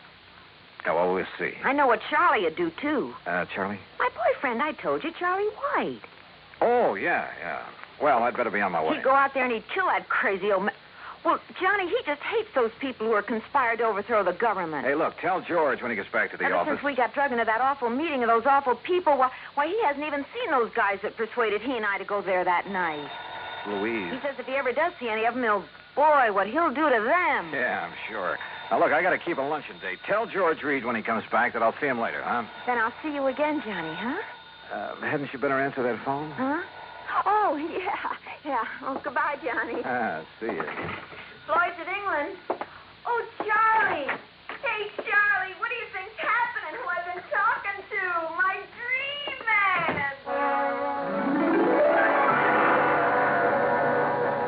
Item 3, 7:20, lunch for Lee Houck and myself. No, Johnny, you're off on a wrong tack. I'll bet on it. What do you mean by that, Lee? And Joseph Handler is just an old crackpot who thinks the world has done him wrong by failing to recognize his fabulous talents as a chemist, physicist, engineer, inventor, anything else he's claimed to be. But if he was attending meetings of a subversive group... A meeting. We know all about that. A lot of innocent people have been sucked in on that sort of thing at one time or another. It doesn't mean that they belong or ever have. You can't blame me for being suspicious, though. Isn't George Reed your contact at Floyd's of England? Yeah. Okay. Even his kind of dumb little secretary, name's Louise Larkin. I know the girl.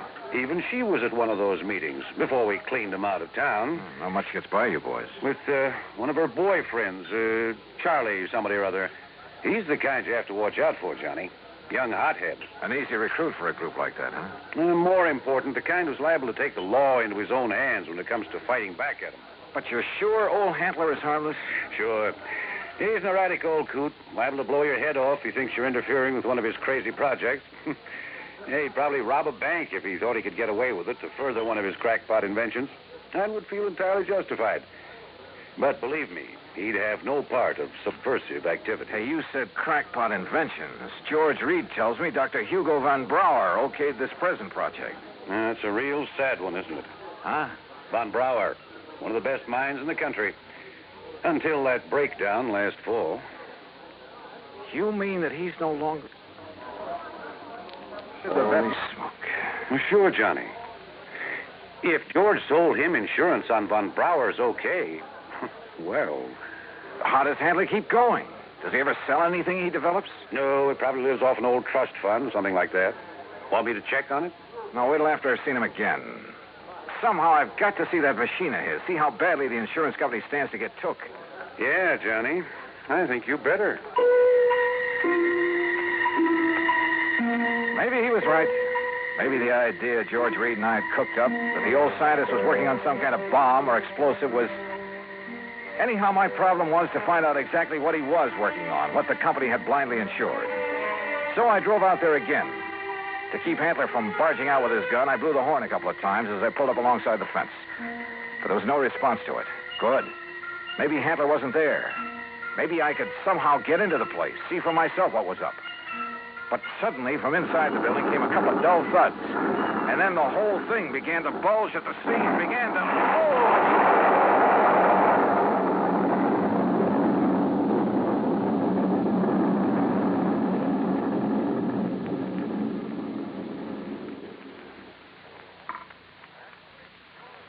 Act 3 of yours truly, Johnny Dollar, in a moment. 3 of yours truly, Johnny Dollar, and the Boron 112 matter.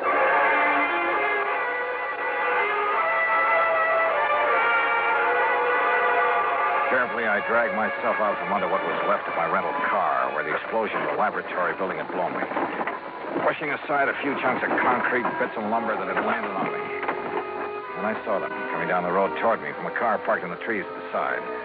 Louise Larkin, a big, husky football player type who looked as though he could stand a good bath and a shave. Well, served him right. That's all I got to say, Louise. Any guy plotting against the United States, murder's too good for him. Oh, gee, Charlie, it sure looks like he's done for now. He must have went up with the building. Yeah, and it served him right. Oh, gee, there's not a thing left of this lap.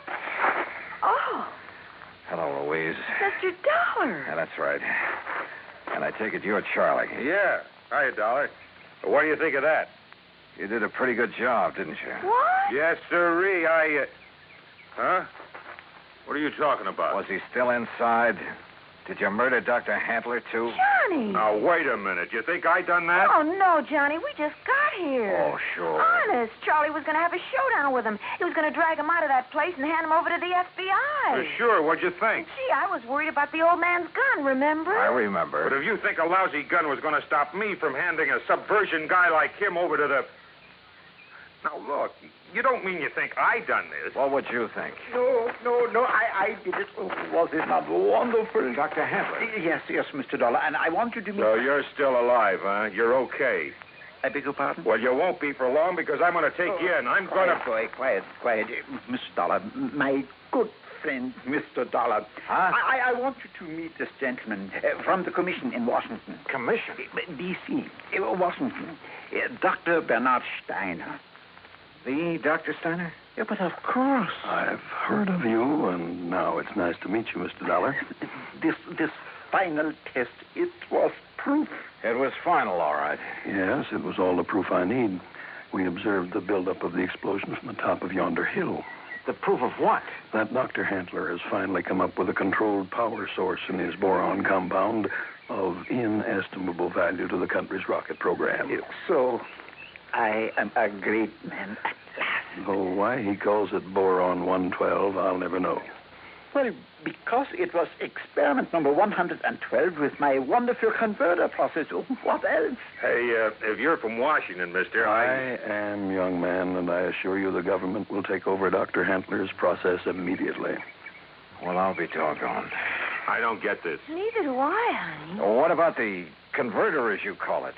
Did that go up with the building? Yeah, but of course. And now I can build for the government a big one. Big enough to serve this glorious country of ours. Yeah, sure. But you'll expect the insurance company to pay for the one you deliberately blew up. Me? Dr. Joseph Handler? No, never. I am a great man now. I am above such petty things.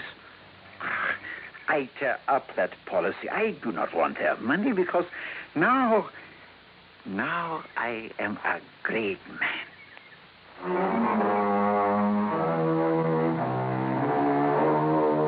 There you are, George.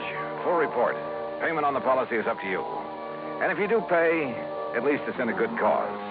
Also, well, I guess you and I have both learned a lesson about jumping to conclusions. Expense account total, including incidentals, replacement of the rental car, and transportation back to Hartford, $2,431. Yours truly, Johnny Dollar.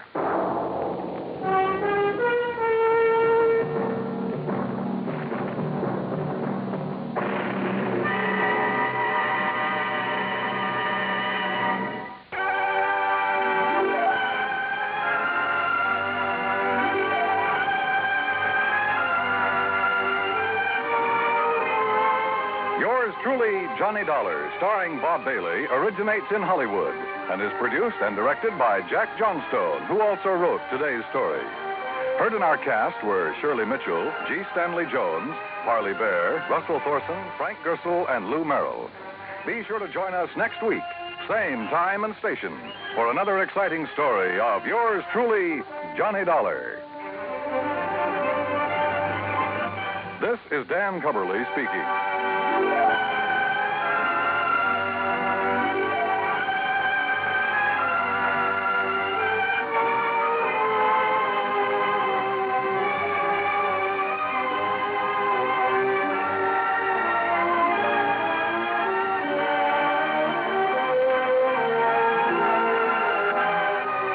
This is the United States Armed Forces Radio and Television Service.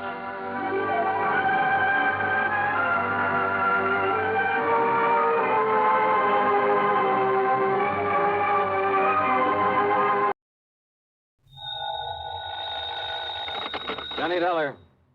Yeah? What? I said, yeah. Oh, what's that supposed to mean, and who are you? Oh, Johnny, this is Pat McCracken at Universal Adjustment Bureau. Well, hi, Pat, but what's with the crazy dialogue? Oh, that word, that yeah, was most of the conversation I got from some crazy character who just called in. I'm afraid I don't dig you. Oh, he called about 5 minutes ago. Said he'd been trying to reach you, but he got no answer. I was out picking up a morning paper. Who was he, Pat? He wouldn't say. He just gave his phone number. Wait a minute. There's only one man in the world talks like that. Yeah. Yeah. Was the call from San Francisco? No. Oh. Los Angeles. Well, then maybe I was, Oh, because the man I was thinking of... Now, wait a minute. Yes, I'm waiting, John. Tell me just one thing, Pat. Well? Have any of your insurance companies been having to pay off on any big fires lately? I mean, out in Los Angeles?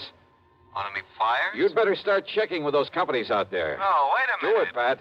And I'll lay odds that you get a handful of arson reports. Arson? Yes. Johnny, just because some silly guy calls up and all he says is, yeah. Hey, let me have that phone number he gave you. Now, Johnny. Come on, Pat. What is it?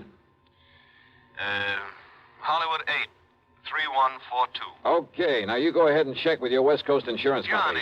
And get ready to pay my expense account to Los Angeles. Are you kidding? Are you trying to tell me that the way some jerk says yeah means arson on the West Coast? Now, don't be silly. You, want to bet? Oh, Johnny. Pat, I'll call you back.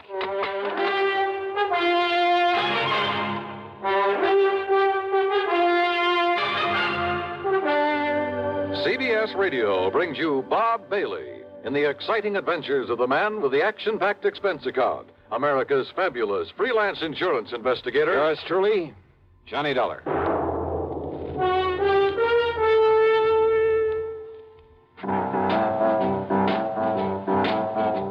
Talk about best-selling records.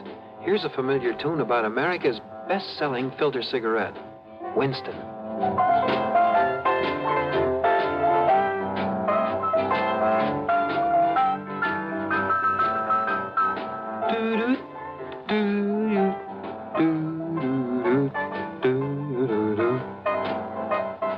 Winston gives you real flavor, full, rich tobacco flavor. And you know, that's because only Winston has filter blend up front. Choice, flavorful tobaccos, specially selected and specially processed for filter smoking. No wonder Winston tastes good, like a cigarette should. Smoke Winston. And now, Act One of yours truly, Johnny Dollar.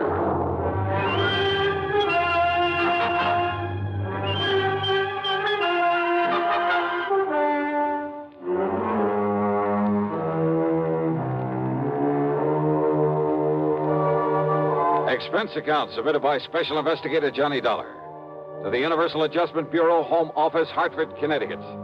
Following is an account of expenses incurred during my investigation of the Burning Desire matter.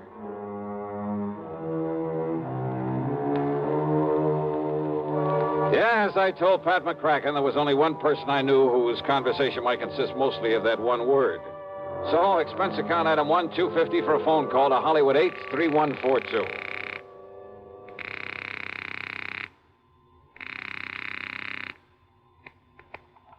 Hello?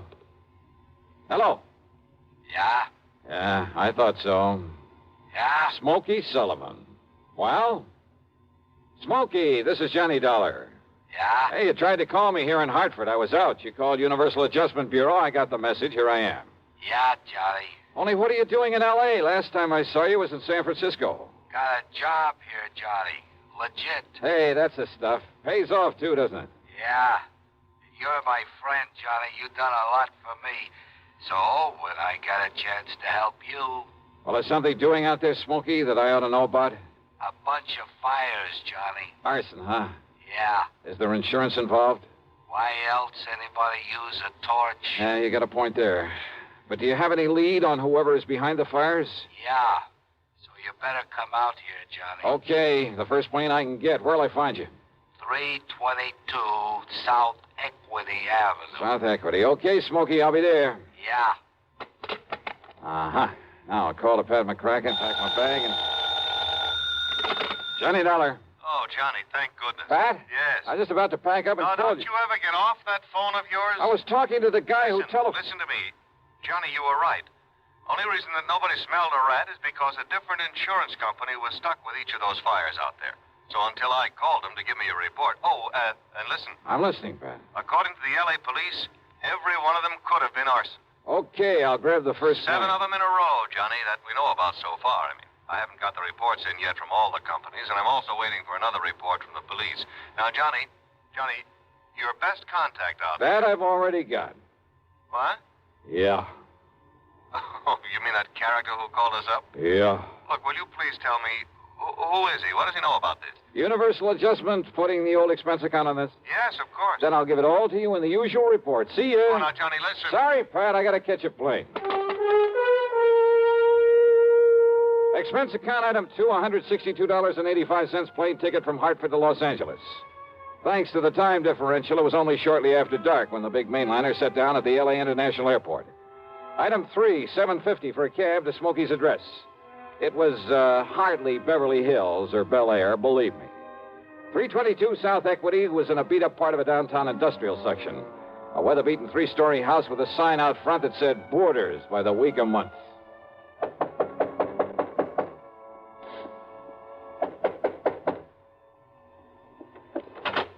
Yeah, who are you? Well, my name is... Just what's a fancy dresser like you want around a place like this, huh?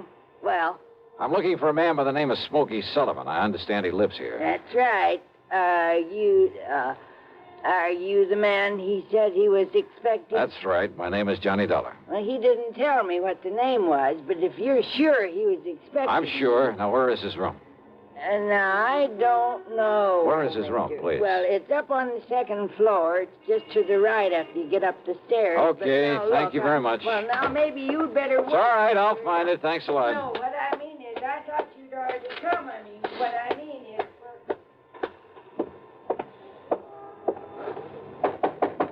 Smokey? Hey, Smokey, it's Johnny Dollar. Oh, what was that? Smokey! Now, what's all the... Oh, no. Hey, Smokey, can you hear me? Who did this? Are you... Good Lord.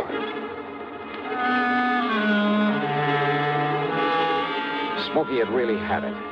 Whoever had beaten him up probably would have killed him if I hadn't come along and scared him away. I looked out of the broken window, but of course it was too late to see who'd done this. Meantime, the landlady appeared, and I had to get me some towels and a basin of cold water. Here you are, Mr. Oh, good. Thanks a lot. Somebody sure laid into him, I'll say that. You ask me, it's a wonder if he stays alive. He'll be all right. He'd better be. Sure lucky you come along to see him is all I got to say. Yeah, you better get me a couple more towels and maybe another basin of water. No, wait. What? You won't need them, mister. I got a much better idea. If I can find it. Hey, Smokey. Give me a minute to find that bottle. Well, here it is. Yes, sir. This here'll fix him up. Smokey, can you hear me? Fix him up quicker than a wink. It's Johnny Dollar. Here now, mister. You just pour a slug of this down his gullet and see if it don't bring him to. Huh? Oh, yeah, good idea. Let me have that. Oh, sure. It's real genuine California cognac, it is. And soak up another towel for me, will you, please? I sure will, mister. All right, here now, Smokey, here. See if you can get down some of this. Easy now, huh? That's it. Attaboy. Really? Yeah. A little more of this. Here. You know, before you come up here, mister, I tried to tell you. Easy now, Smokey. Yeah, I tried to tell you. I thought that other man that come up here to see him was the one he was expecting. Here, now, here's your fresh towel. Thanks. Did you say other man? That's right. Come in just before you did. You know him, who he was? The chimp. What? What, Smokey? The chimp, Johnny. That's who it was. The chimp? Yeah. Strong arm for Mickey Fortina. Who's Mickey Fortina? He's the one that... Oh, now, look, Smokey, maybe you'd better wait until you feel better. You and I should get a doctor. No. Now, listen, Johnny. Yeah? Unless you stop him, there's going to be a lot more fires around here. Fires? That's what he said. Just don't worry about it, Mrs. Miss Fletcher. Bertha Fletcher. That's my Johnny, name. Johnny, listen. Oh, okay, Mrs. Fletcher. You go along. I'll take care of him. Oh, well, now, I don't know. You sure I hadn't better get a doctor? No. I'll take him to a hotel. In his condition, I'll look after him. Now, you go downstairs and get me a cab. Well, I don't know. Here's a 10 spot for your trouble and this bottle of brandy. Oh, well, thanks. You're a gent. Go ahead, please. Oh, yes, sir. Anything you say. Charlie. Yeah? You gotta listen to me. Yeah, go ahead. You had come up the stairs, scared him off. The chip might have killed me. Well, he won't get to you again. I'm going to take you out of this place. Somebody must have tipped off Mickey Fortina. Must have known I'd put in that call to you. So listen, Johnny. Later, Smokey, after I get you out of here.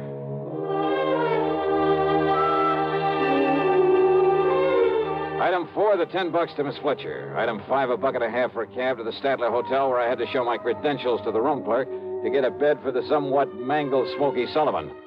Item 6, $15 to the doctor who came up to the room, and I must admit got him back in a pretty good shape. Then, when the doctor had left us... Yeah, Johnny, all those fires, big insurance, all of them set. 7 of them in a row. So that means by one firebug, this Mickey Fortina you mentioned, huh? No, Johnny, Mickey's too smart for that. What? All set by different guys. I don't know who they are, but I see no remains, and the police ain't sure, but I know there was arson. Who's Mickey Fortina? He's a go-between. I seen this happen before. Yeah? Frisco, Seattle, and Denver, a lot of places. He brings in a lot of boys of his own. Everyone got a different way of setting the blaze. So the cops can't tie it up with any local boy whose methods they know? Yeah. Fortina's a go-between? He makes the deal with whoever wants a fire. And the police aren't onto him? What for? He never set a fire himself. Well, I know, but he's the guy that... By the time the arson squad is in, the guy who done it is far away. So there's no witness can prove Fortina set up the deal. And the police have never been able to put the squeeze on whoever made the deal for a fire? And get sent up for it? For being accessory or whatever you call it? Oh, yeah, I see what you mean. Yeah. Fortina sent for me when he found out I was here in L.A. I used to know him, Johnny. Wanted you to be a torch for him, huh? He just asked if I wanted to work for him, and he knew that I knew what he meant. But if you knew that Fortina was operating here... Smokey... How could I prove it? How can I prove it now? Well, maybe I can. But if he finds out I sent for you, Johnny... It looks to me like he already has. Oh, yeah. All right, then. If somebody who wants a fire can get to Mickey Fortina, there must be some way I can. At his office. His what? At his office every night. 1025 South Spring. He has an office for a racket like this? Why, you'd never know it. You'll see. Yeah, I think I'd better see. Hey, Smokey, you... Who's that? You got a gun, Johnny? Right here and ready. Open up in there. This is the police. Police, huh?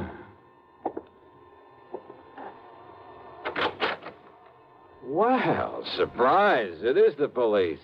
The room clerk reported a man was brought in here who... Johnny! Yeah, Pat Nichols. Sergeant Nichols now, Johnny. Good. How are you, boy? Now, wait a minute. Is this the man you brought in here? Smokey Sullivan? Listen, officer, Johnny, you think maybe Smokey is tied in with this string of fires out here? No, tell him, Johnny. No. You tell him, Smokey, anything you want. Well, now, look. You know I'm no good at talking to a cop, Yeah, well, Johnny. give it a try. And, Pat, be sure you stick around to keep an eye on him. What? Smokey may need a bodyguard. You. Huh? Yeah.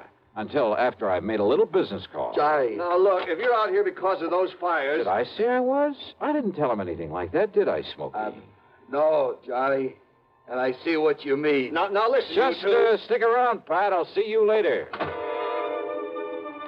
If I had told Pat where I was going, he might have wanted to come along. And a man in the uniform would hardly have helped in the plan I had for trapping Mickey Fortina. But you know something? Going over to see him alone was a big mistake. One I almost didn't live to regret.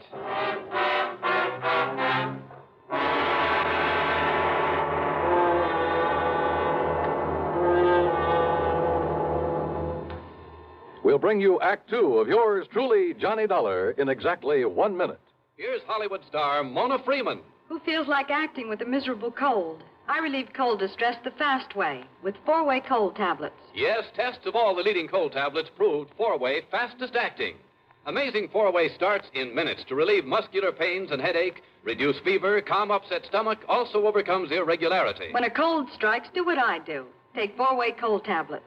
It's the fast way to relieve nasty cold distress and feel better quickly. 4-way, only 29 cents. Now, here's a word about another fine product of Grove Laboratories. Had dandruff for years? Now get rid of it in 3 minutes with Fitch Dandruff Remover Shampoo. 3 minutes with Fitch regularly is guaranteed to keep unsightly dandruff away forever. Apply Fitch before wetting hair, rub in 1 minute. Add water, lather 1 minute, then rinse 1 minute. Every trace of dandruff goes down the drain. 3 minutes with Fitch, embarrassing dandruff's gone. Fitch can also leave hair up to 35% brighter. Get Fitch Dandruff Remover Shampoo today. And now, Act Two of yours truly, Johnny Dollar and the Burning Desire Matter.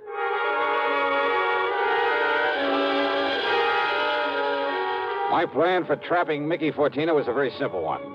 I'd make like a property owner who was anxious to collect some fire insurance, who was willing to pay in advance to make sure my property went up in flames. Easy, or so I thought. Item 7, 85 cents per cab to the office building at 1025 South Spring. The only lights on were in Suite B on the second floor. According to the directory in the lobby, that was the office of the Fortina Friendly Loan Company. Loan office, huh? Yes, sir. Can I help you? Yeah, I'd like to see Mr. Fortina. You got an appointment? No, but I'd like to make a little deal with him. Well, can I have your name, mister? It's Morris, Theodore Morris. Just a minute, huh? Excuse me. Yeah, sure. Man says his name is Morris, wants to see you, Mick. Oh? Hey, listen, has the chimp come back yet? No. And he said he was going to send Husky over there. Husky? Why?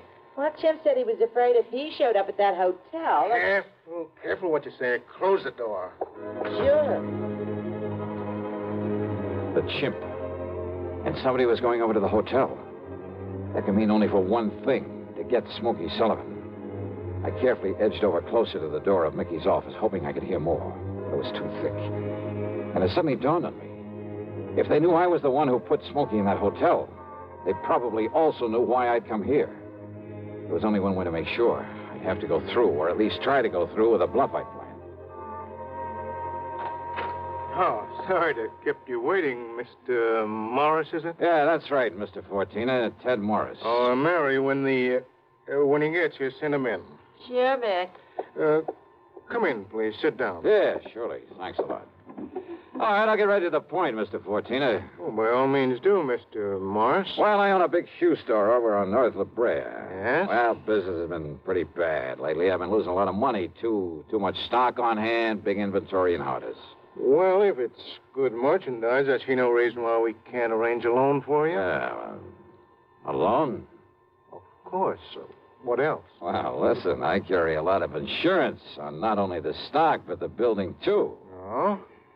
How much, Mr. Morris? Well, it adds up to over $185,000. I see. It's very commendable. But why do you tell me about this insurance? Well, I said I'd get to the point. Now, listen. If that place was to burn up some night, the whole works, I'd collect a lot of money on it, all the insurance. And, of course, be in a position to repay whatever loan I advance to you. All right, stop beating around the bush, 14. I want that place burned out. Can you fix it? Mr. Morris, if you want a loan, possibly even a sizable... Well, you know what I want. Come on, how about it? As I said, possibly we can advance it to you. Now, look, I didn't come up here to... However, as evidence of your good faith, your, shall we say, good intentions, are you prepared to make a down payment on such a loan, say, $10,000 cash in advance? What are you talking about? Set the fire, burn the place up so I can collect the insurance, and I'll give you $15,000. Now, just a minute. Who said anything about setting a fire? I did. Well? Who sent you here? If you said it was a former client, I won't believe Oh, it. look, does it make any difference? Do you by any chance know a man by the name of Smokey Sullivan? Sullivan? He knows him all right, Mick. Wow. The chimp? Shut up. Sure, Mick, this is the guy I told you about. I come to see Smokey at his rooming house. What I left of him. Very interesting. After I ducked out, I hung around there. I seen him take Smokey in a cab. I followed him to that hotel. Did you send Husky over to take care of him? Sure. And listen. Yeah? I don't know what name this guy gives you, but when he knocks on Smokey's door, he says it's Johnny Dollar. Dollar? Insurance ticket? Yeah, that's right, Mickey. All right. So maybe I do arrange another fire with you in it, Dollar. Mickey! There's a police car just pulled up in front! Go ahead, Chimp. Yeah, I'll kill this dirty All right, now, 14er, your turn. Don't move, Dollar. Reach for a gun and I pull this trigger. I see. Yeah.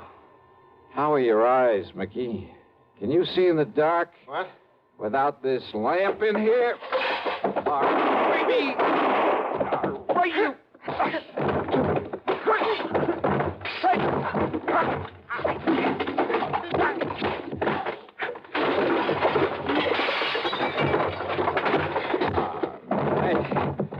Yeah. Wow. I guess Smokey was right at that, Johnny. Hi, Pat.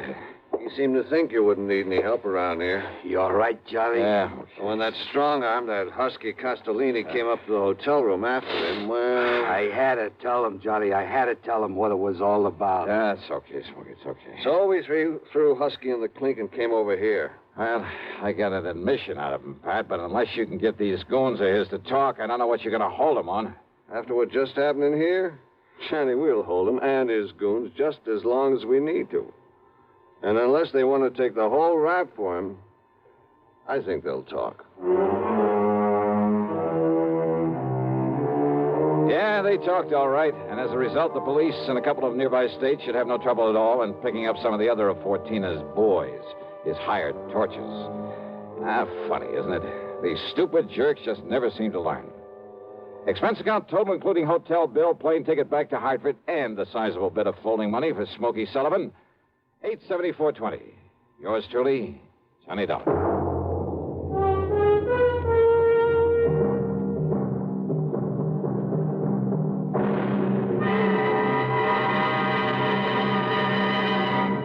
Now, here's a word from our star about the case he handles on next week's program. Thank you, Daniel. It's called the Hapless Ham Matter. And yeah, you guessed it, the ham turns out to be an actor. A really bad one with one of the cleverest methods of committing murder I've ever known. There's a lot of action, suspense in the story, and I think you'll like it. Who knows? Maybe if you listen closely, you'll be able to figure out his method even before I do. So join us, won't you? Yours truly, Johnny Dollar.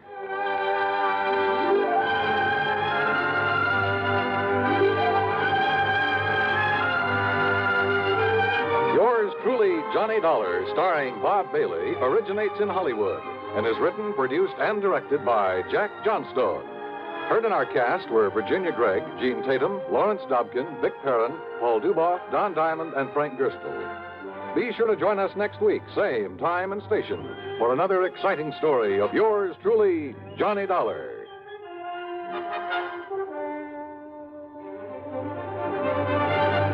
This is Dan Cubberly speaking.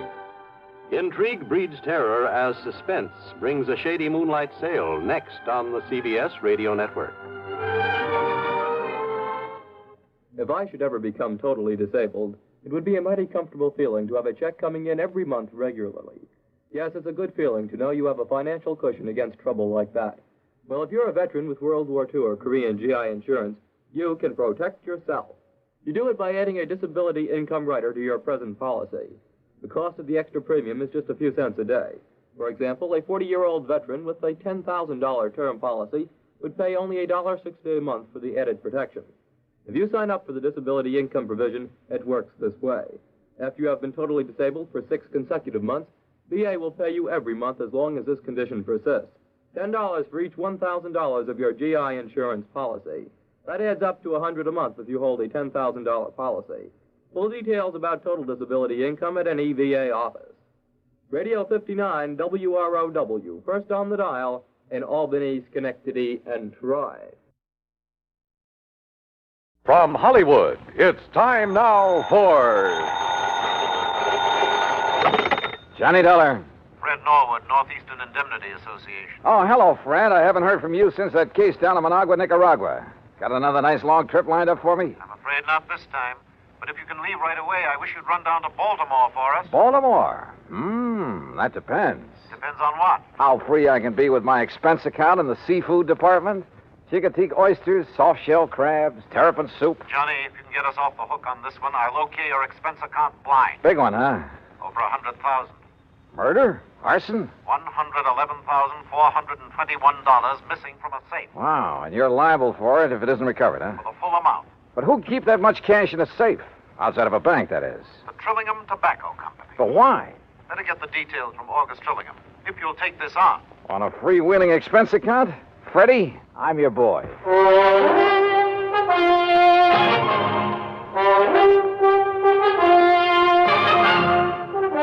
Bob Bailey in the exciting adventures of the man with the action-packed expense account. America's fabulous freelance insurance investigator. Yours truly, Johnny Dollar.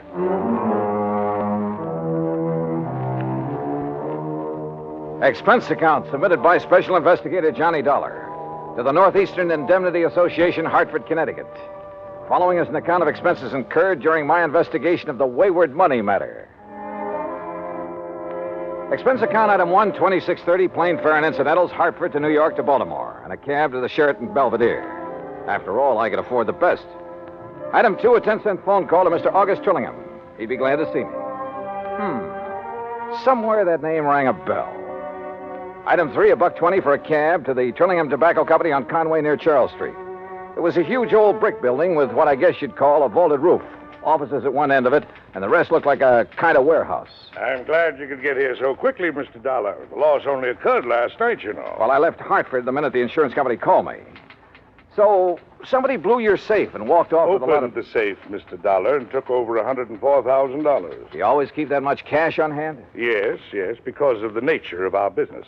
What do you mean? Well, the tobacco is grown by the farmers hereabouts, barn cured for a month or 2 or 3, and then brought here. We grade it according to quality and color and tie it into hands. Hands? Bunches of 20 or 30 leaves, depending on size.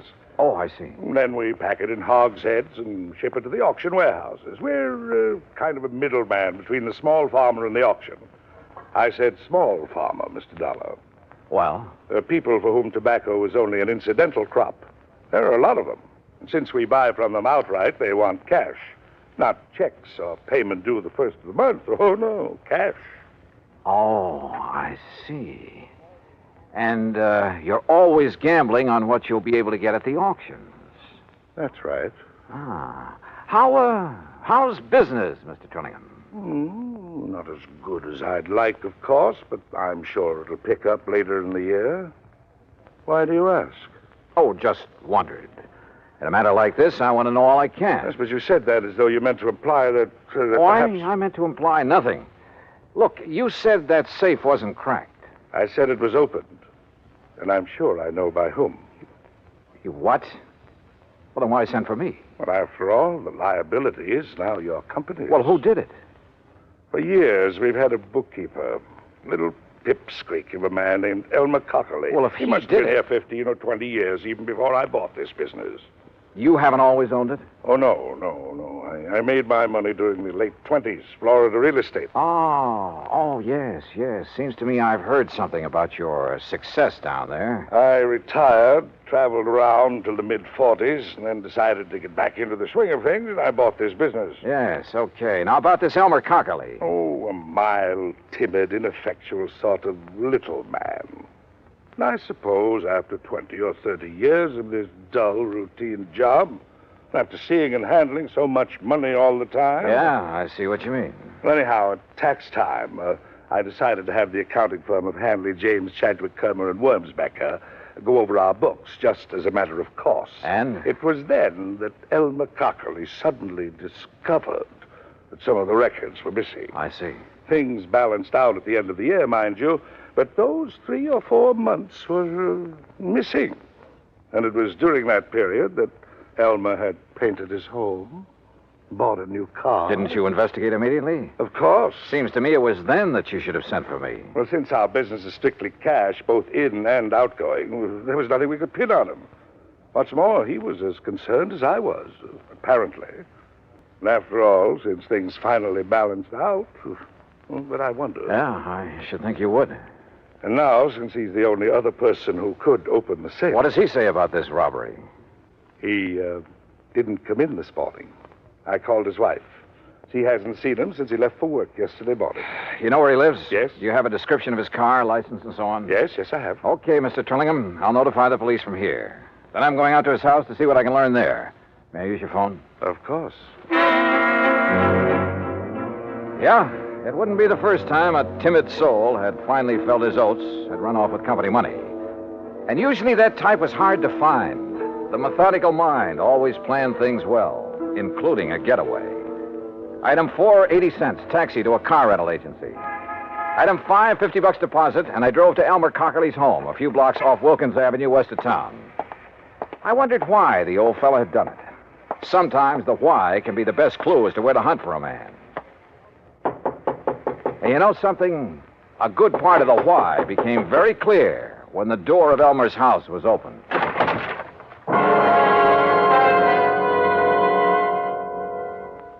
Act two of yours truly, Johnny Dollar, in a moment.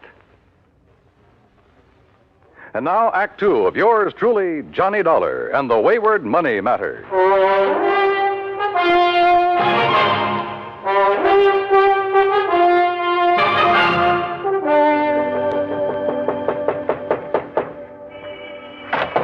Yes, what do you want? Mrs. Cockerly? I'm Mrs. Cockerly. Who are you? Johnny Dollar, insurance investigator. Insurance investigator? I haven't even filed a claim on Elmer yet. Oh, you think your husband is dead, Mrs. Cockerly? Of course he is. You think for a minute he'd walk out on me? That's why you think he's dead? Ain't that enough? You've talked with Mr. Trillingham this morning. Of course I have. He wanted to know where Elmer was. I wanted to know where Elmer was. Neither of us knowed, so that was that. So when they find his body, I'll collect his insurance, and that'll be that. And I won't have that helpless little worm around underfoot no more. No more having to baby and nurse him and tie his tie and feed him. Mrs. Cockerly. No, sir. The only reason that little shrimp would dare not to come home is if somebody done him in. And when you find him, you can come around and pay me his insurance, and that's that. Now, if that's all you've Just come a minute. to talk... Just a minute. Did Mr. Trillingham tell you that over $100,000 was taken from the safe at the office? No. Elmer didn't do it. I know he didn't. Do you? Working his fingers to the bone year after year, handling all that money, and him and me just scraping along. Why, if it wasn't for beneficial finance helping us along now and then, I don't know what we'd have done. Yeah, well, I look. told him more than once if he wasn't such a spineless little mouse, he'd help himself to some of that money. They'd never miss it, being a cash business like it is, and Lord knows he deserves some of it.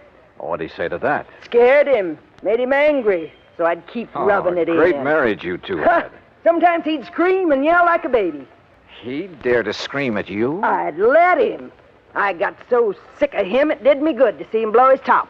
Believe me, I told him more than once, if I was in his place, I wouldn't hesitate. Well, go ahead, he says, go ahead. And he give me, go ahead, he says. He gave you what, Mrs. Cockerly? The combination to the safe? Yes. Yes, he did. So what of it? So maybe I went down there and robbed it last night. Well, how did you know it was last night? I didn't tell you that. All right. All right, maybe I did. I'd like to see you put it on me. Maybe I will. You think I can't use that kind of money? You think I don't deserve it after struggling all these years, caring for him for nothing because he didn't have the gumption to get what he should have? You know something, Mrs. Cockerly? I doubt if you ever gave him a chance to show any gumption. Huh? Do you know Elmer? Did you ever see him? No. Then look. Look at his picture here on the hall table. All right. A baby, that's all he is. All or right. was. You've made with a lot of big, noisy talk. Now, just Probably most of it's a lie.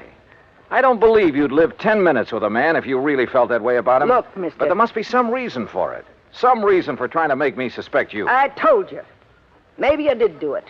Did you? But I'd like to see you prove it. Well, I don't think you did. I'd like to see you prove that. I think all you're trying to do is cover up for him, protect him. And I'll say this, you're taking a mighty offbeat way to do it. Now listen. Where is he? You really think Elmer, little Elmer, could have... No. No, he really didn't have the gumption. All right, who else? He couldn't have, Mr. Dollar. Outside of his books and figures at that office, he could hardly take care of himself. That's why he needed me, to tell him what to do and feed him and take care of him. Well, this is quite a change of pace, Mrs. Cockerly. So maybe I did make him toe the line. So what about it? He liked it. Some people are that way, just like me. I gotta have somebody I can lord it over him. Anything wrong with that? Well? I don't believe a thing you said. Oh, you don't? Now, where is he? Where is Elmer? I don't know. And if he didn't rob that safe, who did? He couldn't. How should I know? Why don't you ask that August Trillingham, his fancy boss that's kept him and me starving all these years? Did you think of him? Everybody's a suspect at a time like this. Dear August. Including his you. friend, the boss. Used to go catfishing together up the creek. Great privilege for poor little Elmer to go fishing with the boss who made all the money. That's where I thought he was last night when he didn't come home to supper. When he wasn't home all night, poor dear. All right, Mrs. Cockerly, just quit acting. Acting? Somebody stole that Now, money, and listen. apparently only 3 people knew the combination of that safe. Trillingham, your husband, and you. I tell you, go ask that Trillingham. But only one of the 3 has run out, disappeared. No. No, I'll never believe that Elmer did it. He could. Sure he could. Anybody could. Now, where is he? I don't know. I think you do. No. And you're trying to protect him. Or are you waiting to hear from him so you can join him and the money? That isn't true. Then why isn't he here if half of what you told me is true? Because Oh, go answer the phone. Hello. Yes, I'm her. Who? Oh, just a minute. Sergeant Macklin, he says. Oh, the man I talked to at police headquarters. Here. Thanks. Johnny Dollar. This is Macklin, Mr. Dollar. Yeah, Mac. Looks like it's all sewed up. Yeah, who? Elmer Cockerly. Driver's license, identification You found the card. money? Well, what's left of it. They got the money, did they? You know what Cockerly looks like? I've seen his picture. Well, then maybe you better come out here. Where? Hance's Bridge. Hance's Bridge. That's where Yeah, Elmer used to go catfishing all the time. It's about 9 miles up the creek north of town. Okay, I'll see you there. Yeah, I want you to see if you can identify Cockerly's body. Oh, I see. Act 3 of yours truly, Johnny Dollar, in a moment. And now, Act 3 of yours truly, Johnny Dollar, and the Wayward Money Matter.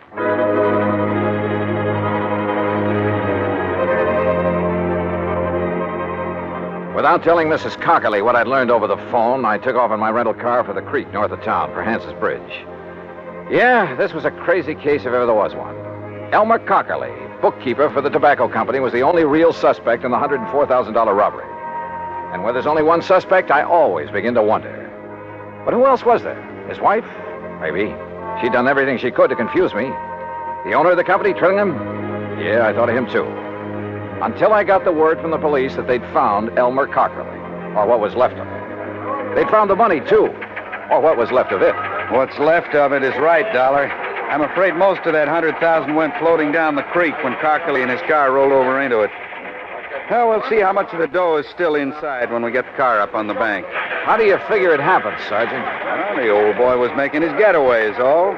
Going too fast when he hit the turn onto the bridge and plop-o into the creek. Wouldn't there be skid marks, Mac? Well, he wouldn't have to be going very fast.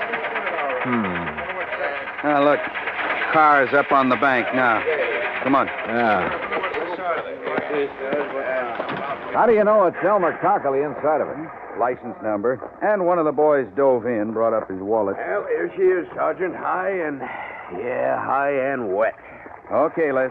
We'll have a look. Only a few small bills in there. Rest of the dough must be out in Chesapeake Bay by now. All right, boys. Take a look, Dollar. Is that Cockerly in there? Yeah? Yeah, that's Elmer. Do you think he drowned? Yeah, or banged around so hard when the car plunged in that...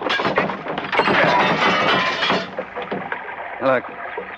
See the bruises on his face and chest? Yeah. Not pretty. And Mac. Well, that's that. Just one more who tried and didn't get away with it.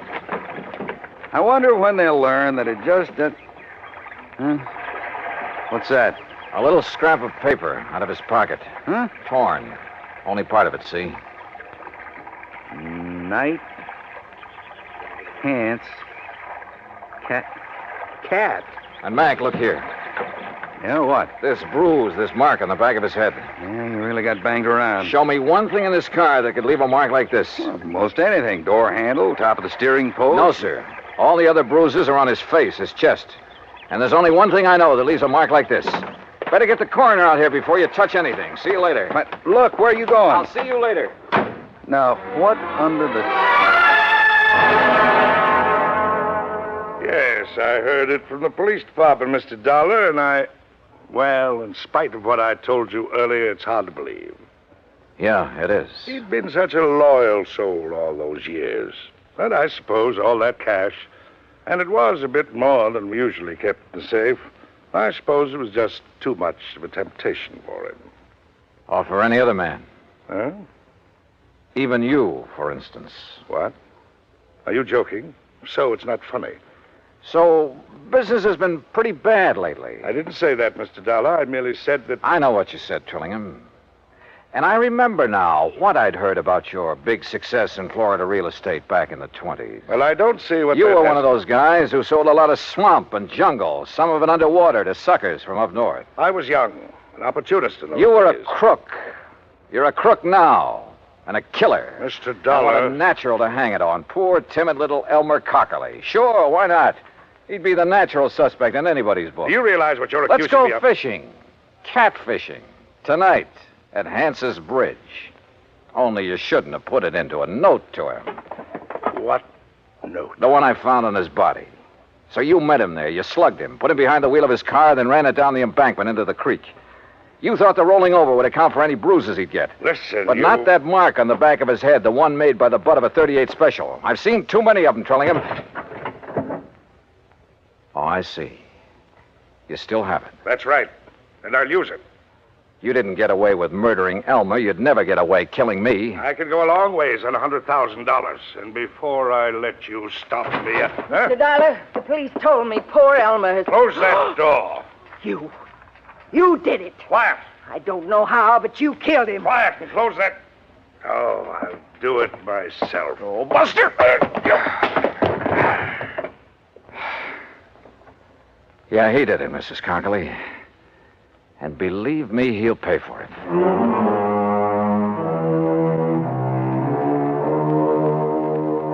Well, so ends another dirty chapter in the history of crime. I hope the insurance on Elmer makes up in some small way for Mrs. Cockerly's loss of her... Well, I was going to say husband, but I guess Elmer was kind of a baby to her. To manage, to browbeat, and to love. Expense account total, including transportation back to Hartford, $104.70. Yours truly, Johnny Dollar.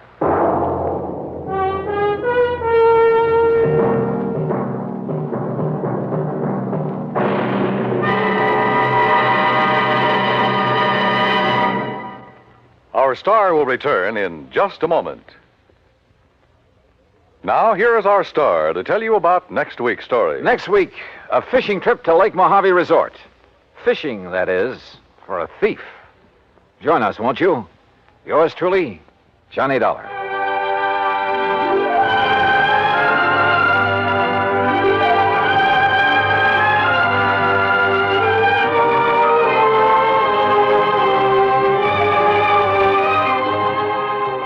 Yours truly, Johnny Dollar, starring Bob Bailey, originates in Hollywood and is produced and directed by Jack Johnstone, who also wrote today's story. Heard in our cast were Virginia Gregg, Edgar Barrier, Alan Reed, Vic Perrin, and Frank Nelson. Be sure to join us next week, same time and station, for another exciting story of yours truly, Johnny Dollar. This is Dan Cubberly speaking.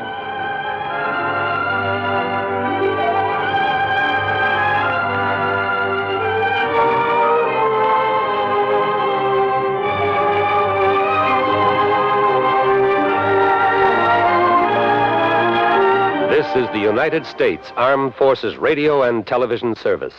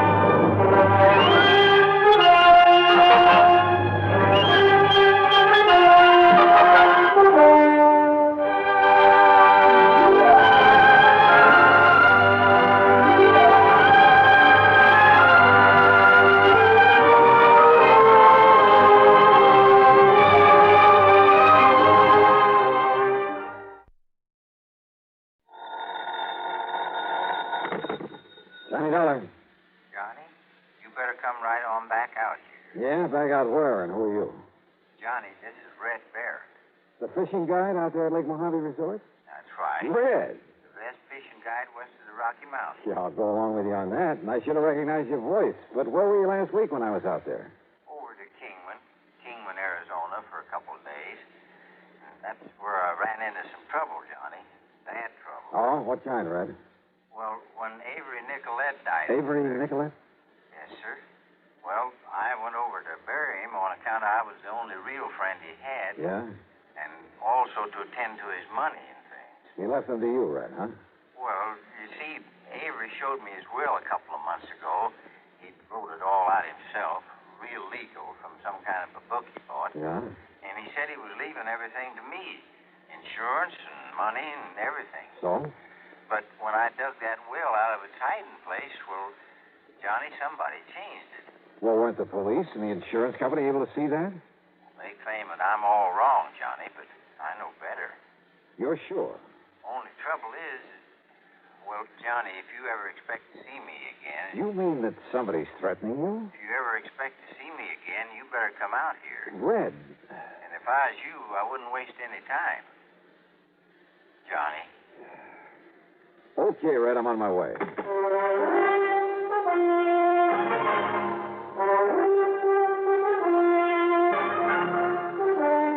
CBS Radio brings you Bob Bailey in the exciting adventures of the man with the action-packed expense account.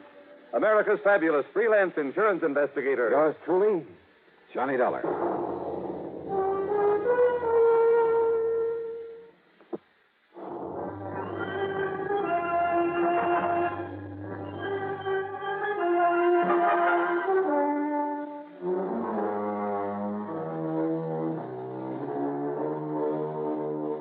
Expense account submitted by Special Investigator Johnny Dollar to the Greater Southwest Insurance Company, attention of Jake Hessler, Kingman, Arizona office. Following is an account of expenses incurred during my investigation of the will and away matter. Expense account item 1, $154.50 plane transportation from Hartford to New York to Las Vegas, Nevada. Item 2, $50 deposit on a rental car. Instead of driving directly south to Lake Mojave Resort, I took Highway 93 to Kingman, Arizona.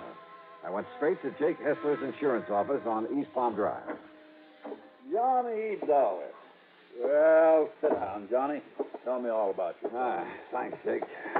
Well, I suppose you're here on account of Avery Nicolette's insurance. That's right. Wrote his policy himself. 10,000 straight line. And the beneficiary? To be named in his will. That's the way the policy read. Well, isn't that rather unusual? It's highly irregular. Took a bit of doing with the company, but that was what he wanted, and that's what he got. And it's made us a lot of trouble. How, Jake? Well, first of all, after he died, nobody knew whether he'd even made out a will. All right, then. That is, until some old character from old Lake Mojave come along and showed us where he'd hidden it, there in that house he was renting. That was Red Barrett. That's right, Lloyd Barrett. He called himself Red. I understand he was a very good friend of Nicolette's. Only real friend he ever had, I guess. They used to do some prospecting or cattle raising or something together. And Red was named to get everything Avery had except insurance. Well, what was there besides the insurance? Avery's clothes, money. How much money? A couple of $1,000 he had in the bank. Now, look, about that will. Johnny, we was glad enough to have him find it for us, and it was okay. A holographic will, but okay. But when Red claimed that Avery was leaving everything to him, only the will said otherwise. Red called me on the phone, Jake. Yeah, he threatened to do that. And he told me that will has been tampered with. That's what he told us, only it wasn't, Johnny.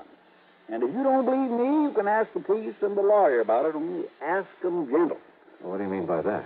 Well, they got so fed up with Red having no grounds to substantiate his claim that, well, they told him if he didn't stop lying about it and bothering them, they'd throw him in the clink. Oh, Jake, I know Red. I know him well. I know that now and then he might stretch the truth a bit about some of his experiences, the places he's been, about the big fish over there in Mojave that he knows by their first name. Johnny, that's the very reason. But there isn't a malicious bone in his whole body.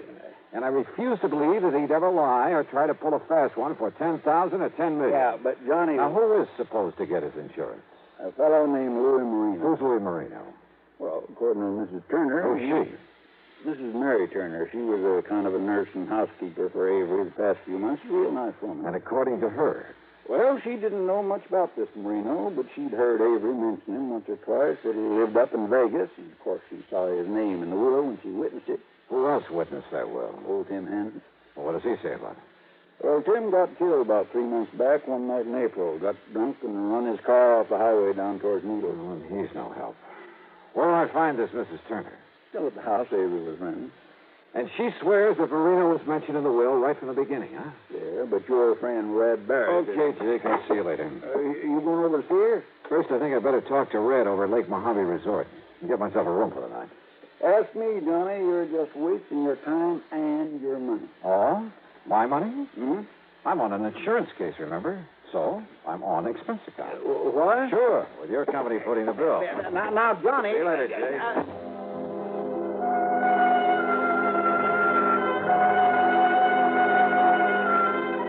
It was after dark when I reached the Lake Mojave Resort. And yeah, Red was waiting for me in his comfortable motel room. We got right down to cases. And I tell you, Johnny, that when Avery showed me that will, there was never any such a name as Louis Marino on it. And that was a couple of months ago. On his birthday, May 11th. I'd taken him a couple of nice steaks to celebrate. Yeah. Now, what was this about your being threatened? Threatened? Well, that's what you implied to me over the phone. Well, now, wait a minute. Were you just stretching things a bit to make sure I'd come out here? Oh, now, Johnny. Yeah, I should have known it was something like that. No, sir. Oh, that is... Well, if you could have seen Marino's face when I told that lawyer, the surrogate, that somebody had meddled with Avery's will, and when I said I was going to send for you... Red, you old reprobate. You're in about as much danger, huh? Now, who'd be out there practicing with a gun this time? And... Get down. Douse the lights. Sure will. Johnny, that nicked my shirt. Out there practicing, huh? Those bullets were meant for you. Maybe. Or maybe you, Johnny.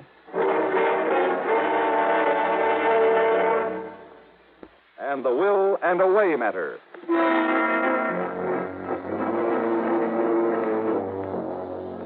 I thought Red Barrett there at the Lake Mojave Resort was spinning another one of his yarns when he told me he was being threatened by the beneficiary of the insurance he felt that he was entitled to.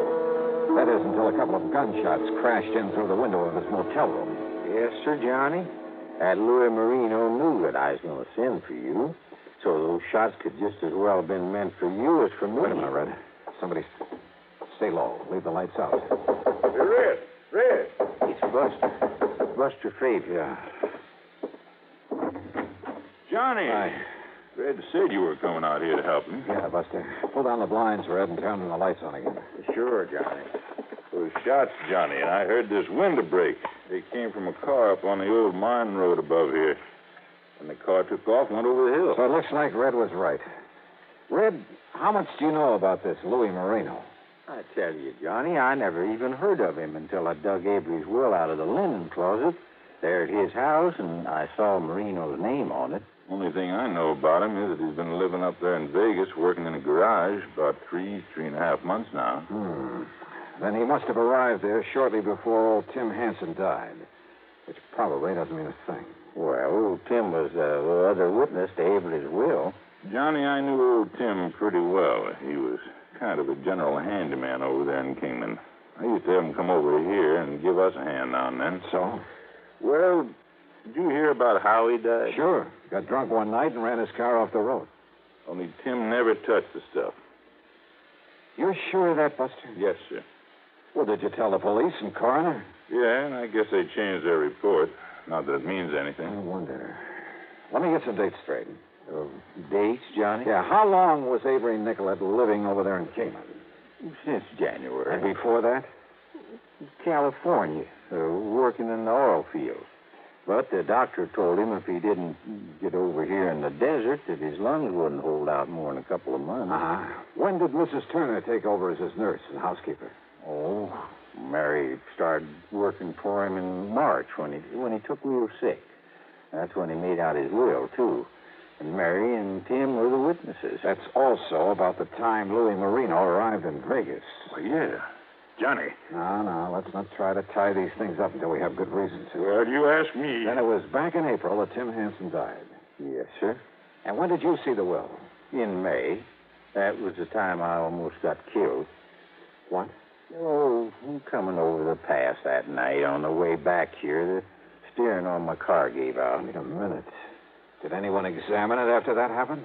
Well, I had it fixed, if that's what you mean. No, that isn't what I mean. What are you thinking of, Johnny? Plenty, Buster. Red, where is that will now? Well, it's still with Lawyer Robbins, I guess. Over in Kingman? Yes, sir. He's the surrogate on it. And he lives right over his office on North Poplar. Good.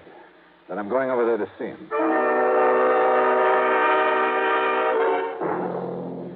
You ask me, Mr. Dollar, you're wasting your time, but, well, here you are. Last will and testament of Avery Charles Nicolette. And it's all in order. Perfectly legal.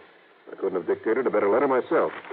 The part that Red Barrett claims was added to is... To my best and oldest friend, Lloyd Barrett, I bequeath the whole of my estate. Right here. With the exception of the proceeds from my life insurance policy, which are to go to Louis Marino of Las Vegas, Nevada. You see?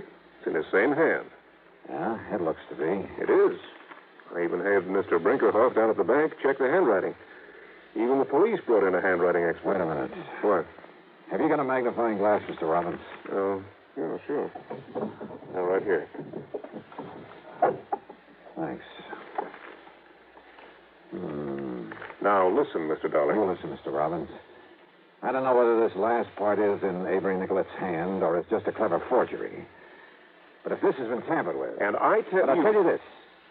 I'm betting that Louis Marino was put in after the will was signed and witnessed. But in that case, the will wouldn't be... Well, what I mean is... Well, that is to say that... Instead of trying to think of something to say, Mr. Robbins, I want you to call a meeting for me. Tomorrow morning, here in your office. A meeting? Where is Marino? Well, right here in Kingman, awaiting payment. Okay. I'll bring Red Barrett over from Lake Mojave myself, but you get hold of Marino and Mrs. Mary Turner. Well, now, Mr. Dollar... now, wait. Say 10 o'clock sharp, Mr. Robbins, okay? Now, Mr. Dollar... Okay, I'll see you then.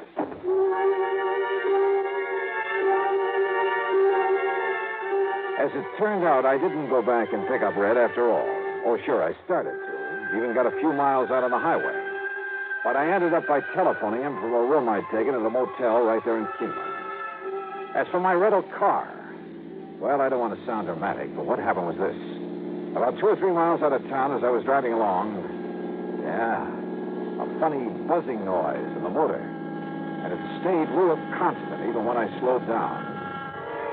Well, I've heard that noise before, so I decided to get as far away from that car as I could, but fast. And I ducked behind a mound of gravel there at the side of the road. Yeah.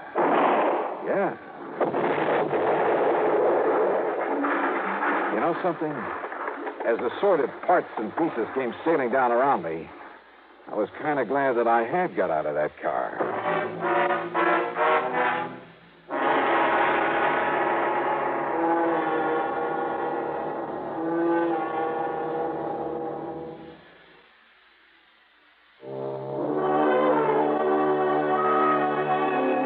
I guess I had underestimated the Kingman, Arizona police. When I called them after having my car blown to bits, I learned from Sergeant Tommy Parker that they, too, had been suspicious of Avery Nicolette's will, and particularly of the main beneficiary, Louis Marino. First thing in the morning at police headquarters, Parker laid out the facts for me. Well, it was the police up in Vegas who first ran a make on him, Dollar. Why, Sergeant? Because he'd gotten thrown out of a couple of gambling joints up there when he tried to get a job. Before he worked in the garage. Yeah. Well, the men who run those casinos are a pretty wise bunch. Somebody recognized him as Louis the Penman from Chicago. Penman? A forger? That's right, from one of the mobs. And just for luck, I started checking on this young housekeeper of Nicolette's, Mrs. Turner. Only her maiden name was Mary Polito. Young, did you say? Late 30s. Dark hair, dark complexion, real good looking. No wonder she had herself a flock of husbands. Wait a minute. Don't tell me. Yeah, Dollar. The last was an old man named Harry Turner. Died about a year ago in a car accident. Car accident? The one before was another old man, Lawrence Fulbright. Another car accident. Same pattern. But her first husband... was Louis Marino. Right. Well, mister, you've done yourself proud. Maybe so, but unless we can somehow hold on to them. Which is to say, unless we can find something wrong with that will. And don't forget, the handwriting expert I called in said it's okay. Sergeant, Maybe that expert overlooked something. So? Come on. It's about time for the meeting at the lawyer's office.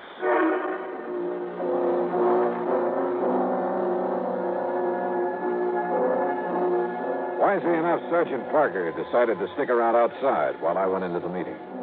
Present were Mr. Robbins, the lawyer, Red Barrett, Louis Marino. I couldn't blame Red for not liking his looks. And Mrs. Mary Turner. At the moment, Red had the floor. And I tell you, I don't want the money. I'll give it to charity. But I don't want it going to somebody that Avery never even heard of. What do you mean he never heard of me, you crazy old bum? Because he would have told me. That's why. Because he told me everything. Yeah? Well, I'm sorry, Mr. Barrett, but I'm sure I heard Mr. Nicolette mention Louis Marino many times. And when I saw his name in the will... Somebody put it there after I saw it. You're crazy. All right, now, folks. Listen, old man, if you think you can break this... Maybe I can, Louis. Huh? Who's this gentleman, Mr. Robbins? This is Johnny Dollar, Mrs. Turner, investigator for the insurance company. Well, good. Not that it makes any difference to me whether Mr. Marino gets that insurance money. Oh, I think it does, Mrs. Turner. Mrs. Mary Polito Marino Fulbright Turner. What? Did you toss in a Marino somewhere along there, Johnny? No, Mr. Dollar. Listen here, Dollar. Marino, it may be tough proving that you caused the death of the other witness to that will, poor old Tim Hanson. It was a car accident. He was drunk. They found the bottle right beside him. He never took a drink in his life. I suspect that bottle, if there was one, was planted in his car by the mechanic who tampered with his steering. Who said? And come to think of it, you are a mechanic, aren't you, Louis? Sure I am, but that doesn't mean and a it thing. might be hard to prove you planted that bomb in my car. Now listen, That Dollar. you tampered with the steering on Red's and tried to kill him off after you realized he'd seen the original will. But sooner or later, I think these Kingman police will be able to pin these things on you. The only thing I have to prove, though, is that this will was tampered with. And I think I can. Yeah? How? Well, I'm sorry, Mr. Dollar, but that will is exactly as it was in the beginning. Mrs. Turner, did you actually see it written? Mr. Hanson and I both saw him write it. Then Mr. Nicolette signed it, we signed it, and he folded it up and put it in the envelope. Oh? This paper wasn't folded before? No. It was some new stationery he just got himself. You're sure? Of course. Why do you ask a thing like that? The paper has a coating on it, like most papers of this kind. Some of that coating cracks a little bit when it's folded. It takes a magnifying glass to see it. So what? So when something's written on it after it's been folded, the ink will spread a bit over the tiny cracks made in the coating. What? Yeah. Like it has on this part. It was added later to give the insurance to Louis Marino after Mrs. Turner found the will in the linen closet. How do you know? I know. Added after the other witness died, after Red Barrett saw it. Take a look with your magnifying glass, Mr. Robbins. Yes, I certainly shall. So, Louis, despite your excellent copy of Avery Nicolette's handwriting, by writing yourself in over the fold in that paper, you pulled up boo-boo. You're right, Mr. Dollar. Absolutely right. Well, Mary, Louis? All right, Dollar. You see this gun? Yeah. Louis pulled a gun and started to make even more of a fool of himself.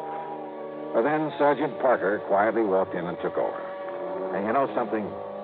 I think that given time with Mary and Louis in the clink for this forgery, he'll probably pin those other things I mentioned on him. He's a good man. Expense account total, including the blown-up rental car, $3,280. Yours truly, Johnny Dollar.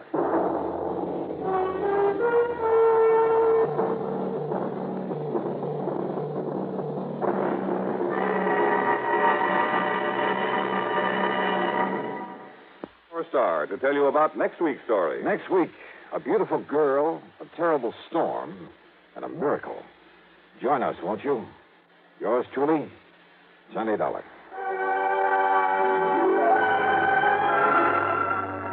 Yours truly, Johnny Dollar, starring Bob Bailey, originates in Hollywood and is written, produced, and directed by Jack Johnstone. Heard in our cast were Virginia Gregg, Barney Phillips, Forrest Lewis, Barley Bear, Jack Boyles, Billy Halp, and Byron Kane. Be sure to join us next week, same time and station, for another exciting story of Yours truly, Johnny Dollar. This is Jim Matthews. The Greater Southwest Insurance Company office in Kingman, Arizona. The following is an account of expenses incurred during my investigation of the Red Rock matter. Expense account item 1, $1.70 for a telegram to Jake Kessler giving him my flight time. Item 2, $169 even, plane fare and incidentals, Hartford to New York to Las Vegas, Nevada. Early the next morning then, Jake was there at the Vegas airport waiting for me. Tall, angular, well-tanned, wearing jeans, a denim shirt, high-heeled boots, and a broad-brimmed hat. Well, he looked like he should have been riding a range pony instead of a car. We headed east on 95 through Boulder City, then south toward Kingman, Arizona. All right, now, Johnny, now that we got the how-to-dos over with, I better tell you why I called you out here. Hey, you said something about a murder, Jake. We'll know for sure when we get down to Kingman. Now, back in 52, Johnny, a couple of boys named Ralph Garrett and Jerry Bisbee were doing quite a bit of prospecting around these parts. Gold? Gold, silver, copper, anything they could find. So how they ever joined up together, nobody could rightly understand it. Now, why do you say that? Well, Ralph was okay. Not much money, but a nice wife, home, family. But Jerry Bisbee, well, the town had been hoping he'd go somewhere else for years. Ah, I see. Anyhow, one day they set out to pound the rocks up near the town of Chloride over near Mount Tipton. A month or so later, though, Jerry Bisbee came back to Kingman alone. Oh? Folks asked him where Ralph Garrett was. He said Ralph had left him to go out and get a job in California. And left Bisbee with the rights to all their claims? Now, that wasn't even talked about. Not then. Yeah, well, go on, Jake. Anyhow, Ralph's wife claimed it was all a big lie, that Bisbee had taken Ralph out there in the desert and killed him. But why? Why did she think that? Claimed Ralph almost hadn't gone on that particular trip, that he'd gotten suspicious of Bisbee, that he was scared of him, and that Ralph wouldn't have just up and left her like that. Well, did she tell this to the police? Sure did. So they looked around all over the state, even notified the boys over in California, but nobody couldn't find a sign of Ralph. I see. So then she got a hold of some relative she has over in the state's attorney's office over in Phoenix. And, Johnny, before you knew it, Jerry Bisbee was up on trial for murder. Oh, but on such flimsy evidence and without a body. Sure. Jerry was acquitted. Now, like I say, that was back in 52. But we only paid off the insurance on Ralph about a year ago, you know, lacking any legal proof that Ralph was dead until that statute of limitations said he had to be here or something. Yeah, I know. But now about this man Bisbee. Does he still live in Kingman? No, Johnny. As soon as that trial was over, he sold his little place, left town, and never come back. And with no actual proof that he'd killed his partner? Now, just a minute. Yeah? Didn't your Eastern papers carry anything about that big windstorm we had out here last week? Windstorm? Biggest one we've had in years. Must have blew 78 a mile an hour. Johnny. Oh, yeah, I guess I did read something about that. Sure you did. Yeah, I remember now. That wind uncovered the bones of a man who'd apparently become lost somewhere out here in this desert some years ago. Lost, huh? What do you mean? There's something the papers didn't say, Johnny. There was a bullet hole in the back of the skull. Oh? From exactly the same caliber as the old Winchester 94 Jerry Bisbee'd always carried with him. Then it looks like the skeleton is Ralph Garrett's.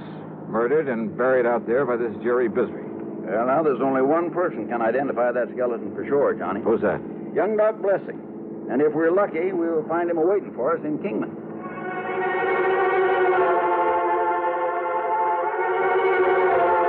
Well, that was all Jake had to say about the matter until we could talk to Dr. Blessing. When we got to Jake's office there in Kingman, we found a note in the door from Dr. Blessing asking us to wait for him. So we sat there and waited. And then he came here and... Drat the dang flies. Think out here in this nice, clean desert air, they wouldn't... There you are. Oh, I won't be able to hear out of this here for a week. Yeah, I thought you were trying to knock your head off there for a minute. I almost did. But you were saying that young Doc Blessing took over his father's practice out here. Yeah, a couple of years ago. And that included all the records his pa had always kept, complete records of every case he'd ever handled. Notes, prescriptions, x-rays, everything. Boxes, crates, cartons of them, Johnny. And that's what young Doc's looking into right now, all those old records. Why, Jake? Because he had a vague remembrance that one time, a long while ago, his pa... Oh, howdy, Doc. Jake, I take it you're Johnny Dollar. That's right. I'm Doc Blessing. Glad you're here, Dollar. Jake, I've been over at police headquarters. And you found something, Doc? Yes, Doctor. Now, you must understand this, Dollar. The police around here are fine. Good state authorities, too, but this thing may be beyond their reach. What'd you find in your pa's old records? Jake, I found evidence, including x-rays, that proved that my father patched up a broken thigh for Ralph Garrett back in 47. X-rays clearly showed the steel femoral plate he used to pin two sections of bone together. Then, Doc. It's been kept from the papers, Dollar. But on the skeleton they found in the desert was that very same fractured thigh bone and the stainless steel plate that my father... I know it. Well, there's no question about it. That skeleton is Ralph Garrett's. Well... And with that bullet hole from Jerry Bisbee's gun in the skull. Exactly. Or a gun like Bisbee's. Yeah, now, don't start kidding yourself, Johnny. Yeah, now, Dollar, there's... Okay, you got a point. It looks as though Bisbee murdered him, all right. Of course he did. Why else would he skip out after the trial? So what you got to do, Johnny, is get out and find it. Bring him back to justice. That's all. That's all? Well, yes. Oh, sure.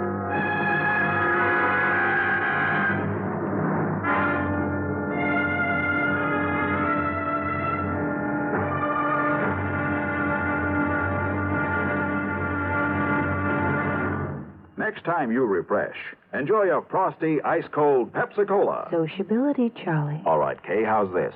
Pepsi is light, refreshes without filling. You like to refresh? Have a Pepsi right now. Well, offer it to everybody, Charlie. I will. Enjoy Pepsi at the fountain. It's delicious at home, too. Have one at lunch or with a snack. Charlie. At the beach or at dinner. Wherever you go, wherever you're thirsty, Pepsi is there. It's here, too, in our Be Sociable song. Be sociable, look smart, keep up to date with Pepsi. Drink light, refreshing Pepsi. Stay young and debonair. Be sociable, have a Pepsi. For the weekend, have plenty of Pepsi around. Pick up an extra carton today. CK, I'm sociable. With Pepsi, everyone is. And now, the second act of yours truly, Johnny Dollar.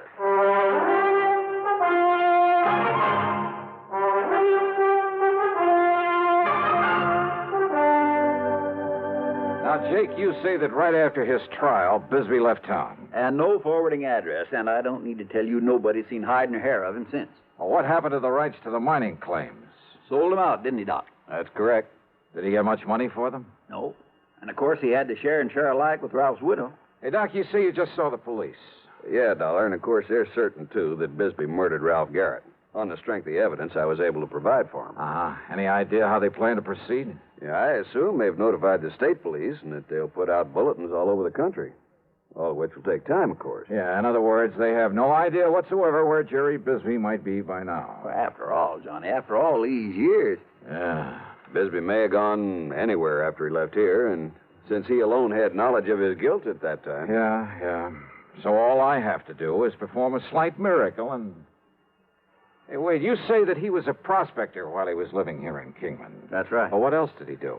Well, he kind of worked some of the mines now and then, enough to keep him in food and clothes and tobacco's all. And liquor, of course.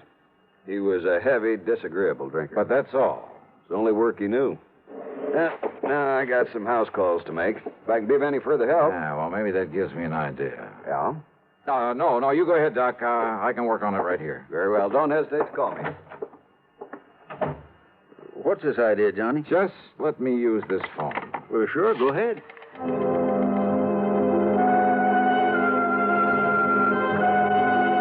My first call was to the Bureau of Mines in Washington.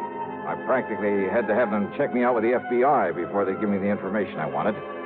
But finally, in the course of running up a $27 phone bill, that's adding 3 on the expense account. Yes, Mr. Dollar, I've located a listing of mining claims in the name of Jerry Bisbee.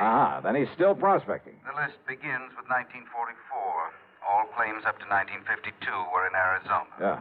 Would you like me to read them to you? No, thanks. What I'm interested in is recent claims, and I've got a suspicion they won't be in Arizona. Let me see now. Yes, you're quite right. Yeah? Within the past few years, he's apparently been doing some prospecting in the state of Nevada. Where? Well, in several rather widely separate... Well, of course, the office in Carson City could give you more up-to-date information than we have. Yeah, you're right. I'll call him. Thanks very much. Progress? Yeah, Jake. It looks like maybe we're getting somewhere. I knew you would, Johnny.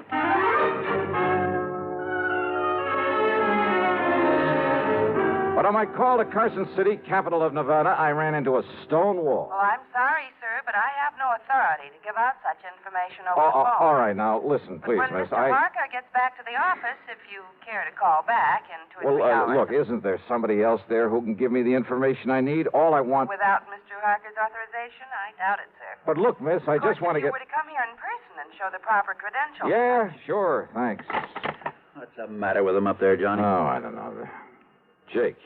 Yeah? Is there anybody around here owns a plane? An airplane? Well? Well, there's young Kenny McManus has a little single... Then come on, let's find him and see if he'd like to fly a charter job.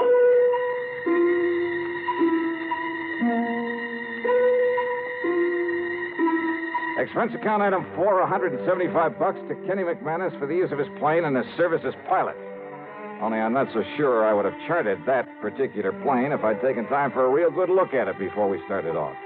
Yeah, with 2 passengers, a full load of gas, and my luggage, it was hardly... Well, let's face it. It was old and definitely underpowered for such a trip. We missed the tops of several mountains by only inches along the way. But somehow, shortly after noon, we landed in the Nevada capital. Item 5, $1 to one of the lads at the hangar for a ride into the local bureau representative. Mr. Harker was somewhat reticent until I mentioned one word. What was that, Mr. Dollar? Murder, Mr. Harker. I want this man Bisbee for murder. I see. And I'm certain I can be of help to you. And now, thanks to Mr. Harker's cooperation, I finally really got on Jerry Bisbee's trail. Item 6, $50, deposit on a rental car, and I headed due east. I headed for the lively old ghost town of Virginia City. I didn't know I was also heading into one of the most dangerous situations in my whole career.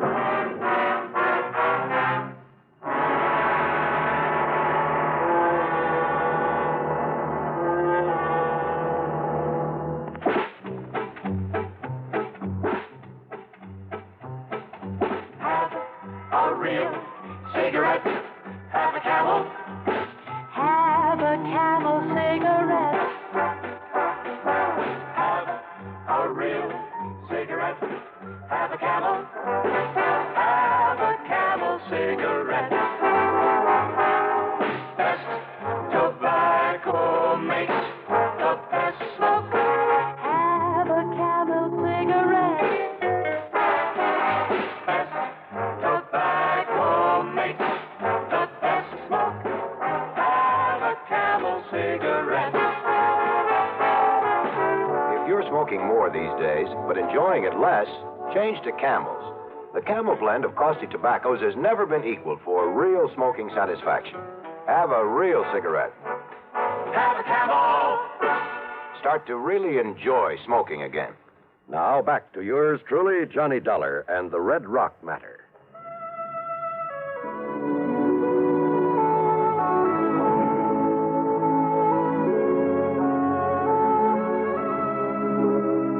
Virginia City is fabulous. A monument to the rip-roaring days of the Comstock Lode. When all too often a man's life depended on how fast he could draw, or how well he could defend a hunk of barren ground that he chipped away at in the hope it would give up millions of dollars worth of gold-bearing quartz, or the heavy blue mud so rich in silver ore. Still standing are many of the colorful buildings put up in the 1860s. Piper's Opera House. You picked up your key at the Bucket of Blood Saloon. There was the office of the Territorial Enterprise that carried editorials by Mark Twain. The famous Crystal Bar. The gambling halls where debts were paid in dust and nuggets. Famous names, too. O'Reilly and McLaughlin, Comstock and Gould, McKay and Mills, Fair, Flood, and O'Brien. Yeah, the Bonanza Kings. All of them had meant fabulous wealth in the days of the gold rush. Yep, you can almost see their ghosts walking the streets. Well, I found a fount of local information and a grizzled old character parked on a rocker in front of one of the ancient saloons. Bisbee, son. Jerry Bisbee. Yes, sir, that's right. Well, if I was you, I'd stay away from him. Yes, I would. Well, why do you say that, sir? Because, son, that D4 man's crazy. Staying up there in that shack on top of Red Rock Pass. Red Rock? Working away at that worthless claim he has up there. Oh, where is Red Rock Pass? About halfway up 12-mile road over there. There's wagon track up the pass. Well, look, can I make it with this car of mine? Yeah, that's pretty new car. No. It take a horse or a burro to get... Yeah, but you ain't going up to see that crazy Bisbee. Why not? Well? Whoa, he'd catch you anywhere near that mine of his. Then he'd shoot you first and find out who you was after. Yeah, well, I'll have to take that chance. Oh, no, you... Thanks a lot, old-timer. At Martin's stable, I had to shell out a $100 deposit when they learned I was going up into Red Rock Pass. And again, I got a warning about running into Bisbee. But I made sure my gun was free in the holster and set out for the pass. It was after 3 when I left the 12-mile road and nearly sundown by the time I reached the top of the pass. And there I found Jerry Bisbee's weathered old shack, but no sign of Bisbee himself. Bisbee! Jerry Bisbee! And then I saw the trail leading to the little mine on the face of a cliff. So I started over toward it, walking around the huge red boulders in my path, scattered about as though some giant hand many centuries ago. That's fair enough. Bisbee! Get back on that horse and get out of here. Sorry, but I gotta talk to you. You see this here gun? Oh, I see it all right. Shoot the eye out in the snake with it. Besides, I know why you come here. Do you? Because maybe... they found Ralph Garrett's bones down to the desert. That's right. But you won't take me in third. Don't be too sure of that. Talk up, boy. Son, I don't hear very good. I said I'm going to take you in for murder. Talk up, I said. Besides, you got no right to take me in. Wrong, Bisbee. You hear me? I say you're wrong. Wrong, am I? Didn't they try me once for murdering? Didn't they let me free? So what? That doesn't mean I So you and anybody else ought to know they can't try a man twice for the same thing. Holy smoke, he's right. Them fools down there, they let me off. So now there's nothing you or anybody else can do about it. So get out. I said get out of here. A well-aimed shot kicked up the sand in front of me. I ducked behind a pile of boulders and crouched there, waiting to see what he'd do next. Then I heard it from a sort of hole under one of the rocks. A rattlesnake, almost to my feet. Slowly, carefully, I pulled out my gun. I took aim and... Hey, there were others in there. There must have been a nest of them. No use, boy. I'm coming over there to get you. Yeah, well, listen. I'm going to kill you. There was another rock to my left, a boulder that maybe I could reach without his seeing me. And the sound of the rattlers at my feet wasn't exactly friendly. So I bent down low and made a dash for it. Brother, that time I could practically taste the lead. It's no good, boy. You're not so smart. Because from where you are now, you ain't got no place to go. Not without me having a shot at you. And all it's going to take me is one clear shot. Bisbee, can you hear me? And this rock pile where you was, I can get to it without you having a shot at me. So I got you cornered, boy. Yeah, he was right. He knew it and I knew it. Through a narrow cleft in the rock in front of me, too narrow even to push the barrel of my pistol, I could see him advancing slowly toward the pile of boulders where I'd left the nest of rattlers. But if he was so deaf, he'd never hear them. Oh, Bisbee. Hey, Bisbee, listen to me. Talk up. You got anything to say? Stay away from that pile of rocks. I'm going to kill you. Hey, look, I said stay away from that pile of rocks. I'm going to kill you dead. Unless you throw out your gun and come out here with your hands up over your head. Come on out of there. Yeah. Okay. I'll do it. What you say? I said yes. Here, look. Here's my gun. You coming out like I told you? Yes, look. With my hands up. Sure going to fool you. What? Because I'm going to kill you anyway. The same as I did Ralph Garrett. Bisbee. Hey, Bisbee, wait. Stay away from those rocks. If you got another gun hit on you, it'll do you no good. Bisbee! Things happened fast. He jumped backward into the protection of the rock pile, and he raised and aimed his gun to shoot me down. But a sudden movement among the angry nest of rattlesnakes. No! Rattlesnakes! No! Many of them! No!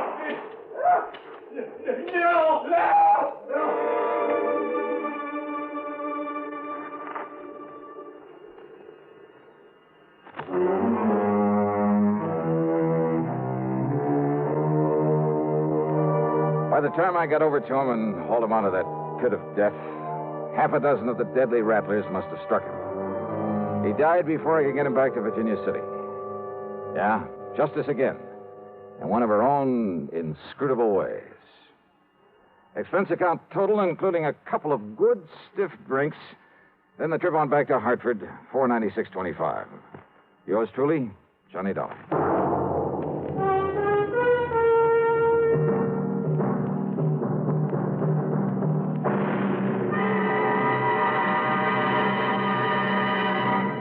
Hi, this is Dennis James. Say, remember way back when this melody was popular?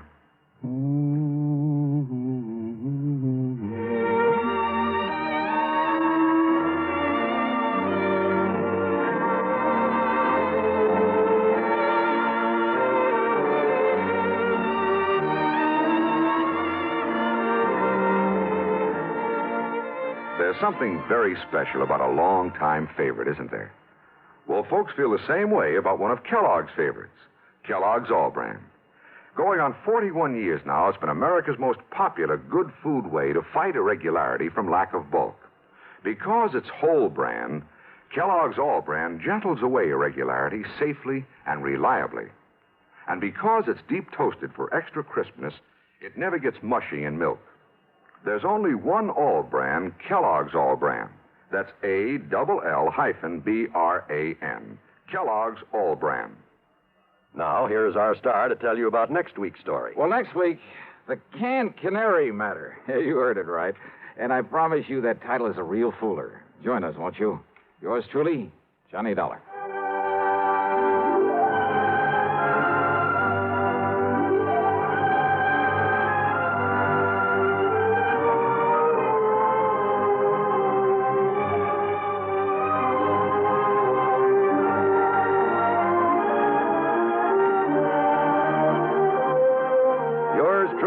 Johnny Dollar, starring Bob Bailey, originates in Hollywood and is written, produced, and directed by Jack Johnstone. Heard in our cast were Virginia Gregg, Parley Bear, Harry Bartell, Vic Perrin, John Daner, Will Wright, Tom Hanley, and Bill James. Be sure to join us next week, same time and station, for another exciting story of yours truly, Johnny Dollar.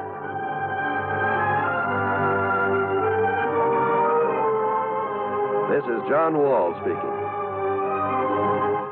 Suspense follows on the CBS Radio Network. You know, Dooley, I've been reading up on hypnosis. Come here and let me try it on you. I am an officer of the law and don't approve of making a man divulge his secrets. However, I'll stand by in case there's criminology involved. I just want to clear up some of his problems, Officer Suggs. But I haven't got any problems. I'm the soul of contentment. Maybe that's your trouble. You're too contented. Lie down, Dooley. You're going to sleep. I feel so good. He's under my influence. Now, little tyke, get up. Go straight to the beer of your choice. Astounding. He's heading for Utica Club. 'Cause Utica Club will still take the trouble to age beer the natural way. Utica Club, you see. He's got no problem. He's a happy, well-adjusted beer mug. Brewed by the West End Brewing Company of Utica, New York. You're tuned to WROW Radio in Albany, New York. Time, 5:30. From Hollywood, it's time now for... Dollar. This is Ed Porter, Mr. Dollar. You called my office? Yes, I'd like to see you as soon as I can, Mr. Porter. Well, of course. How long have you been in town? About a half an hour. Are you all squared away? I've got a room and I've had a bath, if that's what you mean. Well, then I guess you're ready to go to work. I will be as soon as I put on some pants. You sound in a rush. I'm always in a rush when I think somebody might be gypping us out of $100,000.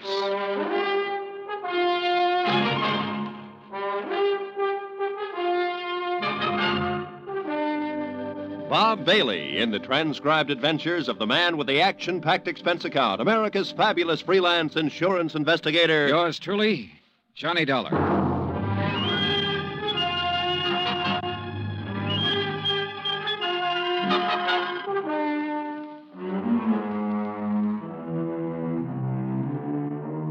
Expense account submitted by Special Investigator Johnny Dollar. To Western Life and Trust Company, 826 Spear Boulevard, Hartford, Connecticut. The following is an account of expenses incurred during my investigation of the Markham matter. Expense account item 1, $143.69, air transportation from Hartford to San Francisco. Item 2, $17 for incidentals along the way, including transportation from the airport to the St. Francis Hotel. I walked the 8 blocks to the Commodore building where Ed Porter had his office on the 4th floor. He was a short, thin insurance broker with a face like a tight drum. He apologized for the clammy weather as though it were his fault. He asked me how things were out on the East Coast, invited me to sit down, and looked as uncomfortable as he was. I got the telegram you were coming last night. Investigator. I've never met one in all my years in the business. Must be very interesting work. Yeah. Look, I don't want to take up too much of your time, Mr. Porter, but I would like to get some information from you. Oh, certainly, Mr. Dollar. What can you tell me about a man named Floyd Markham? Markham? Well, he's the husband of a client of mine. I've met him, but I really can't tell you too much about him. My dealings have always been with Mrs. Markham. She's my customer. Then tell me about Mrs. Markham. Oh, certainly. I'm not going to ask why. I'm sure you have a good reason for coming all the way to San Francisco. The Home Office thinks I have an excellent reason. Yes. Mrs. Markham. Well, I've known her for 20 years as a customer. She's wealthy, always has been, and she handles her money well, and she lives rather well. Mrs. Markham's the one who has the money, huh? Mr. Markham is a salaried man, an industrial engineer. Frankly, I think he depends on Mrs. Markham for his livelihood. Yeah. These 2 checks were issued to Mrs. Markham this year. Recognize them? Yes. Full payments on 2 endowment policies, $50,000 apiece. And they've cleared the bank. Anything wrong with them?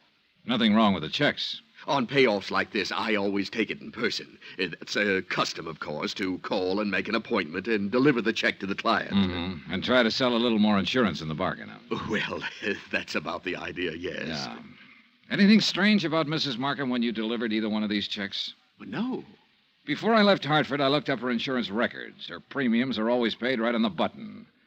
Mrs. Markham doesn't have a business office or a business manager handling her affairs. The checks are always personal checks on her personal account. Now, can you explain why someone like that might forget a 3rd endowment policy? Why, no. Well, there is a 3rd endowment policy. It matured this month. I have the check with me for $50,000.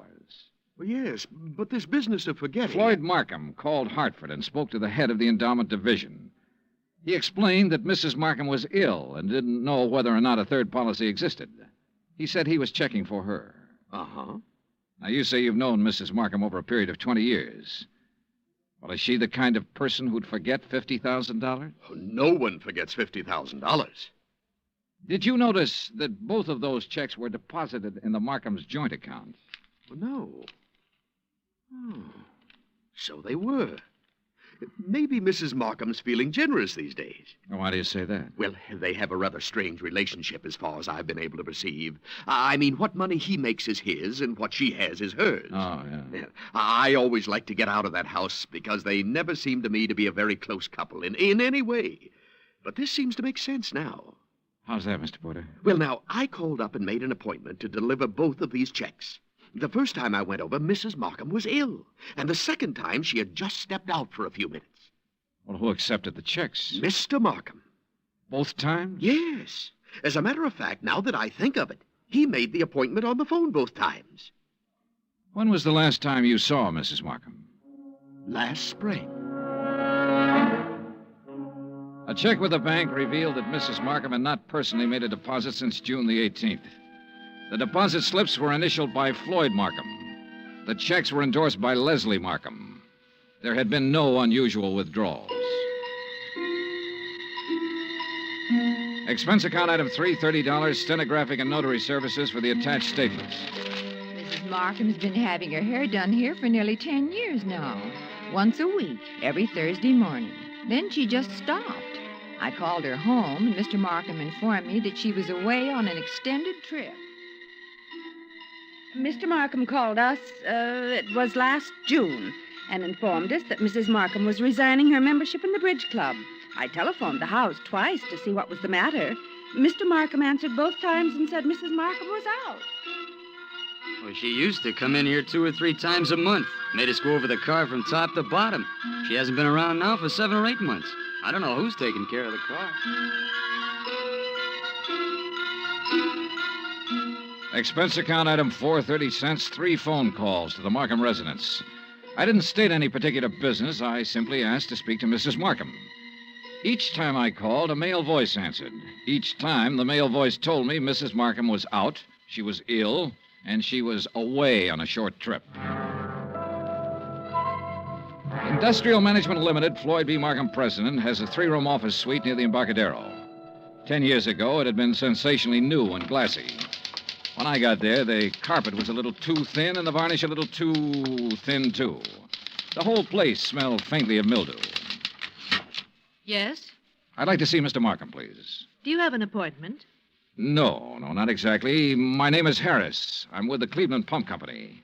Pump company? Yes, we're setting in 38 of our installations at the new plant in Valparaiso. Didn't you get my letter? Well, I'm sorry. I'm afraid... May I ask your name again? Harris, Stephen B. Harris, Cleveland Pump Company. Oh, yes. Well, Mr. Harris, I'm afraid Mr. Markham never received your letter. When did you mail it? 30 days ago. Maybe it was 2 weeks. Well, tell Mr. Markham I'm here and I'll... I'm sorry, Mr. Harris. Mr. Markham isn't in the office just now. Oh. Well, I'll wait. Well... Well? He won't be in today. As a matter of fact, he won't be in the rest of the week. Where can I call him? Well, I'm afraid that's impossible. Can't I call him at home? No. Now, look, is he in business or isn't he? Mr. Harris, Mr. Markham hasn't been in the office for 6 months or more. He's tied up on a rather long-range project. What's your name? I'm Miss Beidler. Why didn't you say that in the first place, Miss Beidler? Well, Who else can I talk to here? No one, I'm afraid.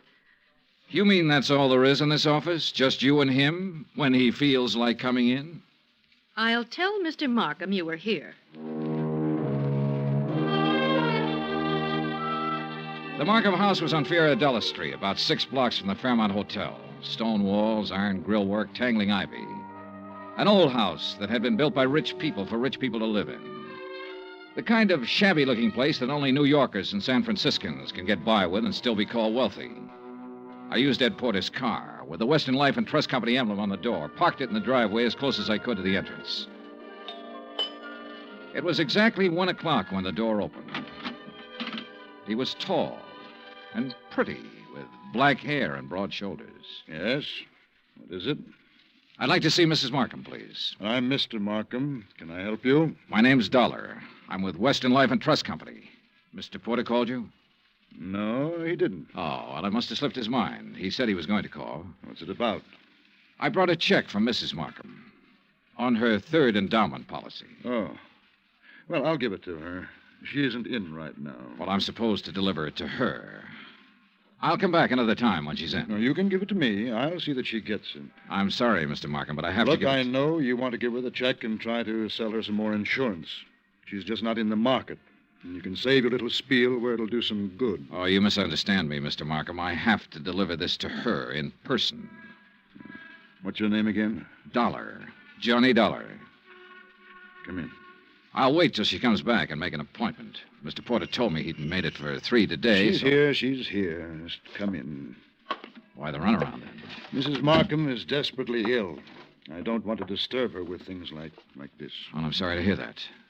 What's the trouble? Very serious anemia. So if you'll just give me the check... I have a report to make out when I deliver this. I just Only take a minute to hand her the check. Then it'll be off my mind and off your mind. Now, look here, Mr... Didn't you call the company's home office about this check? I called because Mrs. Markham requested me to call. Oh, yes.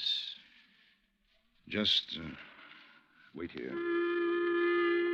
In the little swirl of his exit, I smelled shaving lotion and guessed at the brand name. I also guessed that his suit cost $300, even if I didn't know what San Francisco tailor had made it.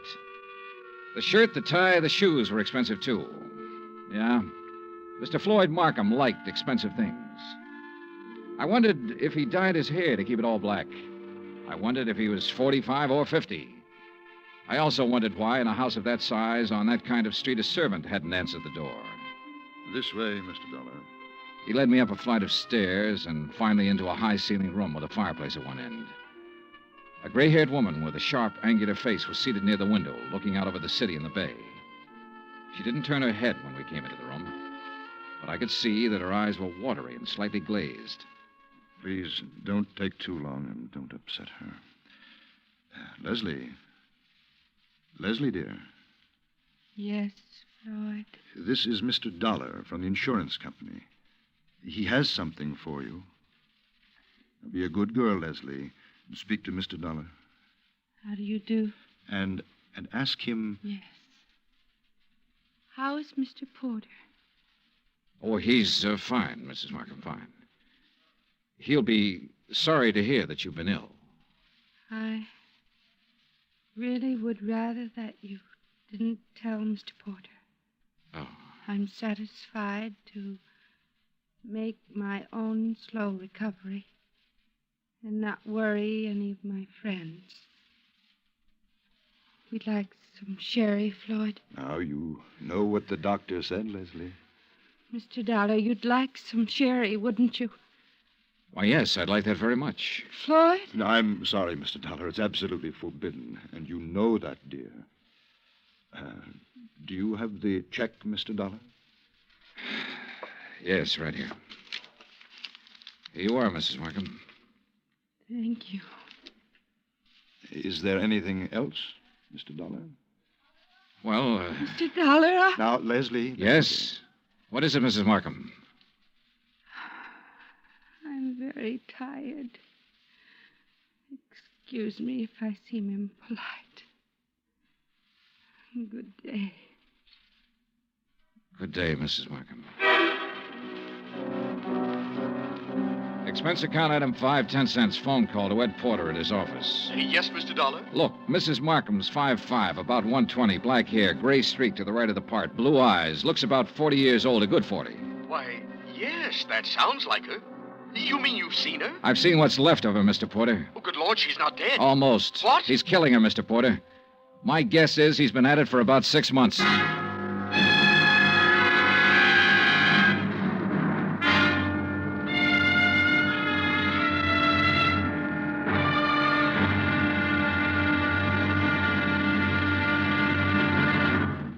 Act 2 of yours truly, Johnny Dollar, in just a moment.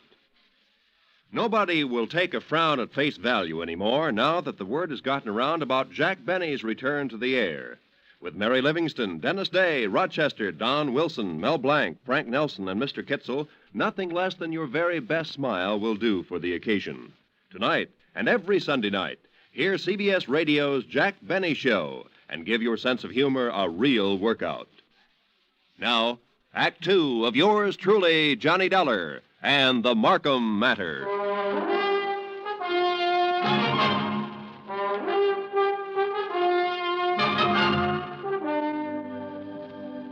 Take a rich old house on a rich old street in San Francisco. Walk in with a legitimate insurance check for $50,000 and tell a man named Floyd Markham you want to deliver it to his wife. Tell him this when you know that no one has seen or heard from his wife in 6 months. Just tell him you want to see her. Insist that you see her. Then stand around and listen to him lie a couple of times. Then let him take you to her. Give her the check. Say goodbye. 20 minutes after I walked out of the Markham's house and picked up Ed Porter, we drove back to the house and parked 100 feet from the entrance. This is the darndest thing I ever heard of, Mr. Dollar. I'm not sure it's all clear to me. What's our position? Oh, I wouldn't know that, Mr. Porter. That's up to the legal department. This much I'm sure of right now. Markham's already deposited $100,000 of her insurance money into a joint account. If I'm not mistaken, this last check will go into that account, too. Right now, while we're sitting here, she's probably endorsing that check. Well, then I don't see where it's any of our He's business. making her endorse the check. He's making her stay in that house, in that room, away from everybody. Well, how? What way? He said she was ill. You said she appeared ill. I don't know how he's doing it, but I'm going to find out. Are you sure this isn't all surmise on your part? You weren't in the room when she said, "Let's have some sherry. Please, let's have some sherry." Well, I must be pretty She was dumb. really trying to say she wanted him to leave the room so she could talk to me. So she could have one little minute to tell me what the matter is, what's going on. His next move is to deposit that check. Then one big withdrawal, the whole $150,000, and bye-bye Floyd Markham. Mr. Dollar, I'm just an insurance broker. I don't understand that. Well, how'd you like to be an investigator for about 10 minutes? Me? Yeah. You see that car that just pulled up in the driveway? Well, yes, The yes. girl driving it holds down that dummy office of Markham's. Her name's Beidler. She might be in on this with him. And that's Mr. Markham leaving the house. Good. Now, look, here's what you do. Follow them. I think I know where they're going, but you follow them and make sure. Well, where are they going? To the bank to deposit that check. Oh. Well, where are you going? To have that glass of sherry, Mr. Porter. Ed Porter pulled his hat down low over his face and put both hands on the wheel and took out after that '55 Cadillac sedan. I crossed the street, went back up on the porch of the house and knocked. I didn't expect her to answer. I didn't expect anyone to answer, but I wanted to make sure. I went around to the garden. There wasn't a sound in the big old house when I opened the garden door and went up the stairs again. The door to her room was closed. She wasn't by the window anymore. She was stretched out on the divan. I felt her wrist for a pulse. It was there, faint, but there. About 3 inches up her arm, there was a series of little marks. I lifted one eyelid and felt her neck muscles. She was doped to the ears. Mrs. Markham. Mrs. Markham, can you hear me? Look, I've come to help you. Help me? Yes. Yes, I'm going to take you out of here. Now, don't be frightened. Mr. Dollar? That's right. That's right. That's the ticket. Insurance company. Yes. Now I remember. Yes, that's right. Thank you for bringing my check. I don't want Want what, Mrs. Markham? Want any of my friends to worry. Oh. I'm improving, but I don't want them to know I'm ill. Just say I'm out of town for a while. He told you to say that, didn't he? Yes. He told me to say exactly that. Mr. Dollar, don't fool me. Please don't fool me. What? You will help me get out of here. You aren't fooling me, are you? Are you?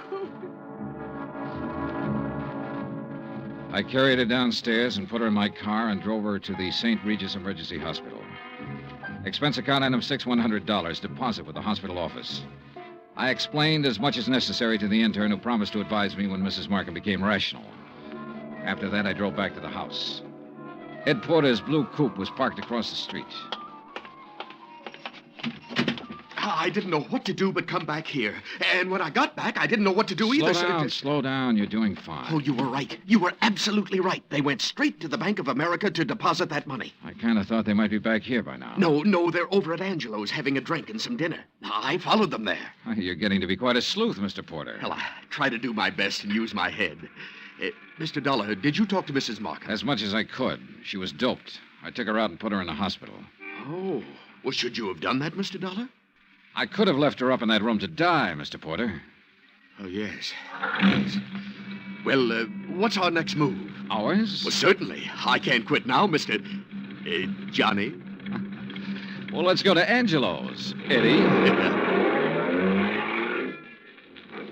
Ed Porter settled the hat lower on his ears and gripped the wheel harder, and we took off for Angelo's on Stoker Street. When we got there, we didn't have to go inside to see if our people were still around. The Cadillac sedan was in the parking lot. So we took up a plant across the street. Well, why wait?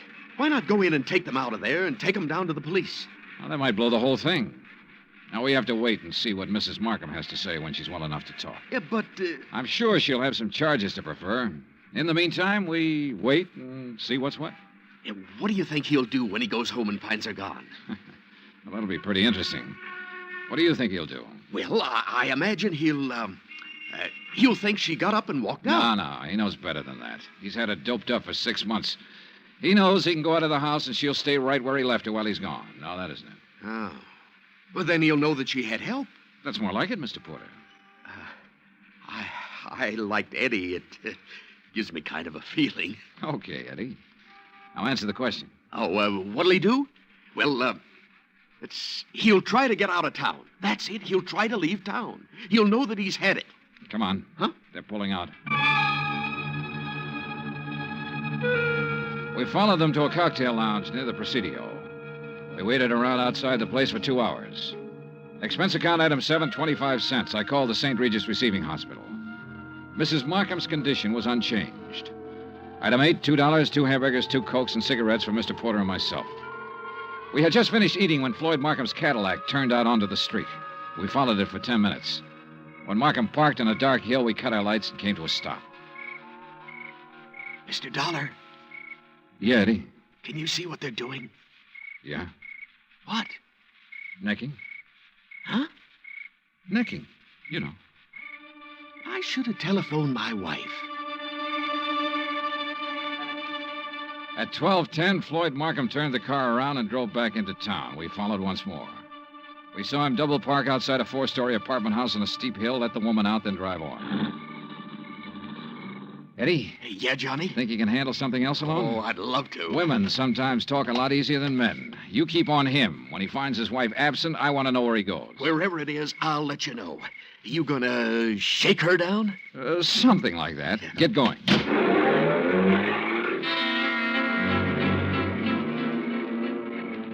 I watched my new assistant investigator follow out after Markham's Cadillac. Then I went inside the apartment house. I, Beidler, was on the mailbox of apartment 104. I walked down the hall, listened a minute, and gave it a try.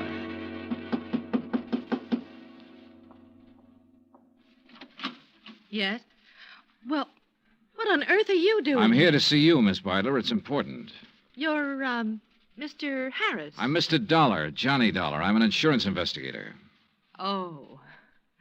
There was something about you today. I wasn't sure. Now you're sure. Oh, what are you doing? Right now, I'm working for Western Life and Trust Company. You better sit down. Well, I don't know that I'd better do anything, Mr. Dollar. You're rather rude. Then you can stand. We've been checking into Floyd Markham. I don't think I have to tell you what we found out so far. I think you also know that by this time tomorrow he'll be in jail and you might be right along with him. Well, I'm sorry, Mr. Dollar. I simply don't be under- sorry. Just use your head. I said you might be right along with him. On the other hand, if you have some useful information, the insurance company might be useful to you. What do you mean? Well, I figure he sold you on an island trip or an estate in the country bill of goods. It'll be harder getting it out of him, but we'll get it one way or another. We'll get it all right. Now, what do you want to do? I want a drink. You? Oh, thanks.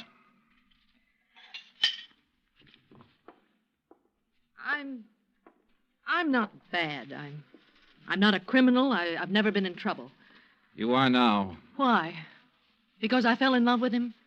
Because you were helping him kill her. What are you talking about? Mrs. Markham. She's in a hospital right now. What? I took her there myself today. He's had her doped with I don't know what for months. Having her sign checks, endorse deposit slips. Funny. Is it? He told me that Mrs. Markham was out of town, divorcing him. I wondered how. You were right. It was a country estate. In England. A genteel life, he said. The London theater, walks in the country, little harmless things that most people can never do. He said we could do them as soon as he cleaned up his affairs. Why, tonight he said we could start packing.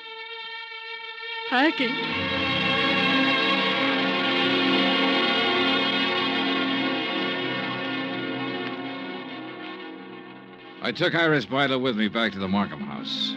The Cadillac was in the garage, and Ed Porter's blue coupe was pulled up across the street. When he saw us in the cab, he walked up. Hi. Hi. How's he doing? You can talk in front of her. Well, he hasn't done anything.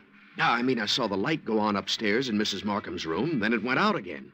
He's downstairs now, sitting in the living room. Okay. Wait here.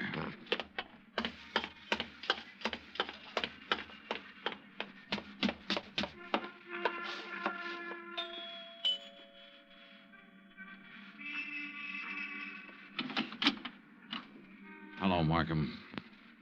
Hello. If you're worried about your wife, which I doubt, she's in a hospital. Are you a policeman? Insurance investigator. That's Miss Beidler in the taxi over there. Oh. I want you to come with me now. Of course. Yes. You said your name was Dollar? That's right. Why couldn't you have come around, say, next week? She'd have been dead by then. That's the way she should have been for 16 years. Dead. Yeah. Come on, Markham.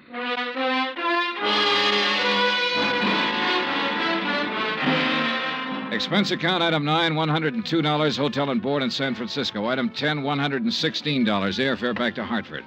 Item 11, $42.16 miscellaneous. Remarks? This one will wind up in court.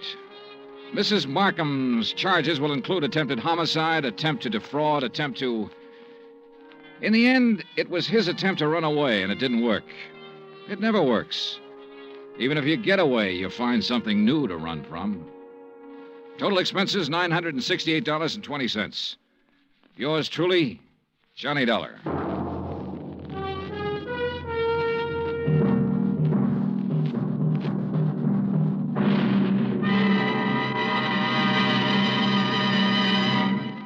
Now, here's our star to tell you about next week's story. Before I do, I want to say something to you about Thanksgiving. Now, there's a day that deserves celebration. And heartfelt thanks to the God who made us for being able to live in the most free and peaceful and bountiful country in the world. And yet, why wait for next Thursday or any Thanksgiving Day? For Americans, it seems to me, Thanksgiving should be every day. Think about it, won't you? Next week in our story, New Orleans, the French Quarter, a beautiful girl, and high adventure. Join us, won't you? Yours truly, Johnny Dollar.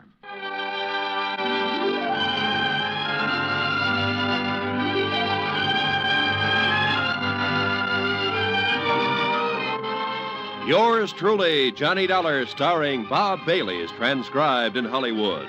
Written by John Dawson, it is produced and directed by Jack Johnstone. Heard in tonight's cast were Lois Corbett, Frank Nelson, Virginia Gregg, Bert Holland, Paula Winslow, and John Daner. Musical supervision by Amerigo Marino. Be sure to join us next week, same time and station, for another exciting story of yours truly, Johnny Dollar. Roy Rowan speaking.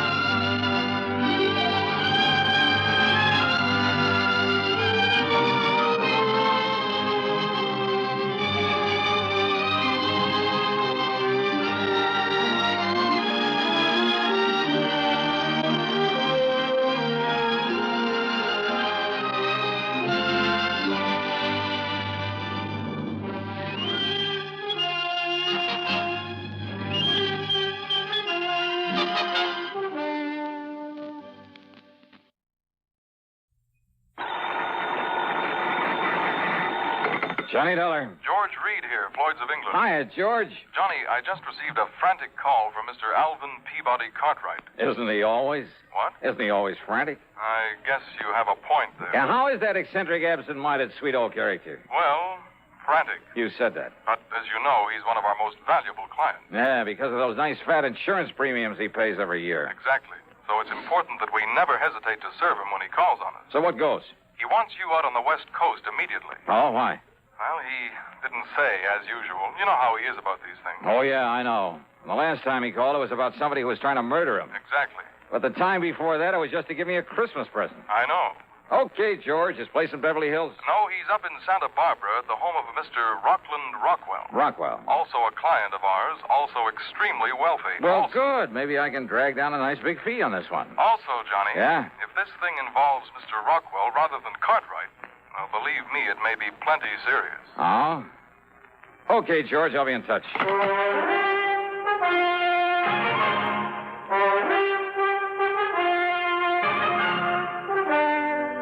CBS Radio brings you Bob Bailey in the exciting adventures of the man with the action-packed expense account, America's fabulous freelance insurance investigator. Yours truly, Johnny Dollar.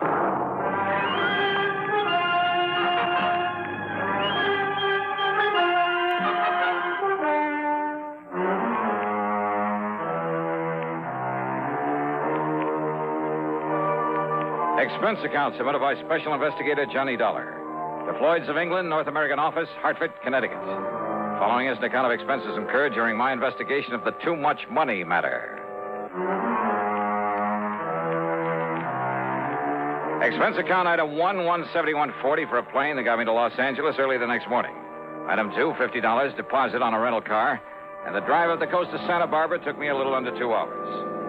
A gas station attendant who gave me directions to the Rockwell place seemed quite impressed that I was going there. I found out why about 20 minutes later after driving up to the top of a high, densely wooded hill. Yeah, there must have been 10 acres, all of it beautifully landscaped. Broad, sweeping lawns. And on the wide, winding road up to the main house, I must have passed at least a dozen gardeners and nurserymen, tending not only the vast lawns, but the well-ordered shrubbery and the magnificent trees, the myriad flower beds. As for the house itself, well, to call it a castle would almost be an understatement. All of it, built of native stone, with towers, turrets, and parapets. And purely incidentally, there must have been 7 or 8 expensive cars parked in the driveway. Yeah, I felt almost timid about raising the heavy iron knocker. Yeah, real impressive. But, Johnny! Hiya. I knew you wouldn't let me down. Yeah, hi, Mr. Cartwright. You're a good boy, Johnny. Only, I expected nothing less than 3 or 4 uniformed butlers to let me into a joint like this. Isn't it a lovely little place? You call this little? Well, if Rocky Rockwell ever gives in to me and sells me this house, yeah, or if anything happens to him... Oh, you think something may? Oh, now that's a silly question. Why else do you think I'd send all the way to Hartford for you? Oh, this is a terrible situation, Johnny. It's Now, well, you terrible. better tell me all about it, then. Well, then don't just stand here at the door letting in the flies. Oh. Come on inside and I will. Yeah, sure. Johnny, I've thought that I've had reason to think that maybe my life might have been in danger now and then. Oh, I know. But always, thanks to you, that danger's been removed. But in the case of Rocky here, oh, and he's an old friend. Well, Johnny, I honestly don't know what you can do about this whole terrible thing. But you will, won't you? I mean, you'll do everything you can. Well, where is Mr. Rockwell? Brave, brave man that he is. Rocky is going right ahead with his parties, his entertaining, just as though nothing was wrong. Entertaining of whom, Mr. Cartwright? Of anybody, everything. Huh? Oh, now, don't you understand, Johnny? That's all he does. He gives hunts and balls and parties and entertains people. Well, what would you do if you had all his money in this beautiful place and all the time in the world to do it? Well, I don't know. Well, of course you would. So, right now, Rocky and his guests are out riding on a fox hunt. You know, yoinks and tally-ho and suey and all the rest of it. You know. Oh, yeah? Yeah, just as though everything was all right. But it is. Oh, no. No, it certainly isn't. And if this thing, this terrible, this tragic... This what, Mr. Cartwright? What? Well, you still haven't told me just what you're so worried about. What's the matter with you, boy? I'm worried about my friend, Rocky Rockwell. But why? Huh? Oh. Well? Yes, well, of course. Well, because he's going to be murdered. You're sure of that? Yes, Johnny. Murdered.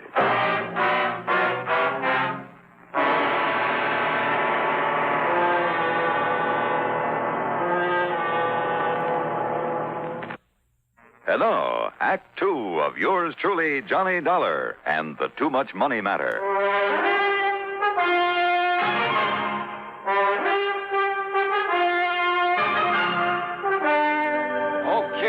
Okay, now, Mr. Cartwright, you'd better tell me exactly what reason you have for thinking Mr. Rockwell may be murdered. Maybe he will be it. Unless you can do something about it. Why? Well, Johnny, I'd rather he told you about it after he and the rest come back from the fox hunt. Well, look, if this is such an emergency... Of course it is. Okay, but then. First, I want to show you around this lovely little house. Huh? You know, to see what you think of it, in case Rocky does decide to sell it to me. Oh, now, wait, Mr. Or, Cartwright. heaven forbid, in case something happens to the poor man. But if it's so urgent that I get to work on this case, I told you shouldn't... it is, didn't I? Now come along and I'll show you the house. Mr. Cartwright. Not another word, Johnny. Come along.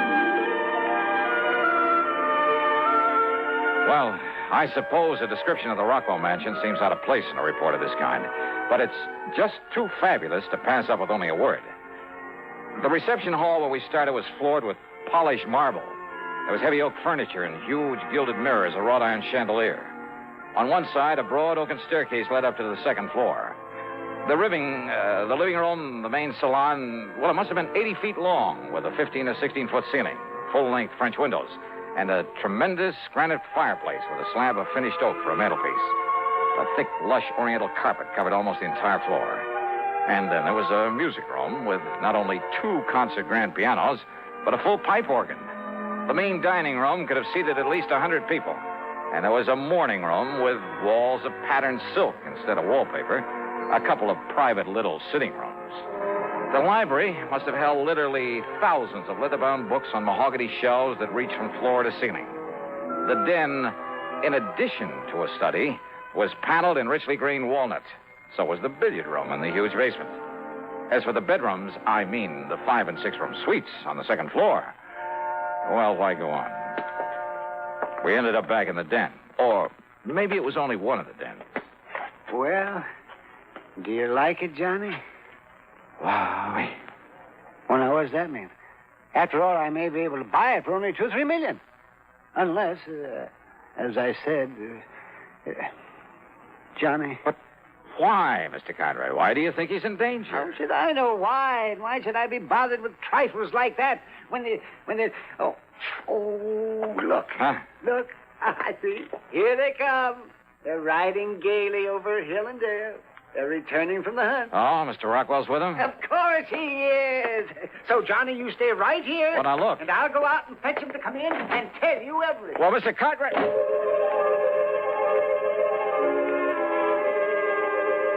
A few minutes later, when Mr. Cartwright brought him into the den, well, Rockland Rockwell was hardly the stately, dignified sort of person you'd expect to be the lord of such a manor. Instead, he was a gross, almost disgustingly fat, florid sort of man who wheezed as though he was about to draw his last breath. I wondered how he'd survived the rigors of a fox hunt, or more to the point, how he'd found a horse powerful enough to carry him over the jumps. He plumped into a chair and got right to the point. It's as simple as this, Dollar. Years ago, over in England, I pulled a real fast one on one of my competitors over there, a fellow named Ashley, Lord Jacob Hunter Ashley, Britisher. Oh, I see. Britisher. He did it so clever, yes, he never knew that I was behind it all. He thought that I was still his friend, especially when I gave him a couple of thousand of those British pounds to keep him and his wife and kid from starving. I put him out of business, ruined him. Dollar, it got me all of this. You like my place? It's impressive. Yeah, that's it. It's impressive. Impress anybody. Yes, sir. Yeah. But go on, please. Well, Dollar, I figured I'd been smart enough that nobody would ever know that it was me tricked Ashley, especially when Ashley finally died, not even knowing himself. But now somehow Ashley's son, Marvin, been one of those worthless actors, play actor all his life, and somehow Marvin Ashley has found out. Well, how do you know, Mr. Rockwell? How does he know? Why, Johnny. Well, Mr. Cartwright? How? Huh? Well, I don't know, Johnny. Mr. Rockwell?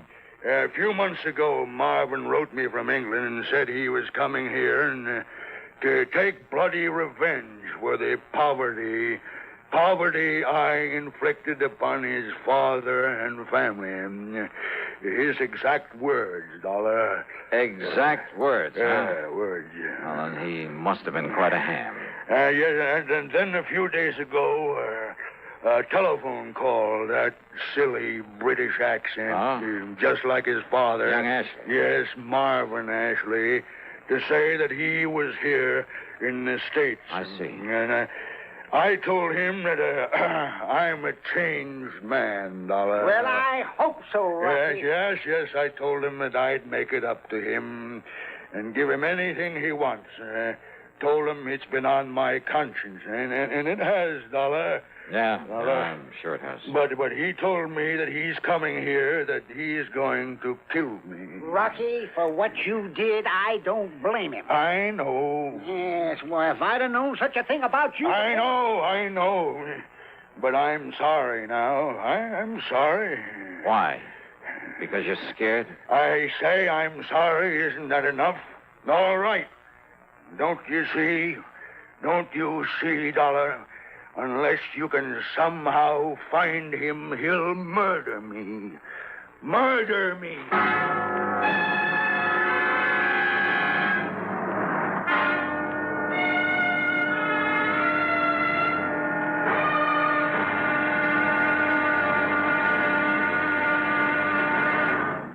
And now, Act 3 of yours truly, Johnny Dollar.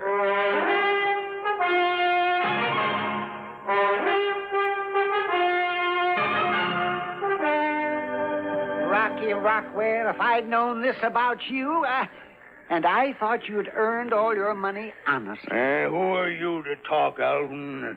Did you earn yours honestly? Well, of course I did. I inherited Oh, it. now, look, All gentlemen. right, Dollar. Maybe I was wrong. Maybe Ashley is right in wanting to kill me, but it's your duty to see that he doesn't, whether you like it or not. Okay, maybe so. At least until I can get the police here. The police? And expose me for what I am? I mean for what I once was? Maybe you were right the first time. Attaboy, Johnny. I'm with you. Why, Rocky... You shut up, Alvin. Now, listen, Dollar. Marvin Ashley could even be one of the people here in my home right now. You mean you don't even know all your house guests? How can I? There must be 20 of them. 20 or more. Sure, some of them are friends, but some are friends of friends, or friends of friends of friends, or I entertain people all the time. Everybody knows it, so anybody comes who wants to. All this so you can show off your wealth. All right. So what if it is, eh? How much do you know about young Ashley? His looks, his build? Nothing. How old is he? Well, he could be 35 or 40 by now. Well, if he hasn't shown his hand, made any attempt to get at you... If he hasn't yet, then he will. And if he's here now, you've got to find him. Well, Dollar? I'll give it some thought. I didn't like this because I didn't like the man Rockwell. But a job's a job, and after all, I was on assignment. There were nearly 30 people at dinner that evening, and Rockwell made a good host, even though he didn't know the names of half of them, and he gave no sign that he suspected any of them. Nor did I. Nor did I see anyone who looked or sounded English, much less like any actor I've ever known. After dinner, Rockwell took me aside. Well, Dollar, is he here? Have you spotted him? No. Well, but you've got to, boy. Because the more I think about it, the more sure I am that he must be here by now. Maybe not. So you've just got to stay with me all the time, every minute. Now, look, Mr. So Rockwell. come along. Gibson, Stratton, Edwards, and Peterson want to play some pool. pool down in the billiard room. Gibson, Stratton? Well, you met them at dinner, so we'll play some pool and get better acquainted with them. Well, look, I'm afraid I'm a little rusty. Come along, Dollar, because don't forget, if Ashley is here under some other name, he's going to stay close to me, too.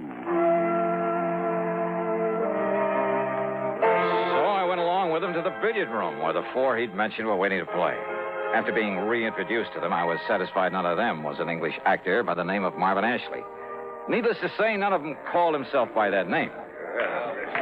Yeah, good shot there, huh? Stratton, is it? Yeah. That's right. Thanks, Mr. Rockwell. Well, go ahead now and sink that 4-ball. Go ahead. Yeah. It looks like a bank shot's the only way. Well, here goes. It's too bad, Stratton. You might have made that with a massa shot. With a what, Mr. Gibson? Massa. Masse shot, Dollar, is when you hold the cue up vertical and... Oh, yes. I'll show you $1 after this game is over. Dollar? Yeah. Name seems kind of familiar.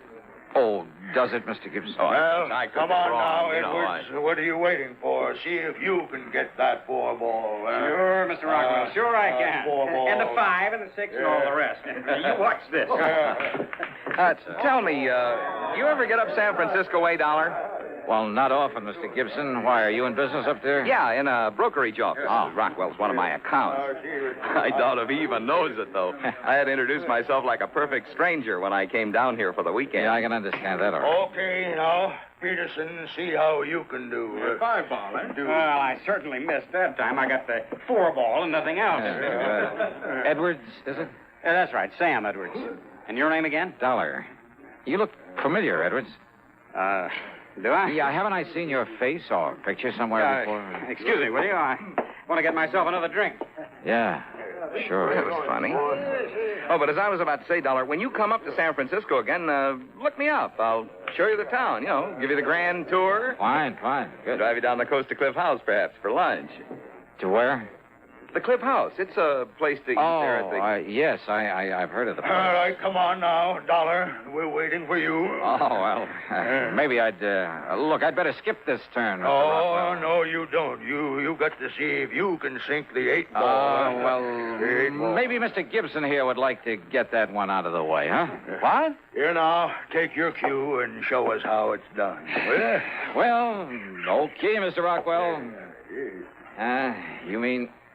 like this? Well, now, that's just fine, Dollar. You ripped the cover, and that's the end of this game. Yeah, the game is over. It sure is. And I guess I could be corny and say the play is over, too.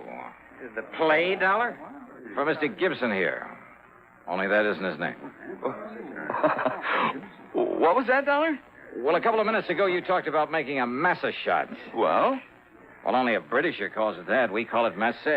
Dollar. Well, I'm afraid I don't understand. But I suppose even an actor might make that slip.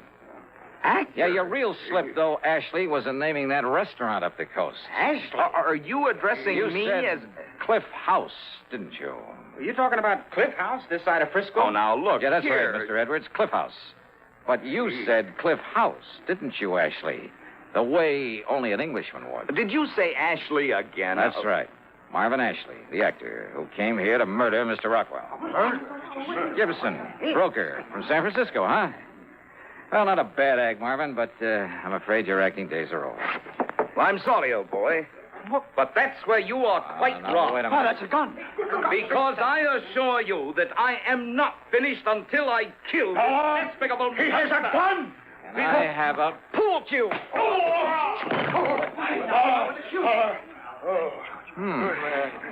Not as rusty as I thought.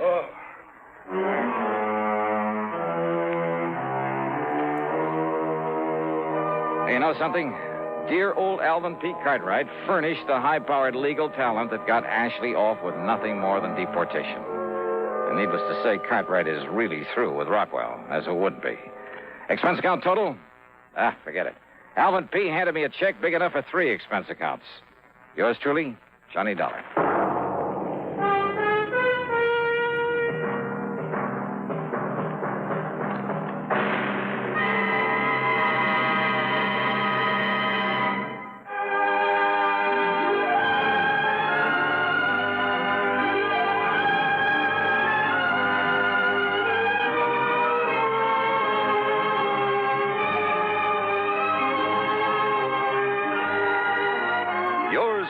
Johnny Dollar, starring Bob Bailey, originates in Hollywood and is written, produced, and directed by Jack Johnstone. Heard in our cast were G. Stanley Jones, Howard McNear, Chet Stratton, Marvin Miller, and Sam Edwards. Be sure to join us next week, same time and station, for another exciting story of yours truly, Johnny Dollar.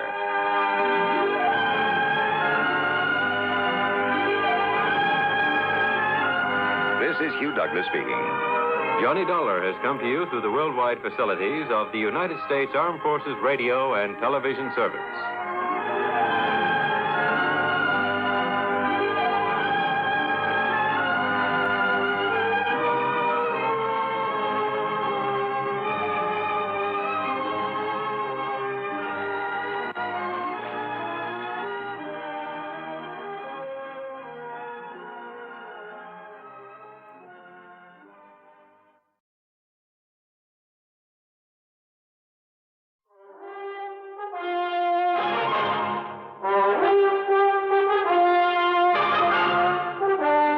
CBS Radio brings you Bob Bailey in the exciting adventures of the man with the action-packed expense account, America's fabulous freelance insurance investigator. Yours truly, Johnny Dollar.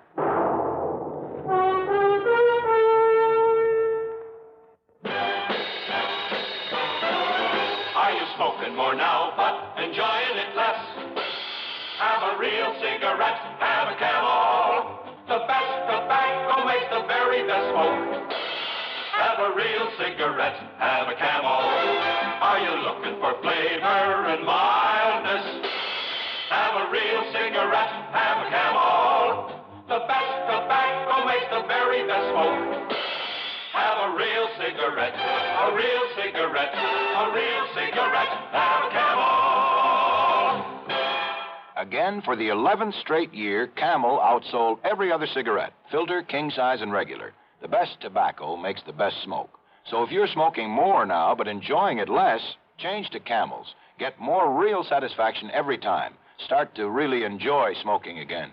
Have a real cigarette, a real cigarette, a real cigarette, have a Camel. And now, Act One of yours truly, Johnny Dollar.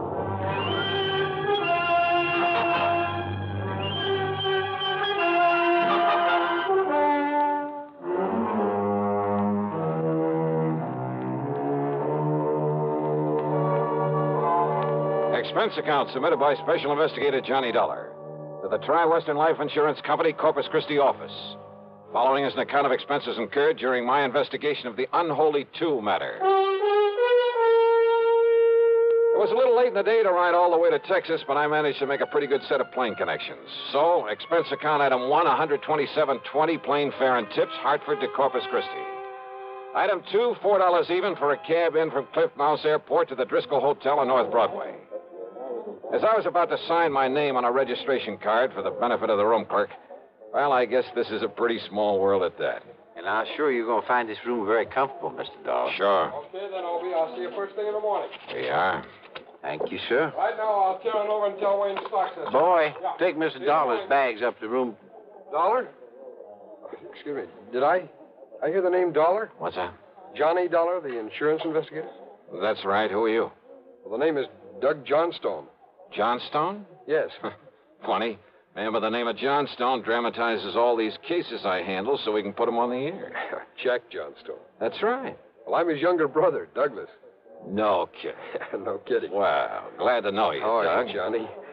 Listen, I'm in a big hurry. I've got somebody waiting for me, but I hope we can get together while you're here in town and, well, tear that brother of mine to pieces or something. Sure, why not? If you're down here working on a case, if I can be any help to you, you know. Hey, wait a minute. Are you here to look into the Peterson matter by any chance? Well, frankly, I haven't the least idea. I wonder. Well, can you tell me this? Did Jack Price over at Tri-Western Life send for you? Yeah? Clerk, may I have a piece of paper, please? Oh, yes, sir. Here you are. Sorry, I've got to rush out of here, Johnny, this way, but... Well, who is Peterson, Doc? Here's my address and phone number. That's both the home and the office. All right. Now, maybe I can be of help to you, so don't lose that. Huh? Yeah, okay, thanks. But now, because Doug, if it is on account of old man Peterson, Johnny, well, I got some ideas about it. And then, well, they could be helpful to you. If, as I say, that's why you're here. Well, what kind of ideas? Well, you know he was supposed to have died because his heart gave out on him. No, I didn't know. Oh, yeah. But if you ask me, well, if it turns out this is the case you're working on, well, you give me a call now, will you? Yeah, sure. But look, why not tell me what you know about it? Well, Johnny, after all, you may be here for something entirely different. Maybe not.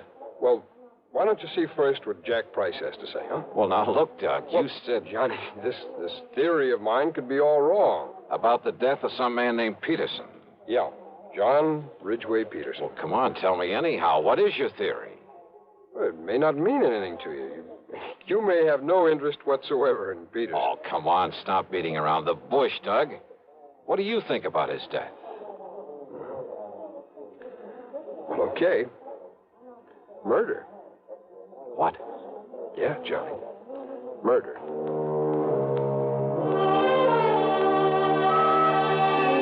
But because neither of us really knew if I'd become involved in it, that was all he'd tell me at the moment. And as he said, he had to run off to meet somebody. It was late, and I was tired after the plane trip, so I grabbed a bite to eat. That's item 3, 2 1/4, then hit the sack. But first thing in the morning, I was in Jack Price's office at Tri-Western. Well, no, I didn't mean to sound in a rush for you to get down here, Johnny. On the other hand, the hotter the trail, the easier it is to follow. Whose trail, Jackson? Sterling Peterson, beneficiary of his uncle, John R. Peterson's life insurance policy. 100,000 clams. Yes. And what's happened to him? The nephew Sterling, I mean. He simply disappeared. When? About the same time his uncle died, apparently. When was that? 5 days ago. Funny that he should leave town when he was about to be presented with that wad of insurance money. He didn't know that he was his uncle's beneficiary. Oh? No. Old John Peterson never told him. Actually, the old man didn't particularly want to leave it to this nephew, but, well... Why not? Oh, they never really got along, as I understand it. The old man had been a hard worker all his life, and Sterling is anything but. Nonetheless, he named him his beneficiary, so that's that. And as heir to whatever else there is to the estate, huh? No, that goes to Sterling's half-brother, Paul. Much of an estate? Certainly not as much as the insurance. The old man didn't have much use for either of them, Johnny. But since they were his only surviving relatives, since they'd probably get everything he left anyway... Yeah, I see what you mean. Does Paul live here in town? Yes. What does he do for a living? Apparently has some money in the stock market. And Sterling? Johnny, I don't know what he lived on. No visible means of support kind of thing. You know what I mean? Uh-huh. I tried to call him, tell him of his uncle's death. His landlady said he wasn't there, hadn't been there for a couple of days, that he'd simply packed up his things and left. I'll give you the address. Yeah, do that. Then I called his brother, but Paul didn't know where he was either. Just disappeared. That's right. I wonder why. Who knows? Have he called the police? Why? Just because a man suddenly leaves town? That's hardly reason to call in the police, Johnny. Maybe not. What? Sterling didn't know he was beneficiary of this policy. No. But maybe he did think he'd get some of the estate if he were lucky and the old man turned up dead. And maybe Sterling needed money. I understand he always did. So if he could help the old man on his way... No, Johnny. The doctor said it was a heart attack. Yeah? Well, there are a lot of ways to make it look like a heart attack. Has there been an autopsy? Why, no. Then have one made. The insurance company's entitled to one. But you're saying Sterling murdered him? Maybe. Johnny. Just go ahead and order that autopsy.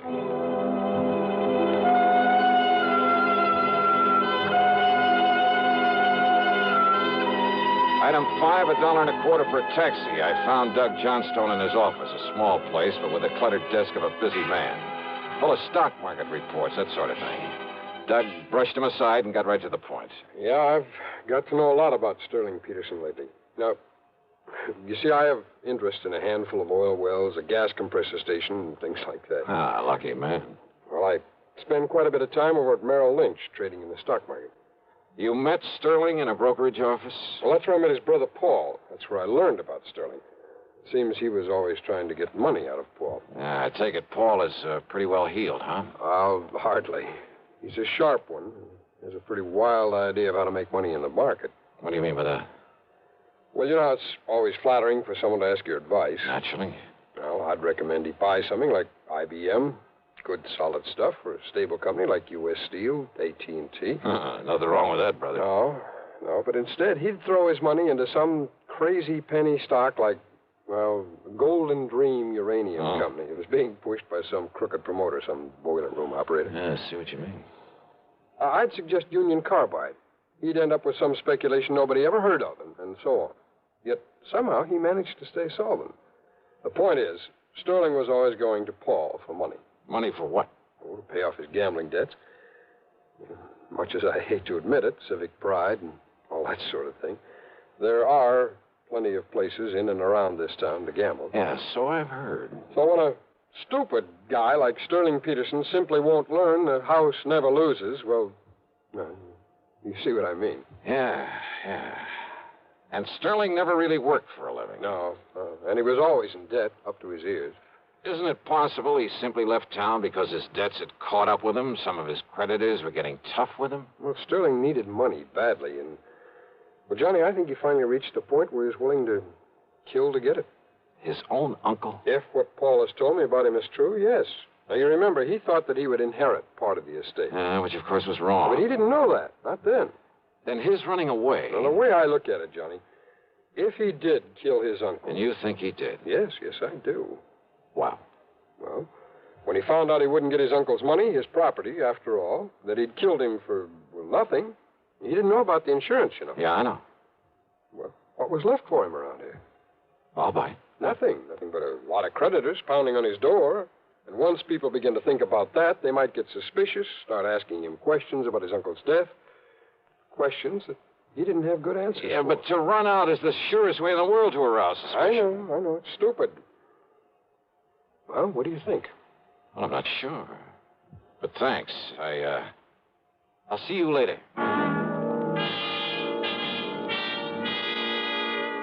I took a taxi over to the place where Paul Peterson lived. That's Adam 6, $1.50. It was a nice apartment in a fairly good neighborhood. But he wasn't home. Item 7, $1 even for a cab to the brokerage house Doug had mentioned.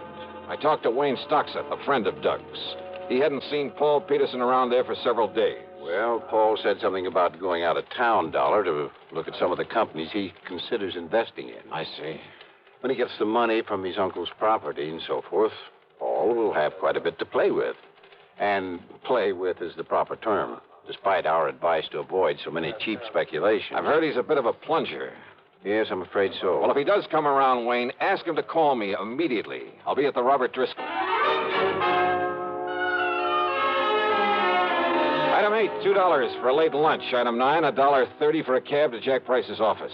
Now, wait a minute, Johnny. Yeah? Instead of hunting for Sterling Peterson, you're just hanging around hoping to find out the old man was murdered. Well, give me time, will you? But I tell you, the doctor who was with him when he died said it was heart failure. And I tell you, Jackson, there are plenty of ways. There are medical tricks. I can't Hold believe... it a minute, Johnny. Price speaking. Yes? All ready? Well, Doctor, what did you... What? Oh. I see. Thank you. What's the matter, Jackson? How did you know? How did I know what? The autopsy. Yeah? You were right. Apparently some drug substituted for the digitalis the old man was taking. You mean Doug Johnstone was right. The old man was murdered. Yes, Johnny. Murdered. Act 2 of yours truly, Johnny Dollar, in a moment. Welcome, recording star Mel Torme. It's terrible trying to sing with a bad cold. So I always take 4-way cold tablets to relieve cold miseries fast. Good idea. Tests of all the leading cold tablets proved 4-way fastest acting. 4-way starts in minutes to relieve muscular pains, headache, reduce fever, calm upset stomach, also overcomes irregularity. When you catch cold, try my way. Take 4-way cold tablets. The fast way to relieve cold distress and feel better quickly. 4-way, only 29 cents. Now, here's a word about another fine product of Grove Laboratories. To get rid of embarrassing dandruff in 3 minutes, change to Fitch Dandruff Remover Shampoo. 3 minutes with Fitch regularly is guaranteed to keep unsightly dandruff away forever. Apply Fitch before wetting hair, rub in 1 minute. Add water, lather 1 minute. Then rinse 1 minute. Every trace of dandruff goes down the drain. 3 minutes with Fitch and embarrassing dandruff's gone. At the same time, Fitch can brighten hair up to 35%. Get Fitch Dandruff Remover Shampoo today. And now, Act Two of yours truly, Johnny Dollar.